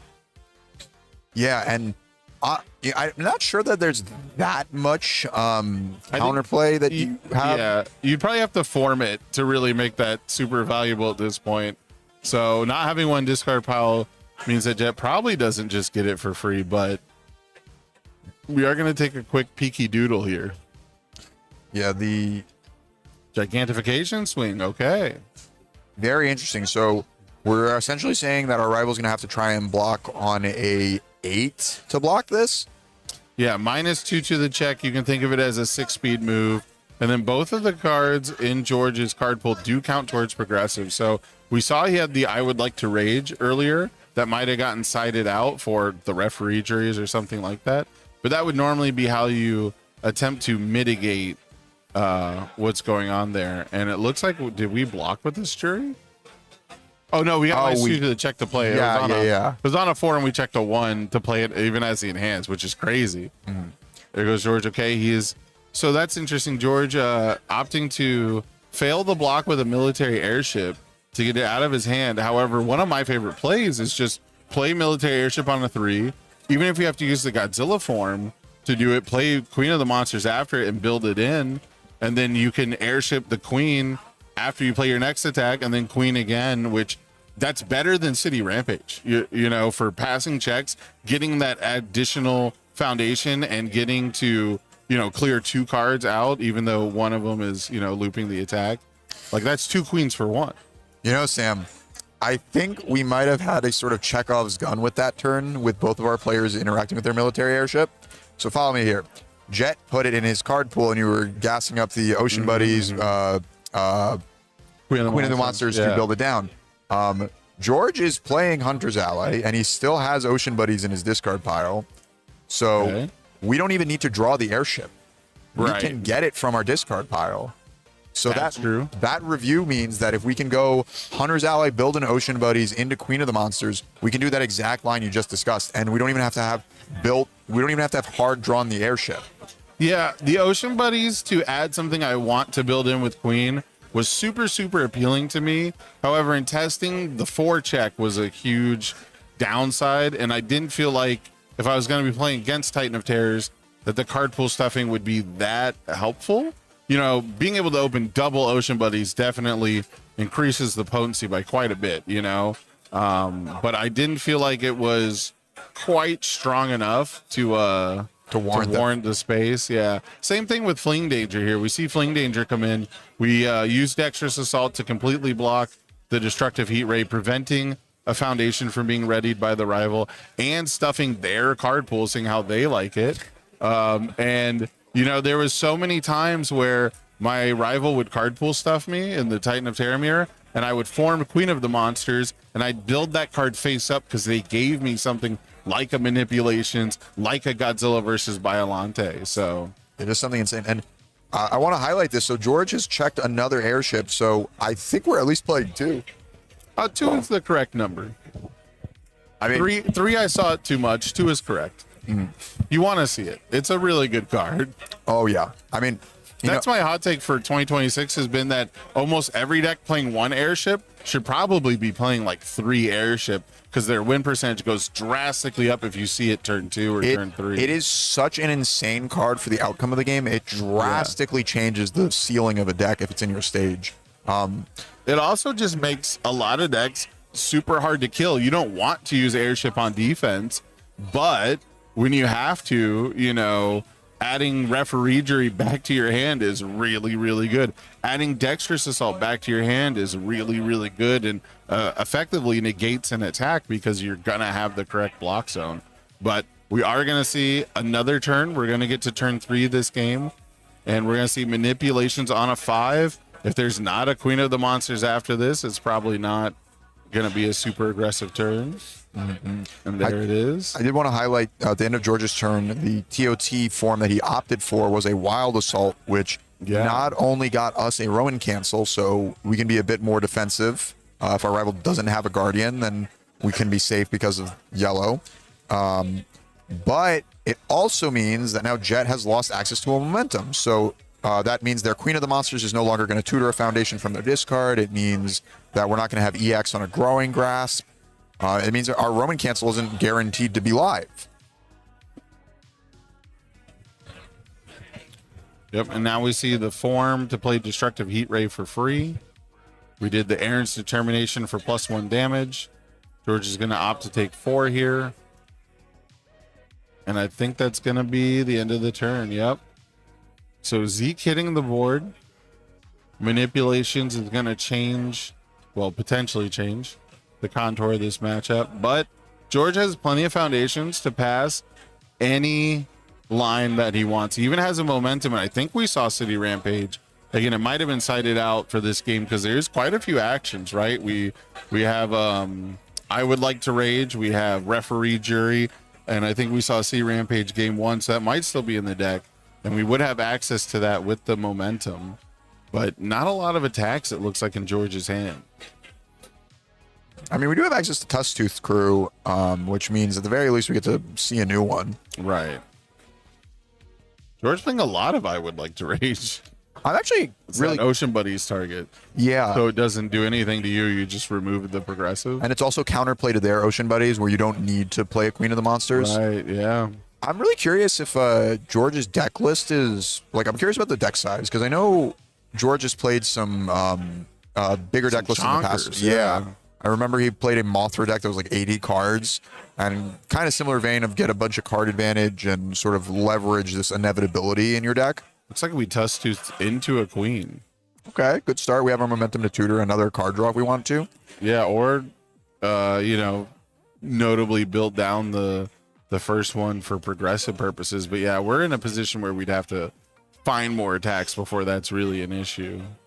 And Jet blocking with a Growing Grasp, so getting more value out of TOT on our rival's turn.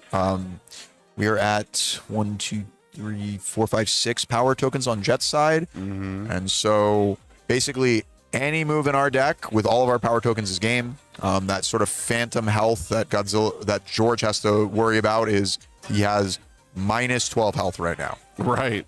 That's that inevitability that they circled on their little deck worksheet. And both of them did it. I'm curious if they talked about it to like I think every lineup. Titan of Terror has. Okay. Every Titan of Terror I've seen has had the inevitability, what would you call it? Like achievement? Like perk? Yeah, the perk. Yeah. They went to the in the description. Yeah. They went to the create a class, and that's the perk they picked. The adjective. So yeah, I'm very curious here. We do have the Queen being played here on 6. Gonna spend the momentum. Strategic meeting gonna come down. Draws a jury. I think that's 2 jury in hand, which would mean a potentially 4 jury in the deck at this point. But there's Guardian Angel Chinatown staring us down, so one of those juries is not going to be effective. Yeah, 2 in hand. Wow. And obviously, Queen of Monsters can just get a Guardian in the future. But it's kind of interesting that you have so many answers to the different things that your opponent is doing. That's a lot of keywords on Gigantification Swing. I think it's 4. So no matter what, if we wanted to, it could have been in our hand. But yeah, but it looks like we're going to choose to add it to momentum. That's because Jet doing a very good job of completely blocking, showing the little bit of defense you got to do with Titan of Terror. Typically, you got to do just enough defense to get another turn, and Jet's preserving that health total, having the right block zones. Titan of Terror not known for pumping a lot of speed. There's been some builds out there that play Godzilla's First Emergence, and that one gives a repeatable +1 speed and a power token when you play it. So some builds max out on crushing impact, so that way you have 4 attacks in the deck that just get massive speed. But these are 2 builds that aren't really doing that. We haven't seen a move, I think, that was faster than a destructive heat ray, for example. Yeah, at least on base speed. Yeah, I mean, we checked the crushing impact, so we very clearly know that one's gonna be a super fast move if we want it to be. I mean, one thing I was trying to count at the start of this turn is just how close George is to deadlock, because Jet does have access to Godzilla versus Biollante, and Manipulations has a deadlock that everyone forgets about. Yeah, I'm vaguely familiar with it. I think it's form pick up a ranged attack from your discard. Ranged or Titan. That makes sense because it's basically a free hit from Manipulations, but you have to flip it. Okay. So a guaranteed hit. So typically you play, as many attacks as you can, milling as much as you can, and then when you run out of attacks, you form flip and then get another free one. Yeah, and I think, are we at 11 on George's side, or do we skirt around it? It's a little tough to tell. I think that's 3 face downs in the middle there. That's what it's looking like to me. I feel like I think we are at 11. Okay. But will Jet catch that? Yeah, it can be, these he games did can not, it looks like. Interesting. It doesn't look like it's going to matter because Jet is on a roll here. Got George down to 9. The Attack Titans Haymaker landing. Wow. Okay. Manipulations hitting a moth off the top. Must be nice. Aaron's Determination hitting a destructive off the top so we don't check it.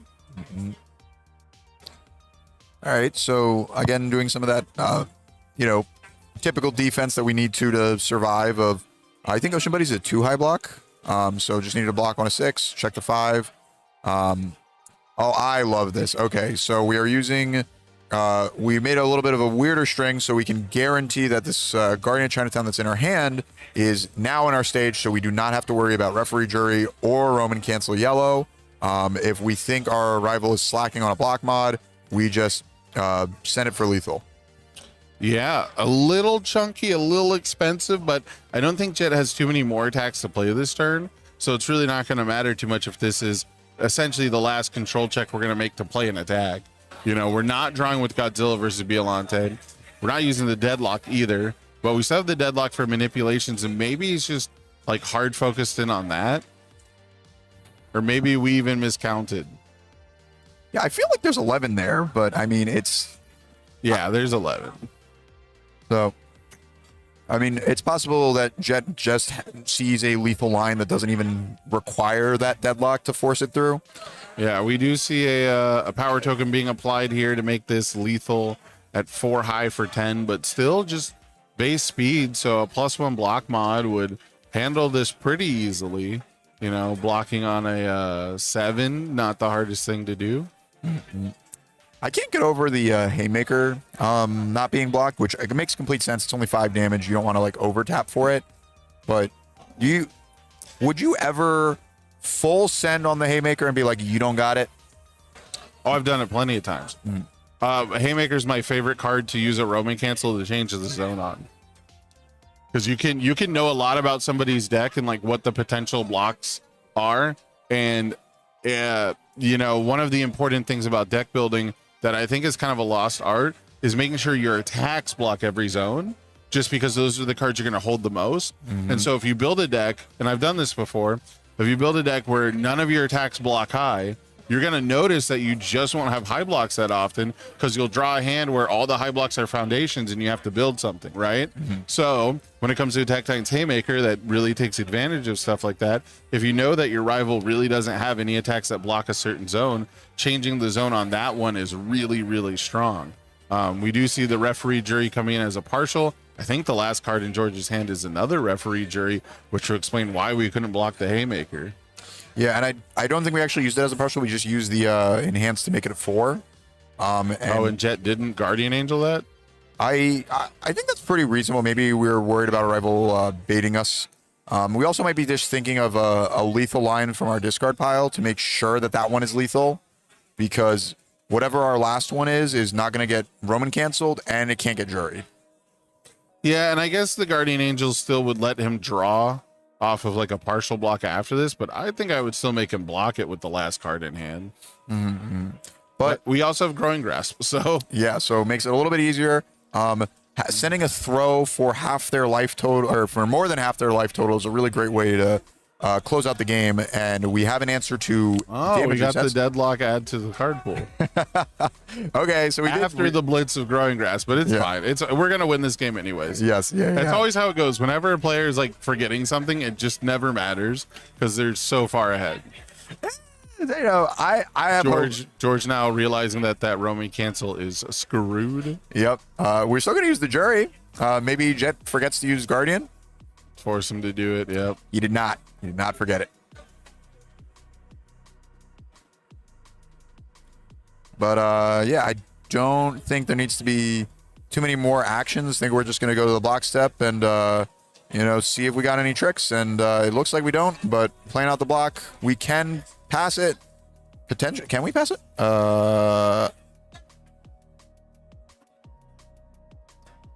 Yeah, I mean, even if he did, he was dead anyways. We're clearly slow rolling this. Yeah, look. Everyone's trying to make sure they're not making mistakes, but like from the bird's eye view, we are just wasting time, right? No, look. They signed up for a full hour of UniVersus, and golly, they are going to get that hour. Trust me, dude. I'm not an early scooper. I always tell people, make them have it. It was wild to me earlier. I think we had a scoop where the person was at one, and I think they knew the rival had a throw, and I still wouldn't scoop. I would still like make them at least attempt it or something like that. But we're well beyond the point where Guardian Angel Chinatown has locked up the game. Yeah. At that point, you're just waiting to see if your rival, like, I don't know, gets struck by lightning. It could happen. A meteor could come through the ceiling. Jet just has a heart attack, and George is like, oh, thank goodness I didn't scoop. Play to your outs, Sam. Yeah. Okay, come on. Play to your outs, your rival's high cholesterol. Oh, man. But tell you what, nobody is selling me more on buying cranberry juice than Jet today. I mean, yeah. I know that Jet is a huge fan of cranberry juice. At least it's a godly juice. Yeah, I mean, this weekend at the hotel, I've noticed the breakfast juices we've had access to. Cranberry juice has been here Friday and Saturday. Yeah. So I did jokingly say, I'm so tempted. That's the only thing I want from the breakfast is the cranberry just coming juice. for the cranberry. I'm like, I can't spend $30 to just drink cranberry juice for an hour before they kick me out. You do have free will. You can do whatever, but I did. Yeah, but I don't have free wallet. True. Okay. But if you play in the retro event on Sunday, you can get some money for cranberry juice. I'm here doing this with you. Oh, of course. How you know I'm not playing in the retro event Sunday. Look, I already asked. I said, hey, let me play in the retro event until I get kicked out. Till I get trying to do some eliminated. more advertising for Sunday. Saturday's almost over, but yeah, no, I'm stoked. I mean, I would absolutely smoke this competition. These guys don't know retro. They don't know. But I did joke that because there is cranberry juice at the venue, Jet is winning this whole thing. And I mean, they've been doing pretty well this tournament, going into the second to last round. And, we're in game 3, so there's always a possibility that they're able to take this down. So what's going to happen is Jet's going to top cut. They're going to have a stream match in top 16 tomorrow, and they're going to lose because the cranberry juice won't be on stream. They won't have a jug with them. I'm calling it right now. You're invoking bad juju. Well, maybe Jet will hear this, or somebody will hear this and let Jet know to remember to bring the cranberry juice tomorrow. Oh, okay. So we got to test that. We got to get Levi to run some tests. There might be some PEDs in the cranberry juice. Yeah, it's the performance enhancing cranberry juice. It makes the Titan of Terror better. The checks are better. The Zeeks hit more. We find the good ones. Dumbfoundeds are in our opening. Yeah. All right, Wild Assault coming down, wanting that Roman cancel token. It's really cool to see a lot more tension attacks get played. I think people were really kind of iffy on them, and pre-rotation there might have been some just like heavier weighted cards, but now that rotation's here and people are really wanting to get access to the Roman cancel abilities, I think every tension attack is being played these days.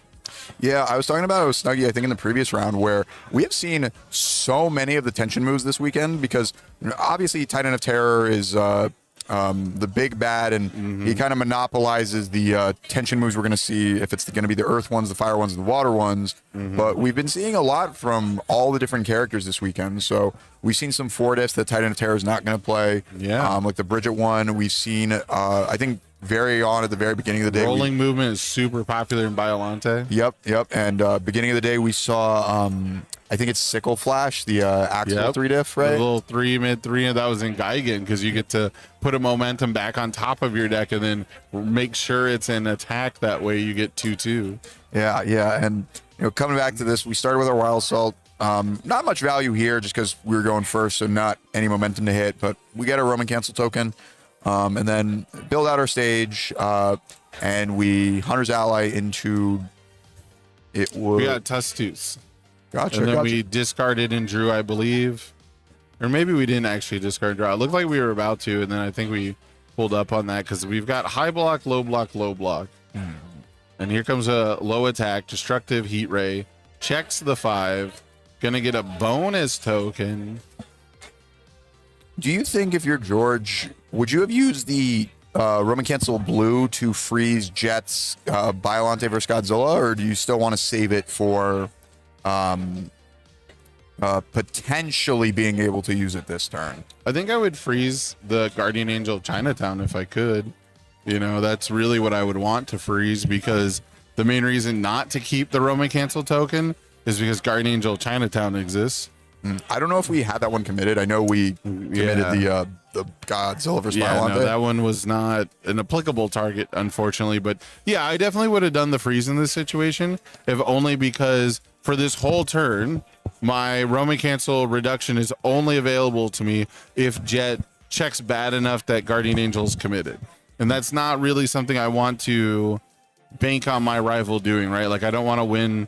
I don't want to play strategies around my rival not knowing how my abilities work. However, while building, we did commit the Guardian Angel of Chinatown. Now we're going to play an attack, and it might get Roman canceled down, but it's a 3 damage move, so probably not. Playing around the Roman cancel damage reduction by just playing 3 damage moves.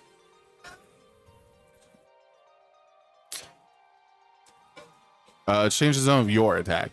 Oh, he was trying to that's what he was trying to do. Like, I almost guarantee it. Yep. They are. I'm almost certain that is where the red Roman cancel is at the top of the card. Jet pointed to it, say no. It says your attack. So always make sure to read your cards. Very important to know that they do what you think they do. I'm just glad I recognize that immediately just from body language alone, because he spent you just spent the cancel token by itself. So yeah, we are gonna get the Genghis Frog on a block, save ourselves 1 health, just to get the power token, really. Unfortunate though, if you could change the zone of rival attacks, I think everyone would have to play tension attacks. I think you'd have to have them. I mean, vertical maneuvering equipment was messed up, and that one is no longer with us. So yeah, if you're very similar, right? Yeah, if your tension move essentially said you could omni block anything with just itself, you don't even have to momentum. That would have been nuts. No more zone checking your opponent. I got a singular Roman cancel token. Yeah, I have if you're sitting on a Roman cancel, you have either DR if you can't block, or the omni block. That would be. I wonder if they tested that. They probably tested that and said it's a little too much. So I would like to rage coming out here. You get to play this card form. It basically just says draw 1 card, and then it's got the ability that says the first one you play does not count towards progressive difficulty. If we do play a Fury attack, though, we can remove I would like to rage, give that Fury attack powerful 3. I don't think we've seen too many, if any, Furies. I think it's just destructive heat ray. That one's ranged Fury. Yes, I think the Mountain Lady one might be a Fury attack. Oh, it does have like a chameleon keyword. Yeah. Fury could be one of them. Yeah, let me pull that it gives one the up. check bonus to play Furies, I'm pretty sure. Yes, I want to say it's Slam, weapon, Fury, charge. Yep, you got it. All 4 of them. One of those it doesn't give a bonus to, and I can't remember. Like it gives +1 to the check to play like everything but weapons, I think. Yeah, everything but weapons. Okay, yeah, I got that one right. That was close to My Hero era. We couldn't let the weapons do. Yeah. It was also close to Attack on Titan, like right before it. So probably we're a little worried about some of the tune stuff that might have been weapon possible. attacks have had enough. Yeah, They got their own +1 for momentum in Yu Yu Hakusho. Yes, yeah, and You the got a history of KS weapons has been pretty nuts. Yeah, you got a KS card that does the same thing.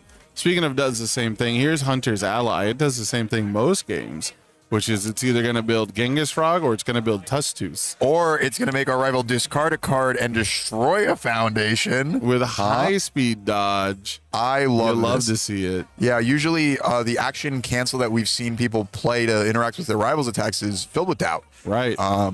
But high speed dodge is kind of an older, quote unquote, worse version of filled with doubt. It doesn't answer every single ability on a card.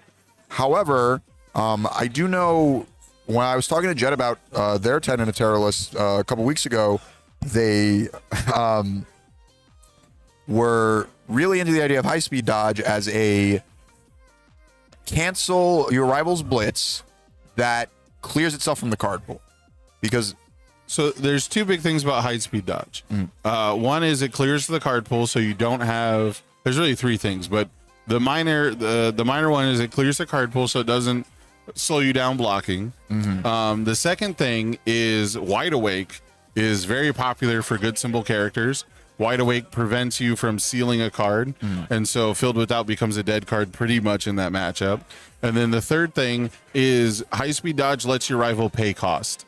And if you get your rival to spend a momentum on Queen of the Monsters and then you cancel the build down blitz, it's actually one of the most insane tempo swings you can have. If your rival checks bad to play a Queen of the Monsters and they want to build down their first attack and you cancel it, it's one of the best tempo swings. Yeah, just like a back-breaking gotcha. Yeah. I didn't think about the Wide Awake overlap. That's pretty awesome. That's the reason I didn't play Filled with Doubt. Was I figured people would be playing Jacob Johnson. I knew some people would be playing like good symbol Benny Maru, Mothra. Yeah, right. Mitchell Cimino. Air, good order. Mitchell Cimino has it. And I just think as an attuned 6 check with a low block, Wide Awake is like all over all of my decks all the time. So we do see the double Ocean Buddies happening here. We saw this play a couple games ago, and it seemed pretty potent. Yeah, I mean, you know, the fact that Hunter's Ally gets to tutor it really helps mitigate the. So you still have that downside of the 4 check, but Hunter's Ally will consistently find you it, so you'll see it every game if you want to. Yeah, now we have the gigantification swing. So -2 to the check and +2 progressive difficulty. This is like a 4-point swing in economy. Luckily, Jet has the 0 diff. So this is going to be played on a 3 and check a 3. If we didn't have that 0 diff, you know, we were at least going to spend some sort of extra resource here. But Titan of Terror, of course, does have that free form, which is why I didn't feel like cards like Ocean Buddies were going to slow it down that much. Jet's still going to get a lot of value out of this turn. We've got the Crushing Impact coming in. It's going to blitz, ready, natural cover, it looks like, even though Guardian Angel of Chinatown is right there. Yeah, I mean, we do see 2 juries in the card pool, and there's not a Roman cancel, so maybe we're thinking that they just don't have it, or we were just not even trying to go for it this turn. We just wanted to get that 6 poke damage in. Yeah. Jet did have some other attacks to play, so the Ocean Buddies is not without value, but we still got a pretty nice chunk with that Crushing Impact in there. Getting to ready a foundation for free and deal some damage. Gonna bank that momentum. Wild Assault might discard it, but we can always be a believer. And speaking of believers, do you believe in the chat? Any believers in the chat? Post a Rata City Rampage. Imagine it wins this event.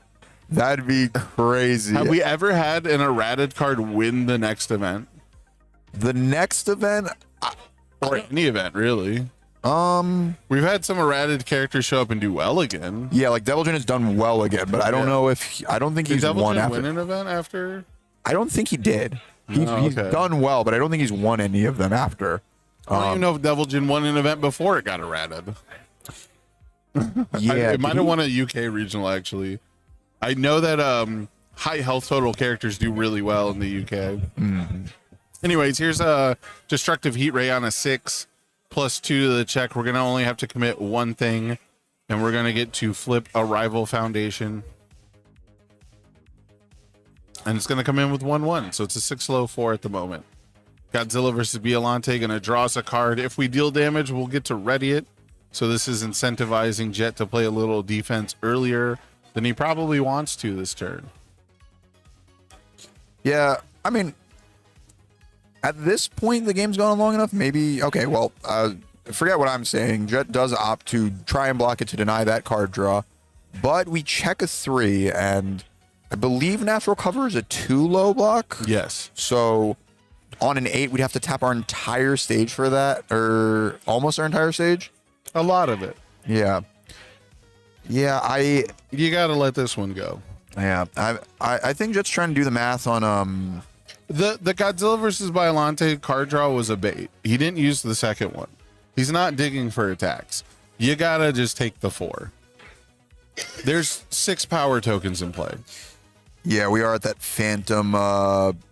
You're technically at -12. 16 health. Yeah, You know, and with City Rampage in play, like we are. Yeah.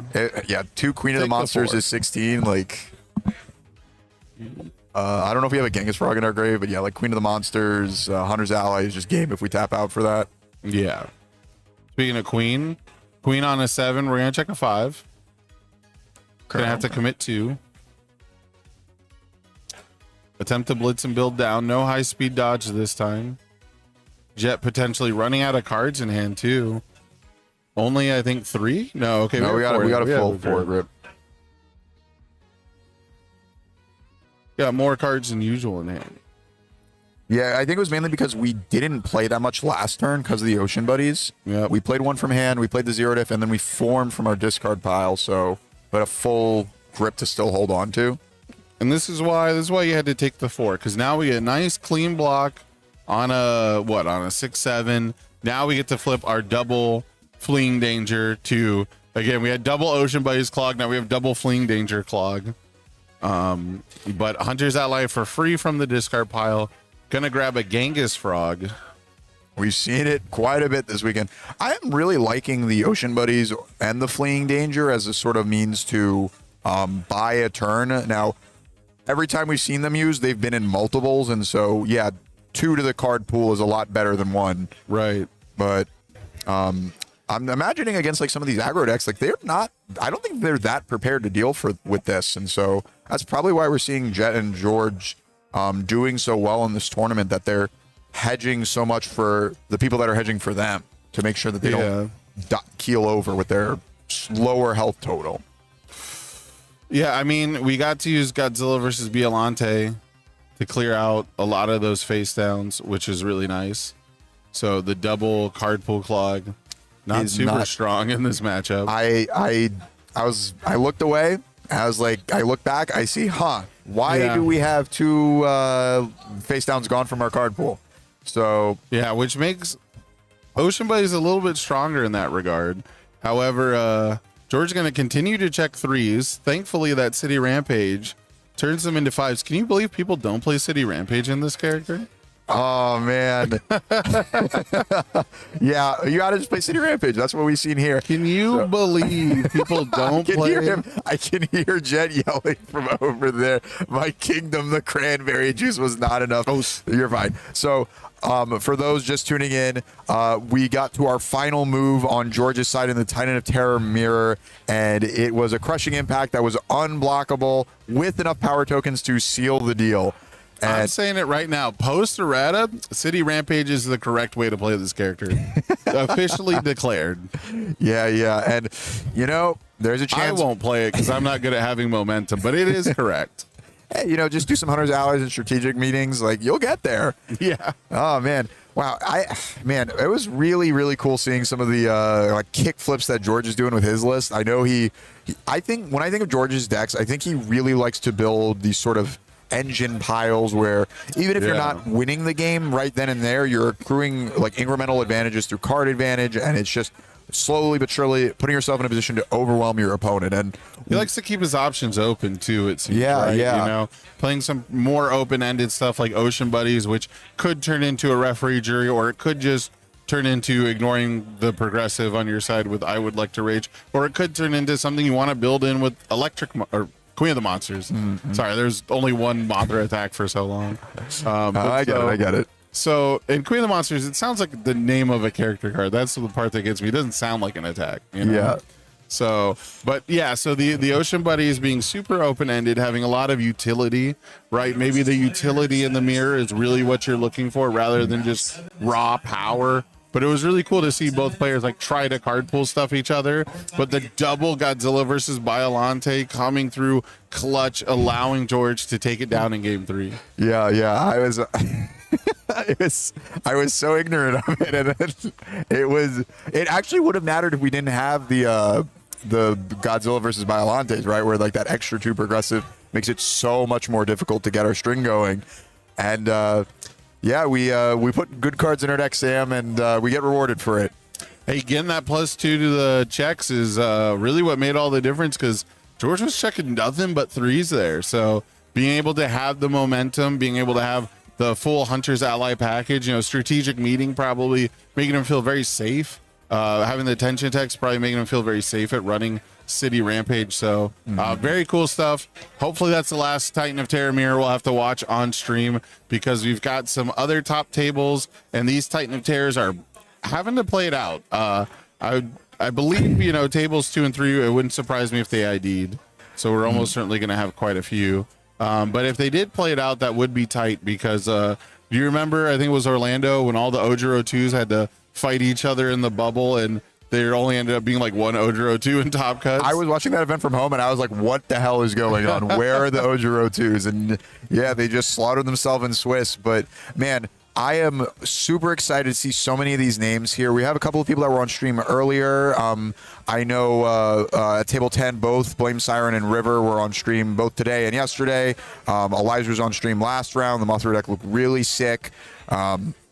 We haven't seen Mitchell Chimino on stream yet, but he's doing really well with his character. Yep, playing himself. Yeah. And I am really excited about the pink warrior characters from Attack on Titan that we have on this screen. So we got... Yeah, animated onto the top 16 tables. Yeah, I cannot believe it. I think that character is so incredibly powerful, but she has...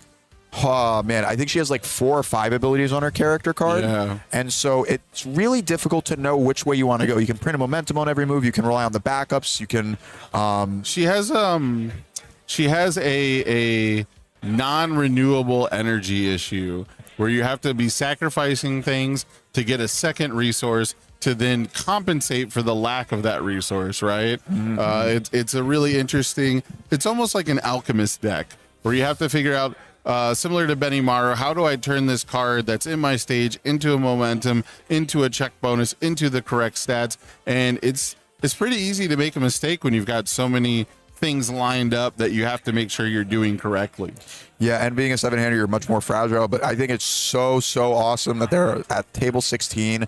What I'm really hoping for is that they're able to pull through and just got one more round to play out, and we could have an Annie in top 16. That'd be so awesome. And then the other thing, I don't remember how many Reiner 3s are in the tournament, but it should be a pretty low number. This character's been super popular. Yes, but I remember from the standings we had early in the day, the character breakdown, I think it was like 7% of the tournament is Reiners, and so, you know, a little over 100 players here, and I think we have like 7 Reiners in the whole tournament. And how many do we have here in top 16? 1, 2, 3, 4, 5 of them here. And so the conversion rate on this character is looking like it's going to be pretty nuts.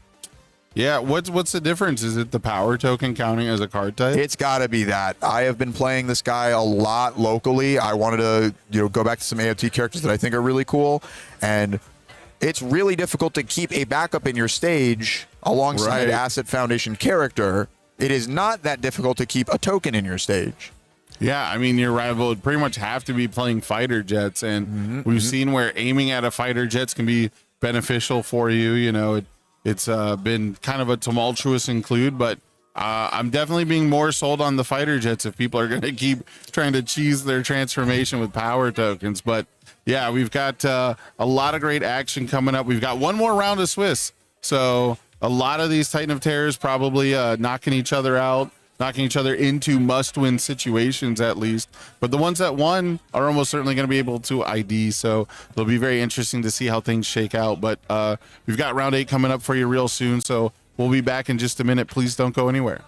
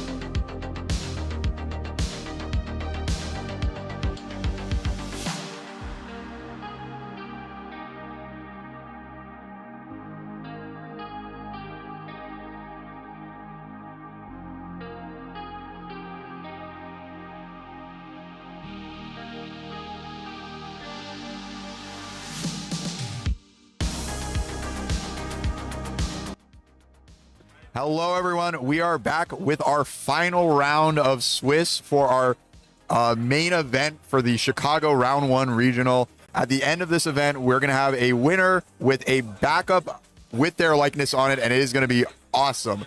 But I'm getting ahead of myself. This is simply the final round of day 1, and oh man, we got some fan favorites in front of us. Oh my goodness. It has been great seeing everything that has been running around fighting, but there's nothing greater than Godzilla versus Godzilla. The boogeyman of the format here this weekend, Titan of Terror. We've seen him. We love to hate him. He's there, but even more, much more better, Godzilla, King of the Monsters, the boogeyman of last year, and dominating the format last year as well. Coming from the Challenger Series was the OG Godzilla to come out. It has increased health over its counterpart and its newer counterpart, Titan of Terror, and it's kind of its own city-ish, rampage-ish.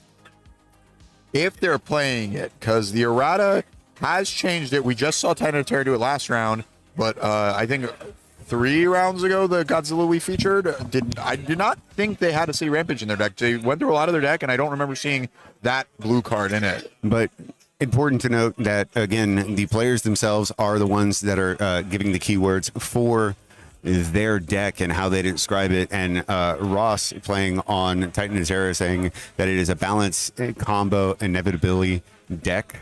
And Maxwell on King of the Monsters saying it's aggressive and momentum focused. Both on Earth symbols, though. So it isn't an exact mirror match, but it has the spirit of one to a degree. Well, yeah, it's they. For any retro fans, you could play Titan of Terror in retro and stack Godzilla, King of the Monsters to have both abilities. Yeah. So in that regard, they're similar. But you know, I haven't watched a lot of Godzilla movies, but there's always got to be a batter monster, right? We have our hero Godzilla, and sometimes it turns out our biggest enemy is ourself. Mm-hmm. And so Titan of Terror doing a fantastic job of being the big bad and the enemy that obviously it'd be fantastic for Ross to win, but he's playing the bad guy. I got to root for King of the Monsters. As much as I hate to say it, I'm right there with you. Godzilla King of the Monsters was the bane of my existence throughout the year last year, and I did have to play a lot into it. Calvin Tahan, one of my locals, actually won one of the regionals with it. The only bragging right I have is I played Pony into him and beat him for a single game before he went and won. So I think that says logically to me that I could take on a regional champion. Yeah. Not you. Not you. Maybe him. Me and Calvin tied the last time. The only time I played him. Mm-hmm. Or actually, no. He's beaten me. I played him twice. He's beaten me 2-0, and we tied. So if you've beaten him, that basically means you've beaten me. So you're a 2-time regional champion. Yes, that's how logic works. Yes, it is. Okay. Yep, Okay. yep. Awesome. Congratulations, man. Keep it out of the comments. Let me be delusional just for a little bit. Okay. I top cut and I won. That completely happens. But anyway, back to the game. King of the Monsters, Maxwell playing Earthbreaker's alt. I'm fortunate enough that I've been doing the master playset of all the alts, all the promos for Exandria, and I finally finished Earthbreaker maybe an hour ago. Oh, okay. So that was real recent. This is really, really recent. Yeah. Earthbreaker, one of the great things about it is while it's in your card pool, you can get bonus damage on your other attacks as well. Yeah, as long as you draw cards. Kind of reframing where we're at. So Maxwell went first this game with King of the Monsters, had a solid 4 build. Ross had a reasonable 3 build. Airship's incredibly powerful. But unfortunately, that 3 build has turned into a 2 because Maxwell's Earthbreaker was unblocked, and thanks to the response on that card, we got to destroy one of the foundations that Ross stunned.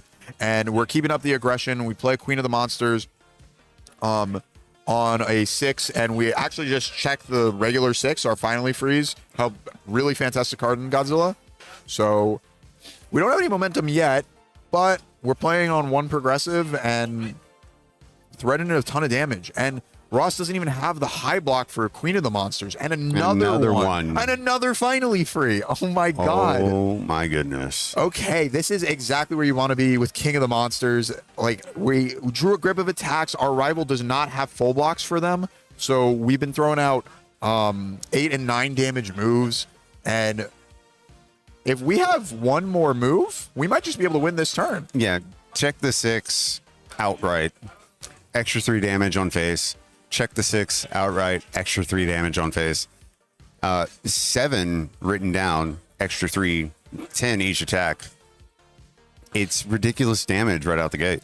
Yeah, and we made Ross use airship and have to still just half block this one. And Earthbreaker, it being stunned too, but it doesn't matter. He's already committed out.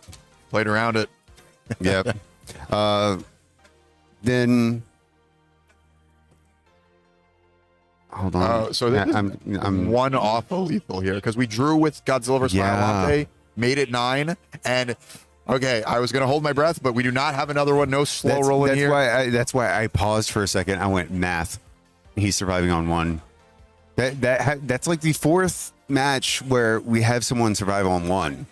And Titan and Terror, realistically, can we count to 34 though? I think we can, but if you were to ask me if we could do it on this turn, I don't think so. No, not this turn. No, we have 2 ready foundations. Our airship is committed. We have no power tokens. We have no momentum. Our rival is at full health. They have 1 in hand. They have an inspiring song. So we're at least going to have to play on a more difficult check at some point. And Godzilla has access to essentially -2 speed if we want to for defense. And wonderful people in the chat and in the comments. This right here is why King of the Monsters was so deadly before Reign of Kaiju was out. Look, some games the UniVersus are not yours to win, and Ross starting with the Destructive Heat Ray, checking the 3.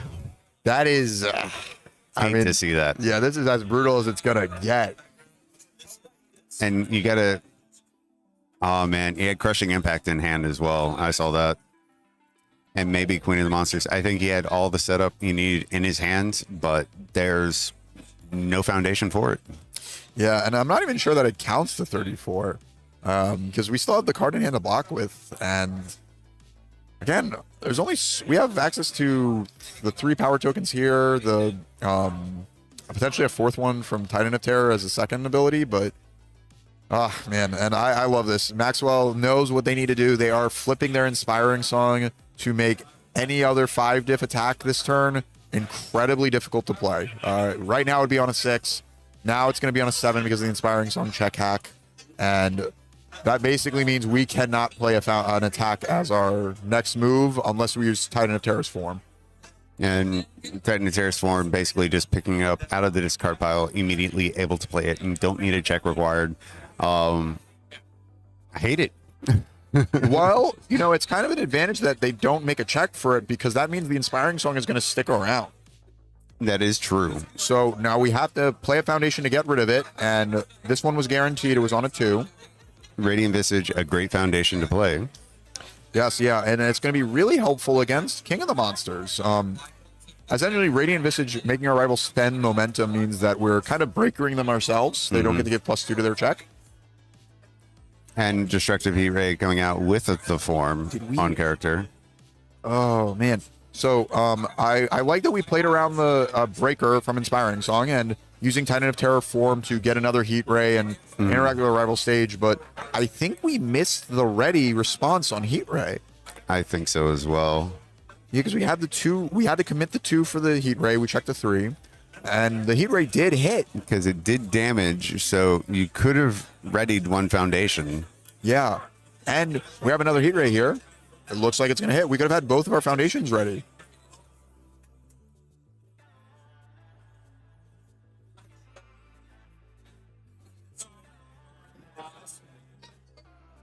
Just Judge making sure the math works out. It was a 3 block plus the 5 speed base of Destructive Heat Ray.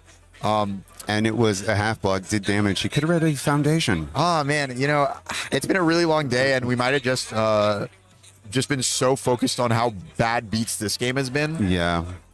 And so, you know, it certainly could have mattered because we would have been able to ready the Radiant Visage, use the Enhance, make Godzilla King of the Monsters spend the momentum that they have. And then I think Defiant Roar is the other one, which would have maybe given us some more card draw. Maybe we could find some more foundations. And we would have been able to pass more checks. We played a Tusk Tooth on a 5, checked a 3. We could have passed that one. And Tusk Tooth, such a crucial card in Titan of Terror, and became wildly popular because of Titan of Terror. I love seeing the cards like that weren't really played into anything, and then just all of a sudden get super popular. Ross just milled a Yu Yu Hakusho like original set card, and that's one of the Byakko attacks. I don't think I've seen that all weekend, so I actually don't know which one it is, but that I really hope we get to see that in hopefully this match. We have Maxwell doing a double dust attack, now having 2 Roman cancel tokens. Oh man, this is rough. Yeah, we do have another 1 low block, and we checked the 5, so we're able to do it. We are getting to see the purple Roman cancel ability. After a blocked attack resolves, we get to clear it from the card pool and draw a card. And oh man, another low attack. Thorn Lance. Yeah, and this one's fantastic. It's gonna make us clear progressive and shove the dust attack back into our momentum, make it easier to play another move.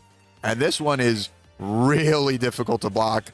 It's 4 speed, 2 in card pool, and Ross sees the writing on the wall. There's no way he can block this one, so he picks up his cards. But man, I really, you know, it's been a long day, and it is it's hard to remember all the little things about every single card in your deck, like especially when you're getting punched in the face. Oh yeah, especially when it is by yourself. Yeah, you're as you're punching yourself in the face, because Godzilla is punching Godzilla in the face. Yeah. There's something really philosophical here of, you know, your greatest enemy is very often yourself, you know, where your own demons and your own negative thoughts can be what stops you. And, you know, sometimes it might even be you yourself are beating the crap out of yourself with dust attacks. And, you know, I will say I've got a lot of dust at my house, and, you know, it's allergy season. It's allergy season, and it is kind of beating me up just a little bit. So I can empathize. But yeah, Maxwell able to obliterate Titan of Terror, Ross's Titan of Terror. That was only like 3 turns, wasn't it? Yeah, it was like exactly what you want to do as King of Monsters. We built 4 on turn 1. Turn 2, we slung like 3-4 attacks. Turn 3, found another grip of. We at least had 3. I think we might have had a 4th in our hand to play. And so that is exactly what you want from your aggressive 6-hander, and especially against the inevitability that Titan of Terror brings. And King of the Monsters having 34 health and is a 6-hander, whereas Titan of Terror 6-hander doesn't even make it to 30. You would think, okay, well, that doesn't matter too much, but it really does. Just having an extra 5, 6, 7 health, it can be super crucial just to be able to survive another turn. Yeah, I mean, 34 is 6 more health, so usually if you're not doing any damage pump, that's like a whole move that they have to play to finish you off if you're King of the Monsters. Whereas like you would have gotten Titan of the Terror. That's a whole queen. Yeah. That is a queen. So the king surviving because he has the health of a queen. Yes. That is awesome. You can write it down, guys. The king survives because of the health of the queen. Yes. I'm making horrible analogies. You heard me this weekend. I'm making horrible analogies. You have this heard entire the things weekend that I have said. I don't want to brag, but I think I have said some way wackier things. I mean, come on, you gotta give it to me. Look, okay, yeah, sure. You can have this one. That's fine. You can have that one. But not what you want to defend, right? Yeah, no. You can have that one. But it has been amazing seeing King of the Monsters still be the terror that it is, as much as I don't like saying that. But Titan of Terror really getting shown once again why Godzilla King of the Monsters was dominating a lot of the format for last year's organized play. He's just such a powerful character. The 3 abilities he has is all just so solid. 3 damage on every move, and it really plays well against flash abilities where you don't even have to call an enhance. Obviously, +2 to our check to play attacks means we can just play every 5 diff that we draw. And if you ever need to hit the panic button, just blow up the board, start the game over. You're the going first player now. I've only seen it like twice, and I've loved it every time I've seen it. Yep, make it simple. Because it wasn't against me. I mean, that is the case. I do think I would have enjoyed playing against Titan of Terror this weekend, just because I really do like these like razor thin margins that you have to make against some of these really powerful decks, where you're really trying to hedge for the lethal line that you need while still staying alive against their offense. Yeah, King of the Monsters. I'm fine not to play against the board. Right, I'm happy to be here on this side of the screen. Father Sin milling out. Now already seen 2 of the backups. First checking a frog, and then you got a slime one down there as well when he's checking for dumbfounded, I believe. Yes, yeah. And, much better build than we had last game. We have 4 foundations. We don't have the airship, but honestly, I think the foundations are going to be pretty pivotal to make sure we can block or make sure that we're able to like actually string out on our turn and build up a better stage. Now, Maxwell having a fantastic opener for King of the Monsters again with a 5 build, including finally free. Godzilla versus Bioentity gets card draw. The Fearsomes are card draw. Like, oh my goodness, this is. I don't know if I could have a better 5 here. And Hunter's Ally coming out for Ross first thing. Checks a 3, has to commit 2 in his stage, but able to grab that Genghis Frog that we saw initially. Hey, we're getting 1 out there, and I don't think you could get a stronger backup to have next to Titan of Terror. Could you imagine a Godzilla character that gives 3 damage to all of their moves? I mean, that's what this Hunter's Ally has basically just done. It's almost like we've seen that before somewhere. Yeah, I think we might actually have entered the real mirror match here, where we're on even footing. Now we're on even footing. Have a Genghis Frog give 3 damage to all your attacks. Essentially what Godzilla King of the Monsters does, that is their go-to, that is their shtick. So Titan of Terror is trying to, tread on their territory. Yeah, and we're actually using the Titan of Terror form pretty early. I get it, we're a little scared of checking a 3, and so we form it to get some more resources and keep applying the pressure. I mean, our opponent didn't block our first high attack, and that one was for 8. This one's for 10, so maybe we think we can just zone check them on high attacks? Make them spend some resources, maybe? I mean, you might as well go with it, right? And he looks like he's going to take that damage as well, which also makes me question what Maxwell is sitting on in hand. Because you still have plenty of currency. You still have plenty of foundations down there that you can utilize. You got 3 ready. You got 3 in hand. What are you waiting on? So a lot of the attacks we saw last game from Maxwell had low blocks. So Dust Attack is a low block. Smashing Stomp is a low block. Destructive Heat Raise is a low block. Now, there's a couple of high blocks we saw as well. Piercing Thorn Lance and Earthbreaker are high blocks. Yes. Now, maybe we're just holding on to them because we're going to try and kill our opponent with them. But it is possible we're just staring at a grip of attacks that are not able to block high. Well, for Ross, I do see Crushing Impact in hand. And speaking of, we do go for it on the 6, but unfortunately check the 3. We get to mitigate that a little bit by readying 1 with Crushing. And he does commit himself out, which is going to leave him vulnerable against Maxwell's backswing. But Crushing Impact is going to get a lot of buff does have re-ready on the Crushing Impact. Yes, the second card the we played. foundation. I can't see because of the Oh, glare. Funky Breath. Funky Breath. All right. All right, so we did. So you were right. I happened to call it. Yeah, we were sitting on a dust attack, which has a low block. Doesn't matter if we want to block our opponent's 10 damage moves. We can't do it if they're high. Mm-hmm. And knowing that now. Oh, wow. We are. Wow. He's Yeah. going for the kill. We are fully going for it. This one's going to be 5 base speed. Our rival has a card in their card pool. Their only ready resource is Godzilla. But we can use Godzilla to make our block a little bit easier, or check to block easier. And so, you know, if we know our rival didn't have any high blocks, most likely we played 3 high attacks. But I get it. You know, there was a lot of pressure in game 1, and you're feeling it. So going for the turn 2 and saying, listen, I need you to spend some of the resources you have. I got to make you spend your momentum. I got to make you block with attack cards, and kind of just say, you better not have it. And we did see a Maxwell checks the 3. Okay. Oh, Nice. So we're going to get the game 3. So that was on a 7 to block. And he had a +2 because he spent the momentum for King of the Monsters, getting a +2 on a check. Yes. And I'm sure everyone watching has been there before.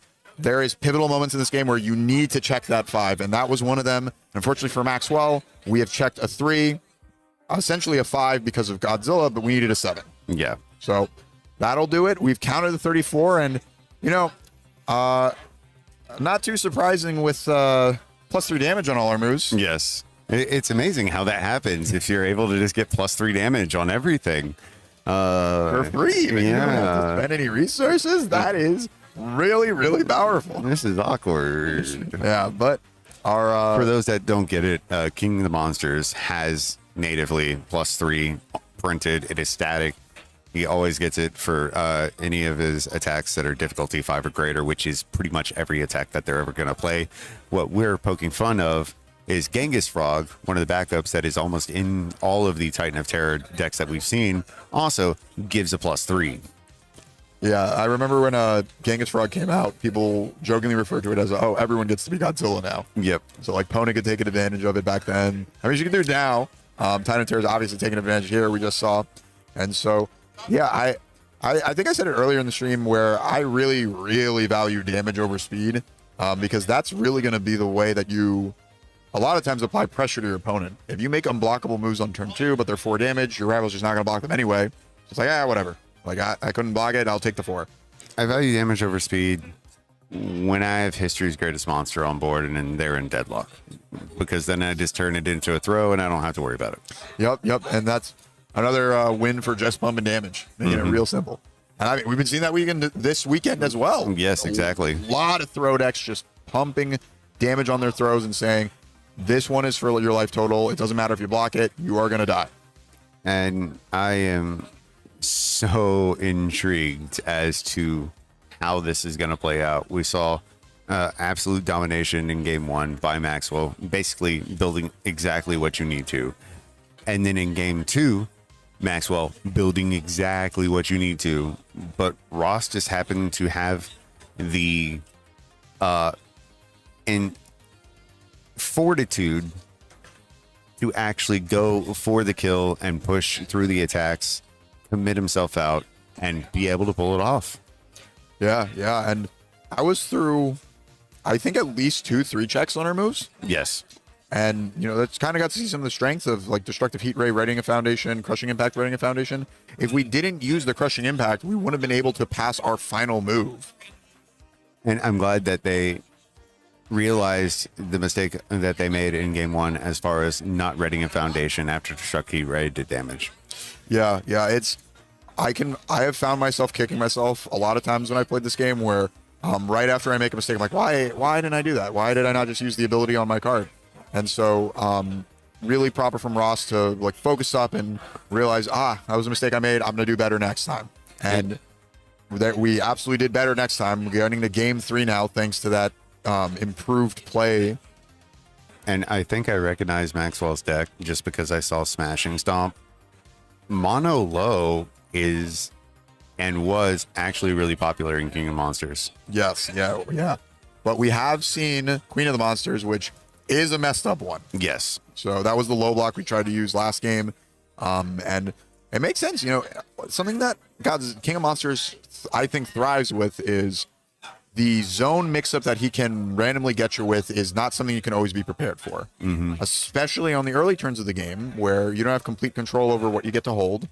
And we saw here, Ross gets a really wide build, but has built a lot of their mid blocks because they're not going to full block anything with those. And we really, really don't want to take half damage from Godzilla moves. Completely agree. Smashing Stomp coming in, checking 3, Earthbreaker. Yep. I think instantly committing to the Armorclad Faith. Still has Inspiring Song on board, automatically giving it a +3 because of it being on face. +1 to next check. Some classic challenger deck Godzilla gameplay here. Got our character and a card right from it. And opting to use the Inspiring Song to make our next check just a little bit easier. Yep, next check. We're opting to make our next check easier rather than Ross's next check a little bit more difficult. Yeah, I mean, we have a lot of speed hate, so I think that makes complete sense. It's not going to make a difference if we give them -1 to their check. And Piercing Thorn Lances again. And yep, this was on a 6, and we had +2 to our check, and we checked a 7. Yes. Whoa! Oh man, I love that little niche thing that has come up in our game through just pop culture recently, where we sure do play with 5s a lot, and those numbers get really close to 6 and 7 very often. So I absolutely hate it. Come on, you gotta have some whimsy with it. I'm old. I hate it.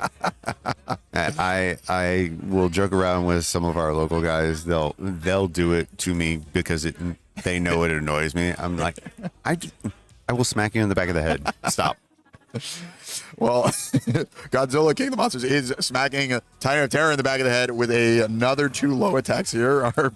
Our Piercing Thorn Lance that started this 6-7 conversation. Oh, God. Put our first low attack in our momentum and gave us +2 to our check thanks to King of the Monsters Enhance. So we're able to play another Dust attack. And we are pumping, let's see, it's 8 damage from the piercing. Okay, so we have 16 damage here presented. The Dust attack did hit. We didn't have another low, so it doesn't count toward progressive. Now we're playing Queen of the Monsters on a 6 with another +2 to our check because of the tension. So despite us checking another 3, it was actually a 5. So we tap our 1, and we're able to recoup that with Queen of the Monsters building down our first attack.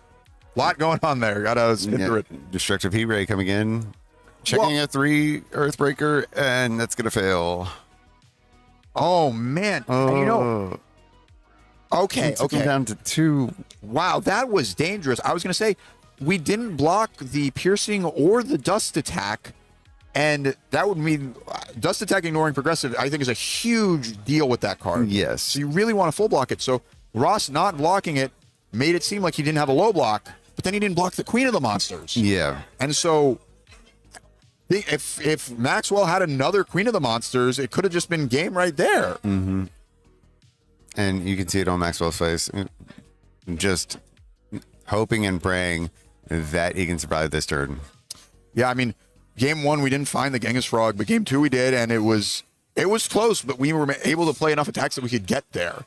And we have the frog in play already. Do you think Maxwell should have maybe attacked the Genghis Frog last turn? I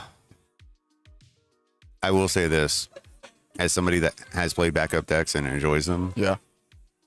You don't really think about that whenever you're going through things and the mental checklist, especially when you're going for a kill turn.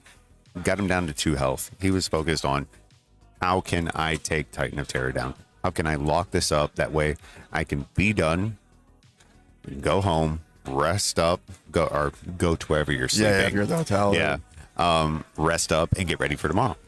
Yeah. It's been a very long day. It has been a tremendously long day for all of these players, and being able to keep track of every single little thing. That's why whenever people intentionally draw ID, normally on like the last round, right? Yes. Whenever they do that, I used to be salty about it.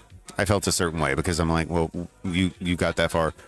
You're not giving other people a chance. But also, if I was top cutting or in the top percentile, I would be so mentally drained that if my opponent and I are on board with each other and saying, you can't handle this either, all right, let's just go rest up. Yeah. I was going to go to dinner a little sooner, which always a win. What's dinner? Right. We only just had lunch. I get it. Yeah. What's dinner? Oh, man. But I do want to shout out Ross. He did use the destructive heat ray once it hit that game as well. So making sure we're getting all of the use out of our cards, making it so it's even more likely we're able to string together. Went into a Queen of the Monsters afterwards, played another one from our hand. Clearing the card pool, making sure progressive doesn't stack against you, and getting more assets and foundations that you can utilize on further strings. Going to play a Hunter's Ally and able to check that as well. Oh, and man. That's where Maxwell's going to call it. Yeah. Man, that is heartbreaking. That's for heartbreaking. Maxwell. Yeah. They had the low block, but it was just only high attacks from there, and the Hunter's Ally is for 8 damage because of the Genghis Frog. Mm-hmm. Man, I don't know what the standings are, but based on, at the end of the day, this is a competition, and while we enjoy playing the game, someone's got to win and someone has to lose, and you get so close in these tournaments. Your rival's at 2 in the final game of round 8. Oh, Yeah. man. You hate seeing it, and there is such emotion that I've already seen this weekend as far as like people the big talk right now, because we are playing 8 rounds, is okay, if you go X and 2, so you can still maintain and potentially be in top cuts if you only have 2 losses. So whenever somebody gets that 3rd loss, you just see such emotion and heartbreak for some of our players, because they put such time, effort, and energy into trying to do their best at this regional, at top level of competition. And unfortunately, you're right, someone's got to win, someone's got to lose, and it is those lessons learned, little things that you can catch on to. You grow from it, you move forward. And that's what I was telling somebody else earlier, because they had a devastating loss. Still weren't knocked out, but had just a really, really rough match. I said, you just need to take a deep breath, mentally reset, and remember that you are where you are right now because of how much you've just annihilated the competition up until that point. And you're going to continue to do so. Taking a step back doesn't negate how much you've pushed forward. Yes, yeah, and I don't even want to think of it as a step back, because a sidestep. Yeah, because like you're gonna lose. That's just it. You can't win every single game. It can't always be your day. You're gonna fail, and so yeah, like you just gotta take it in stride, take a deep breath, and just kind of keep moving forward. It's that's why we can get so upset about our losses. It means a lot to us to like really. We want that win. We want that success. We want to get to top cut tomorrow and fight it out. Maybe, I'm gassing up the backup, but even at the end of the day, there is such an honor to be in that bracket in day 2, and then you really have the chance to be a regional champion. Exactly. I wouldn't know what that feels like, but no, we established you're there. Yeah. You're there. You've beaten them. Yeah, you've beaten 2 of them. Completely happened. Don't question it. But it is one of those things that at the end of the day, it comes down to your own individual performance, how you feel you did, because you're right. Not everybody is going to win all the time. Yeah. And we can even see that historically. Even some of the best players that have multiple wins at regional or world championship level, they still lose. Yeah. They still take losses. We see them lose. We see them get knocked out of top cuts. We see them not performing to the degree that they normally would. People have off days. People have days that they're absolutely on fire and can just get through anything. But it all comes down to how you view your own performance and whether or not you take that and grow from it. Yeah. And I mean, yeah, it's really tough because, sometimes it might be you don't see any mistakes that you made, and it might just feel like, as the luck of the draw, there's nothing I could have done. But I'm the game's so complex. There's so many variables moving around. We're just looking at round 8, but who knows? Only you can know what happened in your tournament from rounds 1 through 7. And if you made any mistakes that maybe would have had you on a different bracket, maybe you would have had, maybe you would have been locked in if you won more rounds early. Maybe there was some pivotal mistake or something along the way. Maybe it could be a deck choice. I really, really like the King of the Monsters as a choice to blow Titan of the Terror's head off, but I don't know. I mean, I applaud the run, and that King of the Monsters deck looks fantastic. Yes. So, you know, I'm not sure of everything. We can't know everyone's experiences, but like really trying to be the optimist of. Yeah, and that's the thing. I'm gonna sound like I'm just like being the you know, oh, it's great seeing it from a distance, and you know, you're talking about taking the losses, everything like that. I lose all the time. Like I'm the content creator that never top cuts just because of who I play against on a consistent basis, right? You know, some of the top level competitors in the world, I get to see on a weekly basis. Unfortunately, unfortunately-ish, yes, words. But what I'm getting to is, I learned the game by losing.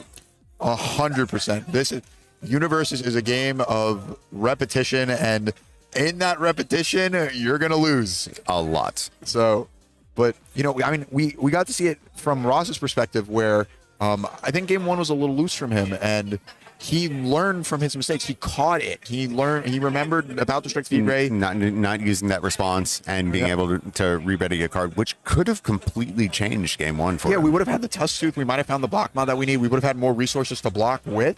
I mean, we already blocked 2 of the moves. We might have been able to block a 3rd. Exactly. And then the Radiant Visage would have been able to use. They lose value to their check. All these little decisions just compound, and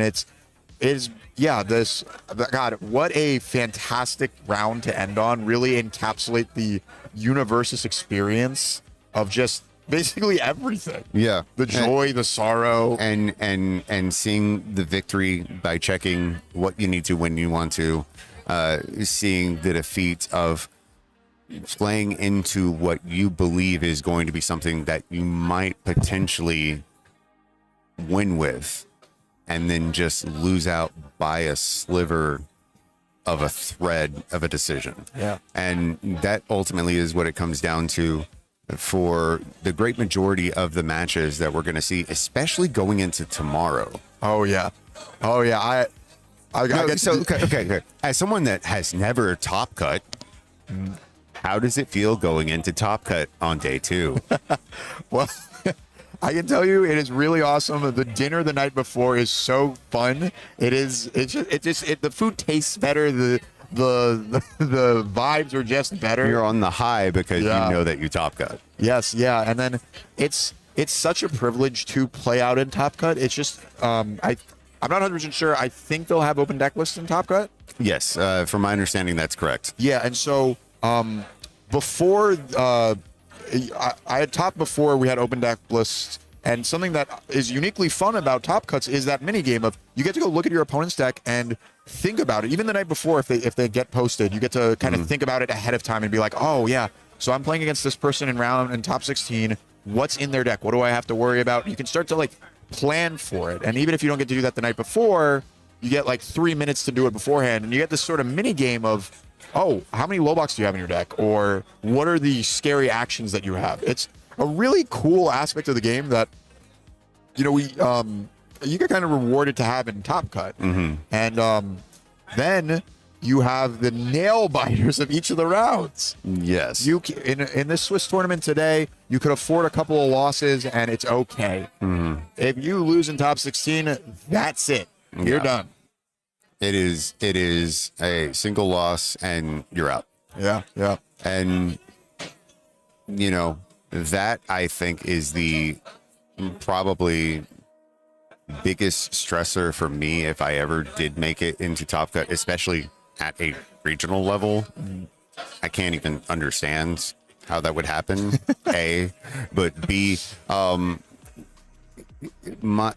might have my blood pressure way too high, just a little bit, because it is such a stressor knowing that, you know, we talked about the mental load of the game itself, but also being on the stream table being watched by everybody that is tuning in. Thank you once again for hanging around with us. But having that subconsciously weigh on you as well, and then being in Top Cut, knowing that a single mistake could knock you out of the entire competition because it is just that one moment that you're gone like that. That's rough.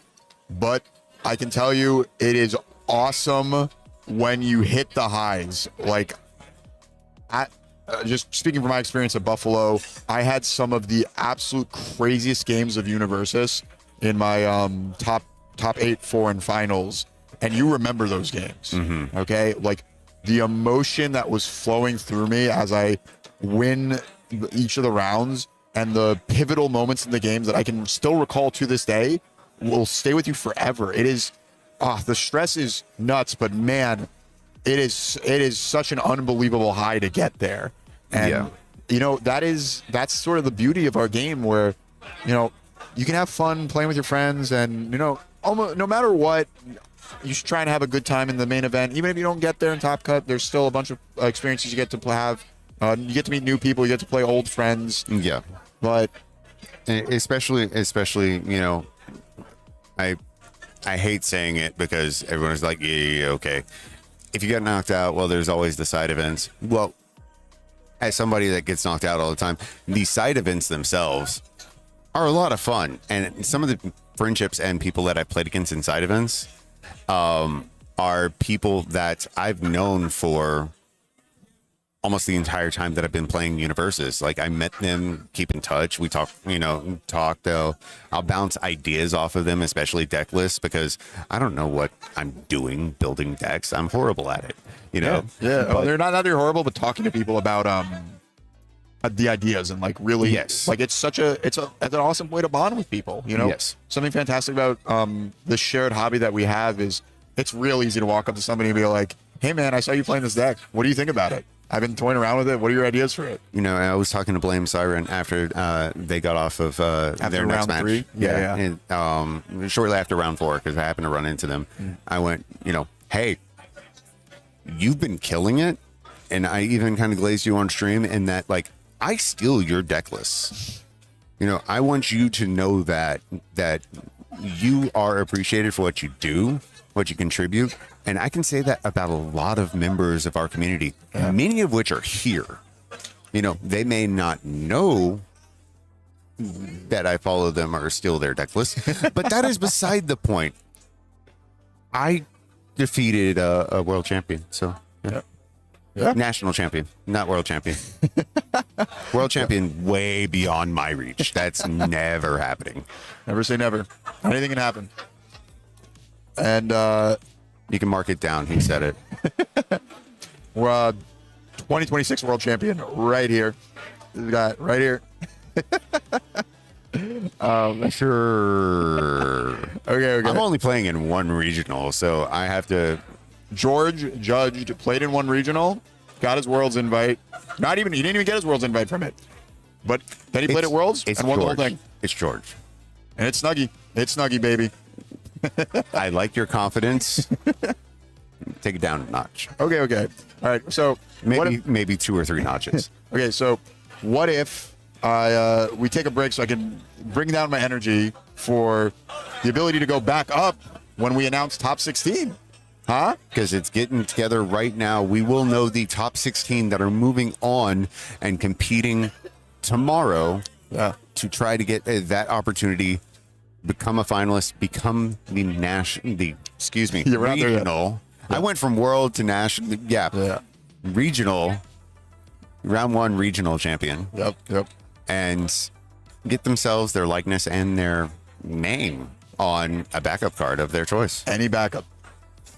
Hopefully one of the newer ones. That way it doesn't immediately get rotated at the standard. Yeah. But stay tuned, guys. We'll be back with the top 16 announcements here in just a bit. You're not going to want to miss it. See you soon.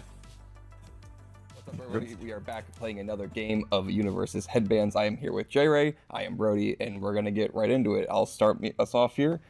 Is my character an animal? No, certainly not. Okay. So more like human-like. Yeah, very, Okay. very distinctly human-shaped. Got it. Can my character fly? I like this question. Your character cannot fly. No. Okay. Naturally cannot fly. Yeah. So if my character were to go to a zoo, they wouldn't be seeing themselves there. Would you want to go to a zoo with my character? As friends, yes. Okay. Okay. If they were like, maybe like the teacher taking the kids to the zoo, maybe not as much. Interesting. Okay. Okay. Does my character know martial arts? They sure do. Okay. Your character definitely knows martial arts. Okay. That is for sure. Is my character from Attack on Titan? Yes. Okay. Got it. Is my character a fighting game character?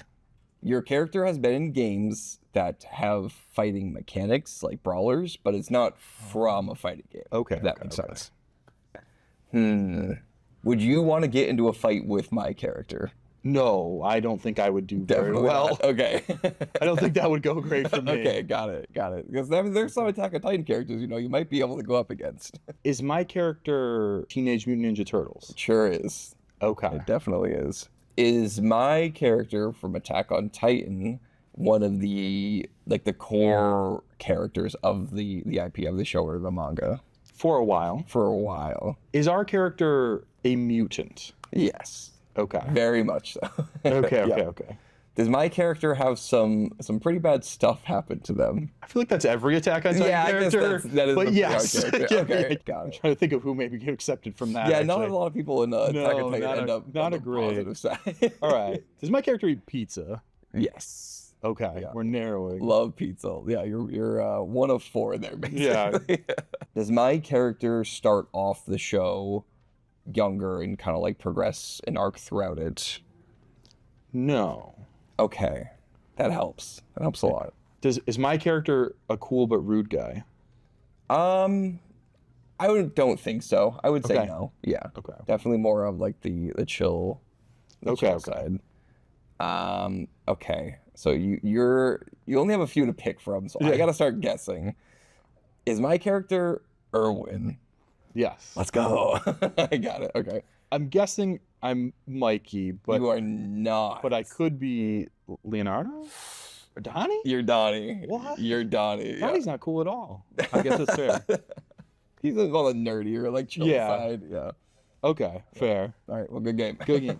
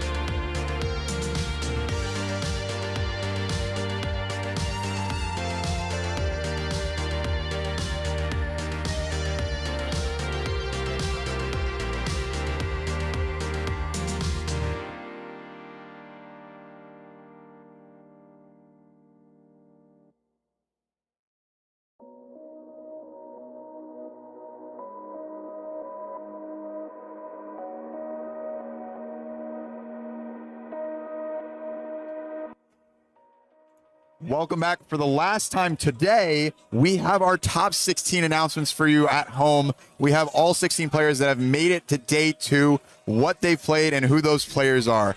And man, I am so excited to talk about this. Yes.